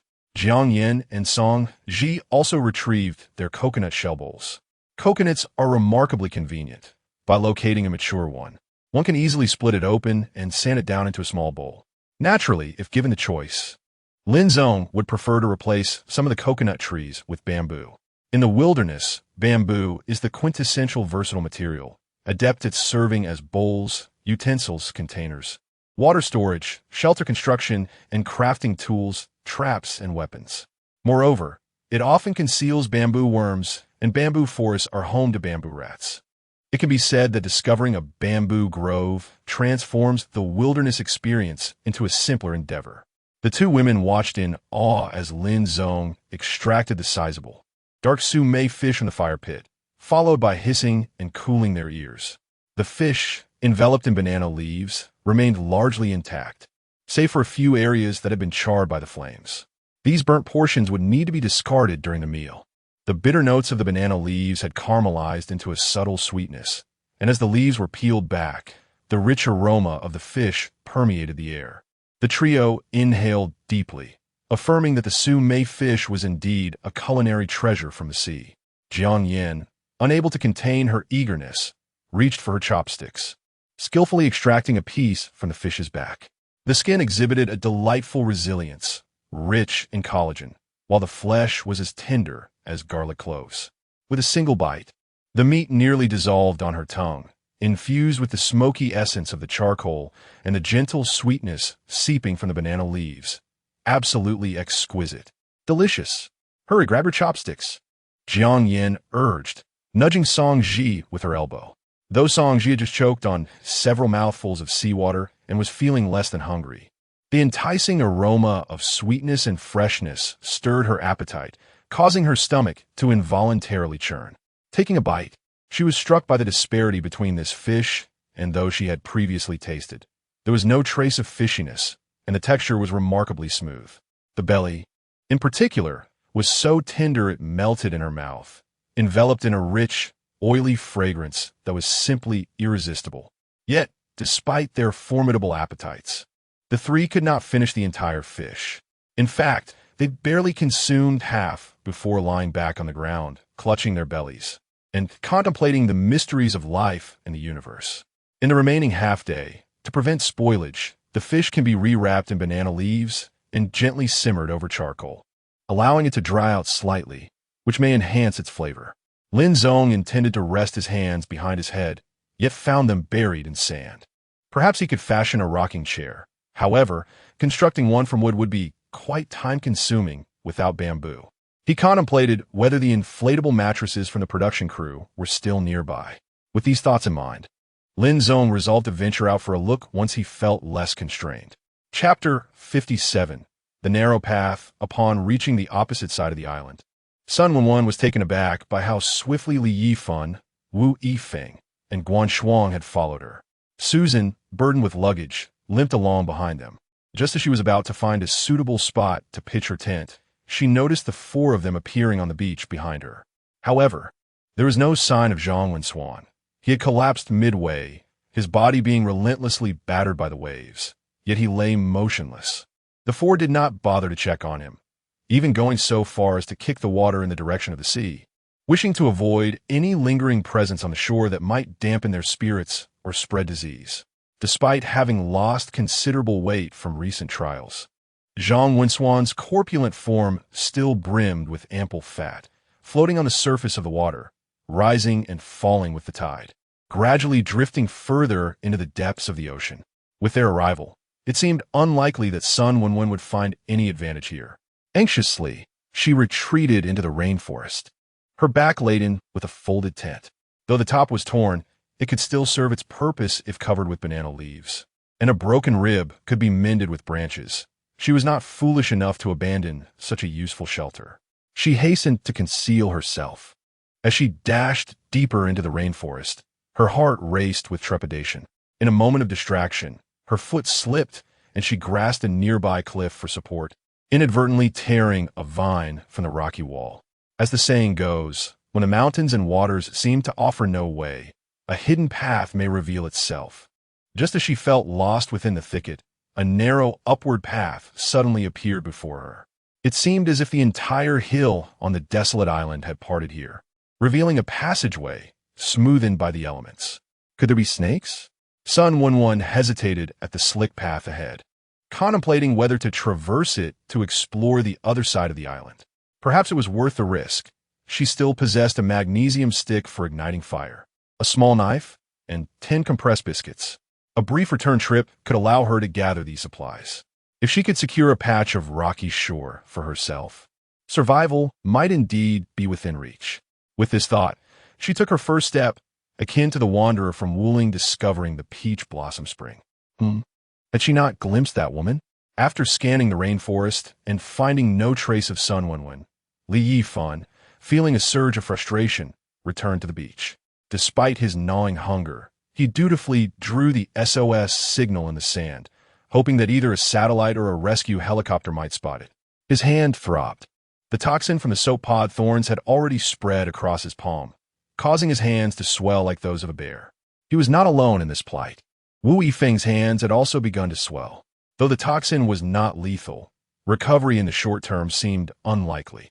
If one were to venture out to the shore in such a manner, it would be nearly impossible to capture the nimble crabs, and one would be left to gather merely some sea snails and shellfish. Furthermore, the tide has already risen, although it appears to have begun receding. It will take several hours for it to withdraw to a point where it is worthwhile to search the shore. Besides the gnawing hunger, a more pressing concern is thirst. After walking for such a considerable time, the only find was a solitary coconut at the outset, and despite the presence of coconut trees nearby, climbing them is beyond his capability. Water sources, sustenance, and shelter are all pressing issues, and the absence of fire compounds the situation. Wait, without kindling. Does it mean he must resort to friction for fire? On the opposite side of this deserted island, Li Yifan, having finally settled, found himself engulfed in profound despair. The chilling sensation that accompanied his recent act of taking a life, akin to the slithering of a serpent over skin, clung to him, inducing a wave of nausea. This condition is clinically recognized as post-traumatic stress disorder. My grandfather, in his youth, participated in the arduous battles of the Laozhan conflict. While it was indeed a just war, his psychological resilience was not particularly robust. Perhaps it was simply his innate kindness. Lin Zong, seated before the tent, took a sip of water and sighed, recounting how in his later years his grandfather became engrossed in religious practices, his spirit waning, relying on sedatives to find slumber. My reluctance to take a life stems from a desire to avoid becoming like my grandfather in his twilight years. In his youth, Lin Zong's grandfather exhibited no signs of psychological trauma. He was bright and cheerful, always eager to help others in his work, leading a life indistinguishable from that of an ordinary person until the twilight of his life, when he seemed to transform into the very person he had once described. So, it is thus. Songji nodded in understanding of Lin Zong's decision. Despite the fervent outcries online, individuals behind the opinions can be fierce and extreme. However, presenting a knife to them and asking them to take a life is an entirely different matter. Even if the target is a villain, someone who poses a threat to them, the reality is daunting. It is easy for keyboard warriors to voice their bravado, yet when faced with the gravity of taking a life, the pressure becomes unfathomable. Alas, Lin Zong sighed once more, admitting, I find myself rather admiring Zhao Fong and his companions. They seemed utterly devoid of remorse after committing murder. Yet, what meaning does it hold to dwell on such matters now?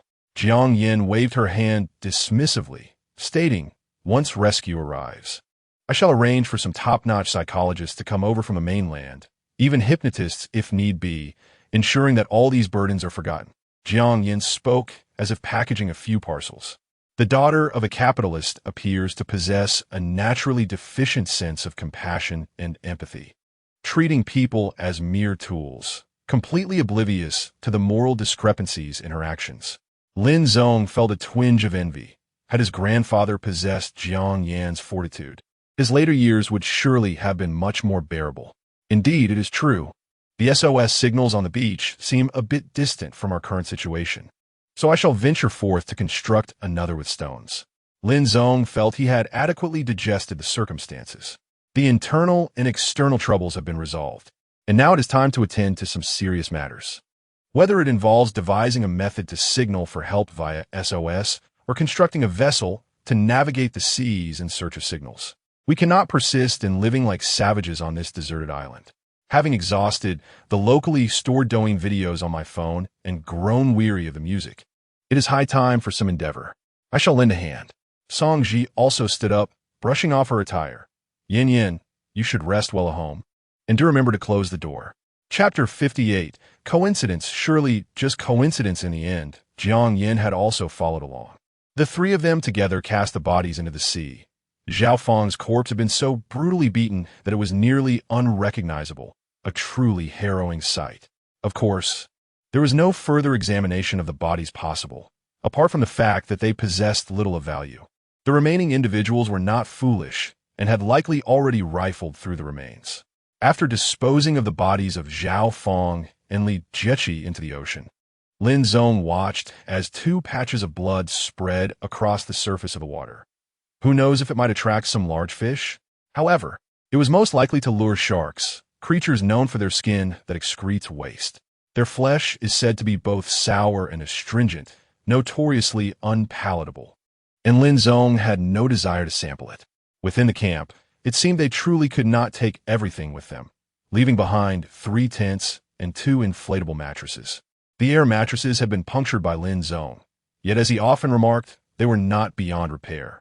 Sighing, he felt a twinge of resignation as he rolled up the 2 mattresses.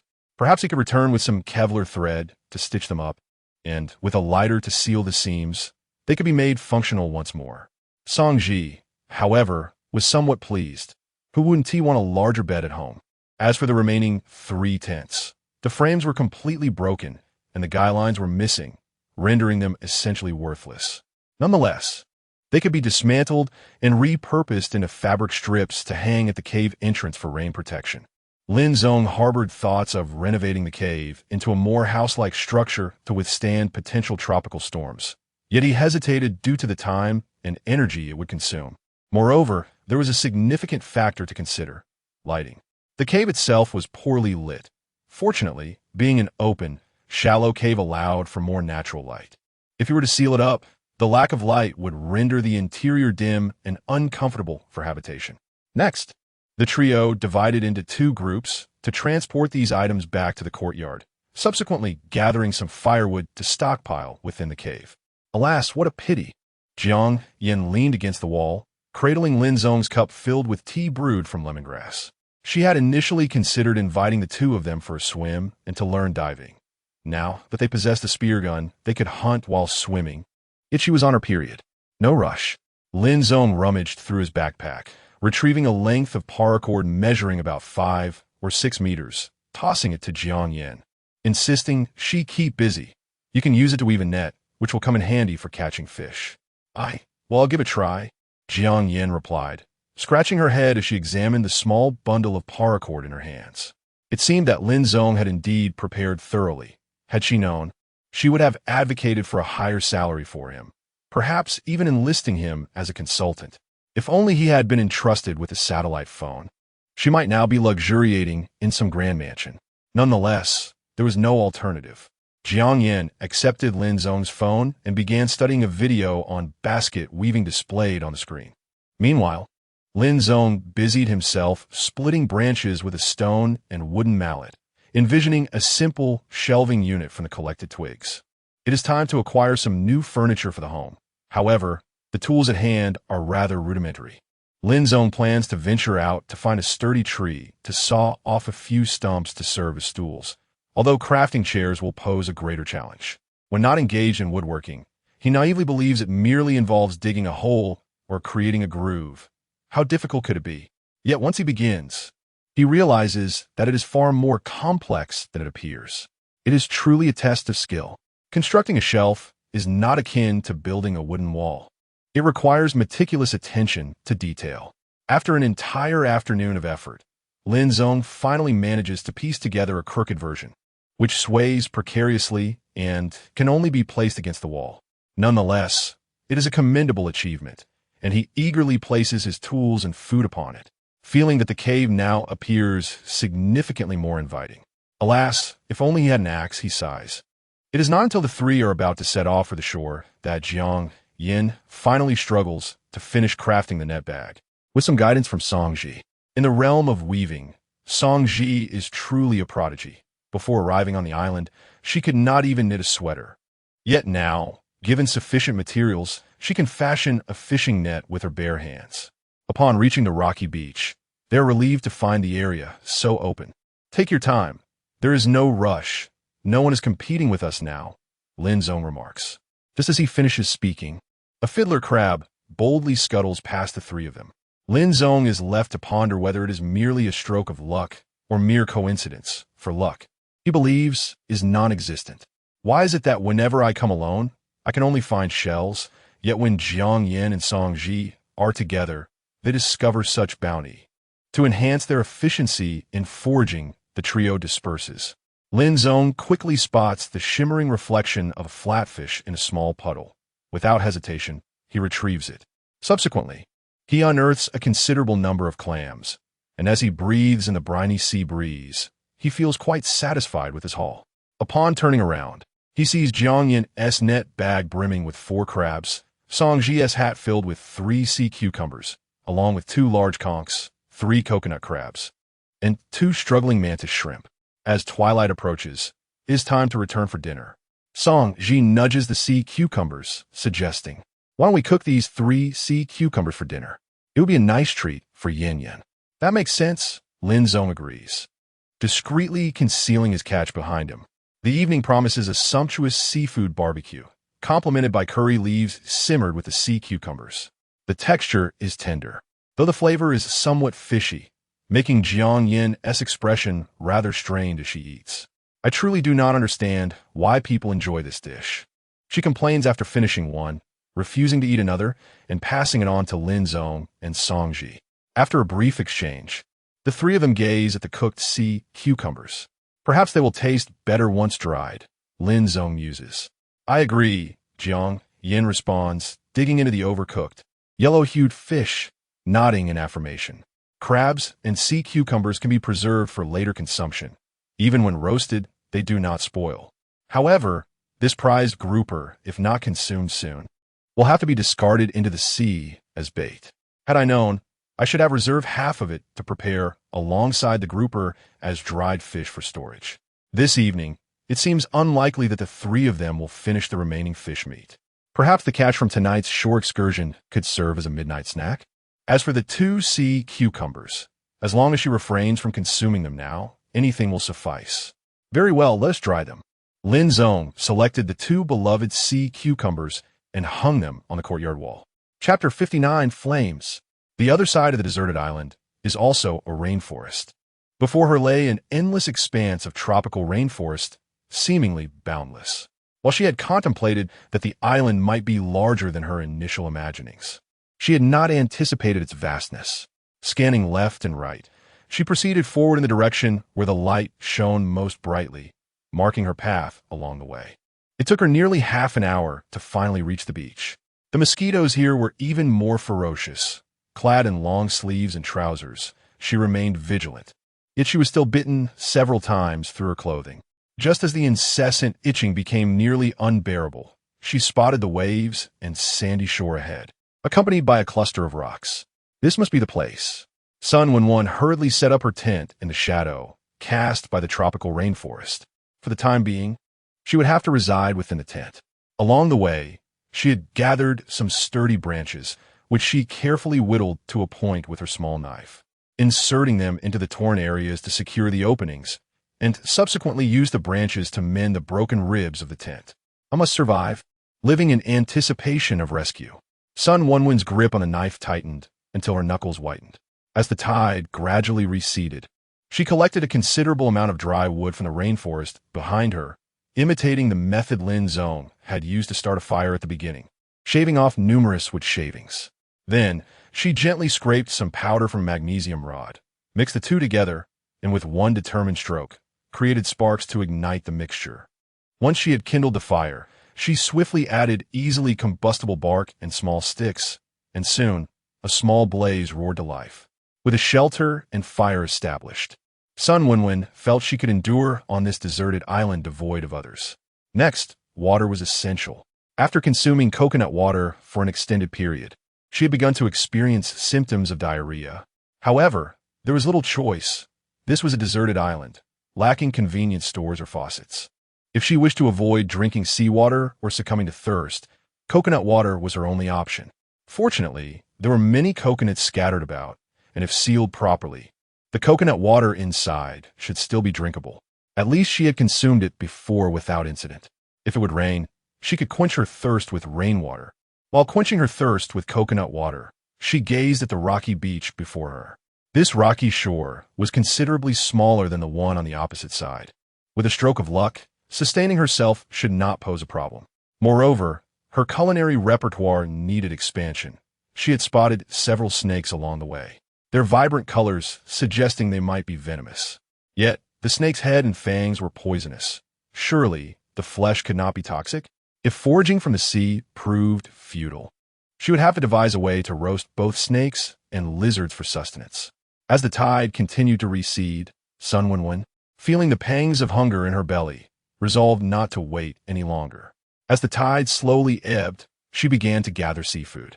Whether it was the cat's eye snail nestled in the sand or the swimming mantis shrimp, each was swiftly captured in her grasp, and by examining the breathing holes, she even unearthed a few moon snails. Continuing her exploration along the shore, she ventured until the tide receded past a rocky outcrop, where she was pleasantly surprised to spot a crab. After capturing the crustacean, Sun Wenwen hurriedly returned to the fire, tossing her catch into the flames. Soon, the delectable aroma of seafood filled the air. How delightful! How hungry she felt! The crab was the first to change color, and in that moment, the distinction between what was edible and what was not became irrelevant. As the fragrant essence of crab roe wafted towards her, she sensed that her body transformed into an insatiable abyss of hunger. The discomfort from her various aches surged forth, compelling her to consume something. At last, she devoured a crab almost whole, shell and all, which brought her a measure of relief. Yet, the dull pain from her earlier injuries and the fatigue from her relentless journey re-emerged once she allowed herself to relax. Next, she turned her attention to moon snails, followed by the rubbery cat's eye snail. Finally, after consuming the mantis shrimp, shell and all, she let out a fishy burp that subdued her nauseous feeling. With the tide completely withdrawn, darkness enveloped the sky. Sun Wenwen continued her search, gathering more sea snails and razor clams. The bounty from this rocky shoreline exceeded that of her previous forays, filling her with immense joy. Even in the hollows above the rocks, she discovered glistening grains of sea salt, enhancing the flavor of her grilled seafood. With renewed determination, she felt a surge of confidence that she could endure.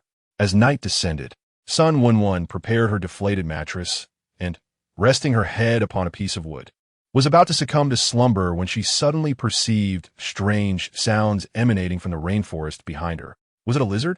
Or perhaps a snake? Though fatigue weighed heavily upon her, a sense of danger compelled her to rise.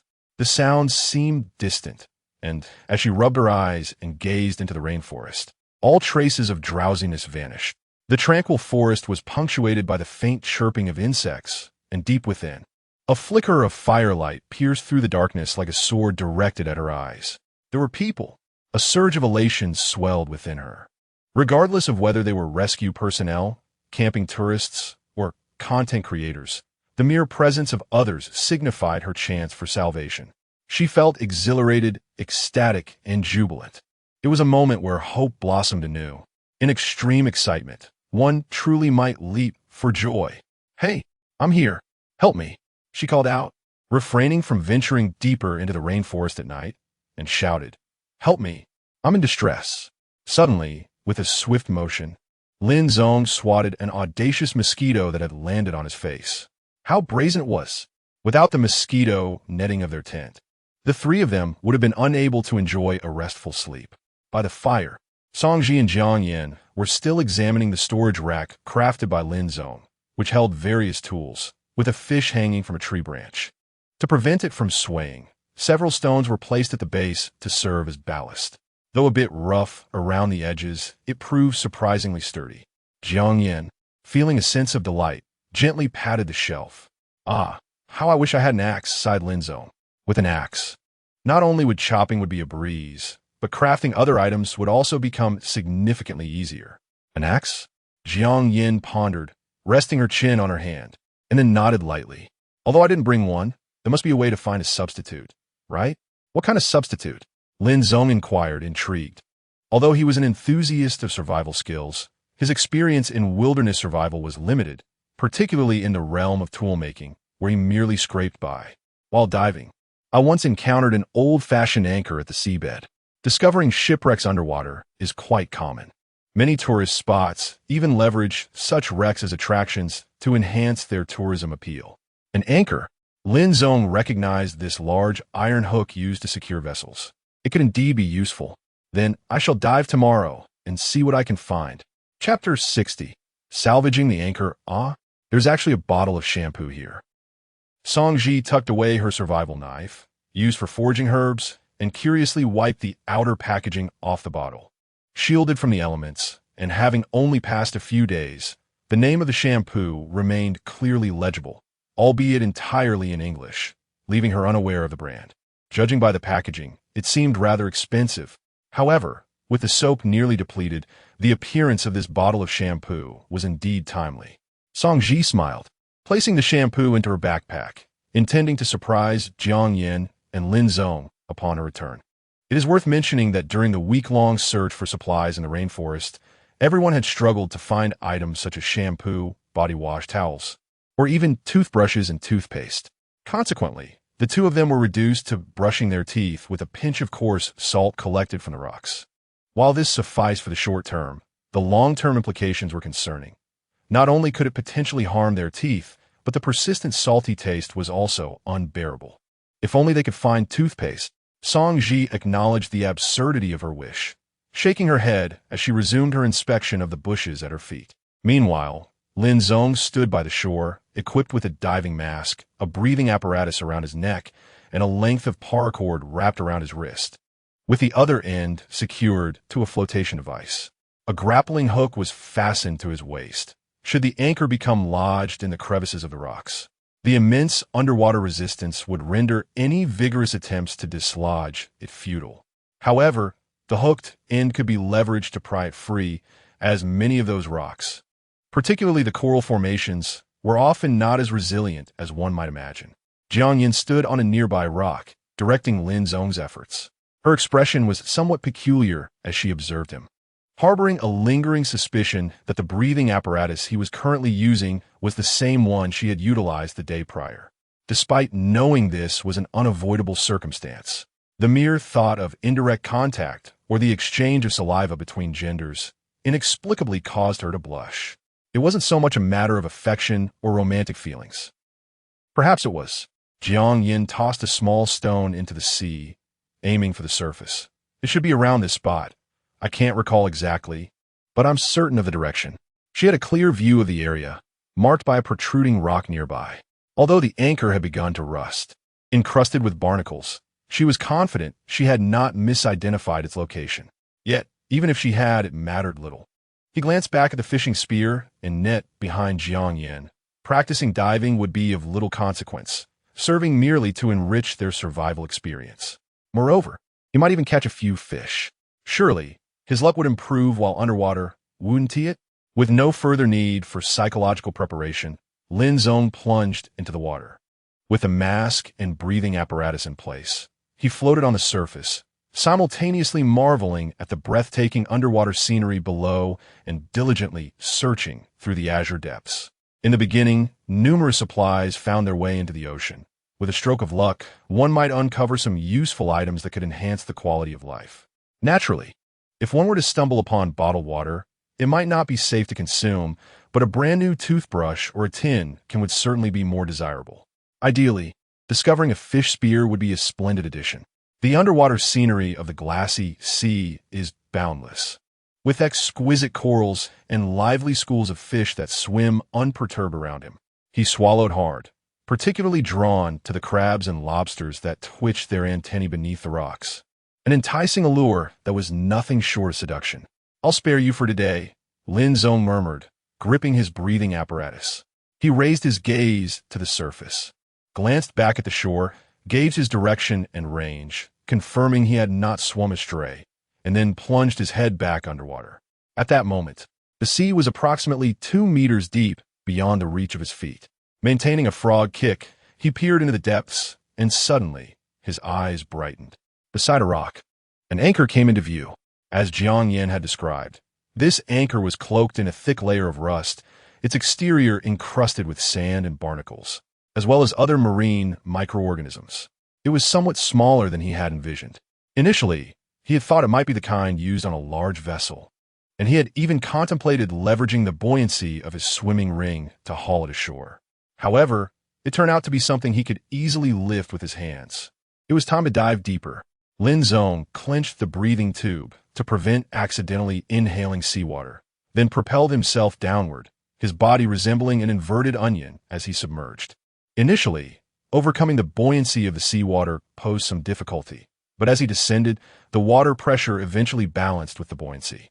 Lin Zong reached down and grasped the circular ring on the anchor designed for securing chains, fully immersing himself beneath the surface. The mere 2 meters of seawater began to create a discomfort in his eardrums. After a few moments of acclimatization, he attempted to tug at the anchor, but did not budge. This was a small anchor designed with 3 hooks for anchoring to the seabed, typically employed by fishing boats or small yachts. Lin Zong held it in his hands, contemplating its potential as a makeshift hoe, though it might require some modifications for use as an axe. With these thoughts in mind, he resurfaced, relinquished the breathing apparatus, and took a deep breath in a frog kick manner before diving once more. This time, using force from an opposite direction, he finally shifted the anchor. After moving it slightly, he secured the rope from his wrist to it. During his second ascent for air, he slipped into the swimming ring, pulling on the rope with all his might. With the buoyancy of the swimming ring counteracting part of the anchor's weight, Lin Zong managed to drag the ring while swimming and clawing his way back to shore. The condition of the anchor was far from promising. Although it appeared robust and usable, its surface was entirely encrusted with rust. After striking off the rust and barnacles with a hammer, its thickness diminished to about 1 centimeter. It should suffice for use. Lin Zong's words emerged with a hint of uncertainty. Should he fashion a raft for himself, or continue to use this object as an anchor? In truth, the prospect of attempting iron smelting was not beyond reach. Jiang Yin recalled a video she had previously encountered on Douyin, depicting wilderness survival techniques wherein one crafted charcoal and utilized clay to construct a furnace for smelting iron. Clearly, Lin Zong had also viewed it, as he rolled his eyes and remarked, "Those are merely staged, dear sister." However, Jiang Yin countered, "We need not melt the anchor into molten iron. Simply heating it until it glows red will suffice." "That makes sense," Lin Zong conceded. "To achieve a glowing red state, we might not even require charcoal. We could simply toss it into the fire. After all, we have nothing but time on our hands." He shook the water from his hair and stroked his chin, deep in contemplation. Chapter 61. The wild man, it is best to commence by producing charcoal, as Lin Zong had already contemplated the endeavor, intending not only to purify water, but also to serve as a regular source of fuel. Charcoal obtained through dry distillation is more enduring than wood and emits less smoke. The higher flame temperature, while unnecessary, is not the primary concern, for the principal purpose of the campfire on this deserted island is cooking rather than warmth. Yet, these considerations are secondary. The immediate priority is to detach the 3 claws of the anchor, its gripping prongs, using a stone to strike them down mindlessly. After enduring the relentless erosion of seawater, Lin Zong and Jiang Yin effortlessly severed them. Once the 3 hefty anchor heads were brought back to the courtyard, they were subjected to a vigorous beating, causing the outer shell to flake away. The remaining task was to heat them until they glowed red and twist the shovel-shaped anchor heads into makeshift axes. When Song Ji returned, she chanced upon Jiang Yin and Lin Zong bent over, digging in the sandy ground of the courtyard. Upon hearing of the plan to create charcoal for the axes, she decided to lend her assistance. Besides the axes, the remaining 2 anchor heads could be fashioned into small hoes and shovels. The former also required bending the shovel-shaped anchor head, while the latter necessitated straightening the anchor head as much as possible and hammering out a concave shape upon it. While the forging of charcoal was fervently underway, an inexplicable dread enveloped the other side of the island. Having already taken a life and bearing injuries that rendered survival precarious, devoid of fire, proper sustenance, or any sense of security, Li Yifan, Guan Shuang, and others huddled together in a single tent, unable to sleep, haunted by the fear that the spirit of Zhao Fong or Li Jieqi might come seeking retribution. Compounding their terror were the chilling, anguished screams of a woman echoing through the night. The sound, resonating from the depths of the rainforest, was loud and filled with a haunting resonance. The night-shrouded rainforest loomed dark and mysterious, and the cries for help sent shivers down their spines, especially the final, blood-curdling scream, laden with terror, which kept the 4 of them awake throughout the night. As the sun rose high in the sky, the 4 ventured into the water to catch fish. But as they watched the schools of fish slip away from their feet, they found themselves disheartened. Ultimately, they resorted to shedding their clothing to fashion makeshift nets, which allowed them to catch a few silvery fish at last. With only a survival knife and no means to ignite a fire, the 4, after failing to create one through friction, were left to endure the nauseating stench of raw fish as they resorted to consuming sashimi.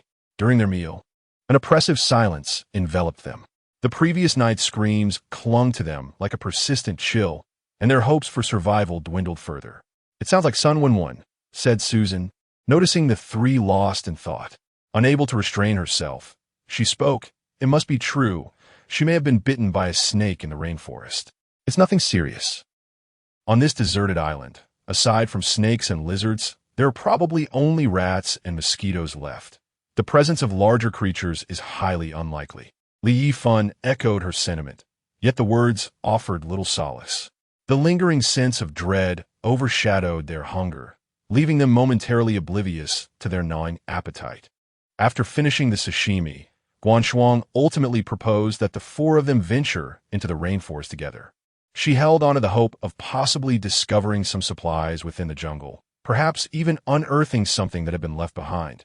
If they could find a magnesium rod, it would at least alleviate the embarrassment of consuming raw meat. In the end, each of the 4 armed themselves with sharpened wooden sticks and cautiously entered the cool, inviting embrace of the tropical rainforest. Regrettably, after a thorough search, they found nothing. No sign of Sun Wenwen, no scattered supplies, and certainly no magnesium rods or lighters. Fortune did not favor them. Apart from a few empty mineral water bottles, they encountered only venomous snakes and mosquitoes. Where had Sun Wenwen truly gone? What had she encountered the previous night? Was she alive or dead? The layers of questions amplified into a profound sense of dread within the serene rainforest. Subsequently, after hastily retreating from the jungle, they attempted to rekindle a fire, even inventing a bow drill through sheer intuition. However, the outcome was disheartening. An entire afternoon passed, and aside from the smell of charred wood, not a single spark was seen. Last night, upon witnessing the glow of firelight in the rainforest, Sun Wenwen was filled with elation, even recalling her school English lessons. She waved enthusiastically, her excitement palpable. Grasping a torch, she wrapped her clothing around it to amplify the flames. With the torch held high, she ventured into the jungle, oblivious to the molten plastic fibers dripping onto her skin. Her joy overshadowed her caution. Ahead, she heard the rustling of ferns.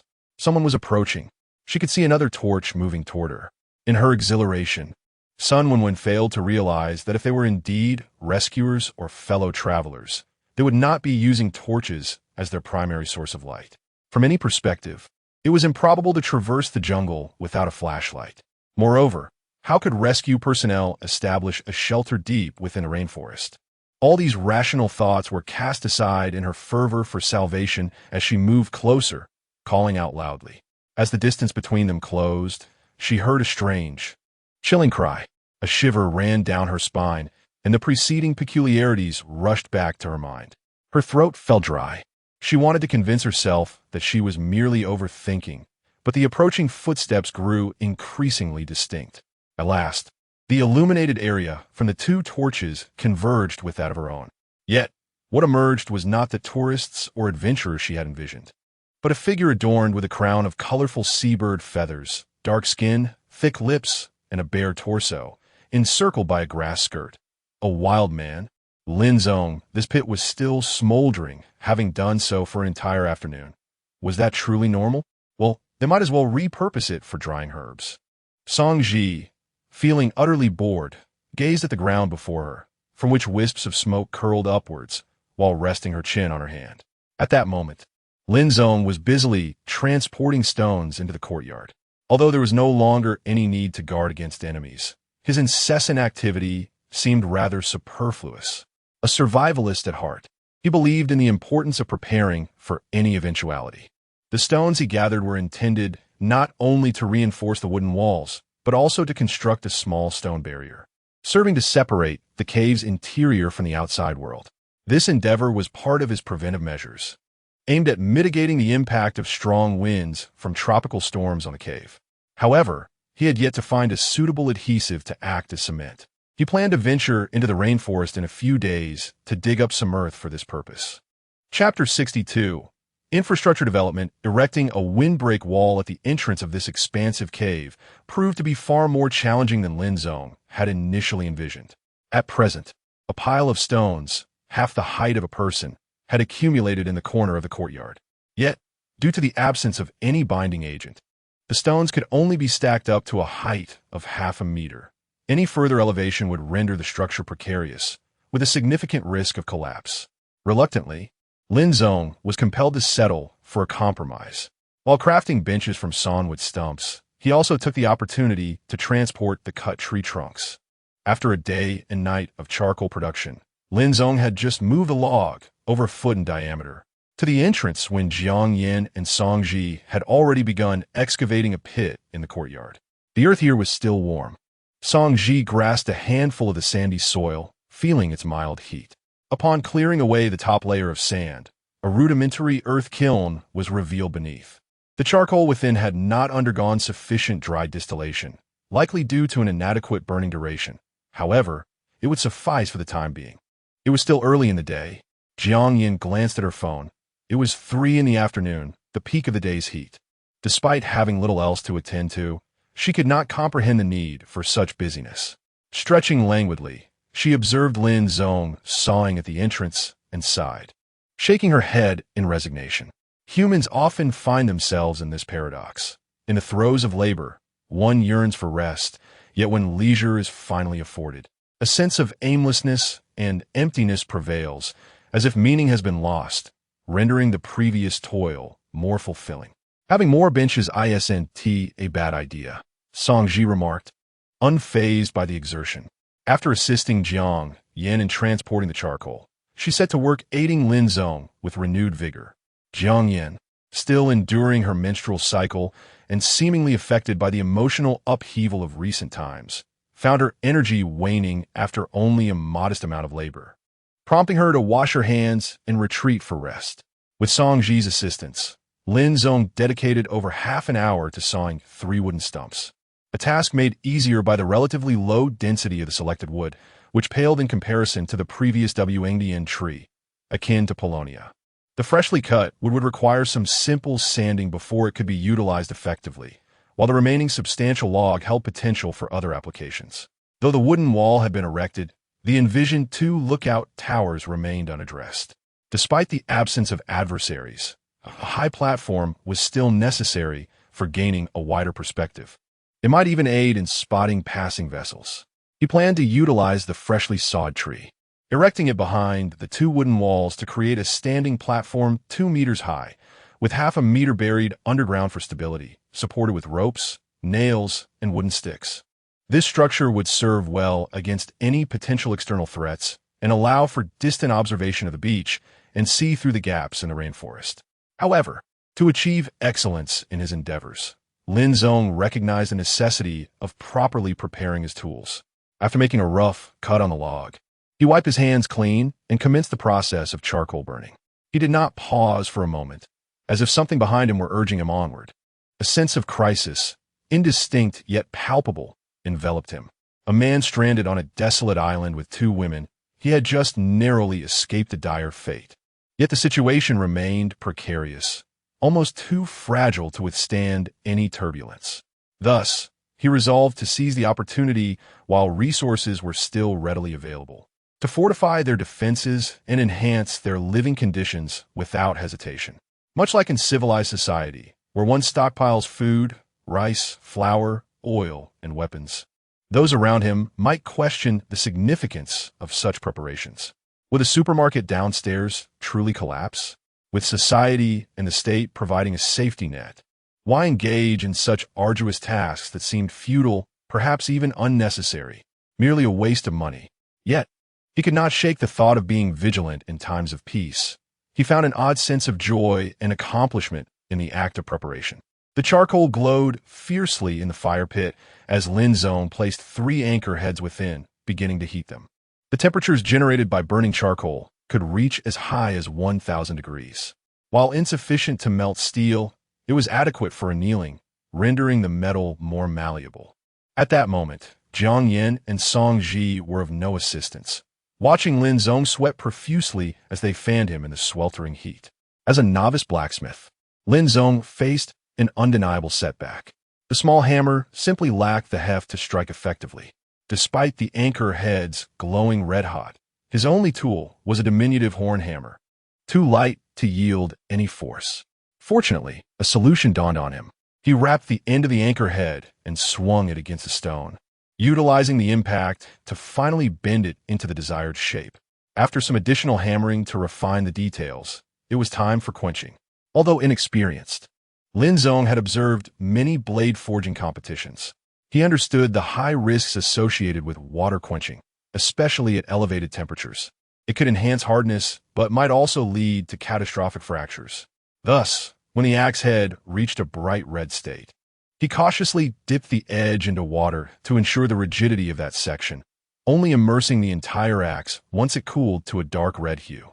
As the axe suddenly cooled, steam billowed from the surface of the water, accompanied by the shedding of oxidation layers, resulting in a newly forged tool. Subsequently, Lin Zong replicated the process, crafting a small hoe and a small spade. These tasks proved significantly less challenging. One required merely bending the anchor head, while the other involved shaping it into a flat surface suitable for digging. Even the quenching process was executed with minimal effort. As these tools were not intended for heavy-duty work, functionality was all that mattered. Yet, gazing at the fiery clouds illuminating the horizon, Lin Zong let out a sigh, feeling as though the day had slipped away all too swiftly. Perhaps it is the nature of fulfilling days to pass by quickly. He had initially intended to take advantage of the moment and erect 2 wooden posts, but now it was time to head to the seaside to gather seafood. Although they could easily forego this method of sustenance in favor of the less time-sensitive activity of underwater fishing, given that both Song Ji and Lin Zong had experience in the water, and with the aid of flotation devices, safety was largely assured. Nevertheless, the pursuit of gathering seafood served as a delightful leisure activity for the trio, as the rocky shores always yielded a variety of marine treasures, uplifting their spirits. For instance, just last night, Lin Zong had caught a large crab, and the taste was remarkably delectable. Chapter 63. Laughter like silver bells the survival knife was honed to a sharp gleam against the stone. With a decisive stroke, Li Yifan sliced open the belly of the mud skipper before him, extracting its innards and subsequently cleaving the fish into 2 halves. He then proceeded to cut along the grain of the fish flesh, rendering it into delicate slices. Despite the gnawing hunger that plagued him, his knife skills were modest, and he exhibited a curious sense of deliberate delay. The fish, exuding an earthy aroma, compelled him to pinch his nose, making it difficult to swallow.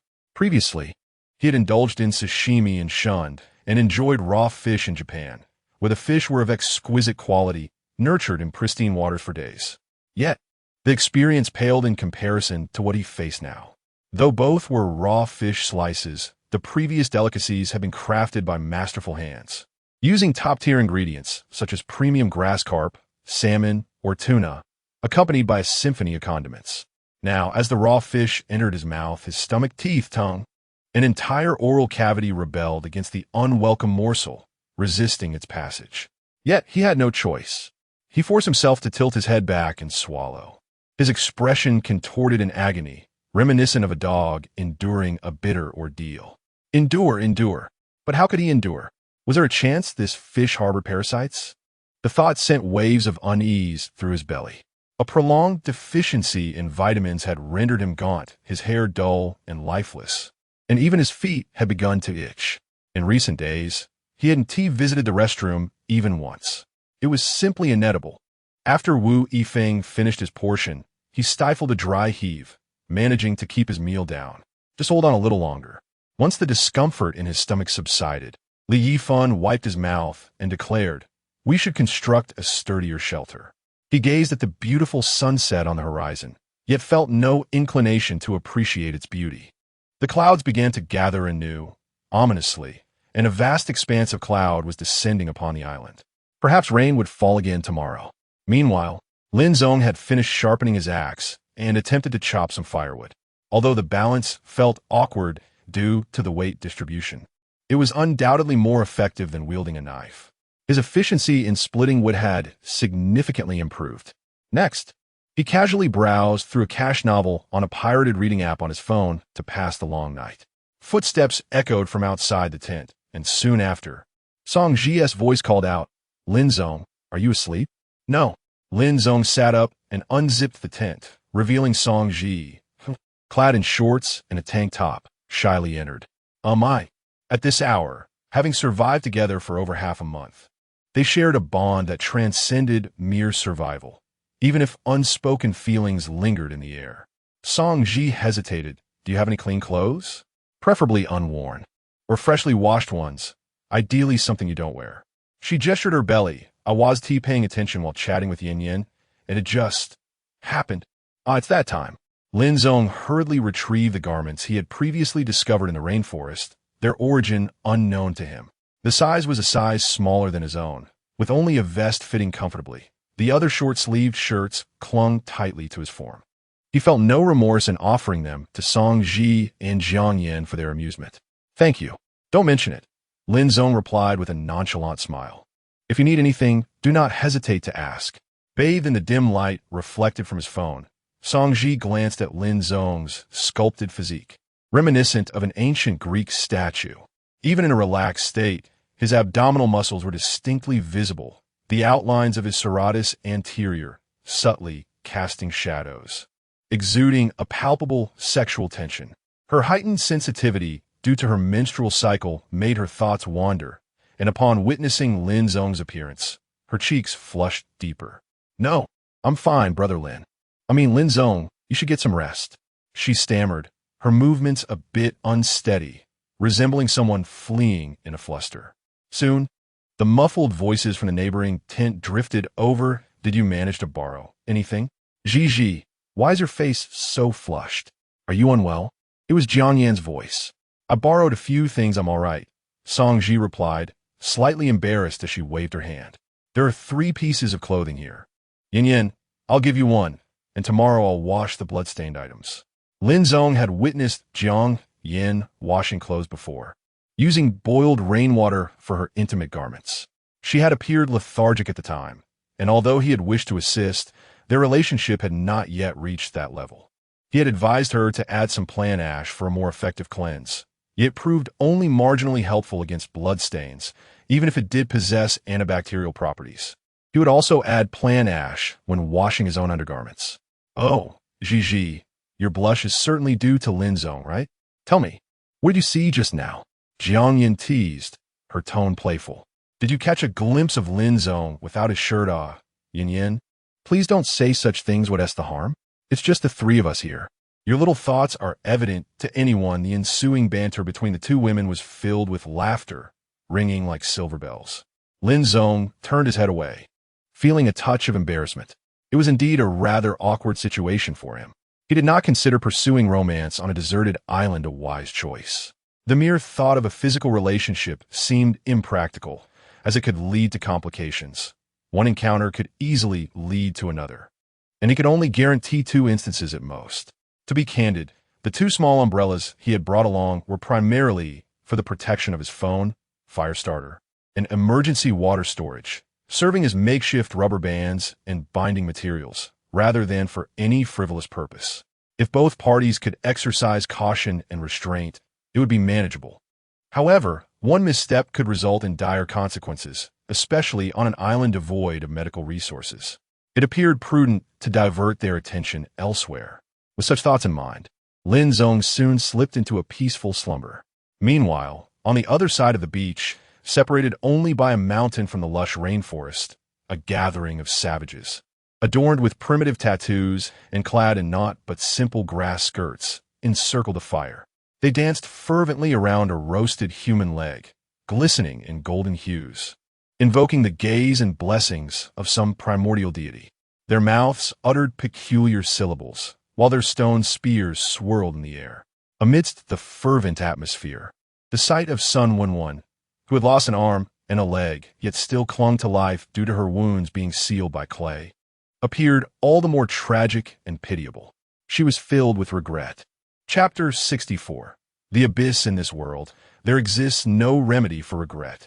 Had the opportunity to choose anew been granted, it is likely that all inhabitants on Huang Island would now be leading their previously unremarkable lives in peace.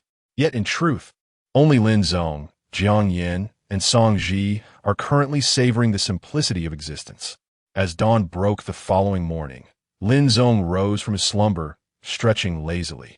The tide had fully receded, though the sun had yet to ascend completely, marking the most exquisite moment of the day. The saying, "The plans of the day are made in the morning," resonated profoundly. With the sun still shy on the horizon and a delicate morning mist refracting the light, the sun's rays were neither blinding nor scorching, rendering the visibility on the island remarkably clear. He roused Song Ji and Jiang Yin, and as they rubbed their eyes, struggling to sit up from their beds, he shouldered his backpack and equipped himself with a spear gun, a net, a swimming ring, a mask, and a snorkel, setting forth on that morning's hunt. At this juncture, the tide began its slow ascent, waves lapping against the shore, leaving no concern of a rip current sweeping him into the vast ocean. Lin Zong expertly secured his rope, donned his mask and snorkel, and plunged into the water, narrowly avoiding a misstep into the sandy beach. Coughing slightly from the small mishap, Lin Zong swam ahead, his gaze fixed intently on the crystal-clear waters beneath him, searching for his target fish. Of course, shrimp and crabs would suffice as well. However, lacking claws, he lamented the missed opportunity, as capturing crabs would have been effortless without fear of being pinched. As he propelled himself forward, Lin Zong swiftly distanced himself from the shore. Beneath him, the coral reef ecosystem teemed with small coral fish of peculiar shapes, though their edibility remained uncertain. His primary targets were various grouper, followed by snapper, and should he encounter a mullet, it would be a delightful bonus. Before long, Lin Zong exhaled, squinting his eyes to spot several waving antennae of a lobster at the base of the reef. What a treasure! He inhaled deeply, biting down on the snorkel to prevent swallowing water, then dove down. He was at least 8 meters above the reef, but upon descent, he quickly steadied himself against the rocks and began to rummage beneath. A grand lobster, a genuine one. With one hand, Lin Zong grasped the lobster's head, feeling its tail thrash in vain, soon securing it within his net. Elation surged through him, yet the oxygen in his lungs was nearly depleted. He hastily surfaced, treading water briefly to catch his breath and pour out the seawater from his snorkel before taking another deep breath, just before his clumsy treading concluded. Breathing once more, Lin Zong's eyes resumed their exploration among the rocky formations below. These rocks varied in height, some even piercing the ocean's surface. As he swam past, he had to navigate around them, while others lay so low they could easily be mistaken for the seafloor. As Lin Zong pressed onward, he found it increasingly difficult to discern the depths of the water beneath him. The sea, once a gentle turquoise, suddenly transformed into an abyss of inky blackness. In that instant, an inexplicable sense of suffocation enveloped him, as if he were on the verge of plummeting into an unfathomable chasm. He felt the grip of aquaphobia tighten around him, a fear he had never before experienced. Confronting a precipice? No, he was suspended above it, feeling the unreliable buoyancy of the water as though he might plunge into the depths at any moment, faced with boundless darkness and terror. The vibrant coral and schools of fish vanished behind him, and as he gazed down into the abyss, his breath quickened. Suddenly regaining his composure, he frantically thrashed his limbs, propelling himself toward the shore in a desperate bid for safety. Goodness, what a fright! His mind felt blank, consumed solely by raw fear, and shamefully, his legs felt weak beneath him. On his return journey, Lin Zong managed to catch 2 snapper and unexpectedly spotted a cluster of sea urchins on a rocky outcrop. This thought invigorated him. Last time in a coastal city, a single sea urchin had commanded 20 yuan, a delicacy beyond compare. He reached out to grasp one. Of course, he was mindful of the spines, which could easily break off within the body. With careful yet swift movements, he soon filled his net. Nearby, a yellow snapper circled curiously. What a foolish fish, he mused, raising his spear and swiftly impaling it, before turning back toward the shore. The return journey was swift, propelled by the waves. And within moments, he was back on land, his heart still racing. He emptied the sea urchins, snapper, and lobster into his backpack. A crab, in a provocative manner, scuttled around his feet. Would he let it be? He seized it by the legs and tossed it into the net. Though the sheer drop of the underwater cliff was daunting, the day's bounty was indeed commendable. Estimating the distance, he surmised he had swum approximately 300 to 400 meters. As long as he remained within this range, he was likely safe. Of course, he was keenly aware to always enter the water during high tide, for who could predict where a rip current might take him? Upon returning to the shelter, he found the 2 girls grappling with the discomfort of their menstrual cycles. Song Ji appeared particularly pale, huddled at the edge of the tent with a cup of hot water, her pitiable demeanor evoking sympathy. By the way, a menstrual period shouldn't affect one's ability to enjoy seafood, right? This thought crossed Lin Zong's mind, only to be quickly dispelled by a chuckle at his own overthinking. Previously, when Jiang Yan indulged in seafood, Song Ji, a medical student, had not raised any objections. What business did he have worrying over such matters? With a fire now crackling, Lin Zong prepared the 5 lobsters for grilling, allowing them to expel their waste before placing them alongside the crabs by the flames, and trusting Jiang Yan with monitoring the cooking. While he began to process the snapper, there are a total of 3, and apart from the last one that approached on its own, the others are quite sizable. It would be prudent to consume the smaller one first, leaving the larger ones to be prepared as dried fish. With deft precision, Lin Zong handled the fish as if he had been filleting them at the supermarket for a decade, effortlessly opening the belly, severing the head, and scraping away the fine scales and mucus from the surface. He then sliced the fish at an angle, hanging the pieces on a rack to await the roasting fire. Meanwhile, Jiang Yin had drawn closer, her curiosity piqued by the sight of the sea urchins. While she had indulged in sea urchin before, always in its processed form, this was her first encounter with live, wild specimens. Don't touch it directly. The spines can embed themselves in your flesh and are difficult to remove once broken. Lin Zong and Song Ji cautioned in unison. Chapter 65. She has passed away subsequently. The 3 individuals, their hands wrapped in cloth, meticulously ground away the spines of the sea urchin with hammers and stones, a task that consumed an inordinate amount of time. After deftly slicing it open to remove the inedible portions, they were left with only the delectable golden morsels. A brief rinse with fresh water, and upon tasting, the exquisite flavor seemed to penetrate the very soul. In that moment, all their prior efforts felt utterly worthwhile. One could only wonder if the sea urchins could be roasted. After savoring 3 sea urchins, Lin Zong gazed longingly at the lobsters and crabs by the fire, which were beginning to emit an enticing aroma. Song Ji, enjoying her 4th, and Jiang Yan, on her 5th, shared a moment of silence before casting eager glances toward the flames. Truly, fire is humanity's most magnificent invention. Lin Zong endeavored to roast a sea urchin, uncertain of what constituted being perfectly cooked. A few minutes later, he retrieved the sea urchin he had attempted to roast and took a tentative bite. The outer layer was slightly charred, yet the interior remained tender and smooth, infused with a rich aroma that melted in his mouth while preserving the sea urchin's inherent freshness. What a revelation! If only there was some garlic sauce to accompany it. The experience would be sublime. Once their appetites were satiated, it was time for work. Lin Zong tested a shovel. Although it felt a bit heavy, he split a wooden stick and fashioned a makeshift tool that proved manageable to wield. Moments later, he excavated a pit half a meter deep at the designated lookout point against the wall. With the assistance of Jiang Yin and Song Ji, they dragged a log from outside into the space. Together, they stood it upright, propping it with stones and backfilling with sand. Subsequently, Lin Zong threaded vine rope through the crevices of the wooden wall, securing the log firmly in place, then buried several stones around it, using 2 tent stakes for additional support.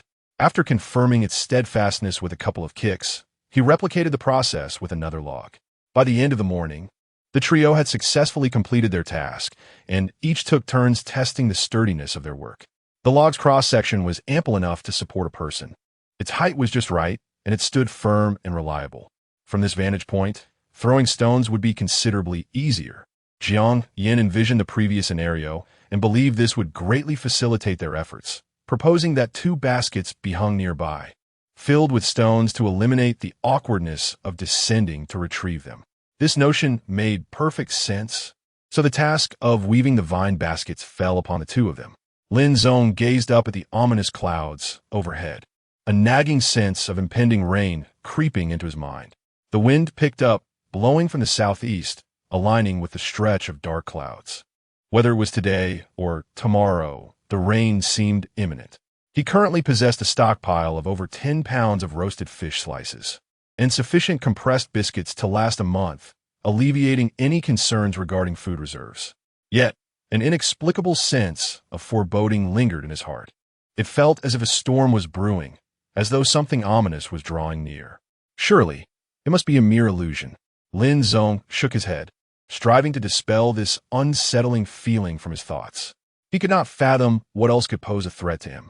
Li Yifan and Wu Yifeng were likely still nursing their injuries, after being driven to the other side of the island, even if they managed to procure sufficient food.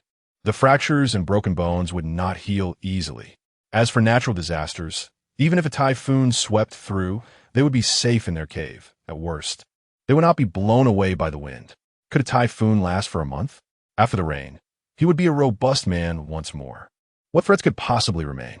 Perhaps it was merely the survival instinct at play. Lin Zong excavated some soil from beneath the humus layer of the rainforest, but the quality was abysmal, rendering it unusable as an adhesive.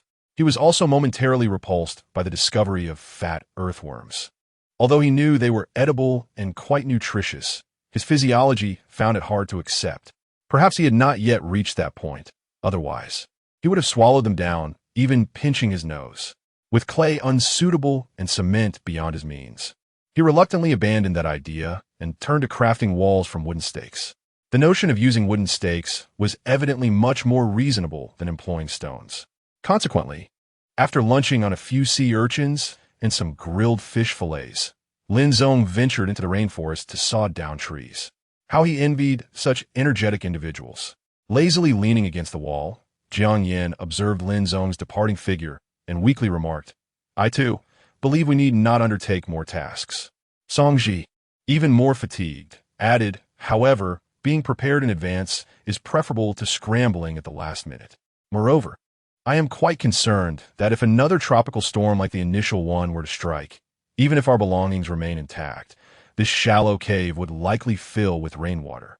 If we truly need to construct another wall, I deem it essential." That is a valid point. Jiang Yin had initially regarded this place as a mere temporary refuge. But now, surveying the small courtyard, she recognized the sturdy wooden walls they had painstakingly erected together, inch by inch, from the mountainside. The wooden walls were buried a meter deep and interspersed with stones, making them exceedingly robust. Both the upper and lower portions of the walls were fortified with thorny acacia for security, and 2 sentry posts had been established within. Alongside 2 woven baskets, they had crafted themselves. Looking around the courtyard, tools fashioned from ship anchors lay scattered on the ground, a fire pit smoldered in the middle.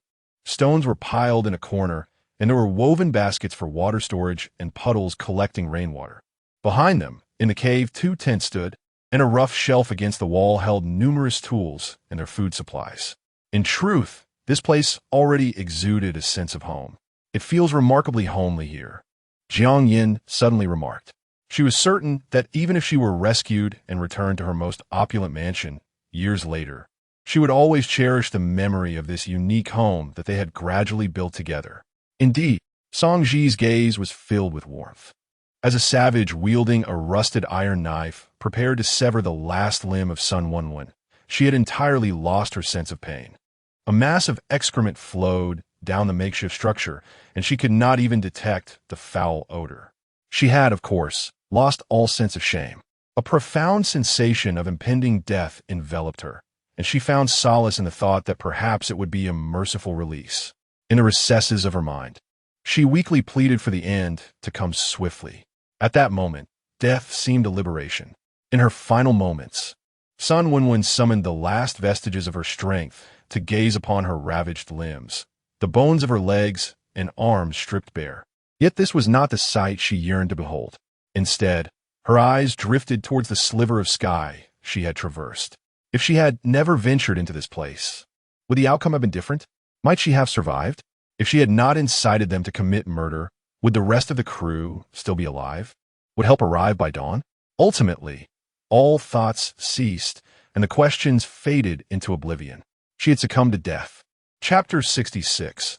The flavor of roasted thighs, the inexplicably tender and succulent woman, whose flesh clung closely to the bone and possessed a delightful taste, had met her demise.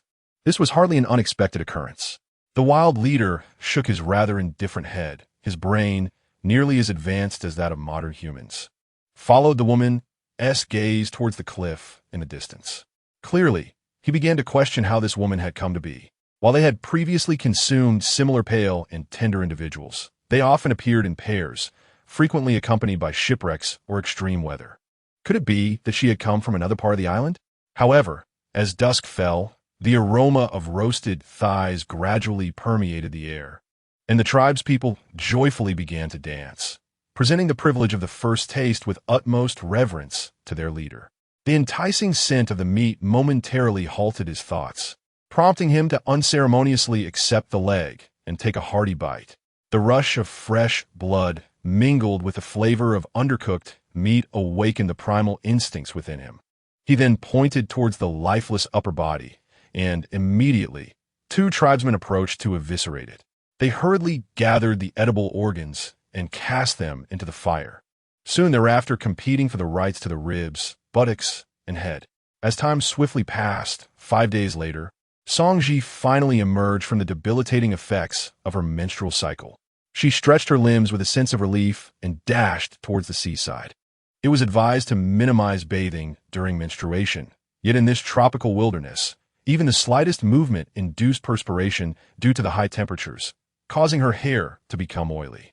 Coupled with her ongoing loss of blood, she felt alarmingly haggard and was reluctant to let Lin Zong see her in such a state. Fortunately, Lin Zong seemed unconcerned. His gaze did not betray any disdain or negativity, which eased Song Ji's anxiety slightly.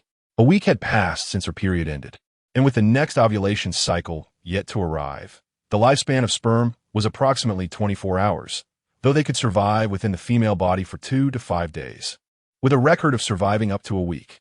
As a medical student, Song Ji instinctively began to ponder these matters, her thoughts becoming increasingly tangled, causing her pace to slow. "Hey, Song Ji, why is your face so flushed?" Lin Zong inquired with curiosity, reaching out to touch her forehead, noting its warmth. "You seem to have a slight fever. How are you feeling? Should we return to boil some water for a bath?" A few days prior, it had rained again, and they had barely used half of their stored water. Based on their current supply of fresh water, it would suffice for Song Ji to take a brief bath and still endure for another week. "No, I'm fine."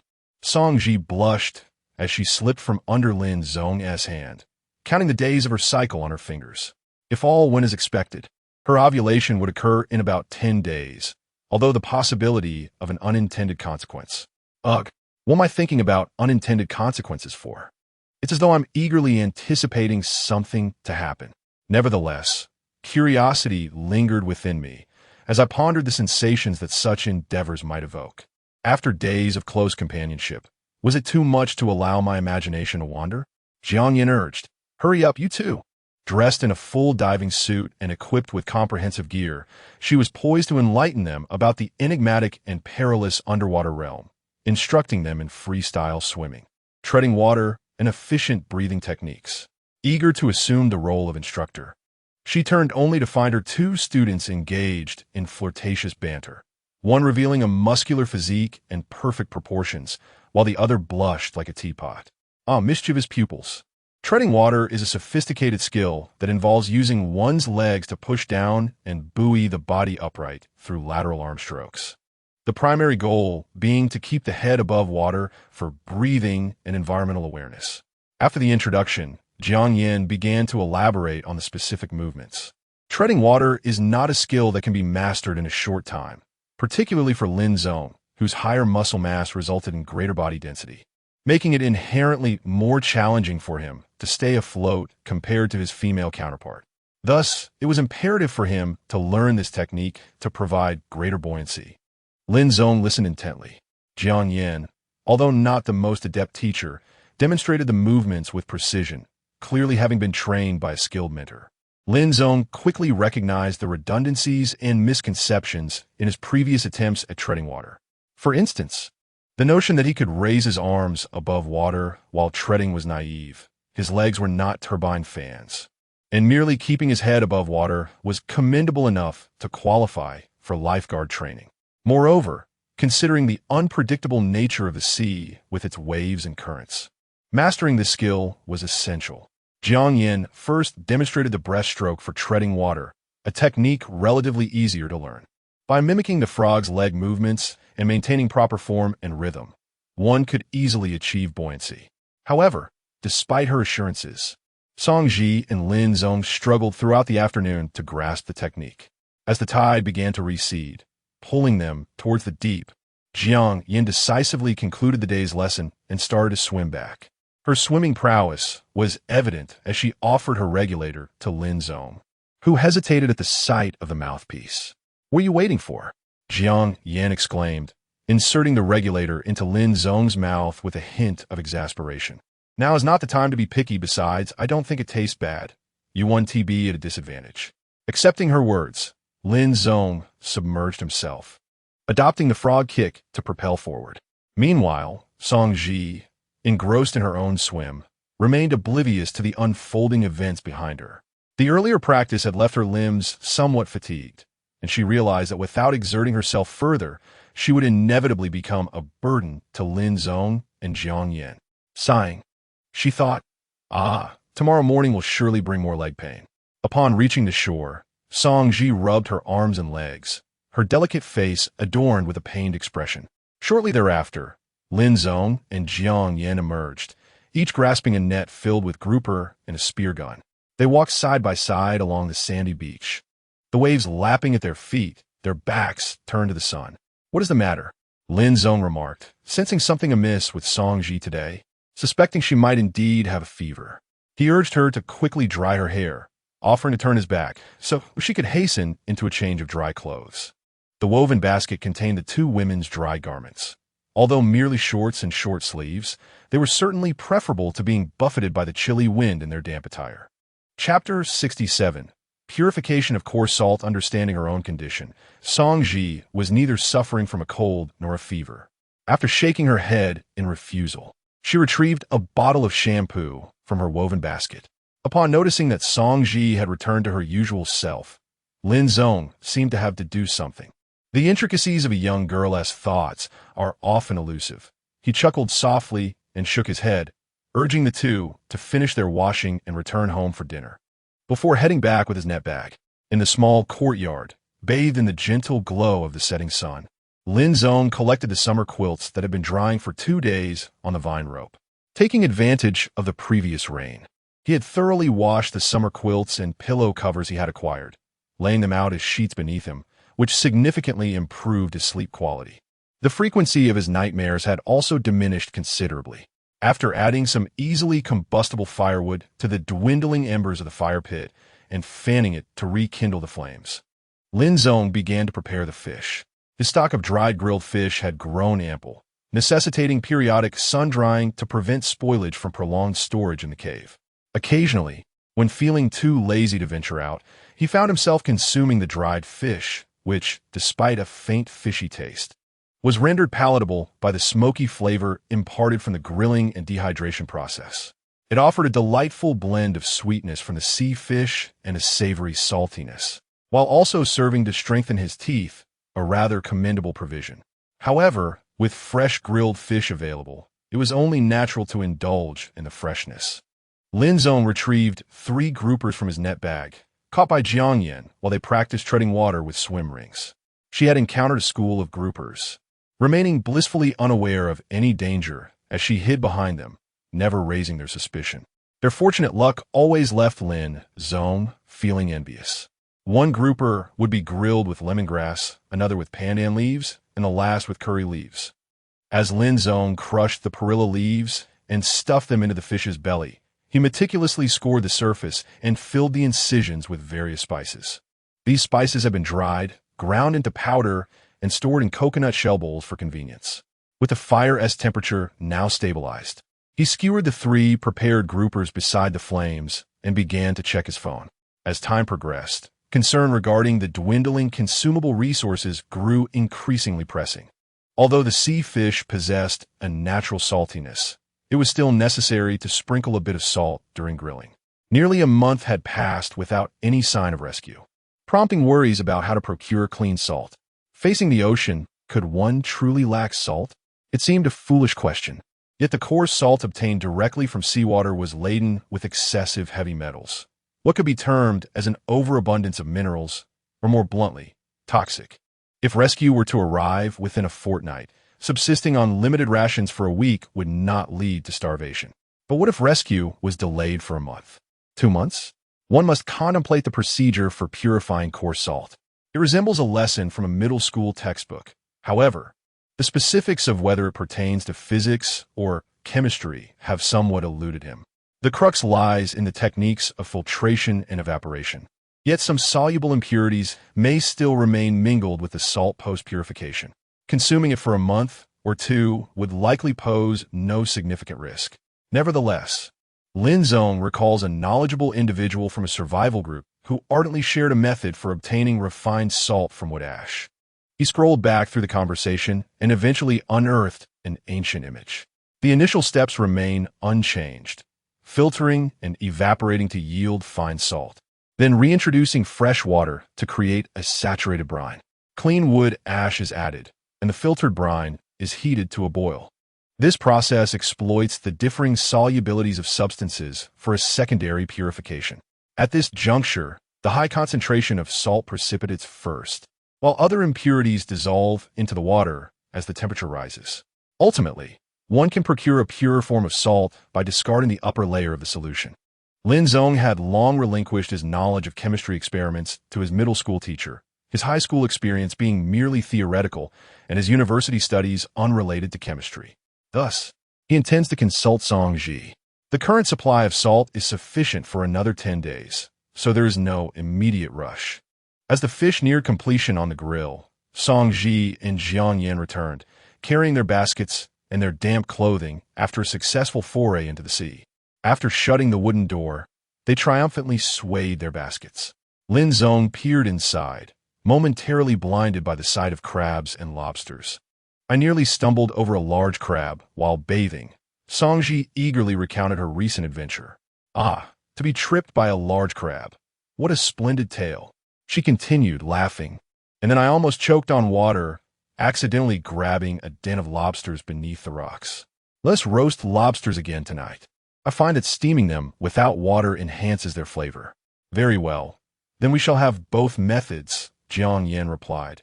And after a brief exchange, they extracted 3 lobsters, placing them beside the fire after they had relieved themselves. 2 crabs, having been disarmed of their legs, were nestled among the lobsters. We must not waste food, Lin Zong admonished himself, suppressing a tinge of envy. Had I known you were still gathering from the sea, I would have transformed these fish into dried fish right away. Do you wish to take a look inside our cave?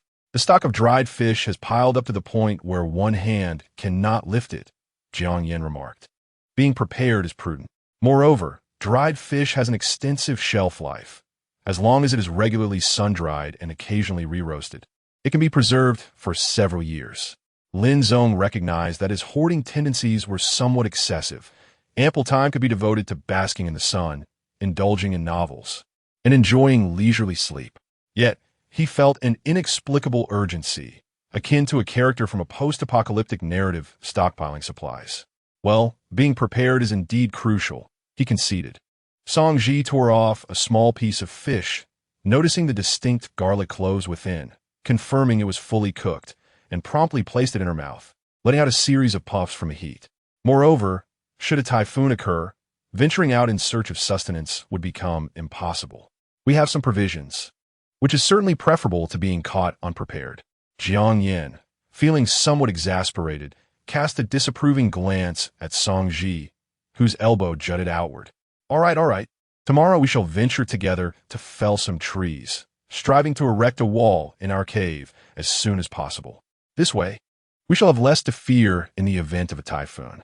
She was indeed concerned about the prospect of facing another tropical storm or an even more severe typhoon, which could potentially obliterate all that they had painstakingly acquired. Jiang Yin, the fish is burning, quickly turned over. Lin Zong's voice jolted her back to reality. How vexing, it truly had burned. Jiang Yin hastily flipped the fish, noticing a charred section on the surface. Fortunately, it was merely the skin, which did not detract from the enjoyment of the flesh. Chapter 68. Despondency, is there truly no salt left? Song Ji observed the images on Lin Zong's phone, deep in thought as she counted on her fingers.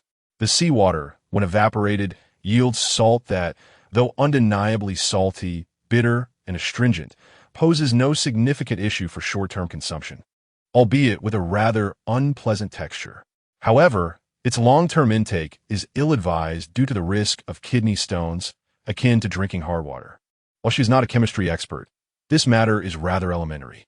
Following the outlined procedure, the primary reaction involves the carbonate ions from the wood ash interacting with the magnesium ions in the brine to produce magnesium hydroxide precipitate, which, in conjunction with calcium ions, forms calcium carbonate precipitate, effectively softening the hard water.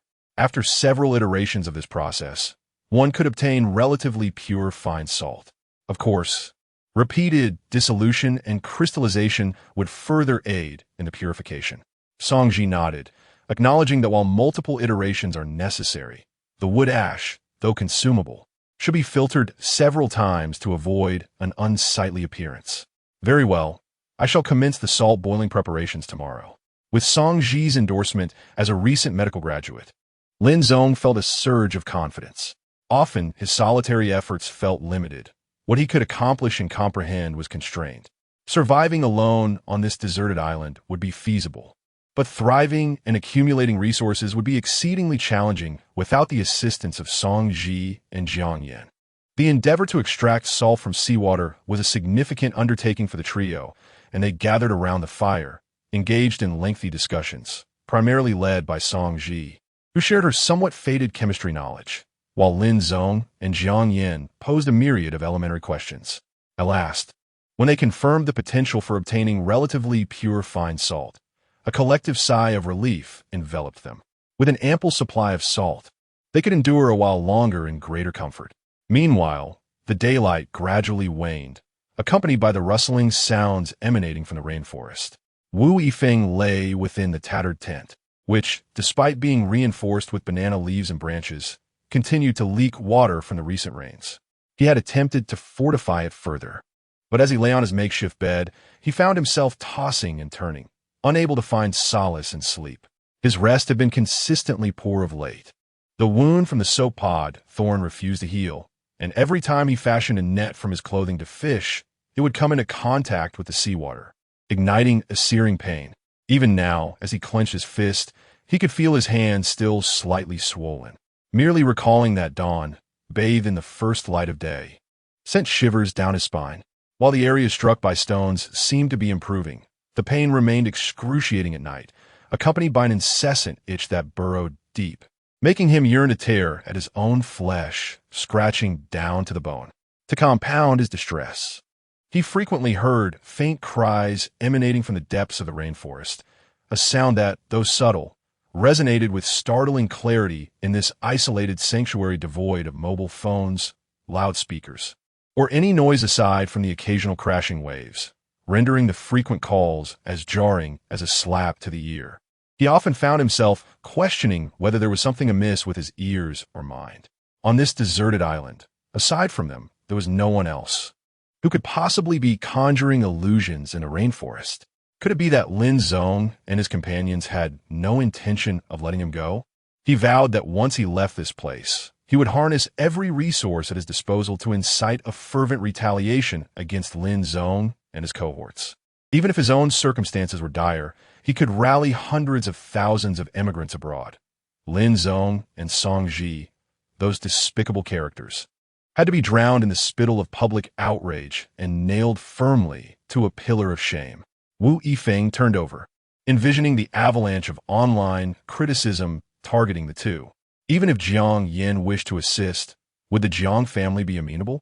It would be splendid if he could drive them to their demise.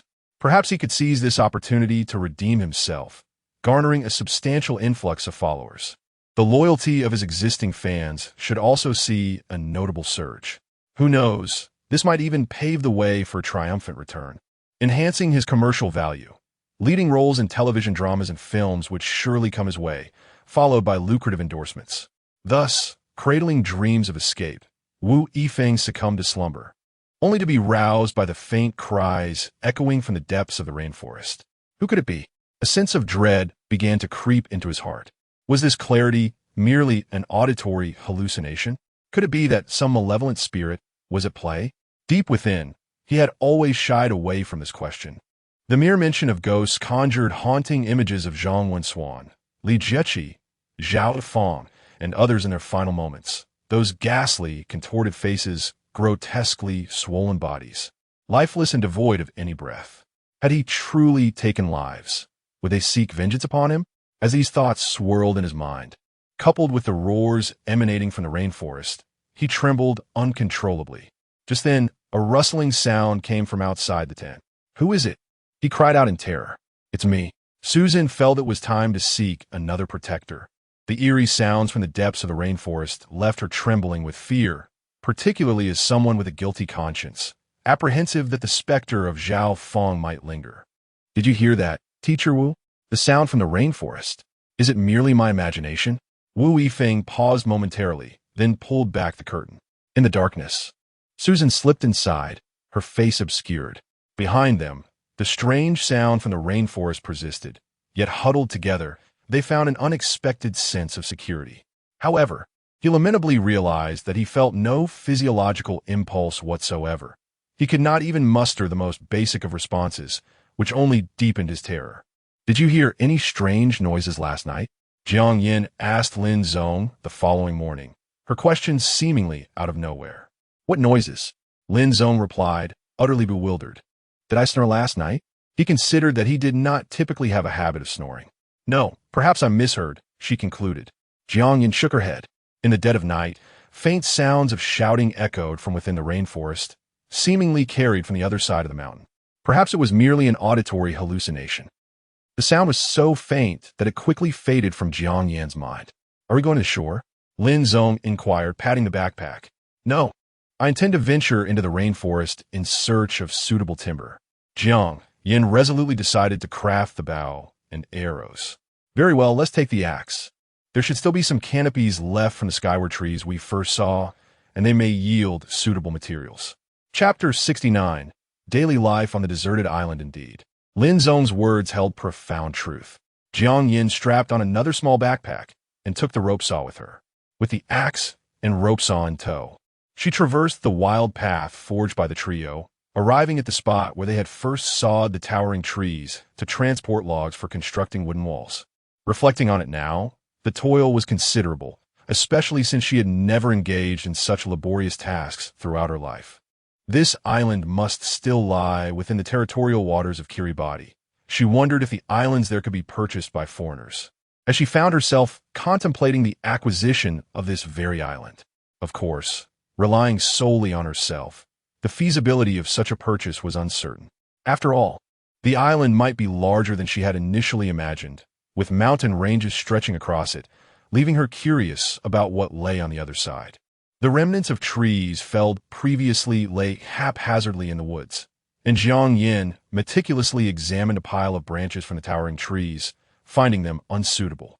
They were too slender, forked, poorly shaped, and disappointingly short.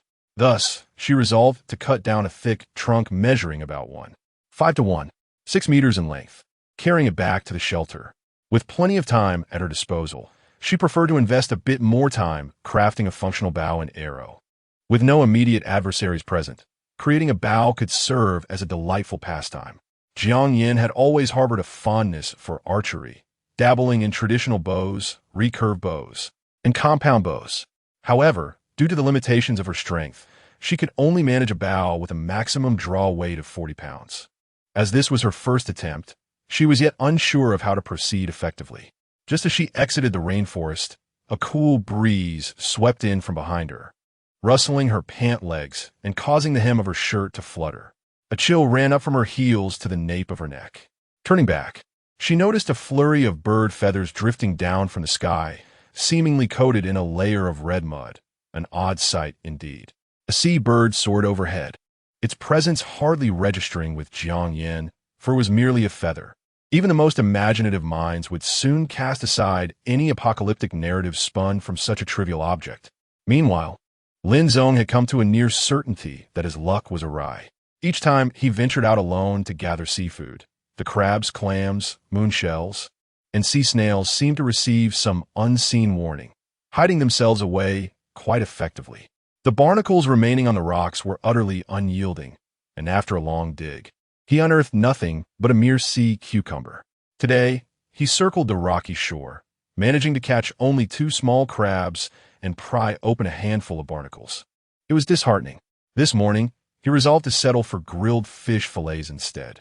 After rekindling the fire, Lin Zong resumed his customary method of cooking the barnacles and crabs using a waterless steaming technique, which proved to be quite convenient. While cracking open a coconut, he was sipping coconut juice through a disposable straw that had served him for nearly a month when Jiang Yin appeared at the doorway, carrying a substantial piece of wood. "Help me," she uttered, her voice weak and breathless, beads of sweat glistening on her forehead, her steps unsteady, as if she were about to collapse from exhaustion. "Here." Lin Zong hurriedly approached to take the burden from her. "What has rendered you so feeble?" His curiosity was piqued. He had previously lifted heavier loads with ease, yet now she appeared utterly spent. "I skipped breakfast, dear brother," Jiang Yin confessed, feeling the onset of low blood sugar. Spotting the coconut juice on Lin Zong's stool, she disregarded any notions of propriety and eagerly took a swig. Lin Zong, accustomed to Jiang Yin's unrestrained nature, set the burden against the wall and began to examine the piece of wood before him. It was quite lengthy, ample enough for crafting a bow. Typically, one cannot use a solid piece of wood to fashion a bow. It must be split down the middle and further divided into quarters.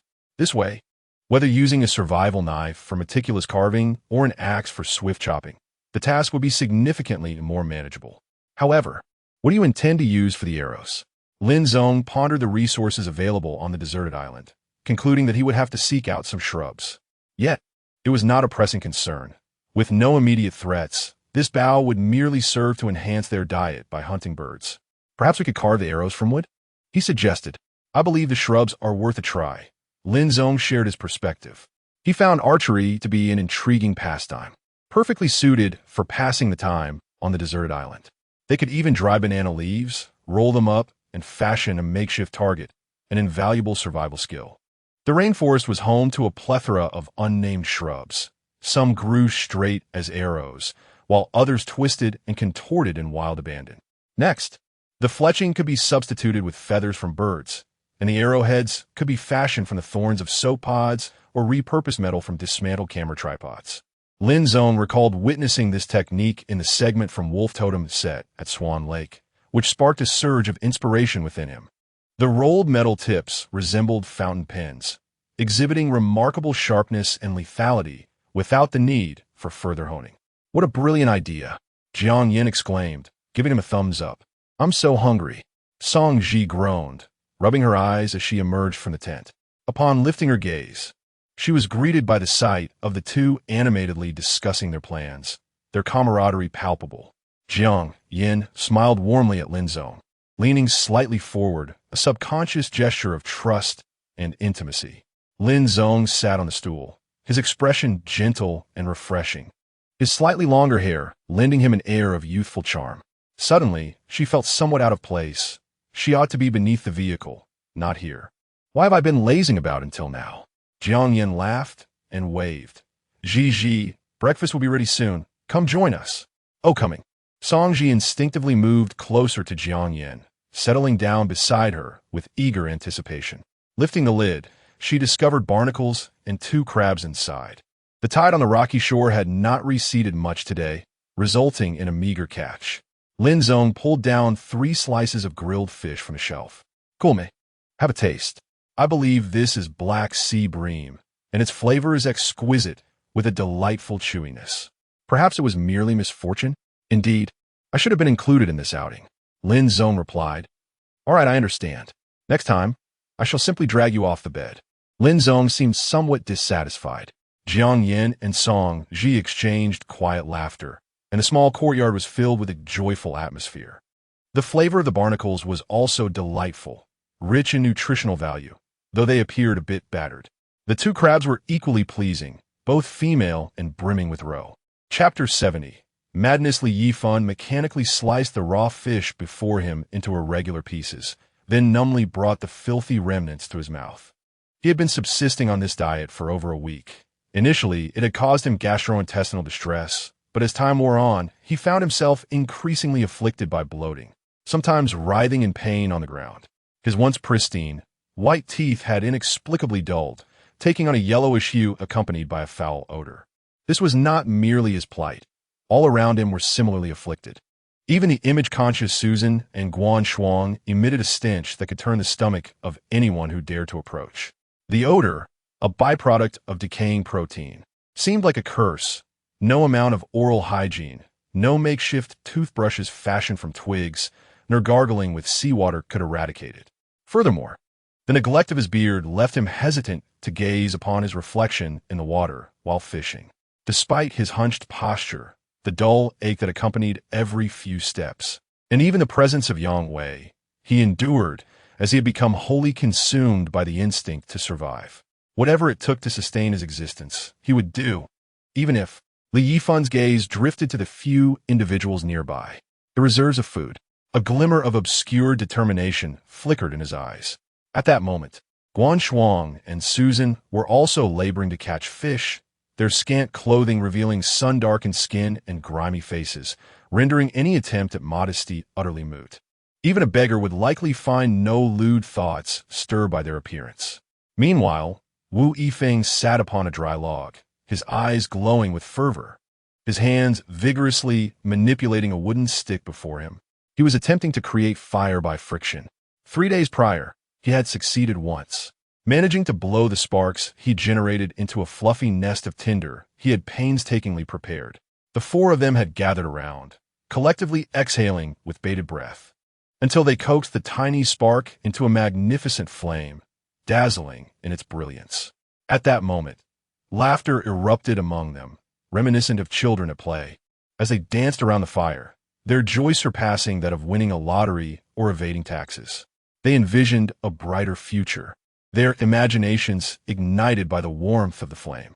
Now, armed with exceptional fishing techniques and the ability to cook their catch, they had significantly reduced the risk of parasitic infections that came with consuming raw fish. Yet, when the topic of parasites arose, a silence fell over them. Although scientific research indicated that due to osmotic pressure, parasites in seawater struggle to survive in freshwater, theory is often divorced from reality. Experts had once proclaimed the benefits of burning straw, encouraging the average person to drive private cars for profit or rent out excess properties. Ironically, The nation most enamored with sashimi was also home to the highest number of parasitic infection cases globally, with local hospitals renowned for their expertise in treating such ailments. Once they have departed from this wretched place, they are determined to visit Japan. After enduring so many days, they have been compelled to consume raw fish for an extended period, leaving them to wonder whether their bodies harbor any parasites. The mere thought of a worm feasting on their flesh, using their bodies as a nest, sends a chill down the spine of the four. It will be fine, Wu Yifeng reassured them with enthusiasm, raising his hand to calm the group. We have only consumed a limited amount of sashimi.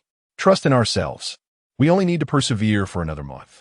We have come this far, and surely someone will discover our whereabouts within that time. Once we receive help, we shall visit the finest hospital for an examination. He added with determination, I will cover the expenses. This proclamation elicited little reaction from Li Yifan and Guan Shuang. If given the opportunity, they would willingly exchange everything they possessed to escape this desolate island. They could not endure another day of this hellish existence. Only Susan responded, feeling moved. Among the four, she was the most impoverished, merely a small trainee who had secured a position on this show through connections.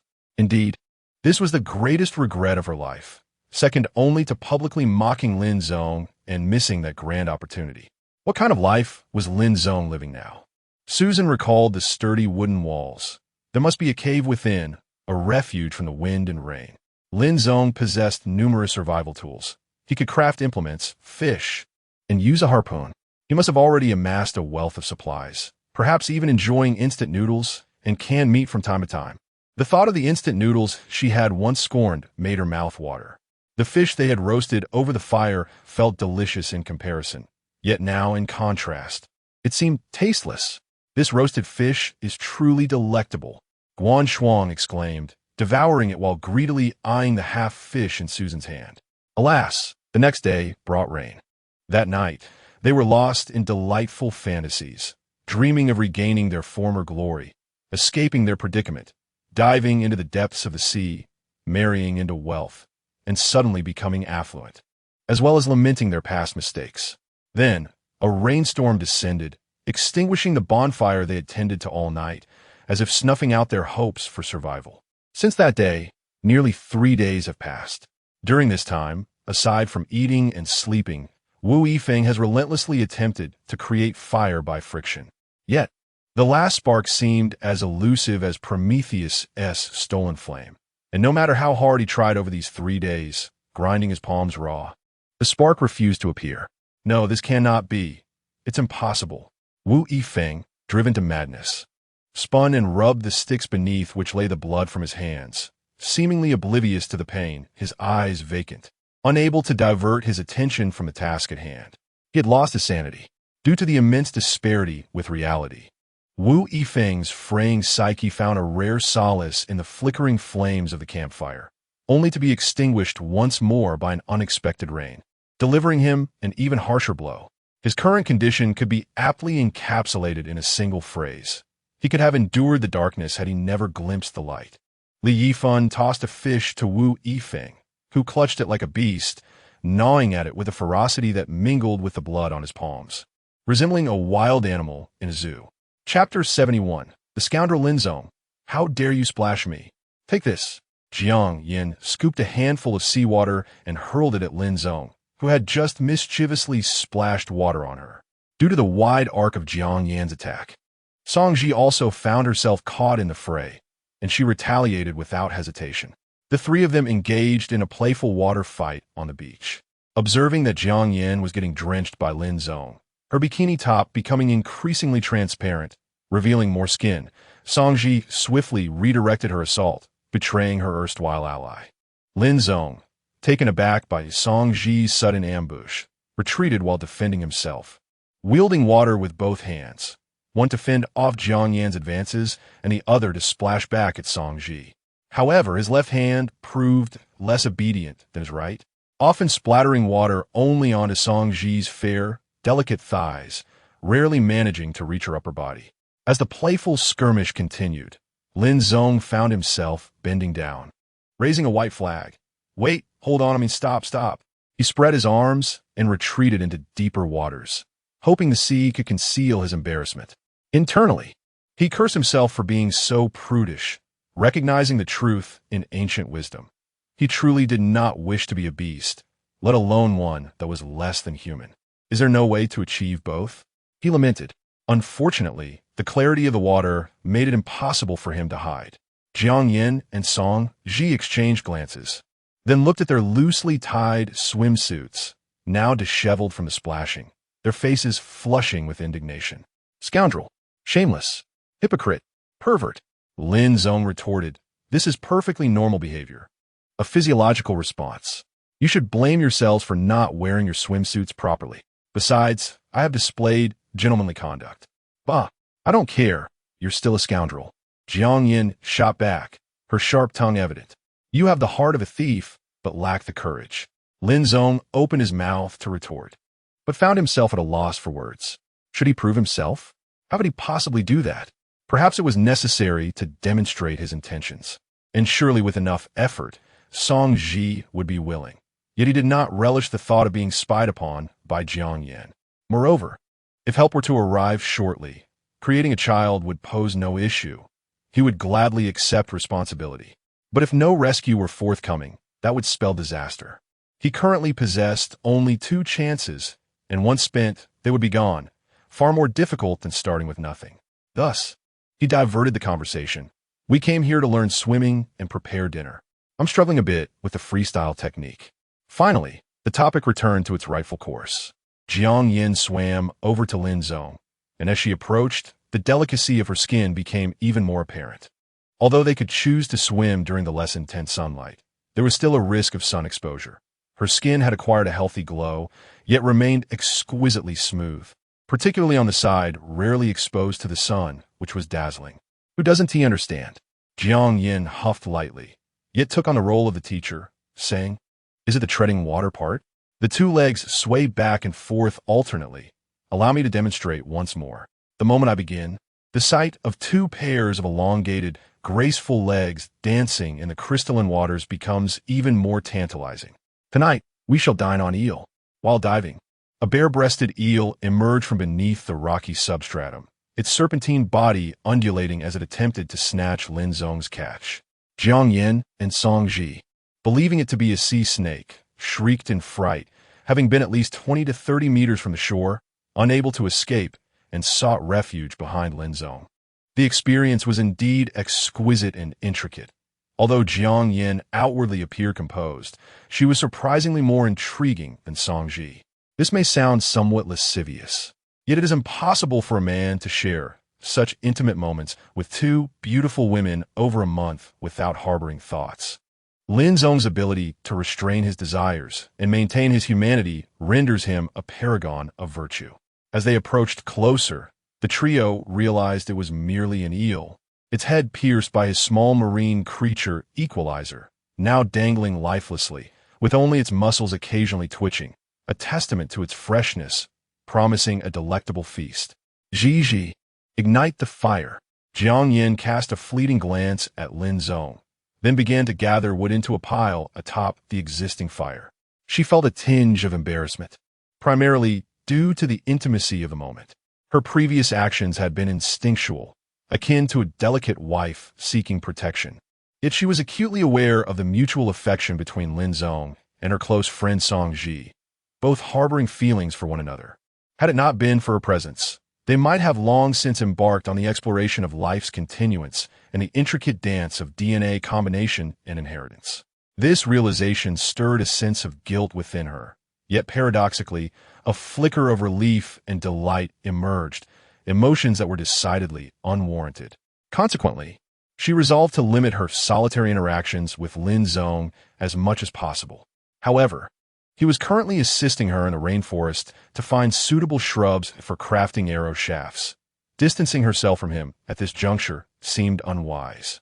Before long, as Song Ji assisted Lin Zong in filleting the fish while carefully removing the eel's intermuscular spines, Jiang Yin shifted her focus to her wooden bow. This bow embodied her aspirations, representing her first earnest endeavor in craftsmanship apart from elementary school projects. Though it was merely shaped by her survival knife and not particularly refined, and she remained uncertain if the materials were appropriate. It was nonetheless a cherished possession. Now, the bow had begun to take form, featuring a grip in the center, with the arrow release point tapered and the limbs transitioning from thick to thin in a harmonious design. At present, she was unable to draw it, as further thinning of the limbs was necessary, along with achieving a balance in the draw weight between the upper and lower limbs, ensuring the bow remained in a state of aesthetic unity. While she expressed these thoughts, in reality, her hands were not skilled enough to execute them. The progress of the bow was primarily thanks to Lin Zong's adept craftsmanship. She, Jiang Yin, a young lady of considerable standing, found herself woefully inadequate in physical prowess compared to Lin Zong. The feathers she had gathered were still insufficient. Perhaps if she could ascend a tree tomorrow and rummage through a bird's nest, she might fortuitously acquire some additional feathers. Jiang Yin reflected on how she had already taught Lin Zong to swim and tread water. Surely it would not be an issue for her to request his assistance in climbing trees. It was undoubtedly a trivial concern, merely a commonplace interaction between friends. With this thought, a smile unconsciously graced Jiang Yan's lips. Chapter 72. The imaginary savage on the deserted island. There thrived straight-stemmed shrubs of varying thickness. Yet only a handful were suitable for crafting arrows. Lin Zong meticulously scoured the rainforest, employing his survival knife to sever the appropriate lengths from both ends of the selected branches. The conventional length for arrows hovers around 80 centimeters. With a typical diameter of 8 millimeters, this has become the standard. Presently, however, such precise conditions were unattainable. Thus, any branches that appeared reasonably straight were gathered into his backpack. After a morning of searching, he had amassed over 20 suitable branches, along with those drying at home. He now possessed more than 50, ample for his daily practice. Just as Lin Zong turned to head home, intending to lay the arrows out to dry, a sudden cacophony erupted as a flock of birds took flight above him. An unexpected gust of wind swept in from the opposite side of the mountain, carrying with it a peculiar feather dyed a striking crimson that floated gently to the ground. This feather was indeed strange. Its hue was clearly not derived from the blood of any creature, but rather possessed a lush, fleshy pink tone tinged with a powdery essence. It was evident that the color had been artificially applied, as no creature could naturally possess such a feather. Not even a flamingo could match this depth of color. It resembled a more brick-like red. Lin Zong reached out to grasp the feather, noting that its base was already withered and decayed, suggesting it had once been affixed to some object, perhaps even partially carved away by human hands. Could it be artificial? The immediate thought that struck Lin Zong was that this item was undoubtedly man-made, reminiscent of the ornate headdresses worn by indigenous peoples.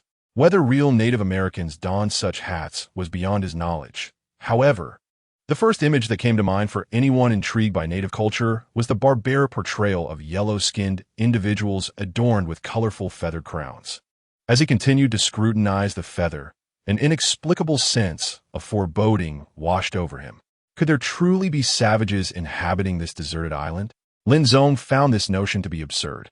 Setting aside the question of whether traditional wild men, those covered in hair, actually existed, it was likely that any so-called savages, isolated primitive tribes, would only be found in remote regions like Africa, not necessarily within the depths of the Amazon rainforest. Moreover, not all so-called savages resorted to cannibalism. Such brutal acts not only pose severe risks of prion diseases, but also heighten the likelihood of various illnesses. It is well known that humans, as apex predators, are considered the kings of toxicity. Toxins in nature tend to accumulate through the food chain, reaching their zenith at the top. Typically, omnivores and herbivores serve as primary sources of meat. The flesh of carnivorous animals is often foul or putrid, rarely palatable, particularly that of humans, who unequivocally occupy the pinnacle of the food chain, laden with inherent toxins. A bite from a human carries far greater consequences than that of a dog. Even in the absence of primitive tribes, Lin Zong glanced at the feather in his hand, increasingly convinced that it resembled those adorning the headdresses of Native Americans. Treat it as a hypothetical adversary and prepare accordingly, Lin Zong thought to himself, deciding that he would carve a wooden bow tonight. He had been procrastinating for several days, and his efficiency was woefully low. Previously, he had heard much from Jiang Yin, even retrieving photographs of her archery to compare the bow's form. Lin Zong felt confident he could craft a functional wooden bow. However, this was not the time for a child's play, but rather to embrace the belief that this bow would serve a deadly purpose. With this thought, he felt a surge of excitement. Indeed, life on the deserted island required an opponent. In the absence of one, he would have to conjure one in his imagination. As Lin Zong's excitement grew, he resolved to stockpile more food and ideally create additional tools. With an abundance of resources available, including remnants of several tents and paracord that could be fashioned into a sling, he was aware of the basic principles, but crafting it would likely require adjustments. In addition to the sling, he contemplated a spear thrower. Yet, he lacked sufficient metal objects to serve as spearheads. The role of a metal spearhead extended beyond mere penetration. It also provided weight and balance. Without metal, he might need to repurpose the tent pegs. Lin Zong shook his head. Although the tent pegs could be sharpened to function as spearheads, their lightness rendered them ineffective, and they were originally intended for construction. Currently, only 23 tent pegs remained. A decidedly precarious situation. As he pondered these thoughts, the wooden wall ahead came into view. After he articulated his ideas and plans, both Jiang Yin and Song Ji found themselves in a mix of amusement and disbelief. The notion of wild men was indeed somewhat ludicrous. If such beings existed, they would surely have been discovered by now. Perhaps they resided on the other side of the island? Lin Zong spoke with wide eyes, fabricating tales. Moreover, it is best if there are none, but should there be wild men, we ought to be prepared. This assertion was undeniably absurd, yet upon reflection, it held a kernel of truth. None among them knew what lay on the other side of the deserted island. None had ever seen it. So, within the realm of possibilities, there might indeed be wild men lurking there. However, the likelihood of such a scenario was exceedingly slim. Well, then Song Ji sighed. Since you believe there may be wild men, we can treat this as a game, a diversion. It amounts to building high walls, stockpiling provisions, and preparing stones and arrows. After days of swimming, she found it somewhat tedious, making this a welcome change of pace. Moreover, employing wild men as a hypothetical enemy felt like an elaborate game of pretend. This notion piqued Song Ji's interest.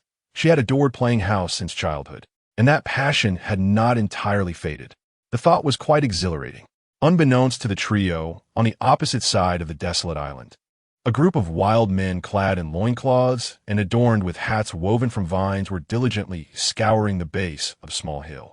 This endeavor was in accordance with their leader's command, the purpose of which remained shrouded in mystery. It appeared they were searching for a pathway leading to the far side of the island. However, having resided in this land for an extended period, they were acutely aware of the formidable mountain range that obstructed any potential passage. Although they seldom ventured near the snake-infested foothills, it was evident to them that the possibility of reaching the other side was exceedingly slim. They scratched their heads in confusion, occasionally communicating in rudimentary language. 3 days had elapsed without any success, and surely their leader would reconsider the futility of their quest. Chapter 73. Archery as the small wooden splinters fell gently. Lin Zong's wooden bow approached completion. He hesitated to call it perfect, for this was merely his first attempt at crafting such an instrument. It remained rather rudimentary. However, upon testing the bow limbs, he found their elasticity promising, suggesting that it would fulfill its purpose of launching arrows effectively. Subsequently, he secured the ends of the bow with a vine cord, placing the grip beneath his foot and pulling upwards with determination, commencing the bow training.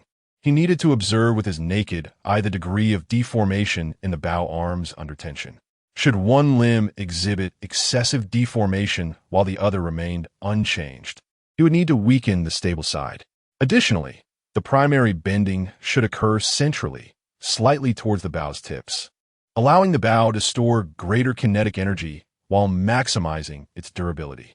During this process, Jiang Yin paced back and forth nearby, akin to a family member in a maternity ward, displaying the anxiousness of a husband worried for his wife, chastising Lin Zong for his roughness, as if he were not his own. Lin Zong.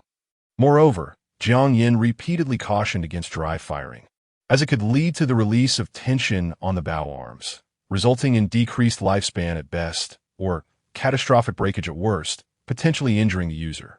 Lin Zong took her warnings to heart, meticulously training the bow for the entire afternoon, neglecting all other matters to focus solely on this endeavor. Of course, while he and Jiang Yin were preoccupied, Song Ji ventured out after lunch to forage for wild vegetables and medicinal herbs. It was said she was preparing for a potential invasion by wild men, gathering sufficient pandan leaves, curry leaves, lemongrass, and perilla, essential spices for smoking dried fish or grilling seafood. As she left with her basket, a smile graced her lips, and her bright eyes narrowed slightly, reflecting her good spirits, likely fully immersed in her role. In truth, as she ventured into the depths of the rainforest, striking the underbrush with a stick to flush out snakes, Song Ji felt quite elated. She had fully embraced her character, sensing the surrounding winds and shadows teeming with potential danger, as if a wild man might leap forth at any moment to seize her. This sensation was exhilarating, yet her subconscious assured her that real wild men were unlikely to exist, akin to riding a roller coaster, thrilling yet devoid of true peril. Shortly, she stumbled upon a patch of lemongrass, which she harvested with her survival knife, only to turn around and discover a small cluster of perilla. In the tropical rainforest, while other things may be scarce, the abundance of plant life was remarkable. After a busy afternoon, her basket was filled to the brim, and upon her return, she would have ample work ahead. The sight of wild herbs was irresistible. The yard was already drying a multitude of herbs, many of which could serve as vegetables, providing a source of vitamins. Of course, even when consumed as vegetables, the medicinal properties of these herbs remained undeniable.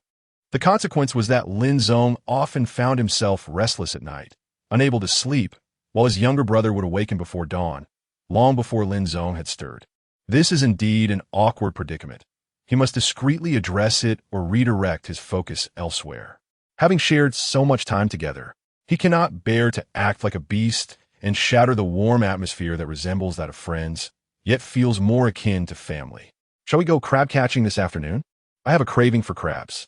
As Song Ji's voice echoed from the doorway, a swift whoosh pierced the air, and an arrow sailed past her, barely a meter away, ultimately embedding itself in the wooden wall. Gulping, Song Ji shivered in delayed realization. Jiang Yin, noticing that she had startled Song Ji, sheepishly lowered her bow, scratching her head as she hurried over to console her. It was indeed a moment of carelessness.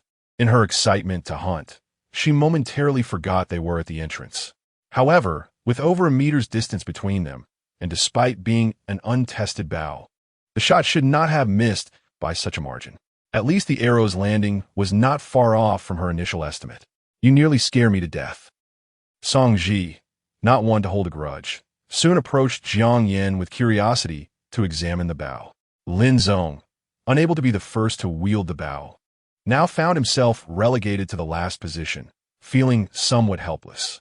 As a young man, he naturally harbored an interest in weaponry, wielding a small stick.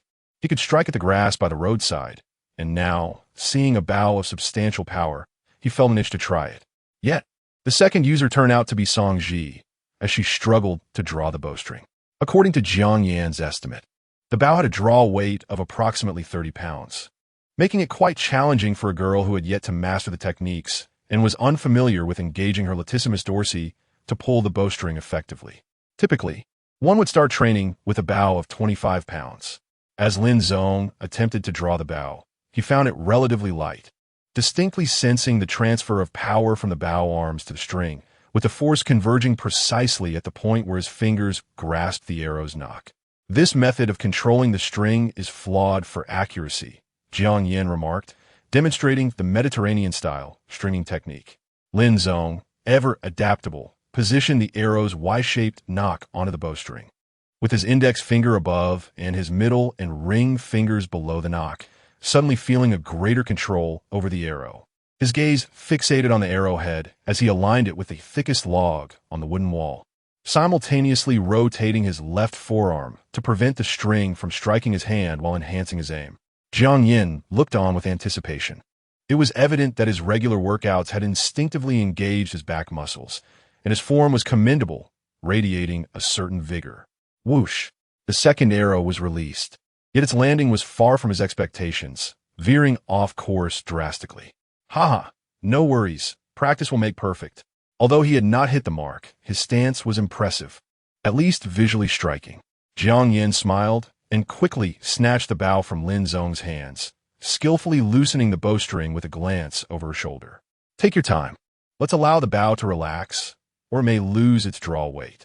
Lin Zong did not contest the advice of the expert. Shall we go catch some crabs? Absolutely. Just a moment. Let me empty the contents of my basket. Chapter 74. Rescue as Lin Zong had estimated.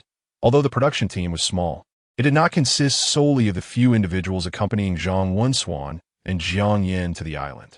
The remaining members, upon realizing their inability to establish contact, initially assumed that poor signal due to pirates was the cause. However, after a week of silence, it became evident that something was amiss. Originally, they were expected to return with footage by the 8th day, but 14 days had elapsed without any sign of the team. They promptly reached out to relevant authorities for assistance, yet the challenges of international rescue were significant. Moreover, since the team was merely missing, there lingered a possibility that Zhang Wenshuan had absconded with funds. It was only after pressure from Jiang Yan's family that a search and rescue team was finally established, setting out for Kiribati on the afternoon of the 16th day.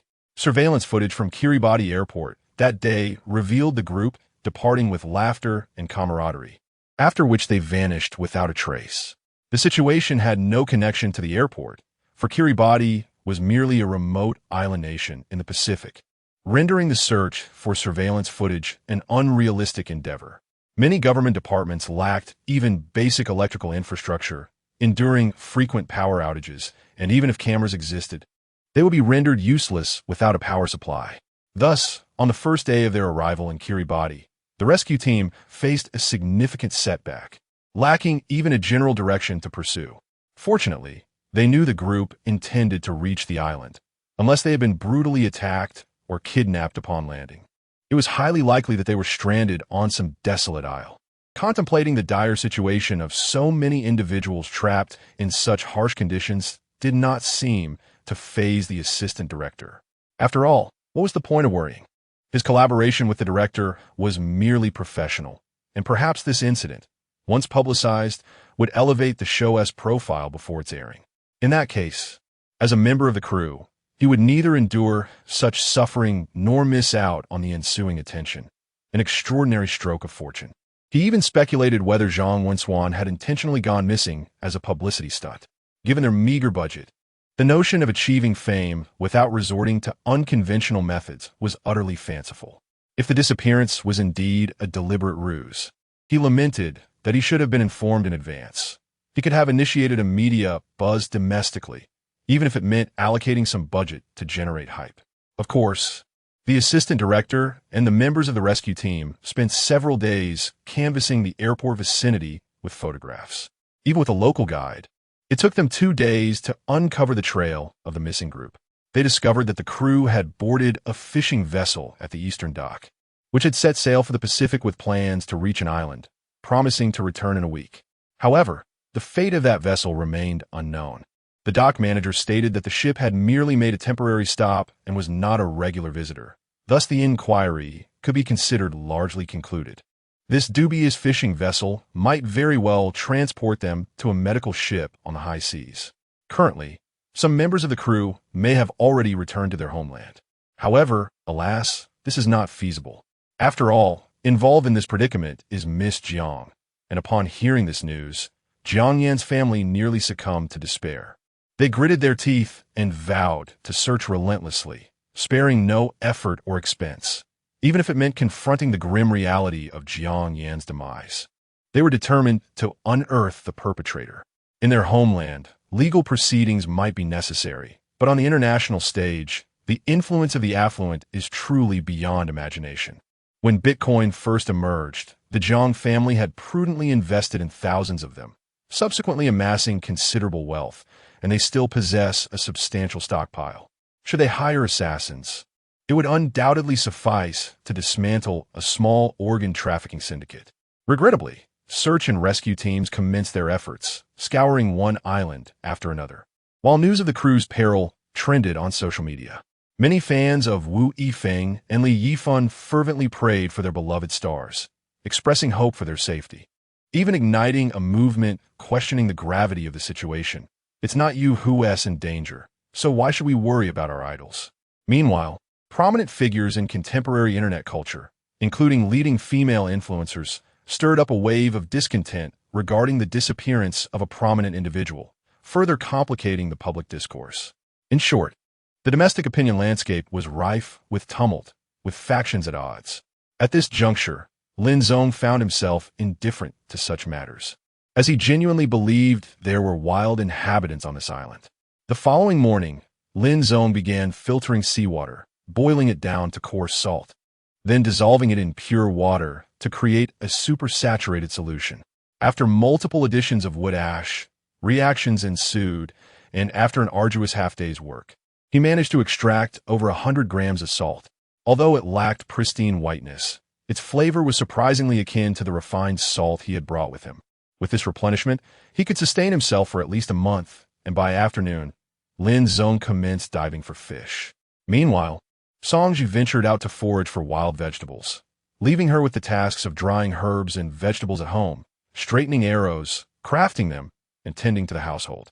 Unbeknownst to her, Lin Zong merely sought to channel his excess impulses through diligent activity, while Songji, immersed in the domesticity of their situation, unwittingly adopted a whimsical persona, returning each time with a joyful skip, as if she had reclaimed the carefree days of her childhood, innocent and radiant like a little girl gathering mushrooms. When will rescue finally arrive? They need to come quickly. Their patience is wearing thin. Jiang Yin struggled to comprehend the thought processes of the two, feeling an inexplicable urge to join them. In stark contrast to Jiang Yan's anticipation for rescue, Li Yifan on the opposite side of the island harbored a level of desperation that bordered on madness. Wu Yifeng had truly lost his sanity, uttering a stream of incoherent ramblings about celestial bodies aligning, invoking terms like Daguan, mermaids, and octopuses, leaving listeners with a sense of unease and dread. Moreover, whether it is due to their frequent consumption of raw meat, the stench emanating from their mouths has become increasingly unbearable. The four individuals are reluctant to face one another. Even in conversation, the awkwardness and disdain reflected in their eyes are palpable. Occasionally, the mad ramblings of an unhinged mind reach their ears, and they feel themselves teetering on the brink of madness. Why has rescue not yet arrived? Could it be that there is no hope for salvation? Though merely a month has passed, it feels as though an entire year has languished. An overwhelming sense of despair has enveloped Li Yifan's heart, and as he shudders from the cold, he discovers that the waters have risen, submerging him from the neck down. Chapter 75. The Nahuntan tribe, the unexpected venture into the sea. While in a daze, left Li Yifan feeling quite apprehensive. Upon returning, he curled up in his tent, trembling for several hours. It was not until evening, when he ventured out to catch crabs, that he began to regain some awareness. He felt on the brink of madness. If rescue did not arrive soon. Rescue. Li Yifan distinctly beheld a fishing vessel emerging against the backdrop of the vibrant sunset, illuminating the horizon with its resplendent hues. Although the details of the ship eluded him, the glaring red and blue lights atop it were blinding, causing his heart to tremble and his limbs to flail as if he were afflicted with Parkinson's. "Over here! We're here!"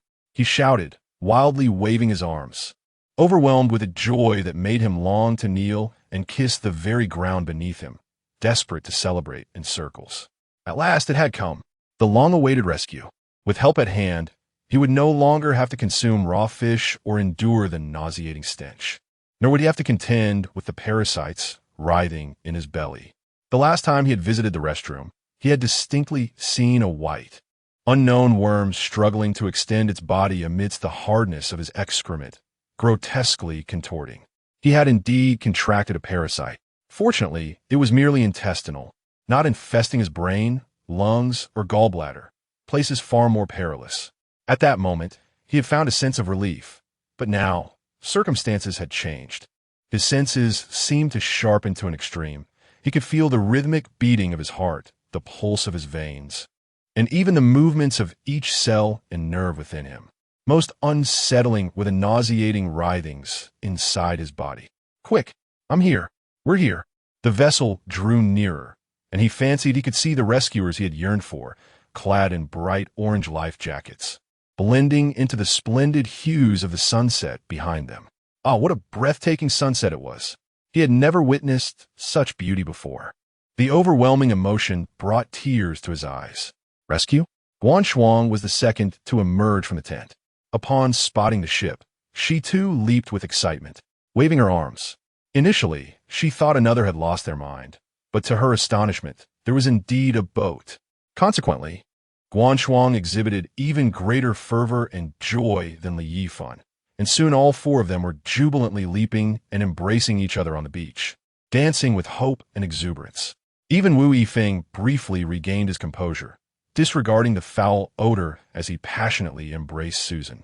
However, today our search concludes here. The ocean at night is perilous.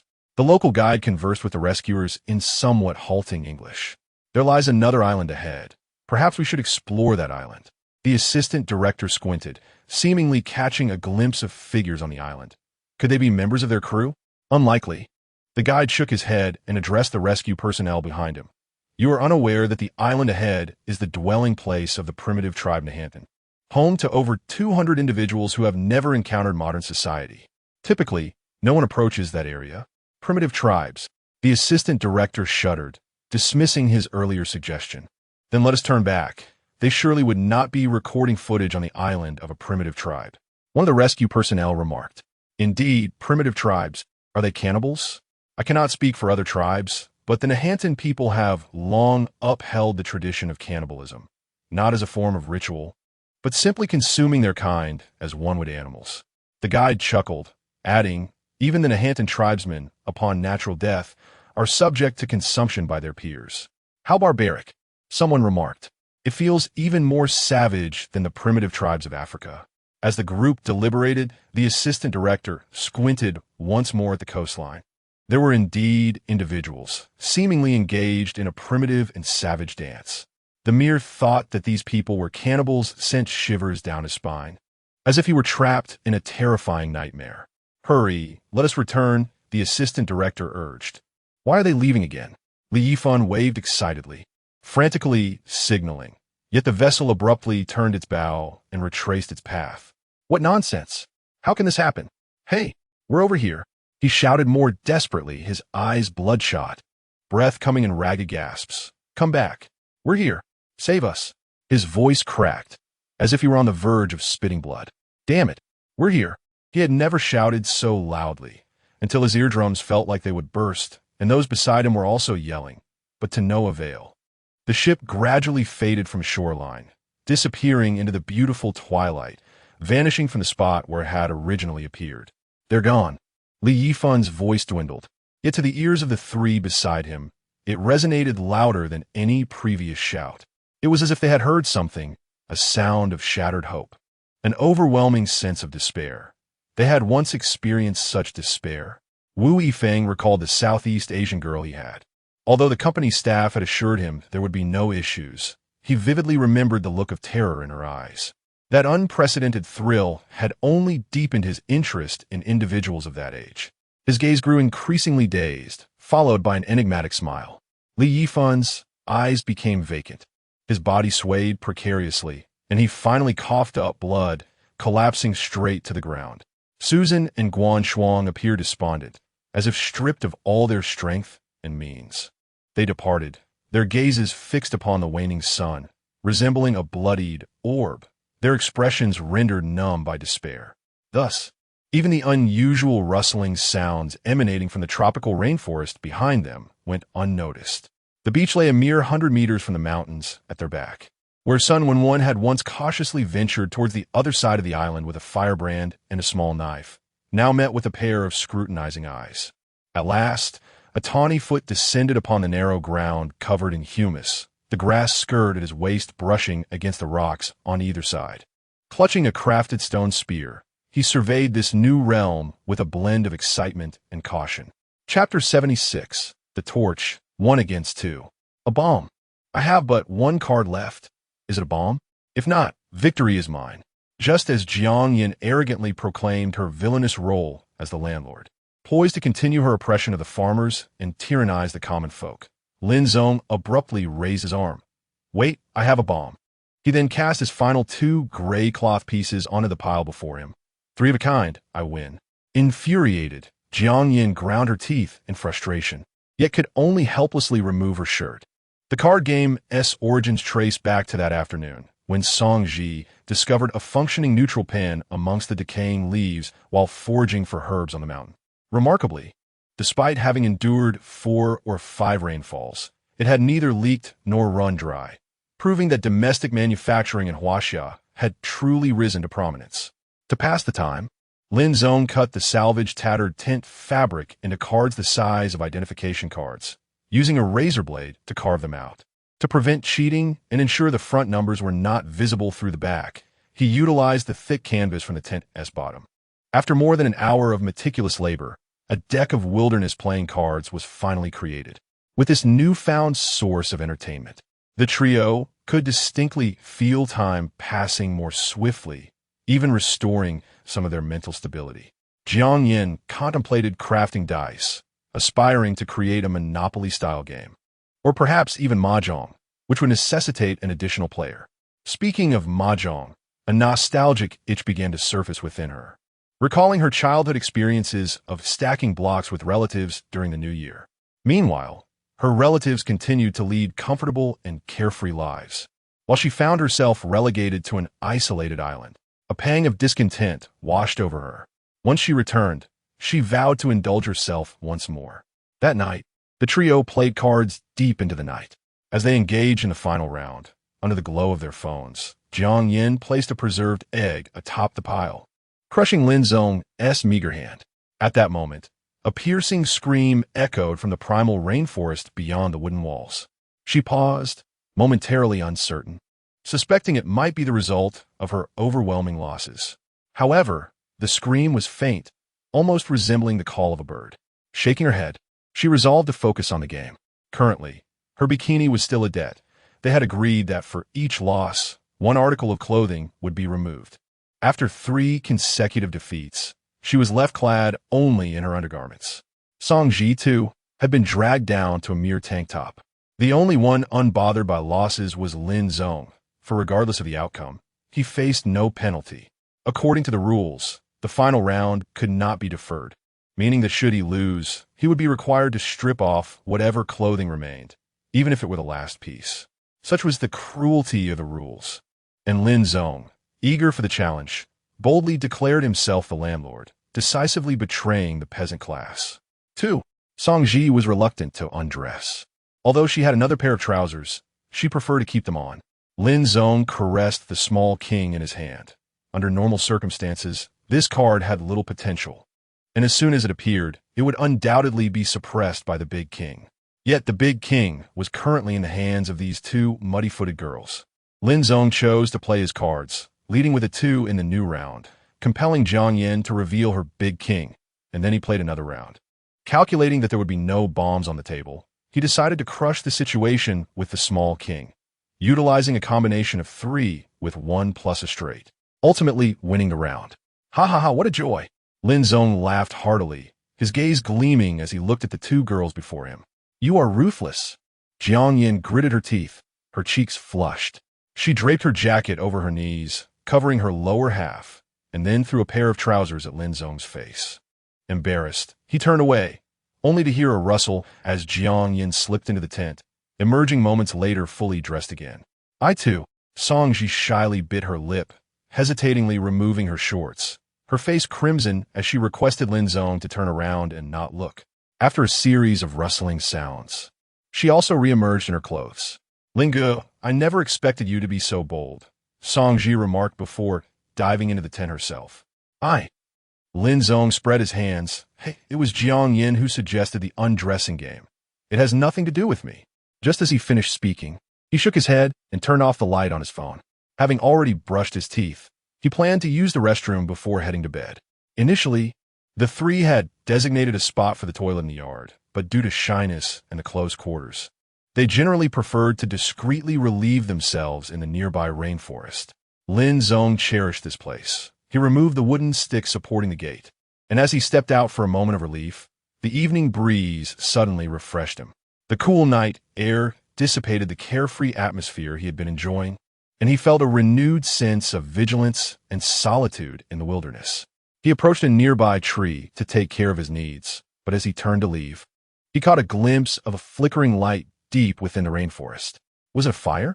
Curiosity piqued. Lin Zong refrained from acting hastily. Instead, he retraced his steps back to the shelter, firmly wedging a thick wooden stick against the door, and, feeling uneasy, placed several large stones behind it for added security. He then retrieved his camera and climbed up to the lookout platform beside the wooden wall. Lin Zong's cautious behavior quickly drew the attention of Jiang Yin and Song Ji. Although they had just been laughing and playing, they now observed Lin Zong's serious demeanor and instinctively reached for their preferred weapons. Song Ji picked up a fishing spear, while Jiang Yin readied her wooden bow, stringing it with the intention of following Lin Zong, prepared for action. "Is it those reckless ones from Li Yifan?" Jiang Yin whispered. Uncertain, there are torches within the woods. Lin Zong gazed through the telescope, perceiving a serene tranquility within the rainforest, devoid of any sound. The flickering flames he had just witnessed seemed like an illusion, a matter of perspective. Lin Zong was confident he had not erred. Those dancing flames undoubtedly belonged to a torch or a bonfire. The terrain ahead rose slightly, suggesting the possibility of a fire pit. Yet from this vantage point, it had vanished. Lin Zong ascended another observation post, only to find the same result. "Shall we try opening the door?" Jiang Yin suggested. "If the light is at a considerable distance, we will have ample time to close it." Chapter 77. A tingling sensation, the wooden door's top prop was shifted aside, and the door hinge emitted a faint creaking sound. To confirm what he had just witnessed, Lin Zong stepped quietly onto the sand and emerged from the wooden door. Approaching the tree where he had just relieved himself, he continued to gaze forward, fixating on the direction where he had spotted the flickering light, even raising his camera to function as a makeshift telescope. Yet, the rainforest ahead remained shrouded in darkness, indistinguishable from its usual state. Before him, the inky expanse of the rainforest appeared as an immense unknown, and even Lin Zong, who had always been audacious from a young age, felt a twinge of primal fear. Was what he had seen merely an illusion? Had the torch extinguished? Who could be wielding it? Could it be Li Yifan and his companions? Lin Zong doubted that they possessed the courage for such an endeavor. They had been dispatched to the opposite side of the deserted island. Regardless of their physical capabilities to return, their ability to create fire from wood remained a question. Moreover, the resources on the other side of the island were undoubtedly sufficient to sustain them, leaving little reason for them to seek discomfort here. Who then could it be? It seemed as if a third party, shrouded in mist, existed upon this desolate isle. Various terrifying tales began to swirl in Lin Zong's mind. The Go-Man. Human experiments conducted by military bases, wild men, cannibals, sea monsters, sheep-eating beasts, Cthulhu. The vivid imaginings of these horror stories morphed into grotesque strokes upon the canvas of his reason, compelling Lin Zong to flee back to the courtyard, where he remained in his sanctuary, finally feeling a semblance of safety. He began to understand why characters in horror films exhibited such fear when confronted with the unknown or ghostly presences. He, too, felt apprehensive. "It's nothing. I must have misinterpreted what I saw." Lin Zong muttered to himself as he secured the door with the top prop, breathing heavily. Sometimes, scaring oneself can truly lead to trouble. "Such a coward," Jiang Yin rolled her eyes. But as she gazed up at the sky, cloaked in dark clouds, and felt the cool night breeze caress her skin, an involuntary shiver ran down her spine. "Perhaps our vitality isn't strong enough," Song Ji murmured softly, finally glancing at the sea cucumber hanging on the wall. "Maybe tomorrow we can soak it, then roast it to nourish Lin Zong and Jiang Yin." With these thoughts, the trio returned to the cave. After a while, Jiang Yin spoke first. "Shall we reinforce the wooden walls again tomorrow?" Song Ji. As Lin Zong and the others closed the wooden door once more, a faint sound echoed from the rainforest, the cracking of a dry branch beneath footsteps. Crack. Despite harboring doubts and fears of the unknown, the three soon succumbed to sleep, their exhaustion overwhelming them. It was not until the sun had risen high that Jiang Yin was the first to awaken. She promptly removed Song Ji's delicate, pale arm from around her neck, followed by the insensate weight of Song Ji's thigh draped across her waist. Having shared a bed for over a month, she was gradually growing accustomed to Song Ji's poor sleeping posture. Lin Zong was the second to rise from his bed. After performing a series of stretching exercises to forcibly awaken his body, he glanced at the time and was astonished to discover it was nearly 11 o'clock. This marked the first occasion he had awakened so late. Following this, he roused Song Ji, and after the three of them completed their morning routines, they shared a meal together. Lin Zong then urged the two to safeguard their home diligently, as he remained troubled by the events of the previous night, firmly believing he could not have misinterpreted what he had witnessed. There might indeed be peculiar occurrences transpiring within a rainforest. Now, with the sun bestowing upon him the courage to confront any malevolent entities, Lin Zong shouldered his backpack, which contained a spray and a survival knife in his pockets, while wielding a spear in hand. His backpack also held stones intended for long-range throwing. In essence, he possessed the upper hand. Even if he were to encounter wild men or goat-headed beings from the depths of the unknown, he would first endure a blow before employing the pepper spray, capable of driving off bears and tigers. Rest assured, we shall protect our home, he reassured them. Despite the conjectures being akin to mere whispers of wind, the trust built over time invigorated Jiang Yin and Song Ji to remain vigilant. Lin Zong, you can do it, Song Ji exclaimed, breaking from her usual demeanor to deliver a playful slap to Lin Zong's backside. Following suit, Jiang Yin echoed the gesture on the opposite side. Lin Zong, amused, thought to himself, all right, I shall take my leave. The initial tension he felt had now transformed into a blend of exasperation and amusement, realizing these two were indeed quite absurd. Perhaps he was merely overthinking.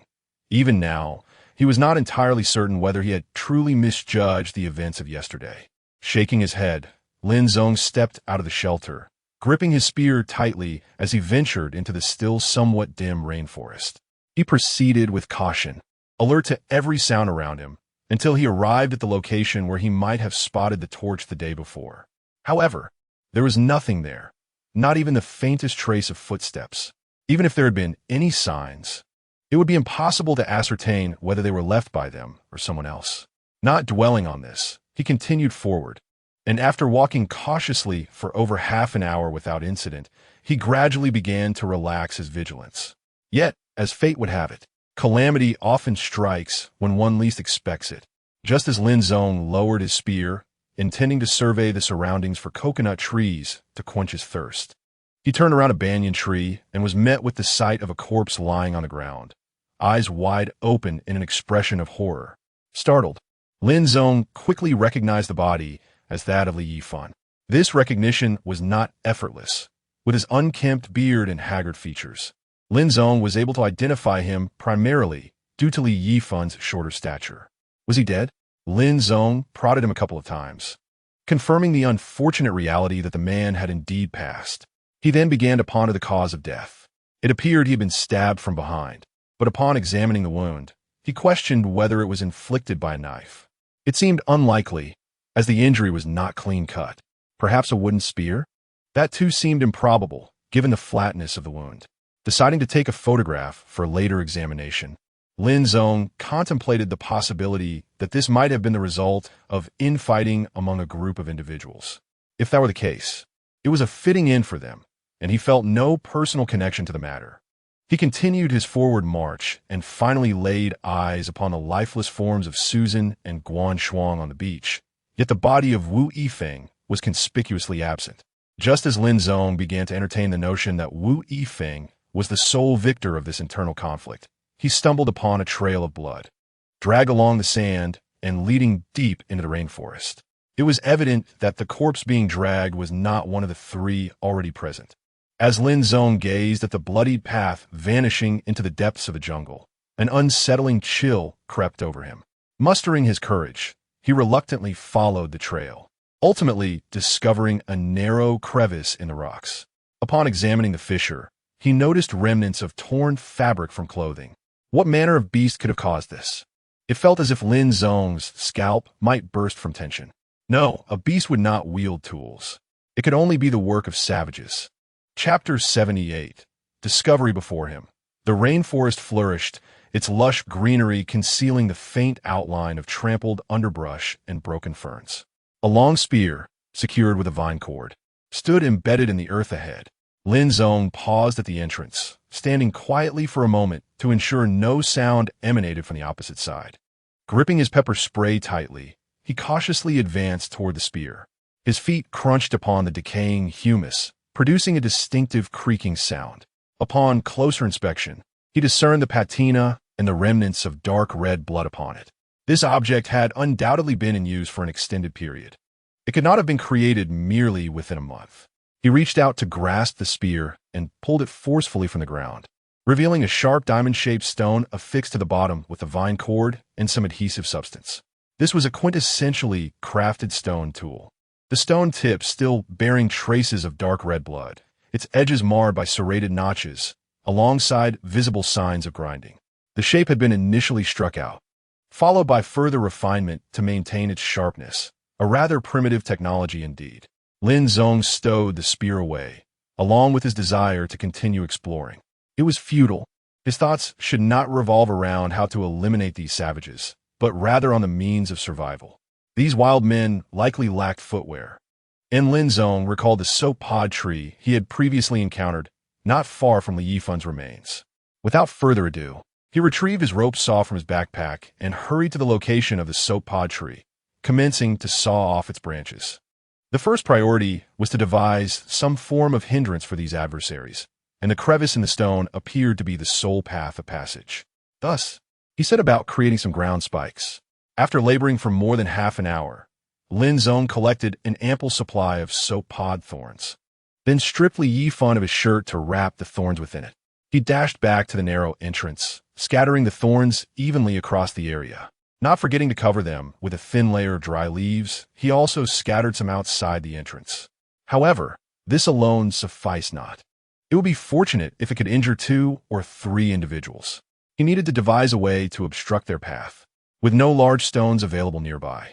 And even if there were, he might not have the strength to move them.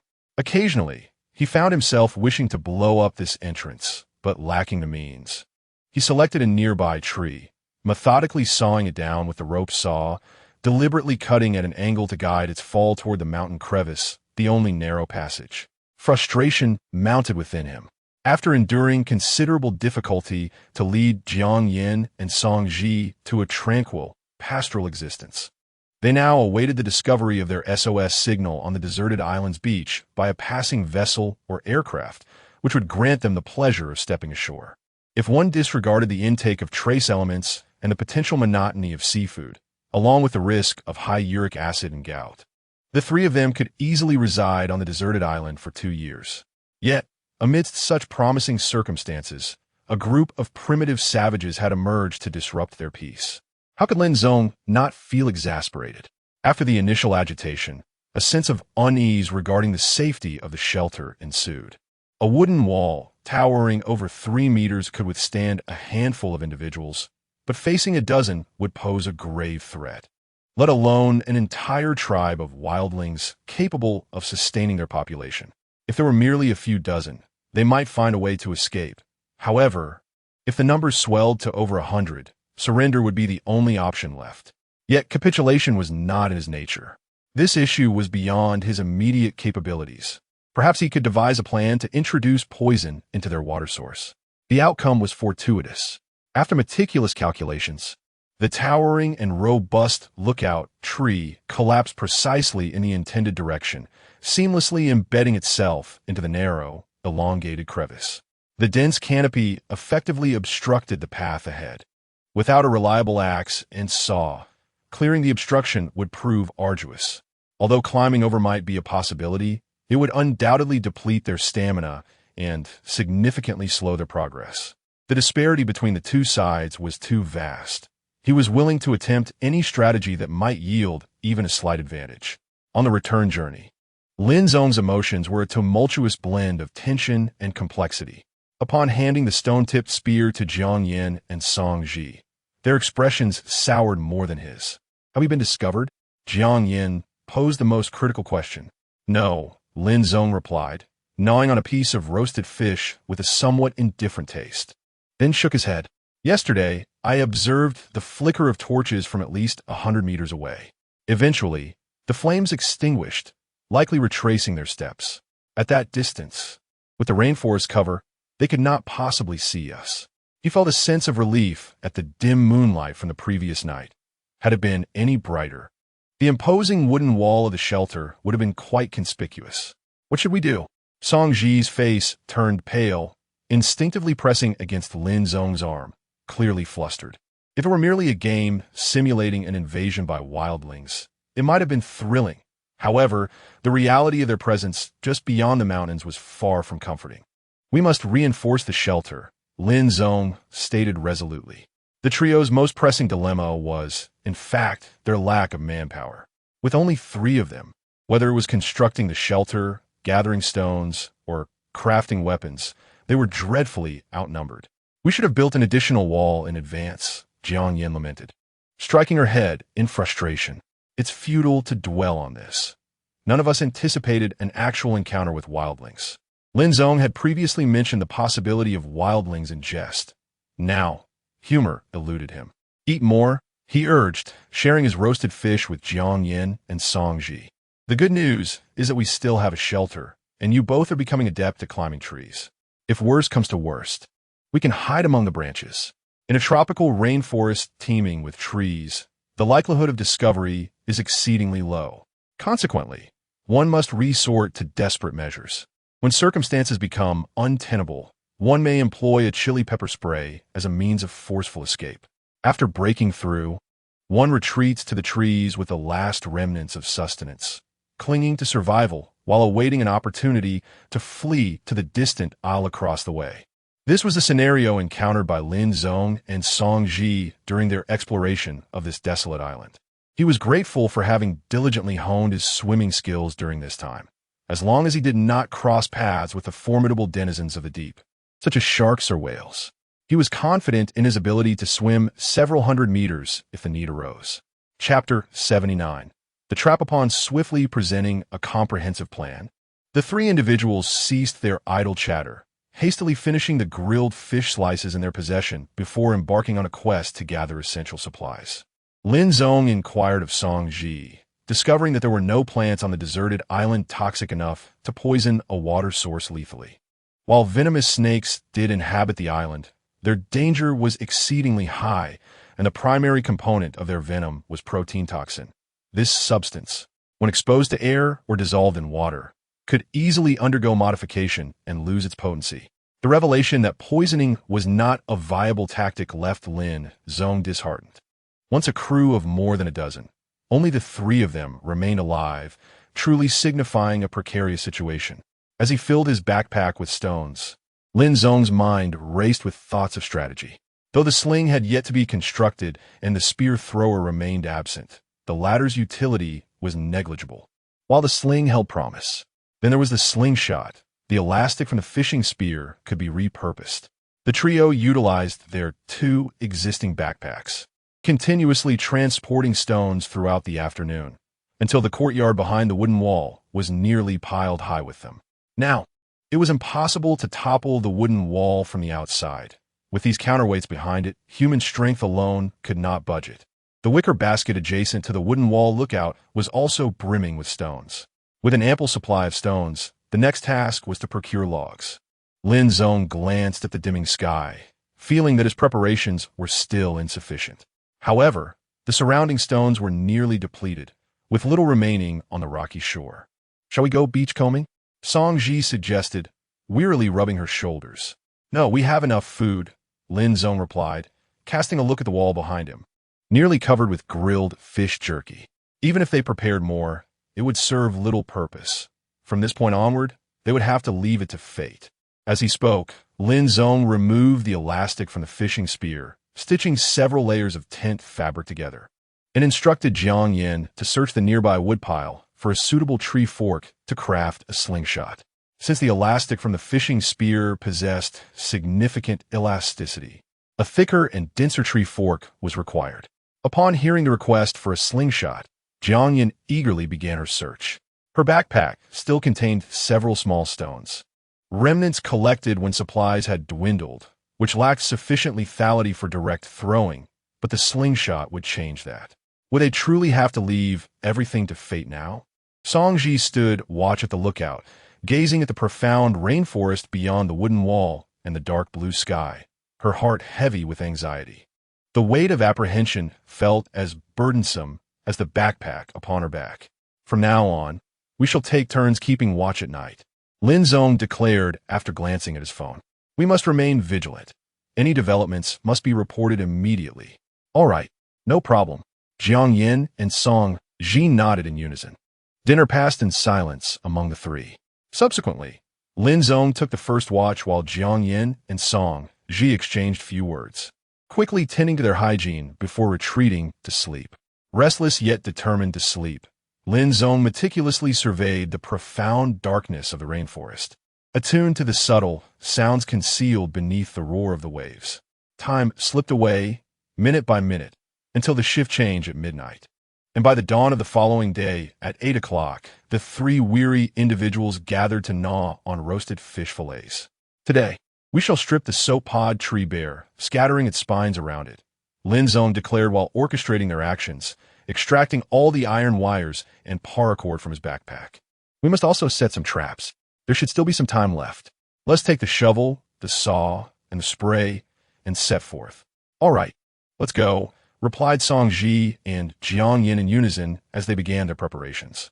Meanwhile, a narrow passage that was once easily traversable was now obstructed by a massive tree that had unexpectedly toppled.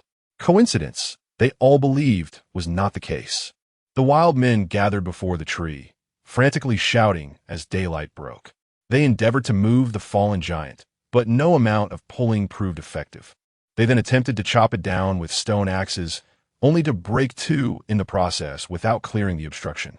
Reluctantly, the chief dispatched two slender and agile tribesmen to navigate through the gaps in the branches, reaching the other side of the desolate island. The tree would eventually be dealt with. Even if it could not be resolved immediately, with dozens of men at their disposal, they could dismantle it in 3, 5, or even 10 days. A glimmer of wisdom shone in his eyes. He was no mere guerrilla. The members of the primitive tribe were indeed human, possessing intellect and the ability to craft tools. The chief continued to communicate with the other men in his tribe's language, commanding them to remove the tree, even at the cost of another axe. Just as he turned to leave, a sudden pain shot through his foot, causing him to collapse to the ground, clutching his right foot in agony. A collective gasp arose as they gathered around, revealing a small branch of the spiny soap pod tree embedded deep in his soul, piercing through the thick callus and drawing blood. In a flurry, they pulled out the branch, and someone quickly retrieved a herb from nearby, chewing it before applying it to his foot. The chief, filled with rage, bellowed orders to remove the troublesome obstruction immediately.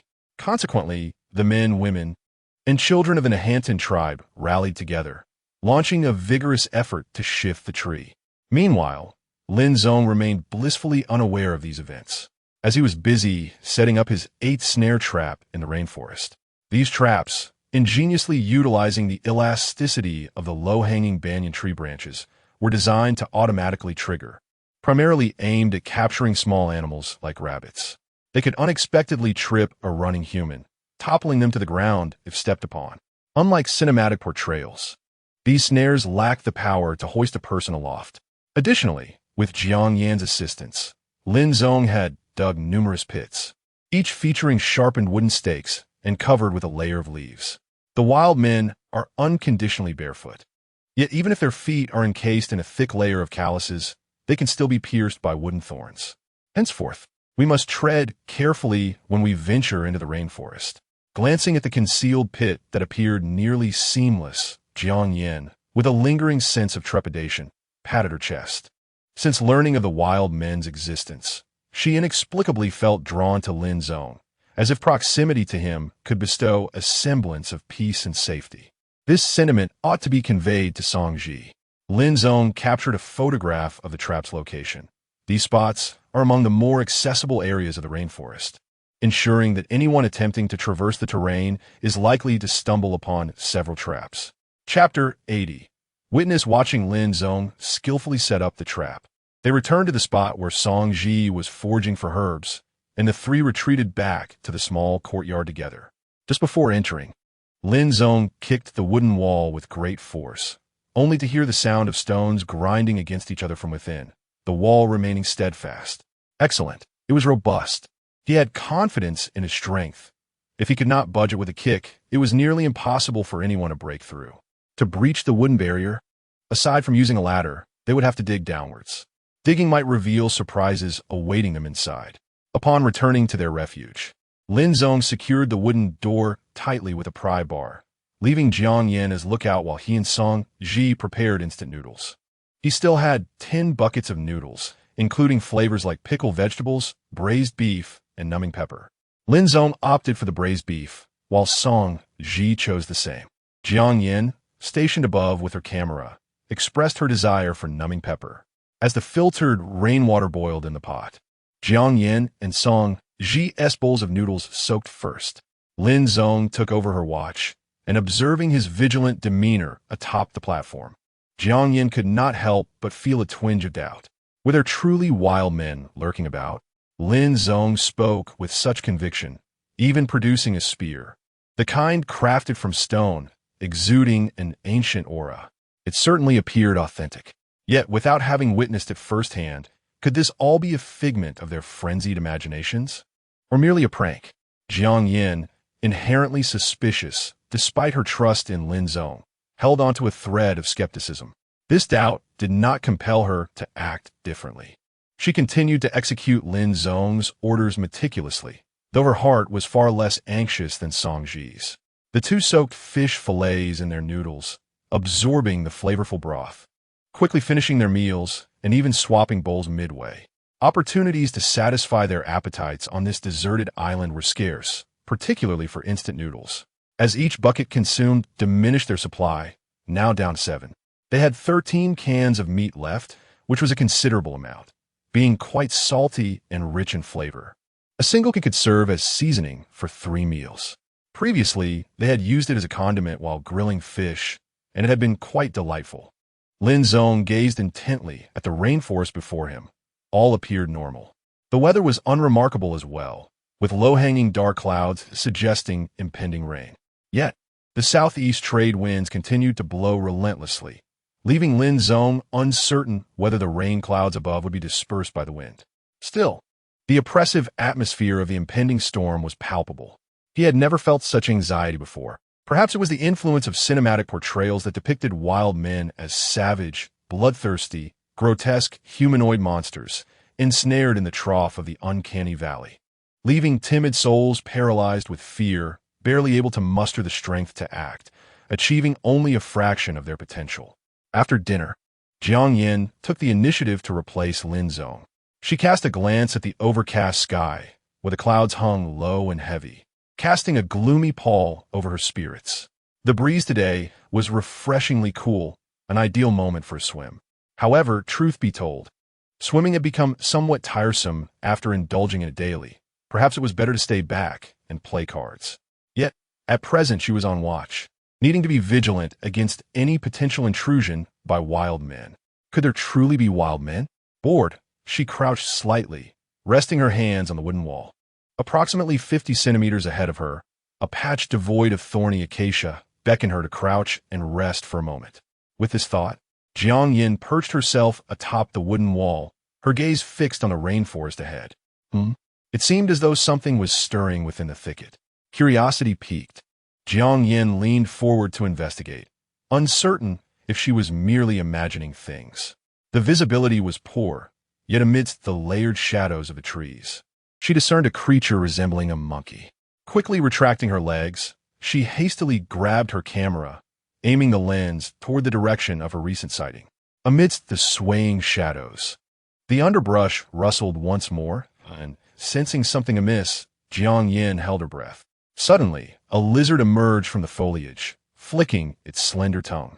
Just as she exhaled in relief, a hand unexpectedly appeared in her viewfinder. This sudden intrusion caused her heart to leap anew. A wild man. A wild man had entered her frame. His skin bore the deep, sun-kissed hue of a rich ebony, glistening with a reddish undertone.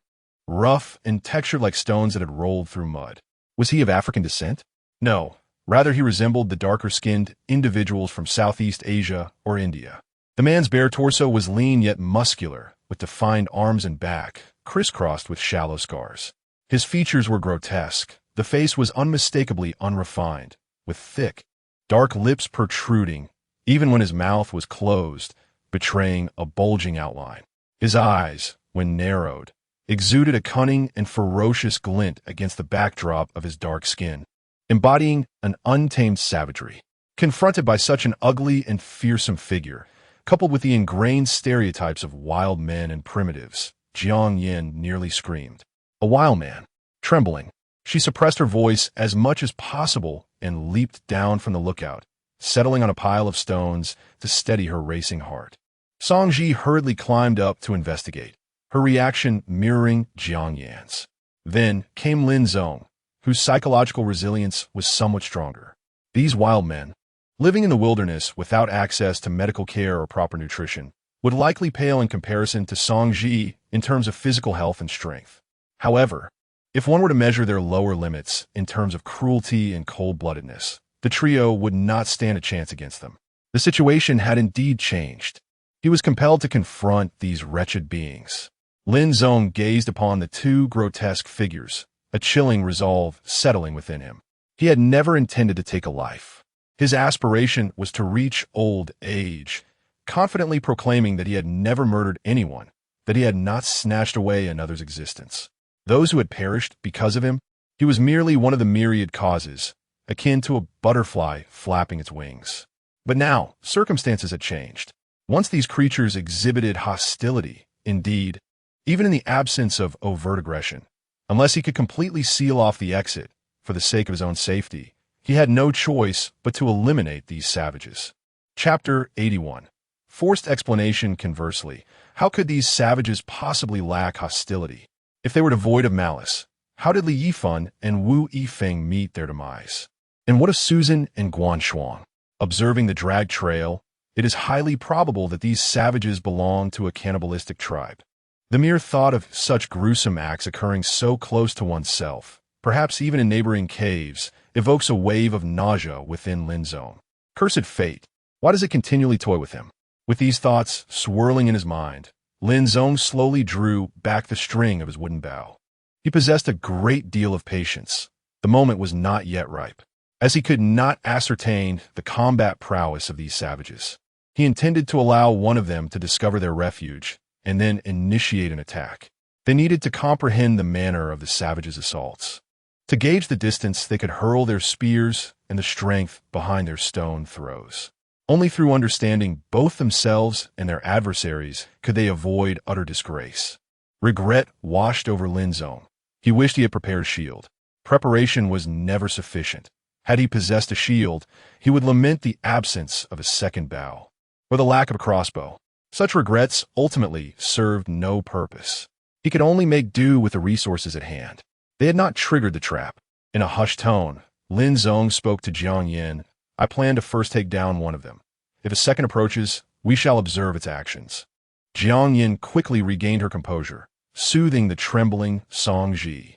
She gently patted Song Ji's back, allowing her to bury her face against her chest. Let Ji rest for a moment. I will position myself on the other side to assist you. After guiding Song Ji back to the cave, Jiang Yin handed Lin Zong several arrows before climbing to the opposite wooden wall. From there, she too could see the rainforest, though her view was slightly obstructed compared to Lin Zong's.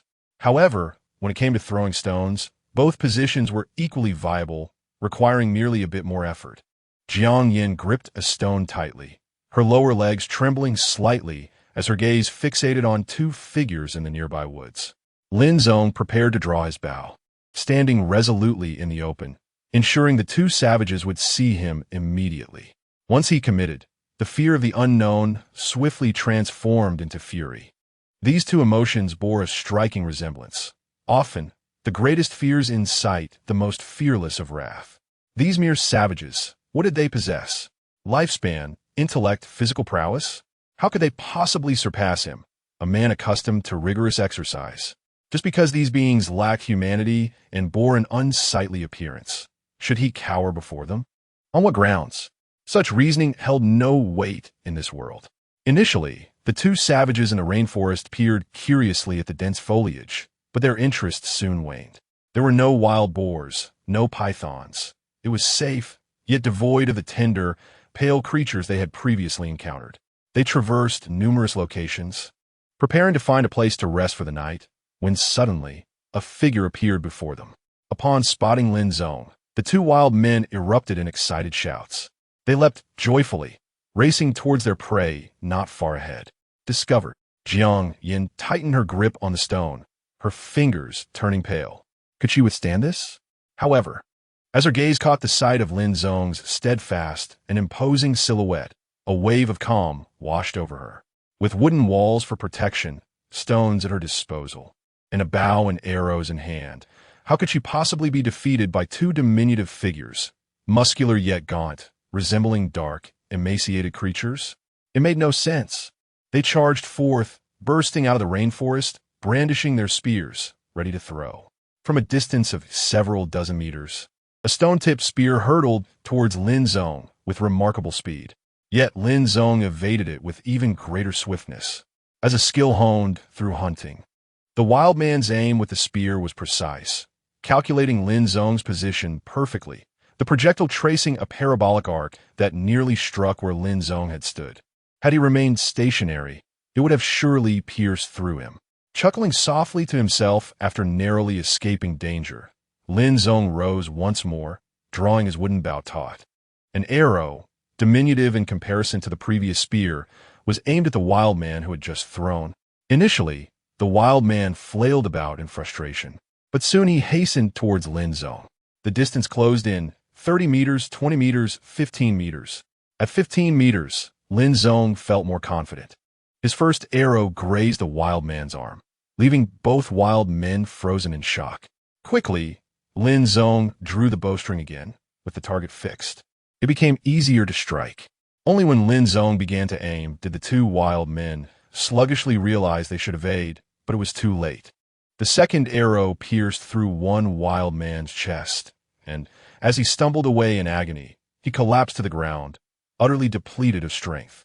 The other wild man let out a mournful cry, reminiscent of a monkey's wail, yet he turned and fled into the rainforest without a backward glance. Jiang Yin hurled a stone, but missed. The distance was too great, the initial velocity insufficient. From the moment it left her hand to when it struck the ground, several seconds elapsed, making it difficult for her to calculate the stone's landing point. It was futile. She could not catch him now. Despite her reluctance, Lin Zong's gaze remained fixed on the direction of the fleeing wild man, before shifting back to the one he had struck with his arrow. Had he taken a life? No, not quite. The wild man was still moving, appearing very much alive. He might succumb to an infection from the wound. Yes. Without proper medical attention, he would certainly perish from it. But what concern was that of Lin Zong's? He had merely injured the creature. If it reached a hospital in time, death could be averted. So why did he not seek medical help? It seemed this fellow was intent on self-destruction. After a forced explanation, Lin Zong began to compel himself to forget the incident. It was irrelevant. The one who killed that man was himself, the virus, the bacteria, his own blood. In any case, it had nothing to do with him. What shall we do next? Jiang Yin glanced at Lin Zong, her tone revealing a sense of reliance and relief that even she could discern. We will keep watch. Lin Zong sighed, saying in a moment, let's take Song Ji with us, bring the spray, and go check on that wild person to desensitize her as soon as possible. All right, no need, I'm already capable. Song Ji's capacity for acceptance was stronger than they had anticipated. As she spoke, she had already emerged from the tent. Despite still trembling with a hint of fear, her resolute expression was beginning to take shape. Chapter 82. The Assault. Despite believing she had conquered her fears, Song Ji felt an overwhelming sense of trepidation as she stood watch through the night. gazing into the depths of the shadowy tropical rainforest with its looming silhouettes of trees. She forced herself to muster the strength to steady her trembling legs. Truly a terrifying sight. Songji murmured to herself while resting a hand against the wooden wall. Scenes from horror films flooded her mind, and she endured an agonizing wait until it was time to change shifts, hurriedly calling for Jiang Yin. The night passed without incident, and at 5 a.m, the alarm rang. Lin Zong rolled out of bed, replacing the drowsy Jiang Yin, who had been nodding off repeatedly. As he leisurely nibbled on a piece of grilled fish, he cast his gaze toward the rainforest shrouded in morning mist. The area remained unchanged until Song Ji and Jiang Yin, having completed their rest, rose to relieve Lin Zong. Suddenly, a stone-tipped spear whizzed past Lin Zong. Danger! Had he not been prepared to jump down, pivoting his body just in time, he would likely have been struck. The spear collided with the mountainside, shattering the tip, and Lin Zong quickly turned to face the source of the attack.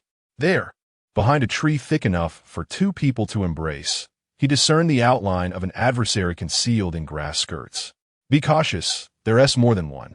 Lin Zong called out to Song Ji, who had already climbed to another lookout point.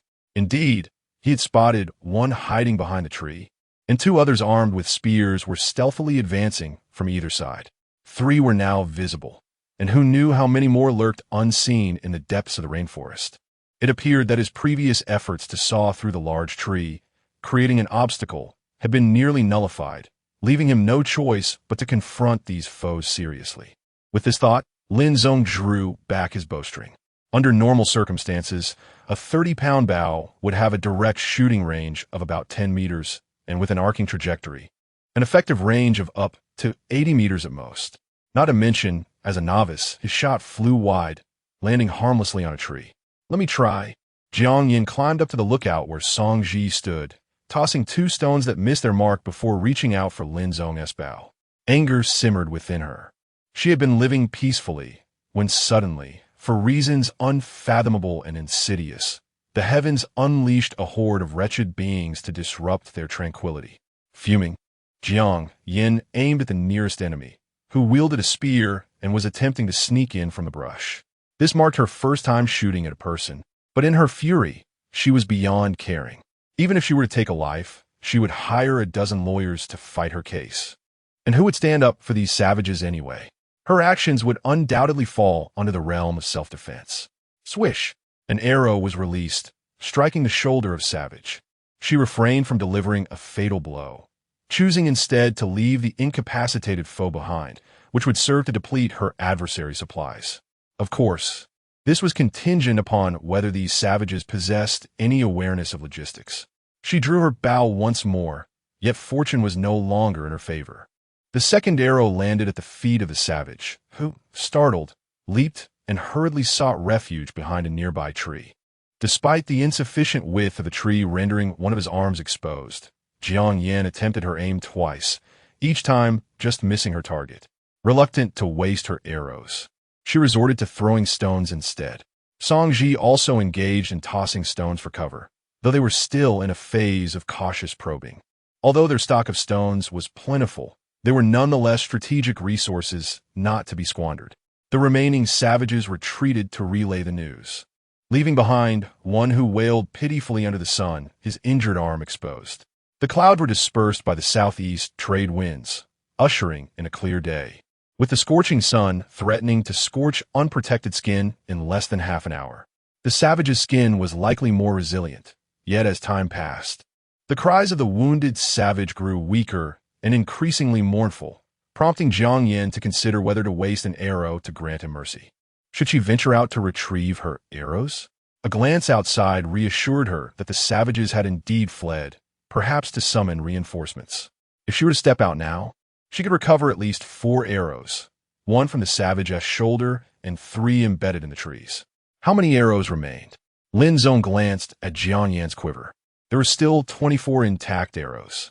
Jiang Yin had just counted them, and now she gestured that there were also over 30 without fletching, which could still be utilized at close range. The remainder consisted of some relatively straight sticks. Fletchings primarily served to stabilize and guide arrows in flight. Delving into aerodynamics could take a considerable time, but to summarize, without fletchings, arrows would struggle to maintain a straight trajectory, veering off course. Yet in critical moments, these could still prove useful.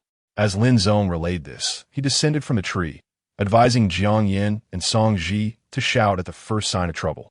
His venture to retrieve arrows was not without its risks. He was equipped with a spray, a dagger, and a spear, lacking only body armor. Had he the means, he would have wrapped himself up like a dumpling. He first extracted the 3 arrows he had shot from the trees, then collected 2 more from the ground, ultimately reaching the injured savage. Initially perplexed as to why the savage did not simply rise and flee with a mere shoulder wound, he soon discerned the cause. The savage's ankle was severely swollen, blood oozing from the affected foot.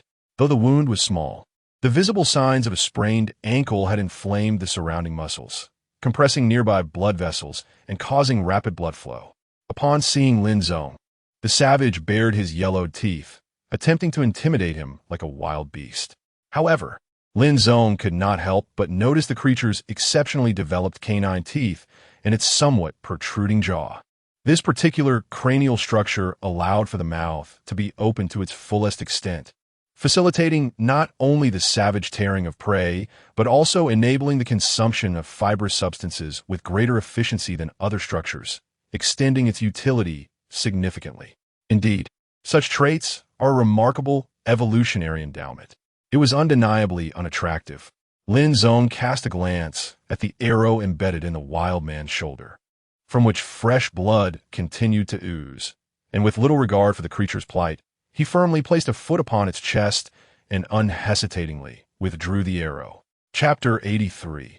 A stronghold and a clean sweep. As Lin Zong extracted the arrow, Jiang Yin on the watchtower gripped her bow tightly, her gaze fixed on the slightest rustle of the surroundings. Song Ji stood at the entrance, ready to respond, her hand poised with a stone, prepared to hurl it at a moment's notice. Even if it could not kill, it would serve to distract. After withdrawing the arrow, Lin Zong shook off the blood and stowed it away, cautiously feeling behind the wild man. The wild man donned a grass skirt, a commonplace garment crafted from vines and dried leaves. Given Song Ji's weaving skills, she could easily fashion a dress if time permitted. However, interwoven among the grass was an array of vibrant feathers. These colorful plumes resembled those Lin Zong had previously encountered, broad and stiff, ideal for arrow fletching. He discovered 8 such feathers on a man, sufficient to create 6 arrows. What was this fellow searching for? Jiang Yin, unable to discern Lin Zong's actions, saw him rummaging through his belongings with a mischievous grin, prompting her to wonder if he was from Chengdu. At that moment, a thicket in the nearby forest rustled, and she swiftly aimed her arrow in that direction. Fortunately, it was merely a gust of wind, and nothing transpired. Lin Zong observed the tranquil rainforest around him, although he sensed unseen eyes upon him. Venturing deeper into the foliage would yield no benefits. Their best course of action was to fortify their position and avoid unnecessary peril. Additionally, they needed to devise a strategy to counter the spears being thrown at them. In the current circumstances, they possessed certain advantages in their siege. The primary one being their supply situation. They could almost procure anything they desired from the rainforest, particularly wood. This resource was abundantly available, though it needed to be affixed with a stone spearhead for balance. However, he dared not gamble on whether one could throw it accurately without such a head. Thus, he resolved to return and craft a shield using the vine fibers alongside the wood intended for firewood. They stood atop the watchtower, where the lower half of their bodies was already protected by a thick wooden wall. Not even a spear tipped with stone, let alone iron, could penetrate it. Therefore, the critical areas to defend were the upper body, specifically the 80 and 60 centimeters above. Consequently, the creation of 2 shields was imperative. Lin Zong understood the importance of preserving his life.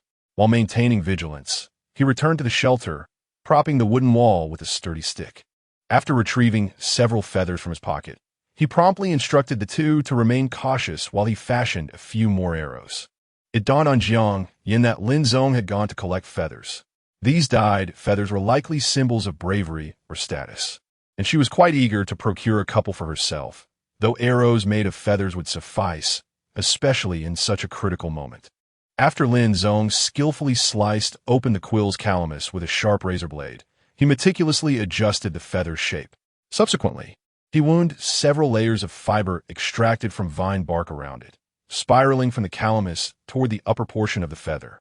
Although the sturdiness of the vine fibers paled in comparison to cotton threads and could not manage the intricate task of mending clothing, they were adequate for securing the arrow fletchings. After nearly half an hour of effort, he successfully bound 5 arrows. He had initially overestimated the ease of the task. While the feathers were generally usable, the calamus end was exceedingly slender, making manipulation quite challenging, leading him to abandon that endeavor. "Are you finished?" Jiang Yin glanced at Lin Zong and pointed toward the cave. "I'm quite hungry. Please fetch me too. No, for pieces of grilled fish." "Certainly," Lin Zong replied without hesitation, first handing the arrows to Jiang Yin before swiftly making his way to the cave. He tore 4 pieces from a string of grilled fish hanging nearby and handed them to Jiang Yin and Song Ji. Now, Lin Zong contemplated replacing either Song Ji or Jiang Yin, but the two were reluctant, insisting that he take a moment to rest while they kept watch. "We might have a tough battle this afternoon." As Song Ji nibbled on the grilled fish, she gazed at the lush rainforest. "According to what you said, Brother Lin, if the gap is on the other side, it will take several hours for a round trip. Yin Yin, you should also rest for a while. I'll keep watch during this time, and I'll call you if anything happens." Song Ji recognized her limitations in this regard. Lin Zong's skills were exceptional. His strength, reach, and ability to throw stones far exceeded her own. Meanwhile, Jiang Yin possessed archery skills, but she was otherwise unremarkable. Thus, it was crucial to conserve the energy and stamina of Lin Zong and Jiang Yin, while she could manage to withstand this less demanding period. "All right," Jiang Yin did not hesitate, munching on the grilled fish before jumping down. "Don't tire yourself too much. I'll take your place shortly." Lin Zong, without pretense, plopped down on a wooden stump and began contemplating how to craft a shield. "If I had known, I would have come out to saw a large tree and directly split a solid wooden plank for use." However, such hypotheticals were futile at this juncture. Attempting to arrange several wooden pieces in a line, he supported them with 2 cross sticks at the back and bound them with vine bark. Yet, after only a few movements, the structure collapsed, marking his first failure. Next, Lin Zong focused on the largest piece of wood. He swung the axe several times until he successfully split it in half, and then aimed to divide it into 3 parts, which he would then bind together. At this moment, using nails proved to be far more effective than relying solely on rope. With a dozen nails remaining, it was not a time to be frugal. Lin Zong industriously hammered away, creating a sloped edge along the board. Once the sufficiently long tent stakes penetrated the slope, they not only secured the 2 wooden pieces together, but also left behind 2 handles for gripping. However, the handles did tend to vibrate in hand. Upon achieving success, Lin Zong promptly replaced Song Ji, insistently urging her to take a moment to rest, drink some water, and have a bite to eat. If circumstances were to prove favorable, rescue might arrive sooner than anticipated, allowing them to open a can tonight. Or perhaps he could discreetly venture to the shore to see if any crabs, which they so dearly enjoyed, could be found. Of course, these were mere words of consolation. To be frank, after consuming crabs, lobsters, grilled fish, and sea snails for such an extended period, one had grown weary of these high-protein offerings. The abundant fats found in marine fish, supplemented with wild vegetables and compressed biscuits, provided a modicum of carbohydrates and vitamins. Otherwise, such a diet would undoubtedly lead to complications. One could only hope for a swift rescue. Jiang Yin glanced at the motionless figure of the wild man on the ground, her heart heavy with unease. Chapter 84. The second wave of savages, it was once again Jiang Yan's turn to stand guard. Below, Song Ji and Lin Zong were diligently crafting rattan ropes, intending to experiment with the creation of a catapult. This device harnesses centrifugal force to enhance the initial velocity of the stones being hurled, necessitating 2 robust ropes. To prevent any mishaps that might lead to the rattan snapping during the swinging motion, they meticulously divided the rattan into finer strands, braiding them together into a sturdy, multi-stranded cord before eventually twisting those fine strands into a thicker rope. It was quite laborious, taking them over an hour to prepare enough rope for the catapult. Next, they needed to construct a pouch. Typically made from cowhide, the current circumstances dictated that they resort to tent fabric instead. Fortunately, Lin Zong had previously commandeered several tents, and it was a stroke of luck that Li Yifan and his group lacked a lighter, sparing these tents from being set ablaze. Otherwise, they would have been forced to dismantle their well-constructed tents. As per usual, they selected the thicker material from the bottom of the tents, layering 3 pieces together and boiling them with fish bladders to create a gelatinous substance for adhesion. The result was quite satisfactory. After binding the pouch, Lin Zong tested it with a small stone, discovering a significant increase in the throwing distance. However, due to the novelty of the attempt, accuracy was somewhat lacking. Of course, his intent in crafting this device was not to achieve pinpoint precision. Rather, he aimed to utilize a multitude of small stones, hoping to deploy them through the net pouch. Akin to the lazy dog cluster bombs developed by the American forces during World War II, relying purely on gravity for impact and employing area effect strikes to disrupt the savage's rhythm. Jiang Yin, stationed at the lookout, felt a twinge of impatience. The slingshot could only launch 1 stone at a time. Although it boasted high accuracy, how much lethality could a pebble truly deliver? A strike to a muscular area would yield less impact than a direct punch to the face, which at least could induce some degree of disorientation. A gust of wind rustled through the branches of the rainforest ahead, the sound of leaves whispering against one another, and the stone-tipped spears lurking in the shadows became increasingly discernible as Jiang Yan's expression grew earnest. They were coming, she whispered to the 2 below. Lin Zong tossed the bow to Jiang Yan, promptly taking the catapult himself, filling a bag with stones before ascending to the lookout. Indeed, they arrived, obscured in the shadows of the trees, yet from their elevated vantage point, they were entirely visible. They prepared themselves, reminding one another not to act prematurely unless absolutely necessary. There were numerous foes across from them. Lin Zong distributed a freshly crafted shield to Jiang Yan, but as her hands were occupied with archery, the shield proved somewhat superfluous at that moment. Perhaps they had overprepared. Well, better to be overly prepared than inadequately so. He was uncertain of the exact conditions required for victory, so he chose to arrange every conceivable contingency, unafraid of failure. The shadows of the trees teemed with figures.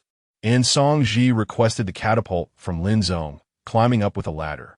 They had previously overlooked the presence of a ladder. However, its stability was insufficient, and she had to first remove some of the sopod thorns to steady herself against the wooden wall. The crowd continued to swell. Jiang Yin crouched down, peering through her binoculars into the depths of the rainforest. Within her line of sight, there were at least a dozen wild men visible, though the actual number was likely greater, perhaps as many as 30. Could such a diminutive island sustain a tribe of 30 adult males? Lin Zong was equally astonished. With 30 adult males, there would inevitably be 30 adult females, along with a similar number of children and elders. Though the elderly might be fewer due to the harshness of survival, and the number of women might also be less, the total would certainly exceed 100. The logistics of providing for 100 individuals on this isolated island, devoid of any external trade, would undoubtedly be exceedingly challenging. We cannot delay any longer. I will take the initiative, and Jiang Yan, wait for your opportunity to strike when you're certain, Lin Zong declared, forcefully stretching the slingshot. The ammunition for the slingshot was readily available. Even if stones were exhausted, 2 larger rocks could be struck together to produce new projectiles. Thus, he felt emboldened, not needing to be overly frugal. In truth, Lin Zong was quite skilled with the slingshot. During the New Year festivities, he had often used it to target bulbs in his hometown. Within a distance of 10 meters, his aim was nearly flawless. Now, he extended his range to 50 meters or even further, calculating the trajectory as he targeted a wild man adorned with a feathered hat. According to their previous deductions, wild men decorated with feathers held a higher status. Thus, to capture the king, one must first capture the horse. With a sharp crack, the first stone struck the ground beside the wild man's head, missing by several centimeters. The wild man let out a peculiar cry, suddenly leaping up and brandishing his spear. The stone tip aimed directly at Lin Zong as he prepared to throw. Lin Zong adjusted his aim once more, focusing intently on the wild man. Several others, previously hidden in the grass and unnoticed by Jiang Yin, sprang into action, roaring and beating their chests in support. Such primitive behavior. Had they concealed themselves better, they might have approached the wooden wall before the trio realized it. However, even if they did manage to get closer, they would find their efforts in vain. Lurking within the wall were thorny pods that would swiftly teach them a lesson.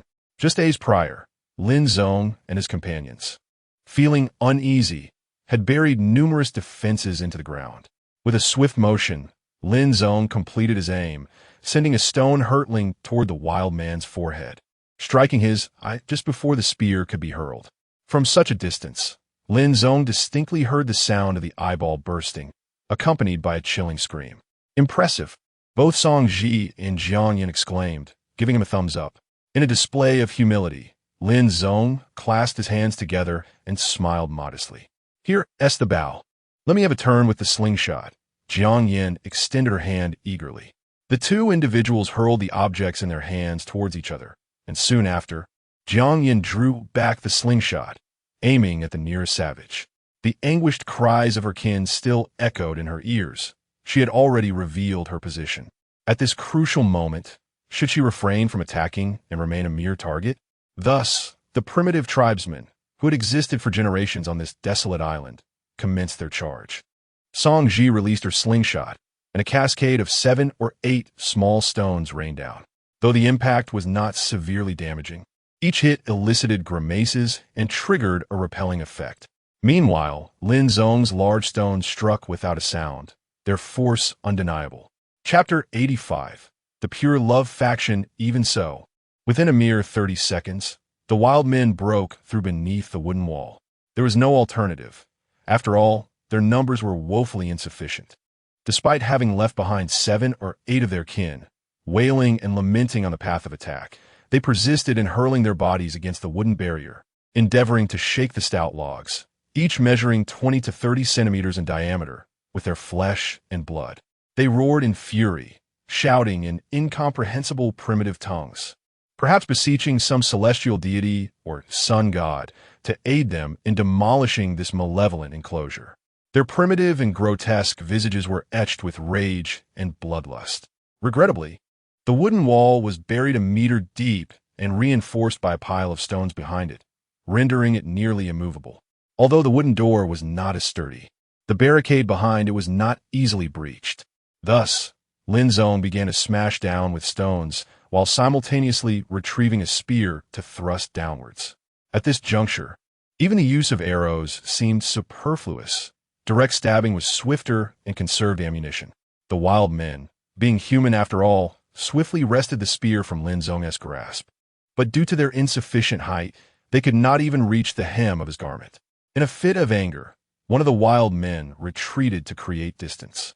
As he raised his hand to aim, he was suddenly pierced through the chest by a trembling, feathered arrow. He had intended to target the head, but the thought of a swift death weighed heavily on his conscience. It was preferable to shoot for the heart, ensuring that the demise would result from open pneumothorax and subsequent infection due to excessive blood loss. In this manner, the blame could be laid upon the victim for failing to seek timely treatment, akin to the wild man from earlier who had met his end with remarkable decisiveness. Lin Zong held steadfastly to the belief that as long as the individual did not die instantly, there remained a plausible explanation. Perhaps casting all these corpses into the sea would attract some souls to the island. Regardless, as long as individuals from civilized society set foot on the island, the 3 of them would be saved. Thoughts flickered like lightning, yet the immediate priority remained to contend with this wave of wild men. Zombies. After their attempts to breach the wall failed, the wild men indeed commenced digging below. A couple of them brandished spears, vigilantly fixated on Jiang Yin and Song Ji above, thwarting their efforts to hurl stones downward. Lin Zong knocked an arrow, shooting it forth, only to have it deflected by a wild man wielding a spear. Astonished, Lin Zong, undeterred by the omen, loosed a second arrow, yet this time fortune abandoned him. He was swiftly impaled, collapsing to the ground in serene repose. Thus the scene unfolded, one arrow after another, methodically eliminating the wild men. Just as this thought crossed his mind, a piercing scream erupted from Song Ji's direction. Two wild men were entangled, one precariously perched upon the shoulder of the other, nearly toppling over the edge of the wall.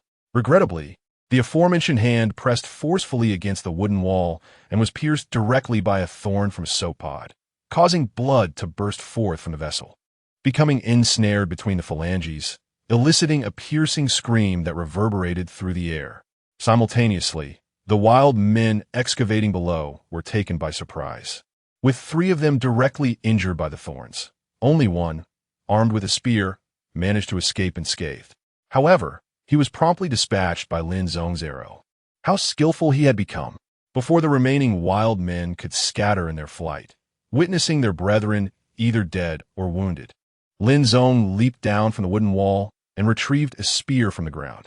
In close proximity to the wild men, Lin Zong could distinctly sense their ferocity and primal nature, a brutality he had never encountered before.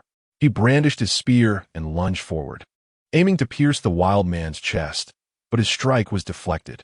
Although the wild man's spear was shorter than Lin Zong's, and despite his inferior height, reach, and muscularity, he surprisingly displayed remarkable agility.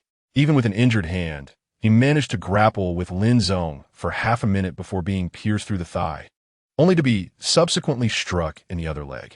The remaining wild men, witnessing this, fled in disarray. Yet due to their injuries, and with Jiang Yin providing cover fire from behind, they could not outrun Lin Zong and were swiftly dispatched to the ground. In the chaos, Lin Zong was also struck by an arrow from Jiang Yin. At last, the second wave of wild men was eradicated. After retrieving his arrows, Lin Zong signaled for the two to descend and open the gate while contemplating a trip to the sea to gather some seafood. Having consumed raw fish for 2 consecutive days, he figured it was the perfect opportunity since the sun had not yet fully set, and the wild men were unlikely to return anytime soon. Jiang Yin volunteered to stay behind and keep watch, while Lin Zong and Song Ji each dragged a wild man's leg away, ensuring they were distanced sufficiently to prevent the spread of disease. The task of collecting the bodies could wait until the following day. It was already too late, and after gathering seafood, darkness would render it even more challenging to deal with the corpses. Nighttime was indeed rather eerie. On their way to the seaside, Song Ji discreetly admired Lin Zong's profile. Initially, she merely noted his handsome appearance and undeniable masculinity, but now she recognized that the sense of security he provided far surpassed his looks and charm, rendering him even more captivating. She had rehearsed certain thoughts in her mind countless times. Though the situation felt inappropriate, she couldn't help but think that without Lin Zong, she might have perished long ago. With this contemplation, Song Ji mustered her courage and took Lin Zong's hand. Even at such a moment, they could still indulge in an ambiguous connection. Love-struck, she thought to herself. Meanwhile, Jiang Yin, peering through the lens of her camera, grumbled as she lowered it. How infuriating, these traitorous companions. Lin Zong's feelings were somewhat complex. Although a soft hand had willingly reached out to him, the time and circumstances were decidedly inappropriate. Despite the fiery sunset and the waves of evening clouds, one must not overlook the fact that both of them were dragging a corpse. One absurd couple they made, akin to a pair of rogue thieves or a bandit duo. However, now was not the time for hesitation. The shy young girl had mustered the courage to express her feelings, and it was only right to reciprocate, lest it be deemed cruel. With this thought in mind, Lin Zong grasped the corpse by the ankle and gave it a slight tug, adjusting his grip for greater ease. Song Ji, do not be afraid. These wild men pose no threat to us while I am here. He felt a touch of awkwardness, almost compelled to cough. Yes, thank you, Song Ji replied. Her cheeks flushed. Thus, two innocent souls, untouched by romance, engaged in a clumsy yet earnest exploration of their budding connection. Chapter 86. Utterly Embarrassing Ah. The pungent aroma of love has begun to waft through the air. What a curious situation this is. Arose amidst gunfire. Jiang Yin reclined on the observation deck, peering through her binoculars with keen interest at Lin Zong and Song Ji. This couple, those amorous fools, had just cast 2 corpses into the sea, yet their hands remained entwined. Truly mortifying. One could only wonder how far these bodies might drift. May they not sink too swiftly. After all, this is a settlement of an indigenous tribe. Surely there must be some observers, whether for research or conservation purposes. Jiang Yin habitually approached the issue from a perspective of a powerful nation, contemplating how these savages might hold some research or cultural value, or perhaps even be utilized to develop a tourist attraction. However, Kiribati is but a minuscule island nation, its airport a product of foreign aid, and aside from tourism, its resources are limited to fishing. Such small nations are not the protagonists on the international stage. They serve merely as a backdrop, seldom mentioned in isolation. Thus, to discuss environmental conservation and research value with someone who has just satisfied their hunger feels rather indulgent. Meanwhile, Lin Zong and Song Ji found themselves once again on the rocky shore, a place they knew all too well. With the tide receding, they exchanged no words. After parting their hands, they instinctively lowered their heads to forage for seafood. As the tide had receded unusually far, Lin Zong took his knife and prioritized unearthing barnacles that had long languished beneath the waves. Among them were some gooseneck barnacles, delectably savory, rivaling even crabs in taste. Indeed, beyond mere desire for barnacles, Lin Zong was acutely aware of his luck in foraging and fishing. If he were to collect seafood, the best outcome would be a few razor clams, perhaps a couple of crabs, and, with a stroke of good fortune, a few conchs. However, the situation was markedly different for Jiang Yin and Song Ji. Lin Zong, come quickly. Before Lin Zong could fully immerse himself in thoughts, he heard Song Ji's excited call from behind. So many crabs, hurry! Her voice brimmed with delight as she wielded her hands to corral 2 crabs larger than her palms, while urging Lin Zong to join her. With a basket strapped to his back, Lin Zong hastened to her side, and once she had tossed the 2 hefty crabs into the basket, she pointed at the rocks, still glistening with water. Lin Zong leaned closer and, indeed, discovered that the crabs were in disarray. Beneath the rocks lay at least 3 or 4 more, with others hiding on the opposite side. Without a moment's hesitation, Lin Zong dove in, ignoring the risk of being pinched. Though he lost 2 claws in the endeavor, the outcome was gratifying. 4 large crabs were secured in the basket. Such a bounty was truly heartening, lifting Lin Zong's spirits. After days of being confined at home by the wild men, even the spacious courtyard paled in comparison to the vastness of the outside world. If one day I could return to civilization, I might find myself reflecting on how minuscule this little deserted island and its sandy shores truly are. After capturing the crabs, the 2 continued their separate foraging along the shore, leaving the basket with Song Ji, observing her occasionally adding to their haul, even managing to catch a grouper. Lin Zong silently continued to scrape barnacles. What of it? The flavor of barnacles is quite delectable. When steamed without water, their essence can be brought to its zenith. It would be even better if I could savor them with wasabi soy sauce. I wonder if this deserted island possesses wasabi. If it does, that would be splendid. Although wasabi pairs best with sashimi, consuming raw fish in this resource-scarce setting is akin to nurturing a curse within one's own body. Who knows what might gnaw at my innards afterward? However, this method of preparation harmonizes well with the barnacles. The naturally sweet and tender taste of seafood has begun to wear on me. I long to try something different. As dusk swiftly approached, Lin Zong, taking advantage of the fading light, hoisted the heavy basket upon his back and made his way back to their shelter. Perhaps due to their absence from the shore over the past few days, today's bounty of seafood was particularly abundant. As he walked, he could feel the crabs incessantly clawing at the basket, attempting to escape while the grouper flopped within. Upon returning to the shelter, the 3 gathered around the fire. They prepared shellfish and barnacles using the steaming method, while Jiang Yin and Song Ji learned to process the fish. Lin Zong carefully arranged the crabs in a circle around the fire, ensuring they did not come into direct contact with the flames to prevent the delicate crab roe and meat from becoming charred, and he positioned their legs upwards to deter escape. Soon, Jiang Yin had finished slicing the fish, propping it beside the fire, allowing the flames to tenderly caress the 2 succulent fillets of grouper. With so many crabs today, it would be a shame to waste them. Jiang Yin clicked her tongue and shook her head. No matter, we can enjoy them as a late-night snack. Lin Zong munched on compressed biscuits to replenish his carbohydrates while watching the fresh fish cook. The enticing aroma wafting from the roasting fish made his mouth water. Indeed, it was incomparable to merely eating dried fish slices. They still had to keep watch tonight. Jiang Yin sighed deeply. She felt that given the loss of several members of the wild tribe, they were unlikely to foolishly rush into danger again. Moreover, it remained uncertain whether they would find their way in the dark.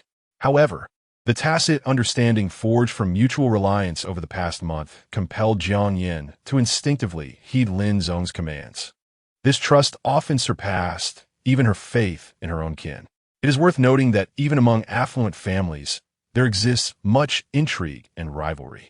Finding someone in this place whom she could trust wholeheartedly, confident that he would not forsake her for personal gain nor place her in peril, and believe that he could make the right decisions was a rare treasure. Sometimes, even if his choices were not entirely correct, it mattered little. This was likely the best solution they could attain within their current circumstances. Allow me to take the middle shift. The middle shift requires vigilance for a while after awakening before one can return to slumber, and whether one can actually find rest upon returning is uncertain. This middle shift is exceedingly exhausting. It is better for me to assume this responsibility. Lin Zong gently patted Jiang Yin and Song Ji, willingly undertaking the most arduous task. You both appear quite fatigued. Rest a little longer. Jiang Yin, you guard until 1 o'clock. I shall take the second shift until 5, and then we shall pass the duty to Song Ji. Chapter 87. A sense of security wasabi? Song Ji scratched her head, her delicate face illuminated by the flickering flames as a contemplative expression crossed her features. This ingredient is more commonly consumed in the island nation. Logically, if it can be produced there, it shouldn't be entirely implausible for it to exist on this desolate isle as well. However, upon further reflection, the geographical span of the island nation is considerable, with regions like Hokkaido situated in close proximity to the frigid lands of Siberia. Wasabi, a condiment derived from either mustard greens or wasabi root, primarily flourishes in cool, moist environments, demanding specific conditions regarding light, soil quality, and water sources. It requires ample yet indirect sunlight, well-drained sandy soil, and pristine flowing water. Wild varieties are generally incomparable to cultivated ones. After sharing an enlightening discussion with Lin Zong, Song Ji ultimately sighed resignedly. The likelihood of finding wasabi on this desolate island is exceedingly slim. Well, at least I have gained some knowledge. Lin Zong had previously assumed that wasabi referred solely to the plant itself, unaware that it comprised two distinct types of raw materials, mustard greens and wasabi root. Now, he found himself unable to discern which variety he typically consumed. If it cannot be found, so be it. In truth, the seafood available now is quite delectable. Once this ordeal with the primitive inhabitants passes, he intends to venture out in search of clay. If he can attempt to craft pottery, he hopes to acquire a larger pot. They are no longer in dire need of salt, and when the time comes, he could open a package of aged, pickled vegetables, combining them with the sun-dried herbs that serve as wild greens. Perhaps he could prepare a dish of pickled fish to tantalize their taste buds and provide a change of palate. After finishing dinner, the time was merely 8 o'clock. Retiring for the night at this hour seemed rather premature. The three of them sat atop wooden stools, engaging in lively conversation, reminiscing about their past lives, elementary school, middle school, high school, particularly high school, for once they entered university, there seemed little left to discuss. These childhood anecdotes, often recounted, still managed to evoke a sense of novelty. In addition to discussing the past, they pondered the future. Once the wild men have been driven away, what shall they undertake? Should they venture further out to sea in search of signals, or perhaps dive deeper to explore? Yet without scuba gear, descending to great depths poses significant risks. Nevertheless, Lin Zong suddenly mentioned a nearby small island, which piqued Jiang Yan's interest greatly. Perhaps that island harbors treasures absent from their own? Lin Zong recalled the time he and Song Ji ventured to the opposite side of the island, where they encountered a section of dried bamboo in the rainforest. This location is not situated within the Great Pacific Garbage Patch, and the circular ocean currents between the two small islands often interfere with one another. Under extreme weather conditions, it is entirely plausible for objects from the opposite island to be swept onto theirs. However, the pressing question remains, if there are wild men on this island. Might there be others on the neighboring isle as well? It is uncertain. If so, it would suggest that the wild men from the opposite side possess the ability to swim or construct boats, enabling them to traverse from elsewhere at any moment. The outcome is quite evident. For over a month, those wild individuals have been unable to cross over by swimming or boating.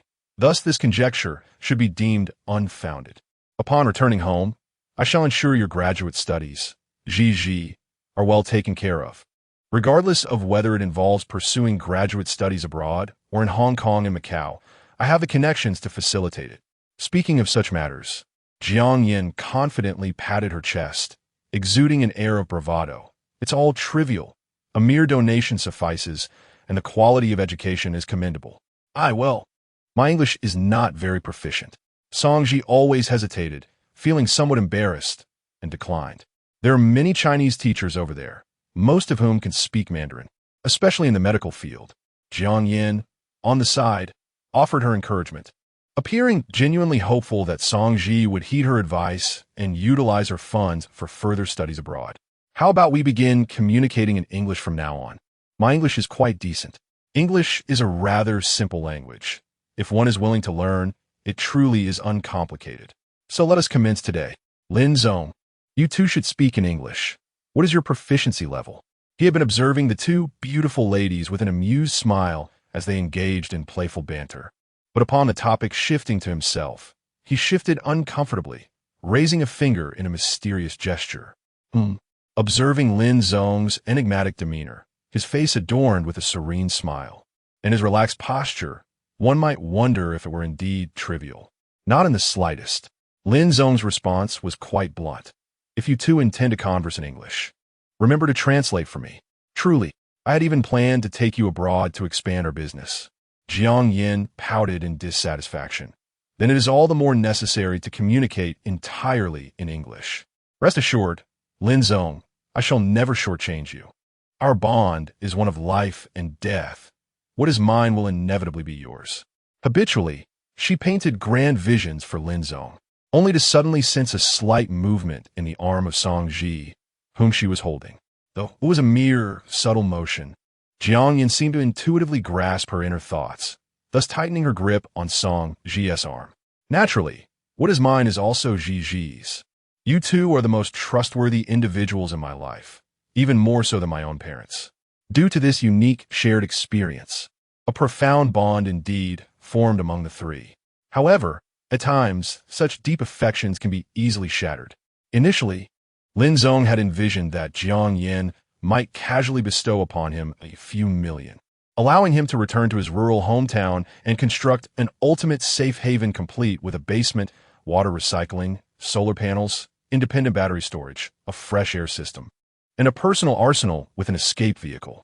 Yet now, after spending considerable time together, he found himself reluctant to allow monetary concerns to tarnish the relationship among the trio. Jiang Yin is quite a remarkable person. Although she appears somewhat prone to fanciful exaggerations, her frequent swallowing while speaking, coupled with her intense gaze and exaggerated gestures, clearly indicated her underlying tension. She likely sensed the delicate nature of her relationship with Songji, fearing the possibility of abandonment. Despite being the offspring of a capitalist, Jiang Yin was, at her core, merely a young woman who had recently graduated from university and was here to observe and learn. Unlike him, who was several years her senior and had navigated the complexities of society for a few years. His disposition was considerably more mature than that of these two young girls who had just emerged from their ivory towers. All right, I shall diligently study English. What business does Boss Jiang intend to pursue with me? Lin Zong willingly cooperated with her, hoping to instill a sense of security in Jiang Yin. Chapter 88. Night conversations awakened reluctantly from slumber by the persistent beeping of the alarm clock. Lin Zong exerted himself to stretch his body, forcibly rousing himself from the depths of sleep to fulfill his duties. This act went against the very instincts of his biology. Every nerve and cell in his body resisted such an abrupt awakening, suppressing the impulse to obliterate the alarm clock. He swung his legs over the side of the bed and sat up. Emerging from the tent, he cast his gaze upward to the watchtower where Jiang Yin was perched. her legs swinging playfully. The silvery moonlight cascaded down, enveloping her in a serene glow reminiscent of a nymph by the sea. Upon closer inspection, it was evident that Jiang Yin possessed strikingly delicate features. Despite the time spent on the deserted island and the inevitable tanning from the intense ultraviolet rays, her beauty remained undeniable. Truth be told, the mere thought of cohabiting with two beautiful young women ignited an inexplicable thrill within Lin Zong. The wise have often remarked that while one can observe actions, understanding the heart is a different matter altogether. With hundreds of billions of neurons in the human brain, who can fathom what these cells are busily contemplating? Was already time to switch shifts? The clock had not yet struck 1:30. For Jiang Yin, staying awake at this hour was a trivial matter, especially since she had only risen around noon that day. Staying up late was hardly a challenge. In all honesty, returning to sleep now would pose a difficulty for her, even if she attempted to do so within half an hour. It's nothing, just a habit of waking up a bit early, Lin Zong stated, shaking his head to dismiss the chaotic thoughts swirling in his mind. He approached her. It's about time for a shift change. You should head back to sleep while I take over. Jiang Yin gracefully leaped down from the watchtower. Why the rush? I'm not quite ready to sleep yet. Care for a chat? She plopped down beside the now extinguished campfire, retrieving a crab from the ash and debris, blowing on it and giving it a few gentle taps before resting on her fair thigh. Save for swimming and diving, the three of them had been clad in long sleeves and trousers, leaving their legs surprisingly unscathed by the sun. The crab is still warm. Would you like one? As Jiang Yin lifted the shell from her own crab, it still radiated some heat, ensuring a delightful taste. Do pass me one as well. Lin Zong replied as he accepted the crab she offered, climbing up to the watchtower to sit in the same manner as Jiang Yin had earlier. What shall we discuss? Perhaps it would be wiser to retire early. Feeling a touch of awkwardness, he suspected that Jiang Yin might have discerned the subtle dynamics between him and Song Ji. The daughter of a businessman was known for her keen intuition, and Lin Zong was not one to underestimate her perceptive instincts. Likely honed from growing up in an environment devoid of security, where she had learned to paint dreams with fervor during dinner conversations. Now, as friends, there was no need for formality. Even if feelings had developed differently between him and Song Ji, they would still exercise restraint on this deserted island to avoid making Jiang Yin, the proverbial third wheel, uncomfortable. I observed numerous corpses outside. If left unattended for an extended period, they are likely to decompose, potentially leading to the spread of infectious diseases. As Jiang Yin uttered this, a shiver ran down her spine. Particularly tonight, the moon shone brightly, with not a single cloud in the sky, rendering the luminous moon akin to an enormous streetlight, casting clear shadows of everything outside. While she stood guard alone, gazing at the lifeless bodies scattered on the ground, a sense of unease enveloped her. This fear was ingrained in her very genes, a challenge she found hard to overcome in the moment. Of course, they must be disposed of when the tide recedes next. They shall be cast into the sea. Lin Zong contemplated whether normalcy could be restored by tomorrow, at least a day of truce to tidy the battlefield. Among the three of them, even if the corpses harbor disease, they felt somewhat reassured with antibiotics at their disposal. Yet the sight was still disheartening. Human corpses, in particular, resembled a malignant tumor. Being at the apex of the food chain, they accumulated untold toxins, resulting in a stench far more potent than that of other animals upon decomposition. This thought made Lin Zong shudder. No, they must be discarded by tomorrow.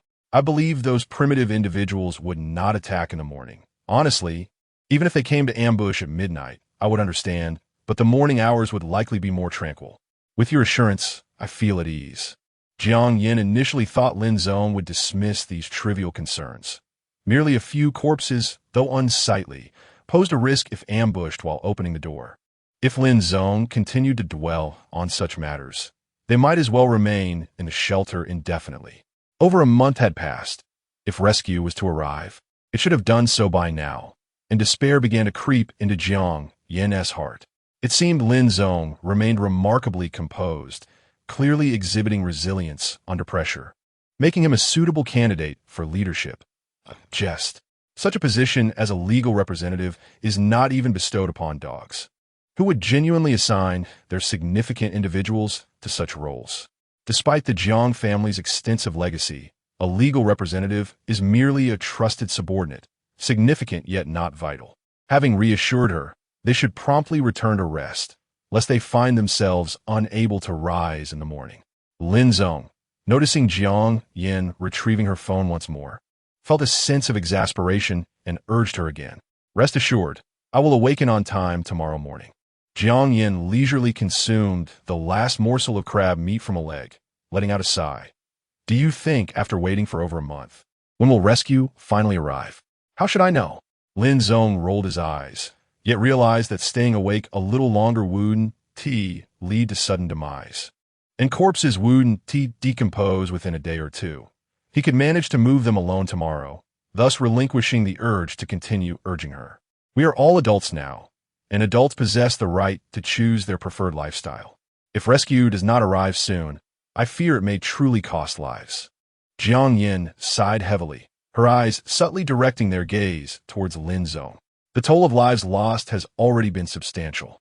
Lin Zong glanced around, evading the topic at hand. It was evident that Jiang Yin had caught on. How tedious. Very well, I shall retire for the night. After finishing her meal, Jiang Yin turned and returned to the cave, rinsing her mouth with salt water before retreating into her tent. How peculiar. Is her menstrual cycle upon her? Lin Zong too had sensed that Jiang Yin's emotions had been rather unstable lately, yet upon reflection, it seemed her cycle was indeed due around this time. Oh well, since we are all friends, it would be no trouble to offer her a bit more care during these days. Chapter 89. The ambush as for Jiang Yan's insinuation about the possibility of a fatal incident. How could that be? Although he was not an epitome of virtue, he would never jest about such matters. They were not savages. On this deserted island, if one were to become pregnant, there was a chance, with fortuitous timing, that rescue might arrive in time to save a life. However, if fortune were to abandon them, it could lead to a tragic demise for both mother and child. When weighed against the value of life itself, the current desires seemed utterly insignificant. He leaned against the lookout tower, an oversized, elongated wooden post, feeling quite pleased with the quality of his construction. Supported by a few logs, ropes, and tent pegs, this 2-meter-high lookout stood firmly, allowing him to bounce lightly on it. Gazing out at the shifting shadows of the tropical rainforest, he soon observed Lin Zong retrieving his phone. Boredom engulfed him. The purpose of their vigil was merely to prevent any wild men from scaling the walls, lest they find themselves unaware of how they met their demise. In truth, it was not necessary to remain at the lookout. Outside lay a sandy expanse, where footsteps made a sound, albeit faint, in the stillness of the night. As the waves gradually calmed, any rustle within a few dozen meters could be distinctly heard. He unlocked his phone and perused a web novel he had read several times before. There was no alternative, as he had cached one. With mobile internet so advanced, his usual reading material was either free or pirated. The novels he had browsed were temporarily cached on his browser. A simple clearing of his phone would render them utterly vanished. Games were similarly frustrating. The mobile platform lacked offline options, as all required connectivity to function. Unlike a decade ago, when the internet was not as robust, there were still numerous engaging single-player games for mobile devices. Plants vs. Zombies, for instance, had a mobile version back then, a delightful way to pass the time. The evening breeze whispered softly, and moonlight bathed the white sands, where faint sounds occasionally drifted from beyond. Some wild men were merely gravely injured, not yet deceased. Thus, one could occasionally hear labored breaths and the desperate attempts of bodies to stir. It was evident that these efforts were futile. They had lost too much blood, a condition that could not be remedied on a deserted island. Even if they were to be transported to a hospital immediately, the likelihood of survival was slim. Lying on the beach was merely a waiting game for death. As for Lin Zong, he remained unfazed.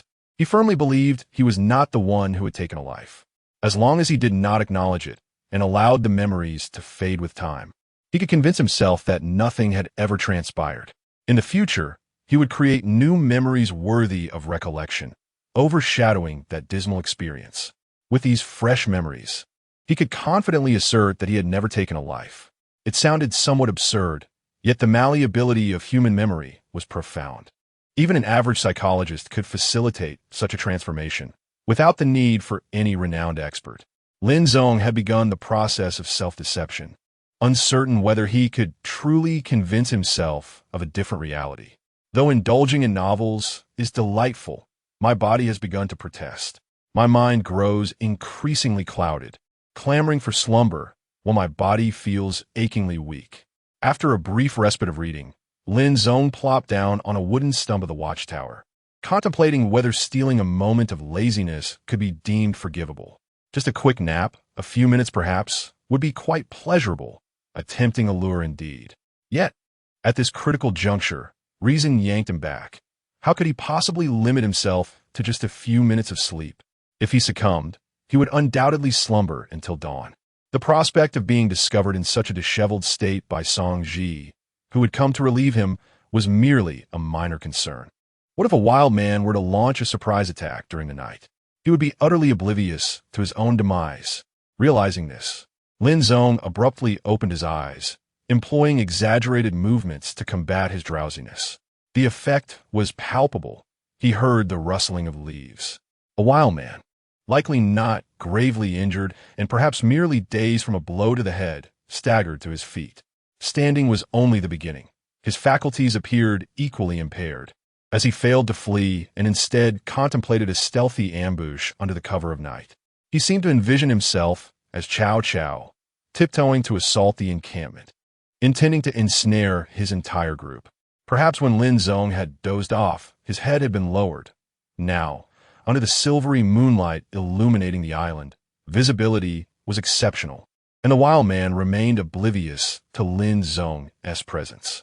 It was not until the wild man reached the wooden wall and began to dig that he would think to look up. At that moment, Lin Zong, perched above, observed the diminutive figure. He could scarcely be 5 feet tall, and could not help but wonder if he was a remnant of the Japanese invaders. For how else could he be so short? There exists a term known as island gigantism, signifying that many species on islands tend to grow larger than their mainland counterparts. Yet humans seem to defy this trend. It appears that few individuals on islands possess considerable height. The sound of palms scraping against the earth echoed softly. Lin Zong watched as the wild man vigorously clawed at the soil, only to suddenly prick himself on a thorny plant, trembling in pain. Stifling a cry for fear of waking anyone, his grotesque visage contorted in a manner more comical than any comedian, save for Jim Carrey. Thus, the wild man tilted his head back, desperately suppressing a scream in his throat, only to find himself staring directly at Lin Zong, who brandished a sharp spear. Lin Zong's gaze was icy, devoid of any emotion as he regarded the diminutive primitive before him. They were locked in a moment of stunned silence. The wild man, perhaps realizing the absurdity of his actions or gripped by the terror of impending death, remained mute and motionless until Lin Zong thrust the spear downward, piercing through his chest. He emitted no sound, nor did he alter his posture. Lin Zong withdrew the spear, shaking off the blood that clung to it. The wild man's chest filled with air, each breath resembling the wheezing of a broken bellows, horrifically unpleasant, with blood sputtering forth. Truly repulsive. Lin Zong shivered slightly, sheathing his spear as he resumed his engrossed reading. Oh, how I long for rescue. I have endured enough of this existence. If one could argue that his previously mundane life held the potential to uncover life's true essence amidst its tranquil monotony, he could begrudgingly tolerate it. Yet now, confined within this sanctuary and compelled to witness bloodshed, it is an insufferable plight for a pacifist like him. May someone soon notice the enormous SOS written upon the beach and come to whisk us away. I would accept any vessel, even a dubious one, so long as it is not a medical ship of the high seas. Chapter 90. A mortifying situation at the very least, the black ship might swindle a little money, and when the time comes to pay for the ferry tickets, Jiang Yin can settle the bill. However, the medical ship on the high seas cares not for who you are. Each blood sample costs hundreds, corneas thousands, and kidneys hundreds of thousands, essentially functioning as mere interchangeable parts. As dawn broke, the hour swiftly approached 5 o'clock in the morning. At this point, Lin Zong found himself increasingly alert. When Song Ji emerged from the tent, their eyes met, and he observed a subtle flush grace her cheeks. Although engaging in romance amidst such chaos may seem absurd, there are moments when two individuals lock eyes, akin to a turtle gazing at a green bean, and one cannot pinpoint when it occurs. The thin veil separating them had been pierced by a mere pinhole, and Lin Zong, feeling a hint of awkwardness, scratched his head. Song Shi, why don't you rest a bit longer? No, I mean Lin Ge. Oh no, Lin Zong, you should probably rest early. The sun is already up. That seems reasonable. They drew closer, sharing a silent understanding, but it was Song Ji who first extended her hand. With precision, she grasped Lin Zong's palm. Their fingers entwined briefly before separating once more. Actually, I'm not that tired, Lin Zong remarked as he turned to her. Since we still have some time, how about? Song Ji cast a discreet glance at the tent. Progressing so swiftly might not be appropriate, but in this fast-paced society, perhaps a quicker pace is not necessarily detrimental. Over the past month, she had come to understand Lin Zong's temperament and character.